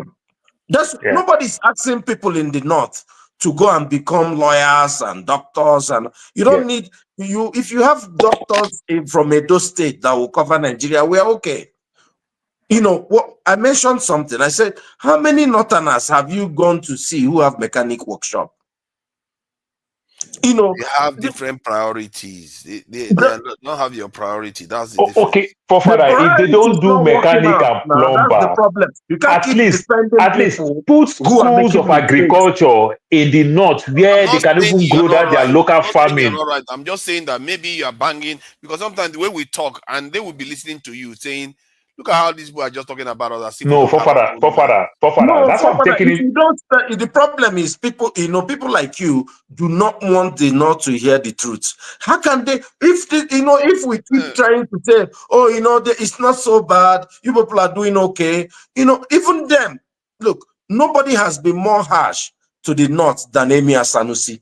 He's their Emir. Yes. He has said all these things. Why are you trying to be holier than the Pope? He's saying it from the inside, and he's not saying it in such a way that they need to sort themselves out. They need to. Sometimes the way we talk about let me ask you: is there no problem in the North? Father, if you go against all the what he is saying now, what about what I'm saying? Since these people are very good in terms of this farming and the likes, why not invest heavily on agricultural farming? Is it not the same thing? Put schools there. You understand where they can grow in terms of, now we are talking about mechanized farming, agro farming, different type of thing. You understand? Why not invest more? That's for them to be doing this arcade 100 years ago type of farming. While they're in high school, get them vocational schools that will teach them how to fix the tractors. Correct. There will be someone who will fix tractor. There will be an electrician fixing tractors. There will be a carpenter building pen for sheep. Yeah. Or plumbing. How to set this? How to fix the sprinkler? How you time the sprinkler for their farms and every other thing? Their cattle. The future wealth in Nigeria is in the north. Correct, 100%. It's in the north, and everybody can see it. I think they are doing those things that you are describing. They are doing them at the low scale. I agree with you. Nigeria itself is not doing very well. It's not true. Now you have to be honest. How can they be doing statement? And then, say the truth. Don't be political. Politician will show you 300 tractor that they never use. Governor in your state or something. Let me just add after I add, then maybe Paul can explain to us what is going on in this then before we round up, because I think we are going quite long now. So let me just add quickly. The way I look at Nigeria is that the South is educated, but not as educated as many more advanced countries out there. So, and the North is less educated. If the South gets more educated, whatever events that result in the South getting more educated and getting more quality education is going to affect the North too. The pattern you are going to see is going to still replicate itself. So it's of no use telling them now, oh, try to catch up with us. They're not going to catch up with you. You're always going to be ahead of them. If the South improve, they will improve. If the South improve, they will improve. So maybe you should improve, then they too will improve. And whatever, because there's no way the South will improve, they will not improve. Their own priority is either agriculture. They prefer agriculture. They prefer doing stuff with Islam. They prefer having large families. It's not for you to tell them how to live their lives. And you see what I mean? That's why I feel like when we talk about them, no, and this is where I break with you. Where I break with you is it's not for us to tell them how to live their lives, but when they want to lead everything in Nigeria, Tinubu, I don't want Tinubu to be president, but the problem is Tinubu. Look, the North is saying that they want to take over power again. The problem we have, I've never had a problem. I said, I want to ask you one question. Do you live in the red states? No, give them everything that they want. No, but the problem answer, do you live in the red state? We should submit everything to the North. No. What my father is saying, oh, give them everything. Don't say anything bad about them and give them the leadership of Nigeria. No, I'm not saying that. Well, that's what you're saying, essentially. I agree with you, but I'm just saying that there's don't be. No, you're saying we should not tell them how to that's exactly my point. You should not tell them how. But the problem is that they are coming. They have an army of uneducated people who is selecting them by thuggery or by whatever, and they keep being leaders in Nigeria, and they keep telling us what to do. And all of us are running away from Nigeria. The truth is simple. You have to tell ourselves the truth. If the North, let's say Gideon Oka had succeeded and the North is doing whatever they are doing, nobody will worry about them. They can do whatever. They can knock themselves out with Sharia and with Ahmad jury system. Then no problem. If you want to set them technical expertise, you can. But we are in the same country. We are in the same ship together. Don't tell me not to tell the North if they are making a mistake. We are the same country. So what are you saying? If they want to leave Nigeria, then they should leave. And then nobody will bother them. I'm not saying you should not advocate. No, this is annoying when you keep talking like this. I'm not saying you should not advocate certain policies, but sometimes the way you come across is like you are trying to imply that they are backward. They don't know. They don't know what they are backward. What's the problem? You just called Alabama or Mississippi backward, but you can't say that Jigawa is backward. What's the problem? I've said they are less educated than this is to 21st century. Yeah, dishonesty will not help us. See, for that, this we will not see. Look, a little bit. We will not, for any reason, say like Odi said, we are on the same ship, and we are trying to. Some set of people are trying to run fast or whatever. Why instead of some people to stand, not to run, some people are even running backwards, which is even worse. You get my point. So you can't tell us me that's running, try to run forward, and somebody is running backward. I should not tell the person, guy, no, this is the direction to run. No, I should leave him not to tell him the direction to run. No, because see, it's easy. Look, that's what I was trying to tell AY just now. Look, like this, because like I said, we don't understand the gameplay. We just sometimes blame the people. There's an ulterior motive, a game plan with all this stuff. We live in Western countries, white countries. We've heard in the past where they said these are the plans that they have to make these people divide, fight against themselves, and conquer them. Don't tell them, don't show them the way. Always put them in this kind of situation. You understand? I think I hear the point you're making, though. That So the truth is, look, the truth is, these people that are in power right now, Shetima or governors, whatever, you understand? For them to sleep with their two eyes or comfortably and believe or know that there's one destitute that is their tribe out there. Not even 1, 2, 3, 4, 5, as in thousands of them destitute, little children for that matter. Not even adults who can fend for themselves. Every time they are begging on the street, begging. They mostly recruit all of them to become terrorists. Those boys are doing kidnapping. If they hold gun, the gun is even almost heavy for them, as in pushing them apart because they are smallish in nature. But for those governors now, those senators to be asleep comfortable with this is happening. That's to tell you, those people are happy that those boys are like that. And what is the origin of those boys becoming like that? The Ahmadiyya system. And what is the foundation of the Ahmadiyya system? Using Islam to lie to them that they should go there and learn. Meanwhile, at the long run, they don't teach them anything. They leave them. Loco, you saw it in Bodilon. How the president is feeding people in Bodilon for years.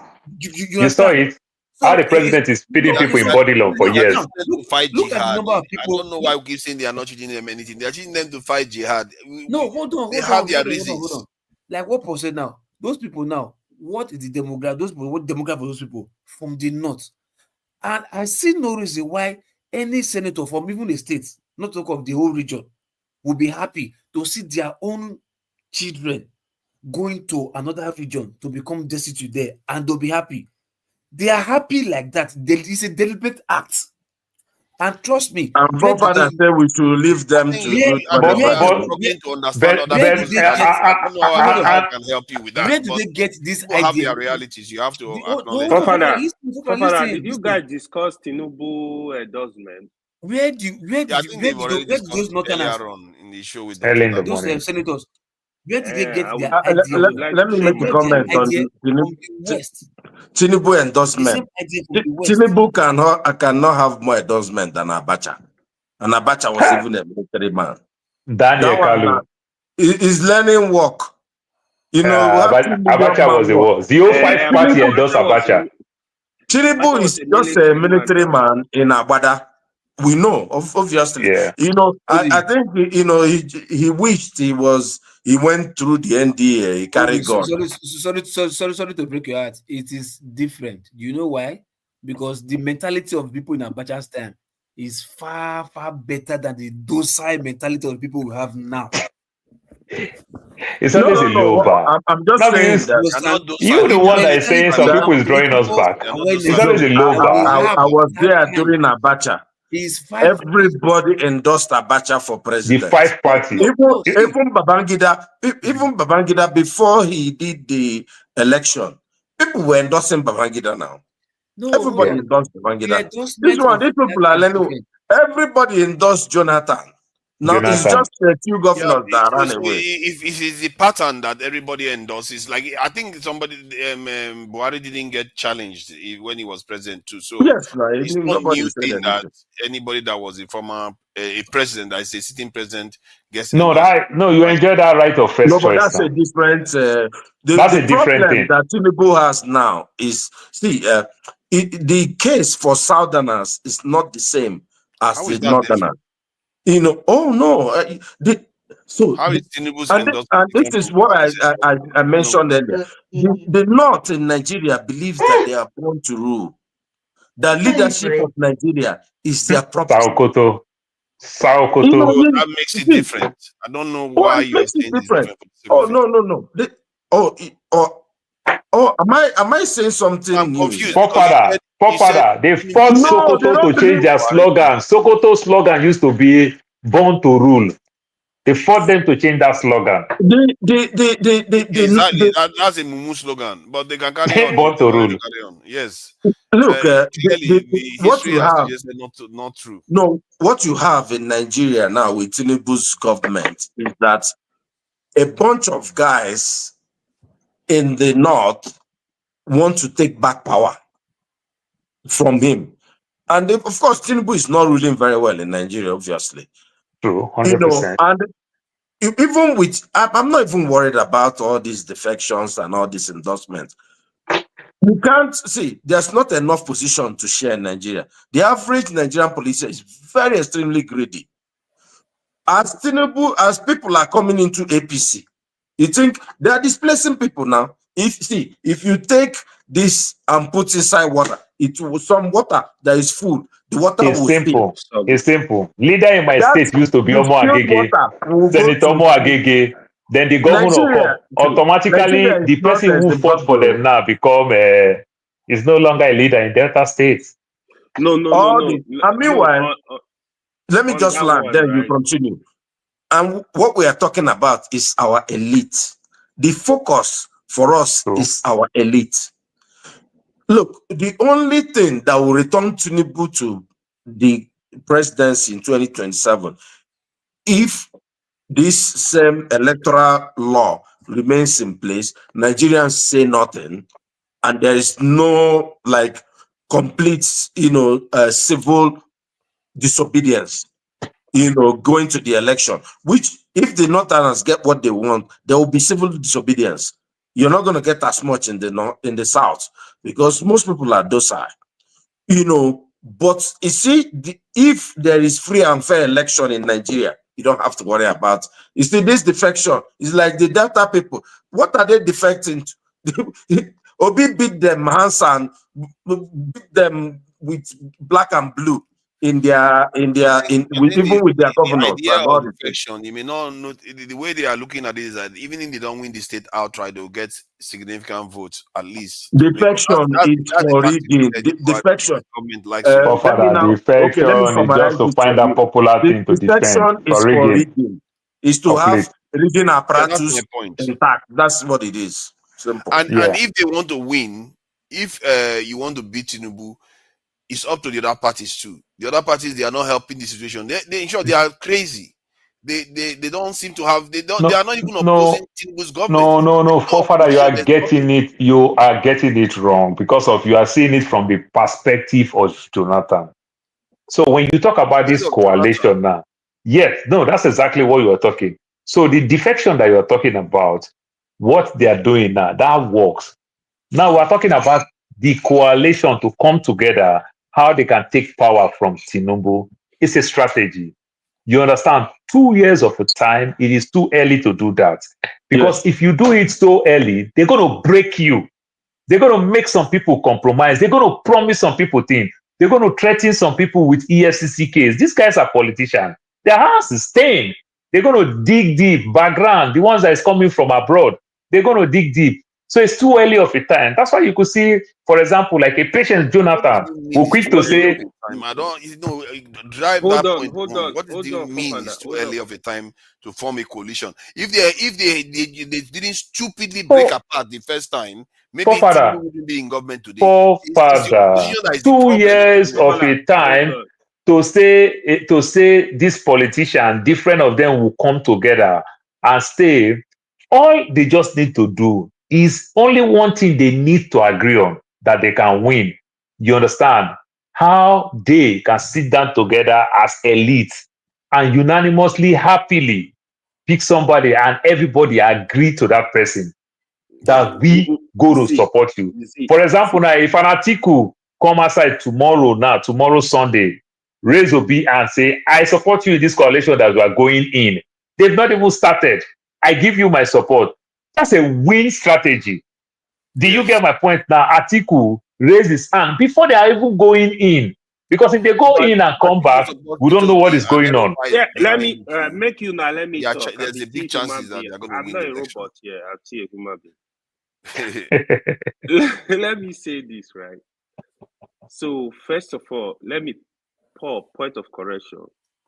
When you see a city governor, the capital a political party, is automatically they must have been some sort of agreement, especially if that's his first tenure, that he's gonna get automatic ticket and he will be the leader of that party. That's why you saw like Omwagege was resisting the governor, the campaign to APC. So there is a lot of politics going on. I was explaining this to Forefather the last time, right? In the South now, almost all the states are lined up for APC. In the Southeast, Forefather, you said? The governors, not the states themselves. The governors, yeah. Bro, okay, let me break this down for you further. All they understand politics better. If you've been listening to political players in Nigeria currently, if you listen to them, their interview, even those that are not in APC, from their statement, from the way they speak, a lot of them are working for Tinubu. You take this to the bank. I can point it for you. I don't know about that. But one thing I can say, let me say something. Come on. AY, that is the 2 years is too early. People can play that to get what they also want to. What I know for sure is that hold on. Let me just say my piece. 15 seconds. It's not even that long. One thing you can agree for sure is that no matter how popular PDP or Atiku, APC, Tinubu was, he didn't win the Southeast. He didn't win some states that you would think he should win because he's so powerful. He did. But it's different. Okay, let me break it down for you. It's different. It's different. Politics does not work the like governors that. were in the other states when hold on. Can you just calm down? 1 + 1 is not 2 in politics. No, tell me how it is different then. Should I break it down for you? It's different. I'll give you an example. Let's take Edo State as a case study. Last election, Peter Obi won Edo State. The governor was PDP. Yes. APC were there, PDP, Labour Party. Yes. The governor was not a politician. Yes. He does not understand what's going on. The APC, they were powerless in Edo State. I mean, they got some votes. The Labour Party, there was a big movement. Okay, now, today, as we speak, the whole political structure in Edo State is APC. That's a problem. Yes. The 3 senators, the last one that was Labour, they came to APC. The governor is APC. The local government chairman are APC. That is what Ode was telling you. That is a rigging structure. Correct. Even if Obi had take this to the bank, if it had been contest election in 2027, that structure remain, he can do well. He will not be able to get the vote he got last time. Take it to the bank. So you see, hold on, let me break it down for that. Wow. This your education is not ending. Okay, let's see what else. There are people listening. It's not ending. They are like, what else do you have to say? Hold on. In data, it's same thing. The political players, they are lined up for APC. The last senator, the cap to APC, Ned. The former governor is APC. Ibori is unannounced APC. His family are APC. Ibori controlled the political structure of Delta State. Till date, he actually controlled the bigger part of the structure because both Oduaga, Ifa Okowa, they were from Ibori political family. Paul understand what is going on there. So now, if Omagege is not the only person that will destabilize them, Omagege, if he move out from APC and move to maybe Labour Party or another party, you might see another force. But as it stands today, you have one force in Delta. In Rivers, you know what is playing out there. You know the madman is the head of the chapter there. So, Wike, what the deal they are negotiating right now? Let me break you guys' heart. You are just supposed to explain one point, not to draw the whole map of Nigeria. No, the deal that is going on. The deal is for the River State governor your point is not strong. That's why you are stretching it too far. The point you're supposed to make was to say this is why the structure matters. That's the point you were supposed to make. But you know that point doesn't understand what I'm talking about, forefather. I don't think you understand this issue. No, you are saying is it not okay? Let me tell you what you're people that understand how to rigging politics. Is it not about the structure in the state that the governors, the senators, and everything control for a party? Is that not what it's about? That's what you're trying to say. Yeah, but is there anything else mysterious about it? Can you just let me finish? Okay. In Rivers State, Wike is the guy at the top there. The politics going on in Rivers. One of the things on the table is the governor you have to declare to APC. That negotiation is part of what is playing out in Bayelsa. Wike has considered parallel PDP executive in Bayelsa to compare the state to move to APC. If you don't move, you want to take over the state. The Bayelsa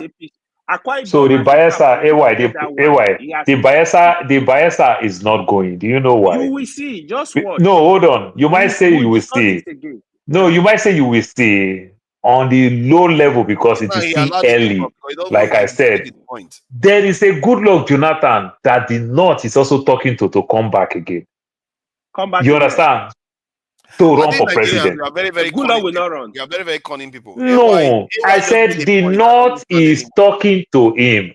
Not Goodluck Jonathan love politics to come out. They are talking to him. You understand? Because it's a good deal, it's a 110. You understand? They are talking to him. Because the North has Even already before 2023, they were talking to him. There was discussion. not that one. Tinubu, remember, Buhari is still strong in the North. But now we're talking about Tinubu now fighting in the North. No, do you So think good percentage of Buhari is them still will not strong in want the north? Tinubu. I Because don't think if Buhari is Tinubu still rule, strong in Tinubu the will. north. You see how he's laughing because he doesn't want me Do to you address do the you point know he one just thing made. you guys don't know? Let me address the point you don't mean. You're not going to get away with it. The point you made was that they have structure.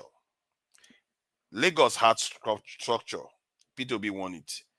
Abuja, was it Labour that was ruling Abuja? No, it wasn't Labour. It was all PDP and all the rest. Labour took it. Edo State, was it not PDP completely? The reason why, hold on now, you've had your say. The reason why PDP lost this thing, Edo State, it was obvious. PDP is disorganized. It's not because this other PDP is the biggest problem in Nigerian politics at the moment, because they were supposed to be a former governing party and represent a strong opposition, but they completely imploded. If you look at P2B's party, they are new on the block. You can also accuse him of having a very, very weak party that doesn't stand that doesn't have any backbone to remain standing. So they are the ones creating the problem. It's not the other party. If you look at PDP, the opposition they faced, the opposition PDP faced when they were in office was very, very strong. They were very, very determined. As a matter of fact, if you look at the way Buhari 3 times almost beat them, but he just didn't have that extra vote to win the election. So they were very, very tough. But this other group, they just broke into 4 different places and want to expect to win an election where the other side is the governing party and the other side has all the resources. If they remain like that, that's the only reason why they're going to lose. Not because all these parties are busy joining all over the But let me tell you this. Let me first tell you this. All these governors are joining the party. Let me tell you this. In all honesty, since 1999, this is the first time we are having a city president as a core politician. Let me break that to you. Oh, you don't believe it? See, the best politicians that do what you are talking about, they tend to have former military background, not this core politician. You are making it look like the core politician is the one that wins the election all the time. It's not true. It's former military leaders that win election continuously. Actually, like the ones in South Korea. We are talking of Nigeria. Nigeria is not South Korea. And even in Nigeria, former military leaders have ruled how many years out of I'm not talking a military leader. There is difference between a politician and a military leader. No, but when you use that argument, you are using that argument to mean that, because he's a true politician, so he's going to win more. But it doesn't correlate with history. Hold on.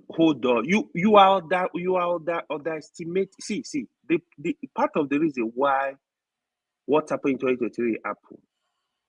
Some people underestimate what Tinubu can do. Tinubu is very ruthless. He's a ruthless politician. This is just you guys create myths where there is none. Hold on. Tinubu is a ruthless politician. Take it to the the bank. Of course, he's a ruthless politician. A lot of politicians are ruthless. Let me tell you what. Are you not the one that called them the same? Hold on. Let me. Now they are different, so they are not the same anymore. Hold on. Tinubu, the Lagos politician, they never believed that Peter Obi. They never believed Peter Obi will win Lagos. If they knew, they will do everything to turn that. You saw what happened in governorship election. See, that was a big surprise. You don't understand what is going. Do you think Peter Obi is going to win Lagos back in 2027? The Lagos zone was clear with what Mikey Guinea will tell you. The Lagos zone, even though Obi won it more than that number that they give Obi. But what you must understand, it was this thing that they were counting. As they are saying it real time, You understand? And every other thing, it shocked them. Because for a very long time, they just easily win this thing, just take numbers and every other thing. Give Ali Monsho this number, give Papa 1 this number, give Papa 2, give Etiosa, give Ikeja 1 this number. But when they start doing this electronic thing, that's when it's done on them that, oh, we didn't really know. You know this thing where you believe that more Yorubas just going to vote for you and every other thing. But we have so many Yorubas that are not Yoruba any longer. You take it or you leave it. You have to give it to Yoruba. Fela fight his own Yoruba people. Gani fight his own Yoruba people. I'm like AY, I'm not a robot. You know? Nigerians are capable of voting against politicians. I just make a quick comment. You know, see, that's impossible. See, you know, to AY's point, you know, yes, Tinubu is an unusually ruthless politician. Maybe we'll say that. Now, you know, he will do if it's possible for Tinubu, just take this. If it's possible for Tinubu to kill half of Lagos and be next president of Nigeria, I don't think he'll mind doing it. That's how that kind of evil-minded people are. The problem we have here is Tinubu went into government 2 years ago. He knows that if there's a free and fair election, it's not going to win. There's no way. He started campaigning again, not campaigning. He started politicking because it's not a campaign. From immediately he went in there, you can see he brought the Lagos boys. The idea is you'll be shocked that the INEC chairman for 2027 will be a full Yoruba man. You'll be surprised. And there won't be any change of any law, anything. The whole idea for Tinubu is, how do I get back there? If Tinubu loses in North, can he win an election? Huh? How can he lose in the North if he brings a Yoruba man that is elected INEC chairman? Are you a Nigerian? Are you talk like a Ugandan many times? Are you from Uganda? Asking a question. I don't understand why. PDP have 28 states while Obasanjo was campaigning for Yaradua. It's a structure to rig. It's not a structure that you say is a structure. It is the same precedent Tinubu is trying to do. Let all these people come to my party. Let all these people come. If Tinubu loses in North, can he win an election? He can never. He can never. Okay, so if he can never win, and if the North is against him, even if they are in his party, they will sabotage him in the North. Not all the North. Not all the North. History suggests that already. Wait, Paul. The easiest place to actually win an election in Nigeria is in the North. Take that to the bank. Yes, now.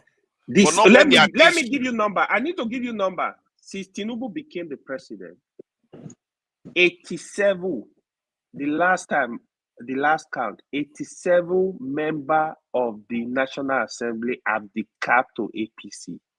87 from Senate and Rep. See, are they the all solution. Northerners? Hold on, I need to summarize this for you. I thought you were talking about it. Okay. I need to summarize this for you. The whole Nigeria. You make a point that make it look solution. Like they are Hold on. Here is where the opposition are failing seriously. The solution to Nigeria election: make sure there is electoral reform. Thank you. Make sure the vote of people. Which will not happen. It will never happen. It will never happen. That's the solution. So electoral reform will not solve it. They will still rig it's just the electoral reform that Buhari did was good.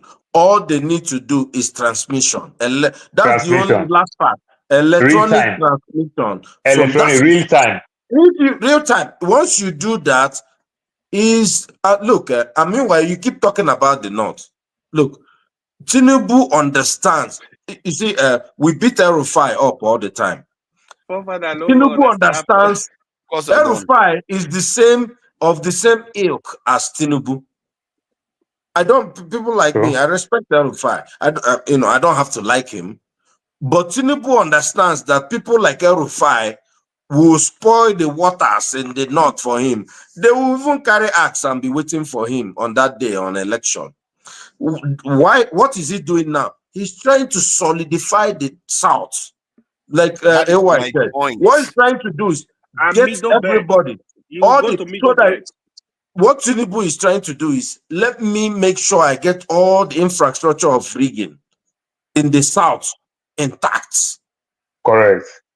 You know, if I can get and that is all the 17 states. infrastructure of rigging That is in the 17 states. South All I'm looking for intact, is 6 states in the North. then I will not just see what I can get 6 in states the in the North. North. I don't know how Because you the North, believe all these because things you are saying. look, I really don't know how you believe it. But he said the truth. Even if the last result they didn't even bear it out, you're just saying it just because you are trying to create this myth of a human being. It's just not right. no, I don't think that Tinubu is a myth. I don't respect him like Forefather, myth. it sounds weird, but we are talking This the is dirty. just criminality. We are discussing the dirty politics. We are not discussing politics in proper perspective now. We are discussing the dirty politics that they play. Look, forefathers, I am not saying that Tinubu will win election in There were dirty 2027. politics in the last one, and Look, still look at what happened. He's still linked into the Aso Rock. Even with the when he led him into Aso Rock, Mahmoud, hold on, Mahmoud went by you can 4 say whatever a.m. you or like. 5 You are the one that is a.m. inconsistent, saying that I think they even condition Mahmoud. Maybe last minute Buhari just say let my people go. You understand? Because that's how I see it. What did Tinubu get? 8 million votes. Atiku almost 7 million votes. Obi 6 point something million votes. And remember, the 36 states, they all won it 12-12. Obi won 12 states. Tinubu won 12 states. Atiku won 12 states. Then Kwankwaso won 1. You understand why I count Obi as 12? I know it's 36 states. That is FCT. So do you think that Tinubu will lose the North this time? No, if Atiku didn't manage it, if Atiku didn't manage it very well again, it's still not going to win.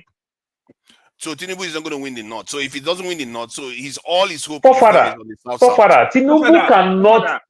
Forefather, understand the thing. What they are telling you, you don't want to get it. Tinubu want to solidify South 17 states and go fight for just 6 states in the North. And what do you play? All this killing that is going on in the North Central, then you start playing politics of favoritism, promise them the heavens.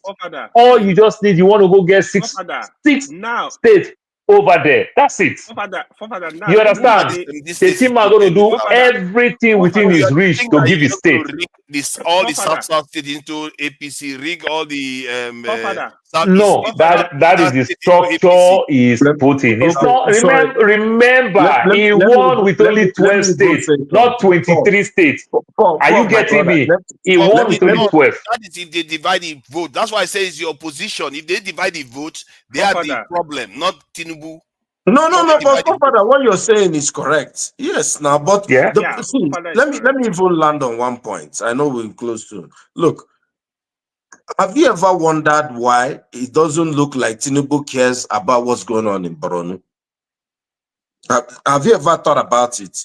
Because, you know, like the governor, Zulum, that most people believe is one of the good governors in Nigeria, not even just in the north.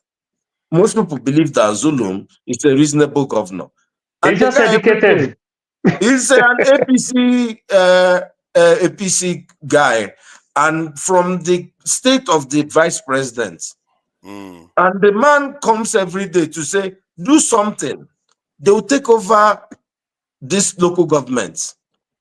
And nobody's doing anything. Every day, if you have people in the military, I do, you know, listen to some of them. What is going on in Borno? It's as if people are just letting things just ride. You know, it is heartbreaking. You see, the whoever, whether it's ISWAP or whatever they have there now, or Boko Haram, those people are having a field day in Borno. Why? If Borno is an APC state, Tinubu is saying whatever. And that's happening in many states in the north, where even where they're fighting insecurity or doing something, maybe it's in the south a little bit. I'm telling you, when it comes to 2027, many local governments, hold on, let me land. Many local governments in the north, there won't be any voting. They won't vote anywhere in the north. Zamfara. I'm telling you, and the election will be announced once they meet quorum and everything will be done. Yeah. Now, let me play opposition for you, right? Let me tell you how opposition can actually upset Tinubu. So you will not think I'm biased. So we were just discussing the dirty politics. Here is how opposition can give problem to Tinubu and force him out of that place. Number one, they should form a strong coalition, talk to all the dissidents in APC across the country, involving Peter Obi, Atiku, El-Rufai. In fact, they will try to talk to Conco, so they should talk to more people. That's number one. I beg. Don't talk about Kwankwaso. Kwankwaso is a full APC Tinubu boy.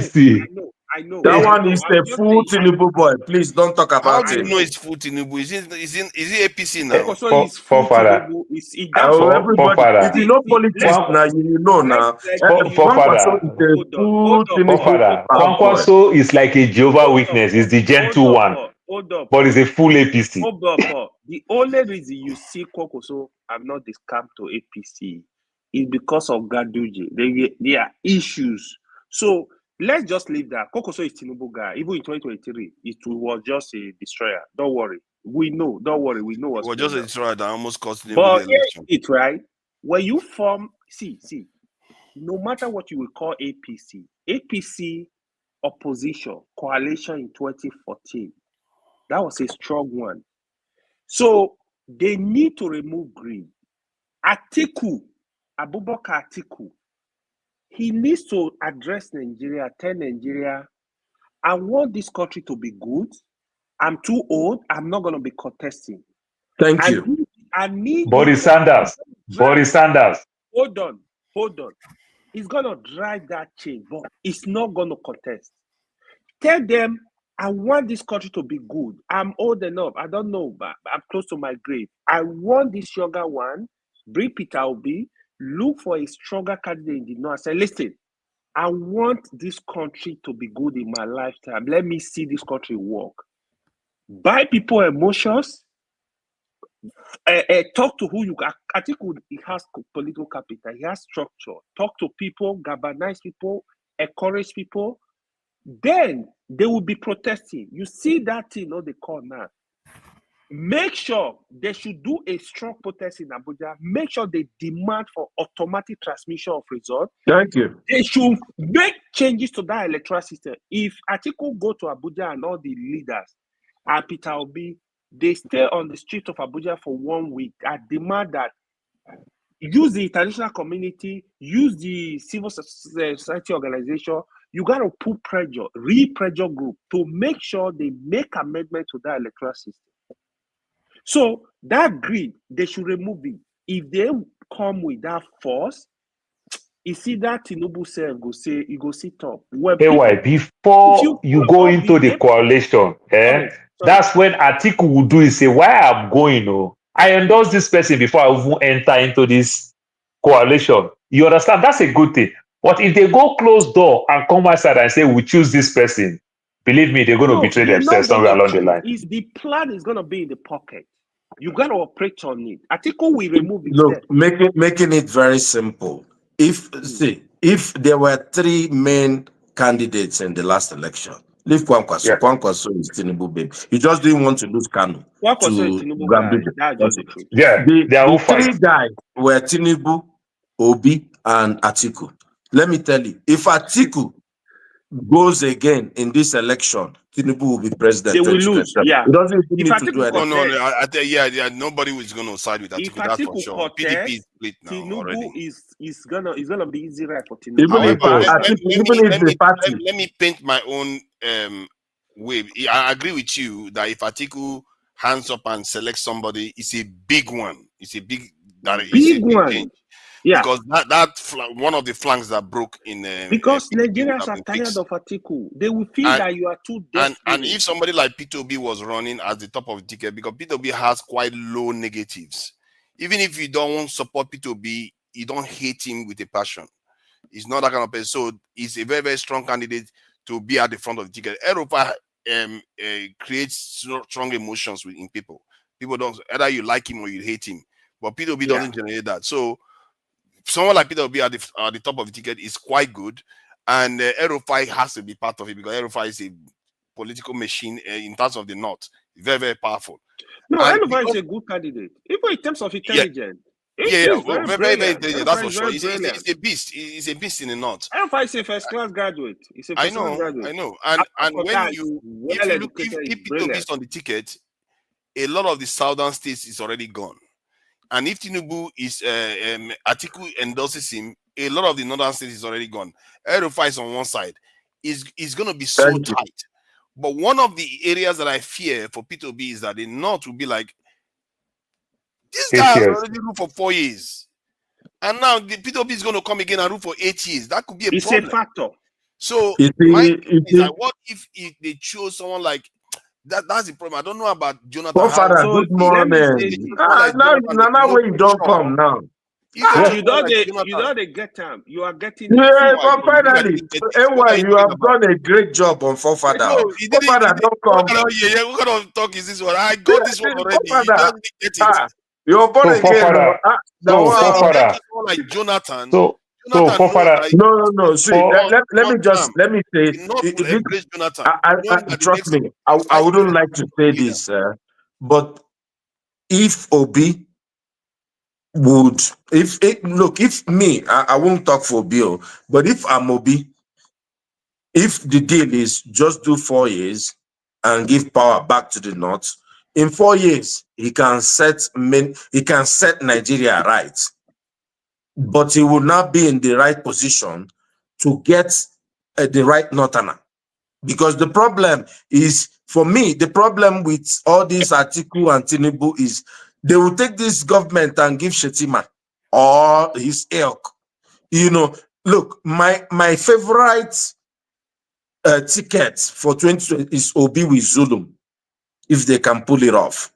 Or Zulum-like person on the North. Even if trust me, I don't want to say Obi and Erufai. Erufai elicits strong emotions in people, especially in many, whether in Southern Kaduna, many Christian, but look. If you use Erufai, they'll lost all the North Central states. The Christians vote, they'll lose it. Will be a problem. But if trust me, if you pick Obi and Zulum, and Obi says, okay, I'll do 4 years inside their room, and then after 4 years, we'll give Zulum for 8 years. I'm not so sure. No. Forefather, the Christian states in North Central, to them, anytime, any day, they see Erufai like a terrorist. Yes, that's the problem. Period. Whether it's true, is not true, that's how they see him. Yeah, but the guy don't even go there. They also see Tinubu and Shetima as Muslim ticket. So I don't know. No, Erufai never saw precedent that is going to grow. It was too. He comes out too much. This compensation of the Boko Haram compensate them. They are killing Christians. He didn't do nothing. Forefather, if you live in Kaduna, if you stay in Kaduna very well, the Christian population is bigger than the Muslims in Kaduna. So you'll be wondering why. 50-50 or so, around 50-50. So you'll be wondering how come these people are ruling like that. And remember, just joined us. Let's have him have his. And remember, Erufai also do the Muslim ticket in Kaduna. Paul, Obe, you have to jump in. Or this man won't let you stay. Is that how it works? That's how it works. Obe, before we come in, let me say one thing in 10 seconds. So let me tell you what big opportunity we missed with Peter Obi, though. So Buhari actually did a lot of work. Yes. With the electoral system. Yes. If Obi was the president, Obi would have played that job. Nigeria would have had a good electoral system to work with going forward. But I knew if Tinubu come in, you're not gonna have that. It's not gonna happen. So that is one big opportunity, because I'm not canvassing politician. What I really canvass for, I want the power to be with the people. So that if you are not doing good, the people have the reason why they talk the way they are talking, right? They think they can use money, they can use power to do whatever they like. But if and the they power have the is with Supreme the people, Court also. Yeah, if the power is with the people determine who rule them. Trust me, all these politicians, they will have a routine. They will change their thinking. That's just what. Yeah, but you see, what we just found out is that it's possible to unseat him, even based on, because there are some presidents, that there's nobody that can unseat this guy. Like in the case of Wike when he was in Port Harcourt, a River State, there's no way you can unseat him because he wasn't just powerful, he was also popular. But from my own perspective, it's obvious. Hello? Go ahead, Yobe. Go ahead. Everybody from my own can hear you. perspective, it's obvious that he has shown to Nigerian that he stole the election from all his actions. He's not even doing anything along. If you see the character of Yaradua, you could differentiate the personality of these two people. This guy is tactically showing that since I steal that one, stealing is going to be difficult for me. Using another tactics now to do the stealing. It's no longer grab it and whatever he was talking about. So the rate of bullying is just too much. The rate of belittling Nigerians is just too much. They will need to pay him back. That's what I think it will become. But Obi's case, Obi must not be VP to anybody, otherwise division ends at that level.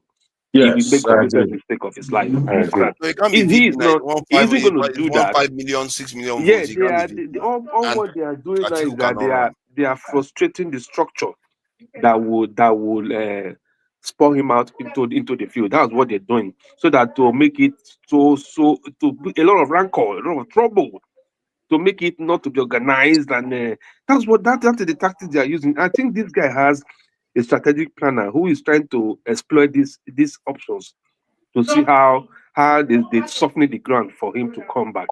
Because if Nigerians allow this guy to come back, man, I don't know how we're going to be looking at ourselves. We are finished. It's not Nigerians, it's your position. No. Don't blame him. Blame the opposition party. If we have 99% of elections, from there's no way P2, all of them, blame all of them. They are the cause. We? No, in Nigeria, you see, even his first election, blame the opposition. The opposition is the problem in Nigeria. They split in splittering. He wouldn't have made it into office. He got 36% of the vote. He wouldn't have made it into office if the opposition wasn't broke, including Kwankwaso, all of them. Do you know that a multi-party system was actually a strategic plan too? They knew the disadvantage of two parties. Like American, they came to copy from. Did they copy very well? They didn't copy very well. Did they do midterm election? They didn't copy that partner. They didn't copy midterm part. They didn't copy the two parties and independent party. They only just copied what they will fine tune into cheating. That's what they did. It was all systematically done. We really need that midterm bit because it tends to slow these crazies down. Exactly. Americans didn't know why they put it there.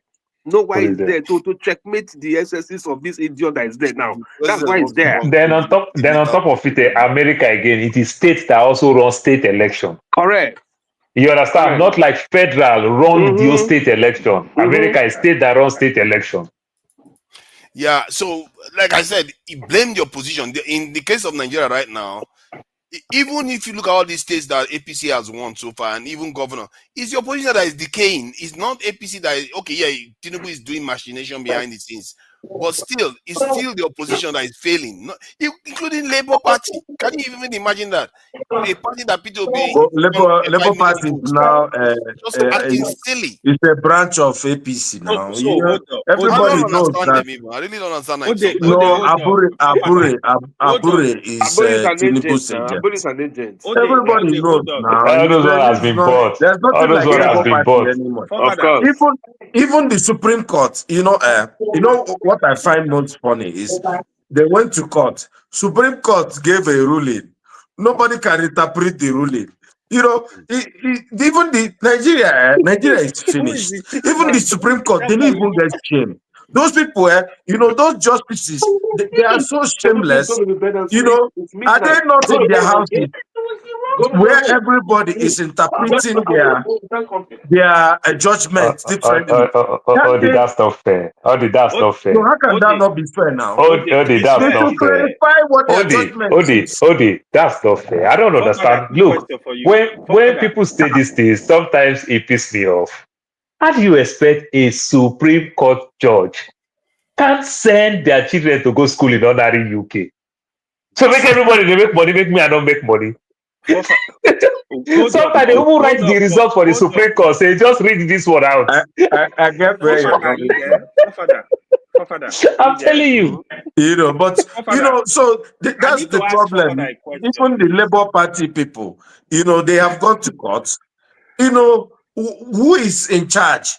Somebody tell us now. You know, everybody's claiming. Only when you're growing up, have you by chance seen Manowar Boy Scout fight on the streets? Let me. I need Fofana to answer. This is Manowar Boy Scouts. Answer this question for us. Fofana, are you there? Yeah, I'm here. I'm here. But I think I think the election 2027 is in the pocket of Abubakar Atiku. He will decide. Yes, he will decide. My question to you, Fofana, why are you surprised that Labour Party get a movie to APC and all that? Why are you surprised? I wouldn't say totally surprised, but I just feel like the opposition party in Nigeria, because before now they used to at least hold ground a little bit. They like under APC Buhari, yes. You see PDP members defecting. After all, Governor Ayade defected to APC.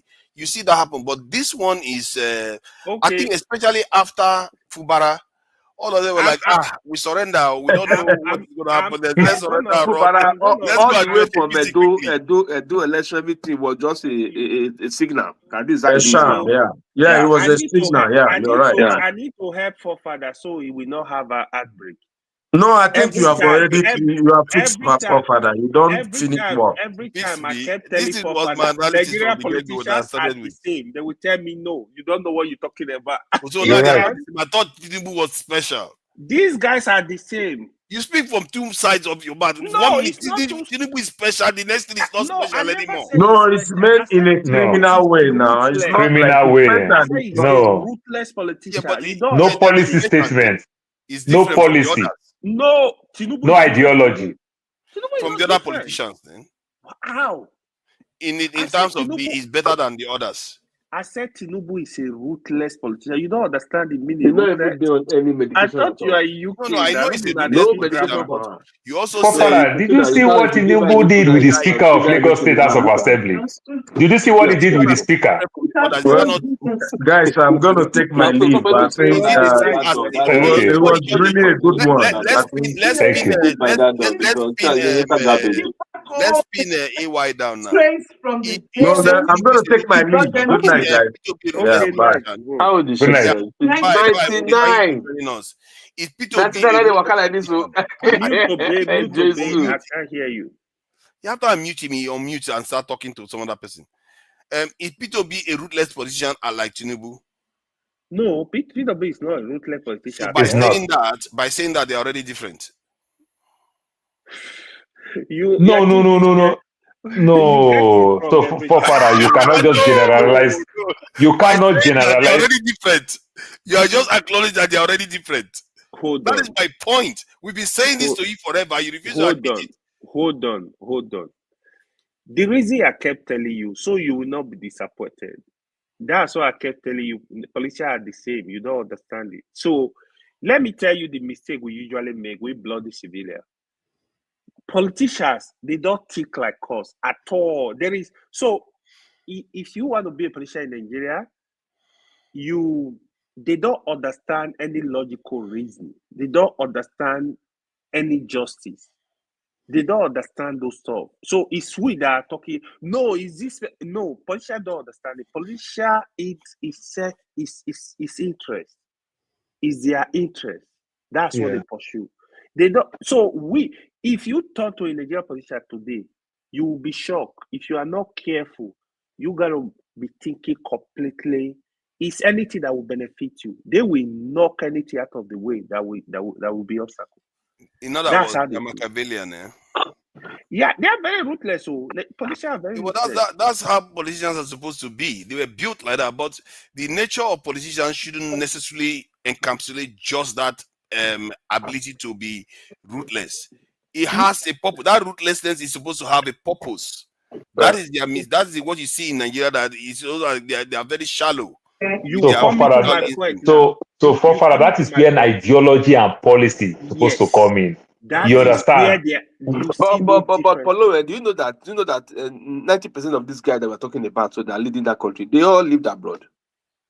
Yes, obviously, yes. No. Good So percentage where is it disconnect? Where is in fact they use so you might understand something. If you know that American government, Obama play a very strong role to make Tinubu win that thing, and Tinubu went, they welcome him, give him a red carpet and everything. You mean Buhari? Sorry, Buhari. I am so sorry, Buhari. If you know these things very well, you understand. So where you see the difference now, Jonathan can still leave power, still can't say anything. That's a weakness. Yeah. That's a weakness. And Buhari, for Jagaban, that's a weakness. It means that he has a backing from somewhere. So if you are in power, even if you are in power, if they can threaten you, they can gag you. You still leave power, you still cannot talk. Yeah, that's a weakness of our people. For me, we don't even know what we want. It's obvious that this guy has a backing of certain structures. I think so because he's so heady in his operation. He's so like nothing anybody can do. That's the way. No. Everybody can play that same game. Everybody can.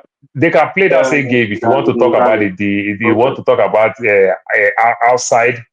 outside to go play the international game, everybody can play the game. What type of deals do you cut before you play? You understand? And everything. Everybody can play that game. But when you're does anyone see someone like Wike ditching Tinubu in any way? Let's say because Wike made a comment once when he said Atiku could not run. No. And that he wanted the ticket to be in the south. That is at least that's his excuse he puts on the top all the time. So what they can only win after the return in 2027? That's the only one they can have him to do things. But now he's very useful to the system. Let me say this. But what if they choose a southern governor in the major parties? And Wike will still be irrelevant. Those stuff will not happen. But let me say this. I think you guys are giving him too much power now. Let me tell you, the life jacket of Wike is Tinubu right now, nothing more. Federal might, of course. No, federal might. Tell you anything. Right. See. Federal might. Let me complete this. If Tinubu, if Wike was not in power working with Tinubu, what you see in Rivers State will not happen. It's gone. That the governor of Rivers State does not understand politics. If I was in that position, oh man, Tinubu will throw away Wike. So what you see going on in Rivers State, Wike left position as a governor. He became a governor again. He's literally a governor. So what that means is he has the resources to fight even a city governor. The resources of Abuja, that's what he's using to fund the party now. That's what was going on. So it's not that he's like one super. Yeah, you understand politics, you understand the dirty politics they play in Nigeria. But trust me, it's not what you think. If Tinubu, the thing about Wike is that did you hear Wike? Wike seems to be a Teflon character. Actually, did you hear Erofai when he was talking about this coalition stuff that he was thinking about or proposing? He said they are not going to remove Wike because Wike is performing well. No, it's not. He didn't say Wike. He said Bosu Tijani. He said. Is it Bosu Tijani? I thought he was Wike in Abuja. Yeah, Bosu Tijani, not Wike. Who is Bosu Tijani then? I don't know who that Minister is. of digital. I thought it was Wike. I could have sworn it was Wike. No, he said Bosu. Go check it again. It's Bosu Tijani. Then, forefather, you must understand that Tinubu is still going to betray Wike. But what Tinubu is doing, when he successfully rigged the election, when they challenge him, Tinubu will tell you how he play better politics. Like 52% of his cabinet is Christian. And they said, I have Muslim ticket. I even have an opposition party. 60-something. So now I understand this thing. I even have an opposition party in my government, knowing fully well that he's going to go rig election, but he will use all these things as defense. You understand? Okay, Paul, before it's just a strategy. It's a long-term strategy. Can you Let give me say us this, a breakdown? forefathers. Sorry. I think we have to go. Sorry, AY. Let me just do this because I think we've not talked about any other place other than all the major groups. There is this stuff going on in Nigeria that I don't understand. Very confusing, but I'm sure the man with 9 lives probably knows about It does, sir. it.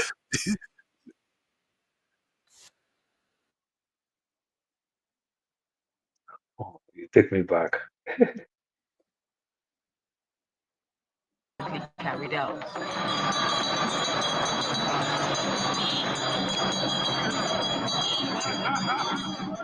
Days after the allegations were made, protesters under the umbrella of the Warri Indigenous Peoples Movement gather in Okere, Warri South local government area to deny those allegations as they voiced their dissatisfaction with the outcome of INEC's delineation fieldwork.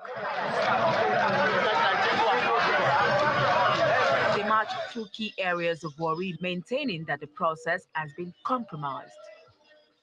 The Ijo and Robo stakeholders should not misinform the public with their deliberate misinterpretation of Supreme Court judgments.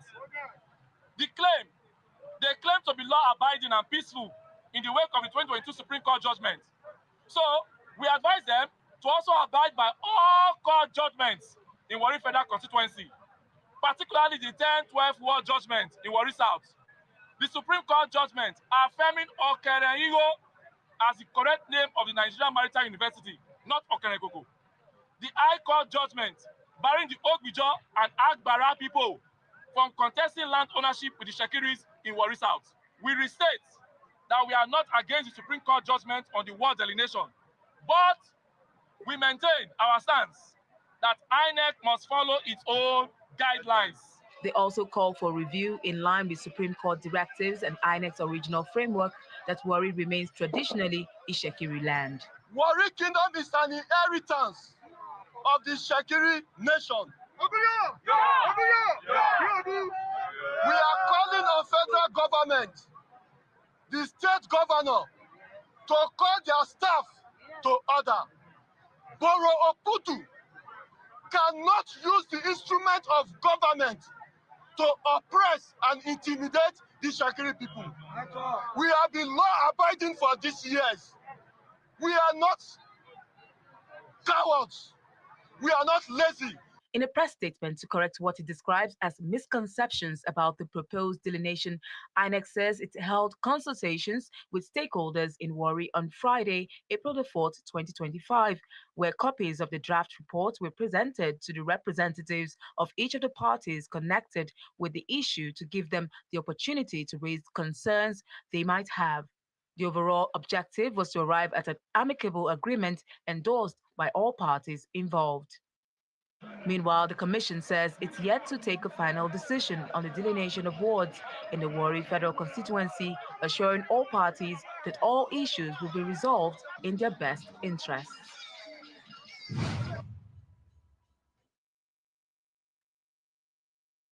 So, yeah, can you give us a breakdown what this is about? I gather that it has something to do with delineation, they call it. You know, it's almost like what they call it, gerrymandering in American politics, where they are adjusting. Yeah. Yes. Yeah. So, like you hear this funny thing for a very long time. I'll use Lagos now to tell you the biggest local government in Lagos that have the highest population is Alimosho. I've been hearing that thing all my life, and it still remain like that. Like people don't move from one demographic to another demographic. You understand? Failing to understand that good percentage of these people must have moved also to the new Lagos, the Lekki likes and the thing, but people just believe one place. Now, this delineation thing that they're talking about is 12th ward. So the 12th ward, when INEC did all these things, when they did the last registration, they review everything. And they discovered all the places that these Warri people claim just because of this so-called elite politician kind of people. No human being live there. You understand? So this 12th ward that we are talking about, so INEC went back now and share it very well, let it go round to these 3 tribes. This is what the Shekiris are fighting. You don't have the numbers. Nobody lived there. How do you want to talk about the 12 word that Urobo going to take one? Ijo going to take one. You going to take 10. Then it make you get more influence because your word. You understand? Remember when we talk word, now you are talking about councillor. Councillor is the kind of House of Assembly member in a local government. You understand? So in every local government, the assembly member is the councillors. It is from there you're going to pick your own speaker. You understand? Like the way we have states, now we're talking about local government. So Ishekiri has been enjoying all these things. And they still use this thing to say, oh, from this world, we are sending these people to go all this rig work, go do this oil work, go do all this contract. You know, many of the jobs there are contract kind of job. Now, when you talk about the Obujo, the Obujos are big. And the Obujo is where Tompolo come from, Baramotu Kingdom. And never that. You know, so you'll be so shocked. Are you fighting? Are you fighting for landmarks or are you fighting for people? Or are you fighting for history? Many years ago, the Ishekiri people, to some extent, also migrated from Saple very far to Warri. Because back then, if you know Delta, Bende State very well, if I'll go back to Bende State, it was Saple that was doing very well. You understand? Over time, before Warri started picking up, seaport, everything was in Saple. So before they started building an annex, that's how Warri started opening. And British people, they deal with the Shekiri more because the Shekiri are the first people, due to this Awolowo thing and everything, embrace education faster. You know, the Ijaw people and the Urobos didn't really embrace education early. And they catch it more during the Awolowo time with the free education. One of the vice chancellor in UNN for many years, you come from Ishekiri. So any Ishekiri fee, just finish secondary school, this thing that we are talking in the north, go UNN. If you make friend with any Ishekiri person, all of them, UNN. You understand? It just is. So are you saying that from the previous conversation we had, something that happened in the South, the legacy still remains today? The Ishekiris are still somewhat more educated than the people around. Ishekiri are very educated. Oh, very, very educated. I mean. Oh, they copied the Yoruba. Yes, they copied the Yoruba because Awolowo is trying to extend the Oduduwa race. So they copy the Yoruba method because they are like Yoruba, they bear Yoruba name. They have the similarity is almost there. Not that they are like Yoruba. Why are you that they were slaves? No, you know why I say like Yoruba, because if you tell them Yoruba again, they'll disagree. So let me just stop there. They benefit from it, but they'll disagree. So let me not go talk what you understand. So these are the thing. But it's about numbers, it's about people. You understand? So many things is coming together. So fighting, oh, the worry is this, the worry is that. I will always go back to this king thing. That's even bringing videos if the Urobos and the Ijaws have been there even before they arrived. The Urobos has been there. The Ijaw, remember this is a place where to some extent you call a piece of land surrounded by water that we keep pushing and everything. You have to remember it's just a small place, but over time they push it and everything. So this is how this thing comes. And the Shekiri never had problem. You understand? Like when we are talking about conquer, like you talk about I'm deviating now, like you talk about the Oromion, you talk about the Yoruba, you understand, your empire, conquer the Egba people, that is the Abeokuta people, all the way down. That is the history of where you hear these Ogun people called Abeokuta. You understand? The Egba people run under the rock. That is the meaning of Abeokuta, under the rock. That's how your empire was so strong. They conquered. But when you talk about the Ishekiri, they didn't conquer the Urobo where you say, okay, we conquer you, so you become our ward. They didn't conquer the Ijaw people, say, we conquer you, you become our ward. Everybody mind their... They said that is because they were not like a kingdom, that they were just settlements. You know, it's almost like the way people live. So, they were just so they are, that's why we say it is Olu of Ishekiri. But because of the Awolowo thing now come become Olu of Warri. where Urobo live, Ijo live, then you now use one big umbrella, say, I am the king of all this place. So now when the multinationals are coming to come do any business, they go straight to the king palace. You go cut a deal where you want to go take something in an Urobo's place, Urobo's land. You want to go get oil from an Ijo's place, but over time, people started waking up. Then people started fighting back. And when they started fighting back, the Shekiri never fought like, so look the word very well. There was no time they fought about land disputes. Is it not funny? Because one of the things where you hear in things like that is supposed to come with land disputes. They didn't fight land. Where Urobo dominates, Urobo were still selling their land peacefully. Where Ijo dominate, they never drag land. But just position and power. You are not saying. There is something you are not saying. Professor, let me yab poor people a little. I know what is the talk. No start.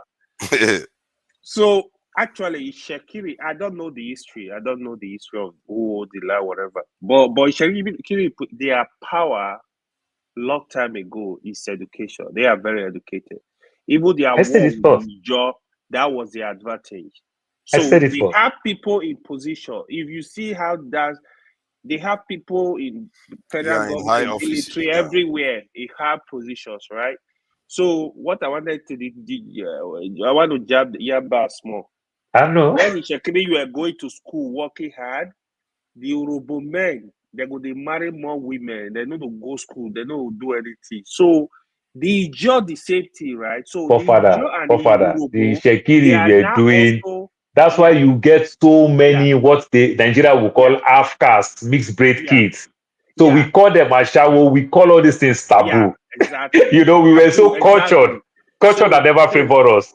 So now the Ijo and Urobo, in fact, everybody don't get the education, right?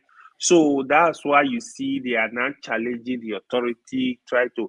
But again, say me, I don't like division. If that place now country now, share the for they say they want to divide it to 3 now. You see the problem I'm talking about. But however, you know one funny thing? Why this thing is going on is a politics of wait, there will be a big disaster. It is a politics. Disaster in the sense that if Tinubu win again, everything will change. Because the first lady is an Ishekiri person. So why this thing, you see the Ishekiri keep running from Arise to Channels to AIT every day. They are still using soft power. Let us enlighten people. Let us spend money. Let us do this. But if they use this power now to say, Supreme Court because when Supreme Court judge case, what are you protesting? Is it not the same Supreme Court that said Tinubu president, all of us go to bed and sleep, start thinking of 2027? Look at it now. It was a woman that single-handedly made Kasaba the state capital of Delta State. First lady, it was IBB wife now. That's going to make Kasaba the state capital. So if you look at data, the capital could have been Warri, right? So Ughelli. Because Warri don't even have the land. Yeah.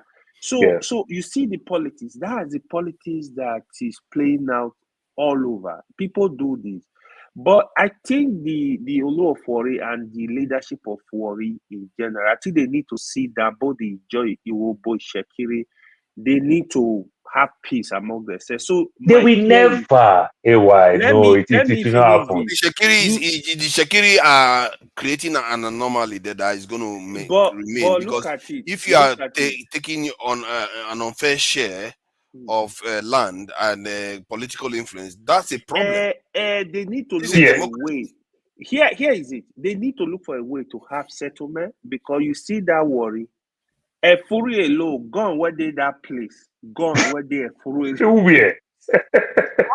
You see that Warri, Paul will tell you. I think from what I can see, the Shekiri needs to give way, because the others are really complaining that they need to have strong Forefather, and the funny part, like I always say these things. Forefather, it may be like a thing of shame. Assuming if they had conquered the people, it would have even been a different thing. You never conquer them, you didn't drag land with them, because the first thing that you hear in issues like this, you understand, is land dispute. Like when you talk about Kwara now, trying to extend Usman Danfodo and everything, we see the Kwara, how they have the Gambari of Ilorin. You understand where they say Hausa is ruling the Yoruba place. At least they conquer the people. But this one, you did not even conquer the people. There was no land dispute. There was no nothing. Just saying they were slaves. They were this. They were like see. Let me tell you the honest truth. Even if you conquered them before, you gotta see. That time has passed. You gotta respect them. I was having discussion with my friend today. As regard, like when you read about the Benin Kingdom, the Oba used to be so powerful that he will pronounce, you can't go against it. Forget now, people Oba will talk. People will say, "I bet, stop disturbing the." Now, Over the stick. You need to say that with caution. Here, especially this Gen Z, they don't say your papa. They go insult you. You need to understand the temperature of today and try to walk along with people. Because you will not want war in Delta State. The security, they need to come together. The leadership, the king, try work this out. Respect everybody. And anyway, I'm so sorry. Fofara, this Olu, by far the largest group there. Fofara, yes, Fofara, and I'm so sorry. This Olu of Wari is a young man that just came into the throne 2 years ago, 2023. Yeah. You understand? Then let me tell you the funny part. The Olu came into the throne. You see dignities all over, federal government presence all over, and everything. And there is no Urobo person there. There is no Ijo person there. Another card they can even play. If I even let them even say Urobo betray themselves. Bring Urobo there into your cabinet. Why are people like that? It's common sense. They are next door to you. Why are you not bringing them in? Exactly. I don't understand. Fofana. I heard when Paul raised that issue today. How can you say, I'm not supporting anyone, how can you say you are Olu of Wari, you have the Ijo, you have the Urobo, you are the Shekiri. As long as you say you are Olu of Wari, you want to govern everybody, you got to bring people closer. Yeah. You got to bring people closer and try to form that unity. Otherwise, you got if they will just this. I just pray the Christ they will not be crisis, but they need to look for a way to settle these kind of issues. Yeah, they definitely need to do it because now you know they are carrying on. That is people. Fofara, and also it's a threat. It's a threat. National security, as Tinubu will say. Yeah, remember all the oil installations and everything. Problem will start coming from that angle too. Yeah, they are talking about completely shutting down. One of them was like, "We'll shut down all these wells, everything, all of them." That's what he was saying. I was like, but it turns out that it was sometime 10 months ago. He said it also. So Tinubu wasn't that hot. Now Tinubu is very hot. If anybody says that right now, I have said it right. The only region that can really hold Nigeria to that jugular, to ransom, now that South region. You see that? Yeah, if they mean business. You see that Axis, especially that Delta, Rivers, Bayelsa, Akwa Ibom are peaceful people. You see, especially those 3 states, tri-state, or more. They see Akwa Ibom, I don't know how they manage it. They see as a different tribe. I don't understand how they manage themselves very well. But anyway, another funny thing again, you know this governor in Delta State. Just do a German for them. So this governor, this Oborowori, I think that's So anyway, let me make you laugh with this Oborowori. So for that, the governor in Delta State now, in quotes now, some people say is an Urobo man. But in the whole of Urobo Kingdom, which is the majority of Delta states, there are two tribes in the Urobo Kingdom that will say they usually call themselves this Igbo Port Harcourt thing. Where this man comes to, is from Okpe. Okpe will say we are not Urobo, we are Okpe. It kind of make you weird. There's another part again called Orogun. You understand? Near the Delta State, Abraka there. Orogun will say we are not Urobo, we are Orogun. You understand? It's like It's like a worry person say, I'm not Urobo, I worry. Can you hear that? So now hear this funny thing now. So now hear this funny thing now. How if Tinubu now want to settle this matter, I will call the governor and say, go and settle with your people. The governor will look. If I support Ishekiri, I lose all my votes from our Urobo people because the man now claims say, I'm not Okpe, I'm Urobo. But when he enter power second time, now he will say, I'm Okpe, I'm not Urobo. Oh God! You see all the nonsense that is like. It's like no saying I'm from the United Kingdom. I'm from Wales. Father, you get tired. I want to add. You don't know how to use identity well. What's wrong with them? I want to add to what Paul is saying. See, when sometimes I'm listening, I'm just listening to people speak on this channel. You know my conclusion. Nigerians, they don't know Nigeria. A lot of Nigerians, they only know their region. You see how good they talk about Warri now, right? I don't live in Warri. I've worked in Warri for like a year with Globalcom. I was living in Ogboroke. I lived in Ogboroke for 1 year. I was in Alute. Like, we were literally walking from there down to Kiyama. So I know Patani, I know all those areas, I know those. See, you do things. The problem with Nigeria, they don't know Nigeria. So you discussing about Bonu, people just talk. We don't know our people.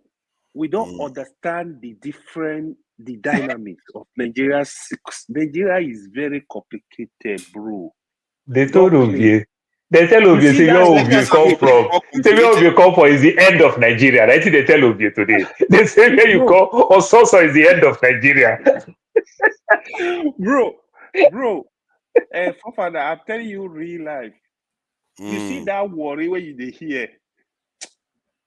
I say gun when they are fury, they go stop the gun when they are full. They're even not peaceful. Say before, this small thing you go hear Tatana. Yeah, that's true. Yeah, that's true. Warri has always been known as the hot area. Before, you can drive and go and buy sugar at the store. When you are coming back, they don't block road.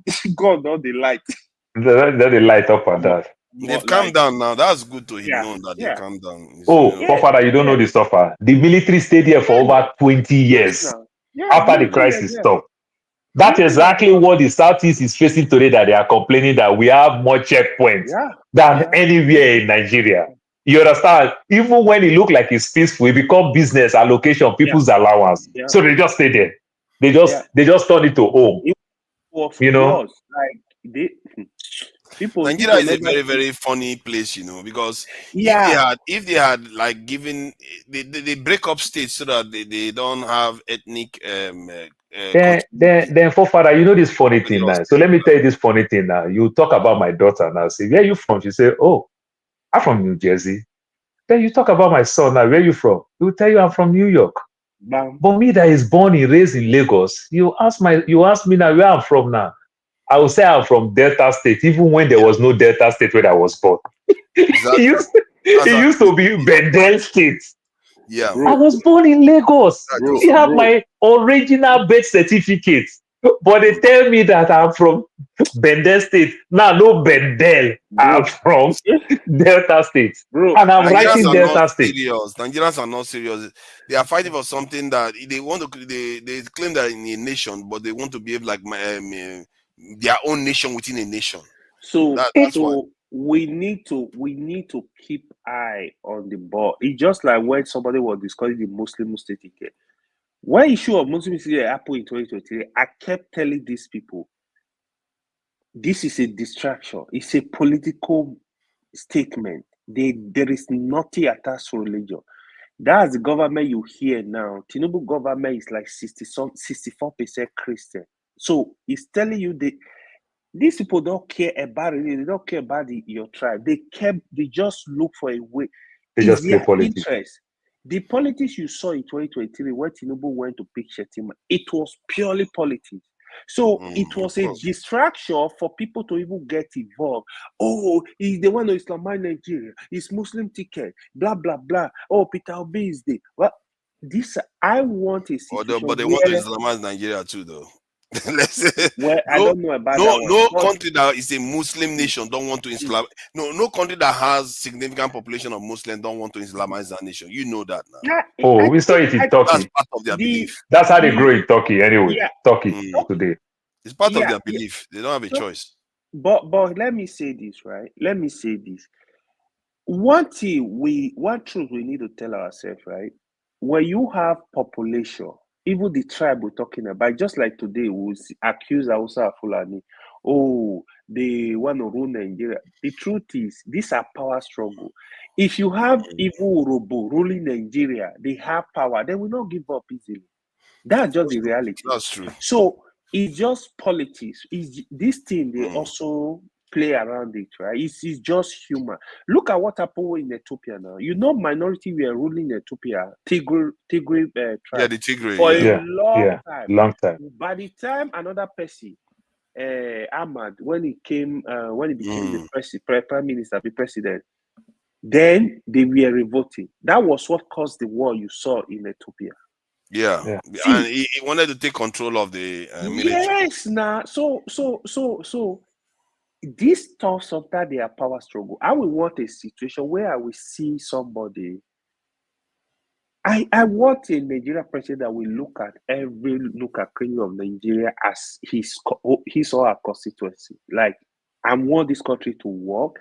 Nobody is really saying don't be your tribe, but you can achieve a bigger goal, because what we don't know as people, right? If the whole country is, if any part of the country is failing, the whole country will suffer for it. I'm a bit shocked though how tribal to an extent Tinubu is. I didn't. I knew it was going to be favor Southwest to an extent, but I didn't know it was going to be this steeped to the point whereby even pissed off the entire North. Therefore, Father, look at another funny thing again. Look at another funny thing again. I'll still use America again. So take, for example, now, my daughter was born in New York. You understand? She's living in Arizona. She cannot get any benefits because she was born in New York and she lives in Arizona. She got all her benefits where she resides. She cannot vote in New York. She cannot do anything in New York because you're not a resident there. It's just a place of birth. It is where you resident. You move to a state, 90 days, you can contest election and you can vote for election. Just simple. The schools. If you want to go to school, you have to use your residence. State on school, your resident. Any benefit, any loan. You understand? Why I was born in Lagos, but it is hard for me to go to Lagos State University, but it is easy to go to Delta State University. That I never live one day in that state. Only go there for birthday. One other thing that they do, like when you are applying for passport here, like let's say you're a British citizen and you want to apply for Nigerian passport because you have a Nigerian parent, they will tell you after you already got NIN, you think NIN is okay. Then they will tell you that you need a local government letter. Oh, God. What is the point of having NIN when you have NIN is your state and local? They will tell you to go to local government to go and bring a letter. Attestation from your local government. Yes. And what is the point of that? Me and you will not go there. Just to create stupid farm for people. Did you go there? No. Let me say this, right? Just useless. They was saying one thing, right? So the problem you see in our civil service, in our institution in Nigeria, you have these dumb people that don't know what they are doing. They don't know for the boys. They are not dumb. The system. AY. They create farm for the boys. They are not dumb. Somebody has NI. NI contains all those things. All the information. Before you get NI. And yet they will tell you have to go to the local government to go and get it. It's like, why? So and did you go to the local government? But guess what? You got it. But you just send somebody go pay money. But on the and after you get it to the immigration, then immigration will turn it to something that they can use. It's like, why? On the more serious note, Nigeria needs a total overhaul. It needs a reset. What we call it. Better I will tell you this, right? So today, Very Dark Man was analyzing issue in the East. He said, "Oh God, they closed some people's shops. This God, you need to. You watched that video? Drugs, right? Yeah. Let me say this. Jesus. I want to bring something out. You close their shops, right? Okay, let's assume some of them you are selling fake drugs. Why are you not arresting the people selling fake drugs? Prosecute them. You went ahead, you closed their shop for like a month, then you came back, you are telling them pay 500,000, pay 500,000 to open their store. Why are they paying the money? What do you want them to pay the money for? What do they want to do with the money? So it's just similar to what police will do, right? It's just like EFCC. They run after Yahoo boys. Police, SARS, what they used to do. Your phone. For me, if you are arresting these boys and make sure they leave crime, I'm 100% in support. But that's not their intention. Their intention is arrest them, collect your own share of the money, and let them go. And let them go. That's the whole point. And now give them your phone numbers. Anytime when you get problem, call me. That's another one you get. Let's create a relationship. Me and the criminal. Some Yahoo boys, they get contact with DPO, like they pay them money. If you touch them, they will just control the DPO in that area. They will just leave that. Let my boy leave it. Let it go. Not just that. You know the funny part of it. So they will arrest a Yahoo boy. They will collect money from him. Then they will tell the Yahoo boy, say, you know, so we can use these things to make money. Just give us it for another person. You will get your own commission. So another person will come and hit 40 million and brag that he hit 200 million. Then you will call your EFCC guy. Your EFCC guy will go catch that person, say, go and bring 60 million. Then the person will swear, true to God, it's only 40 million I hammer, and I've already spent 10 million. You struggle, then you go pay yourself with 10 million. Then they'll give a cut to that person. So even though within the Yahoo boy, they started stabbing their own self, and EFCC is just winning.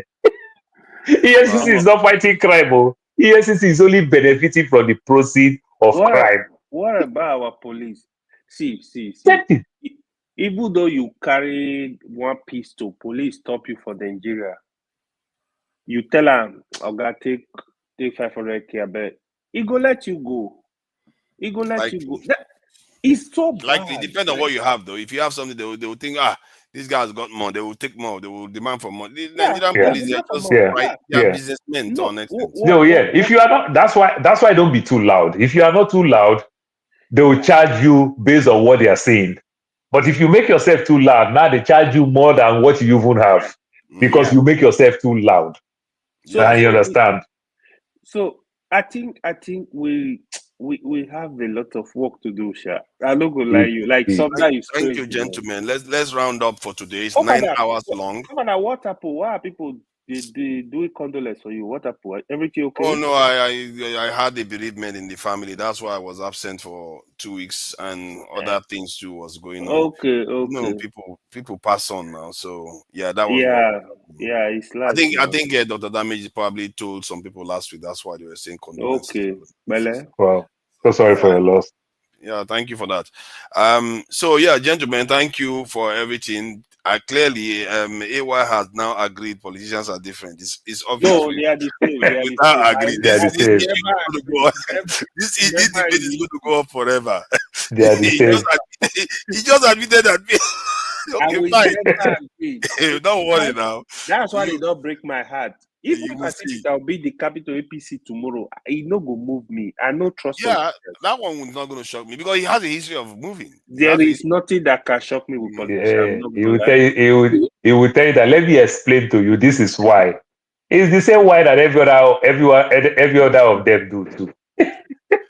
Let me thank Blackbone, Oscar Blackbone. Thank you for the $5 US dollars. You are the only contributor today. Tracy Jacobin, I see you there. Thank you for joining us. Tracy, you know they donate. Yeah, they Tracy, don't donate. You know they donate. I see you there too. And if I didn't mention your name, sorry about that, but we have to round up. If I have this thing, I might even do something today because there's bank holiday tomorrow, so I might do a show today, something on a different note, like philosophical stuff and something like that. What is tomorrow? What is tomorrow? Do you mean? You mean Monday or Sunday? Actually, today is Sunday. Time. Yeah, Sunday. Today is Sunday. Yeah, it could be today, this evening.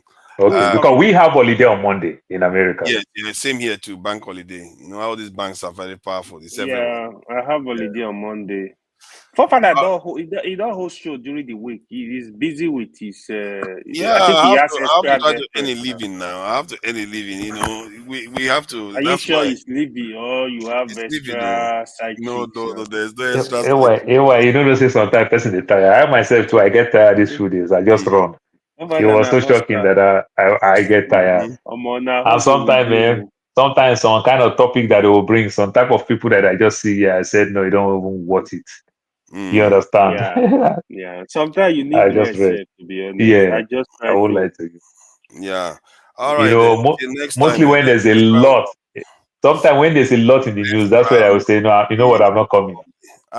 Paul, we are going to do some other time. Let's round up for now. Till next time, gentlemen, we'll catch you all again. Bye. Okay, bye. Thank you. Yeah.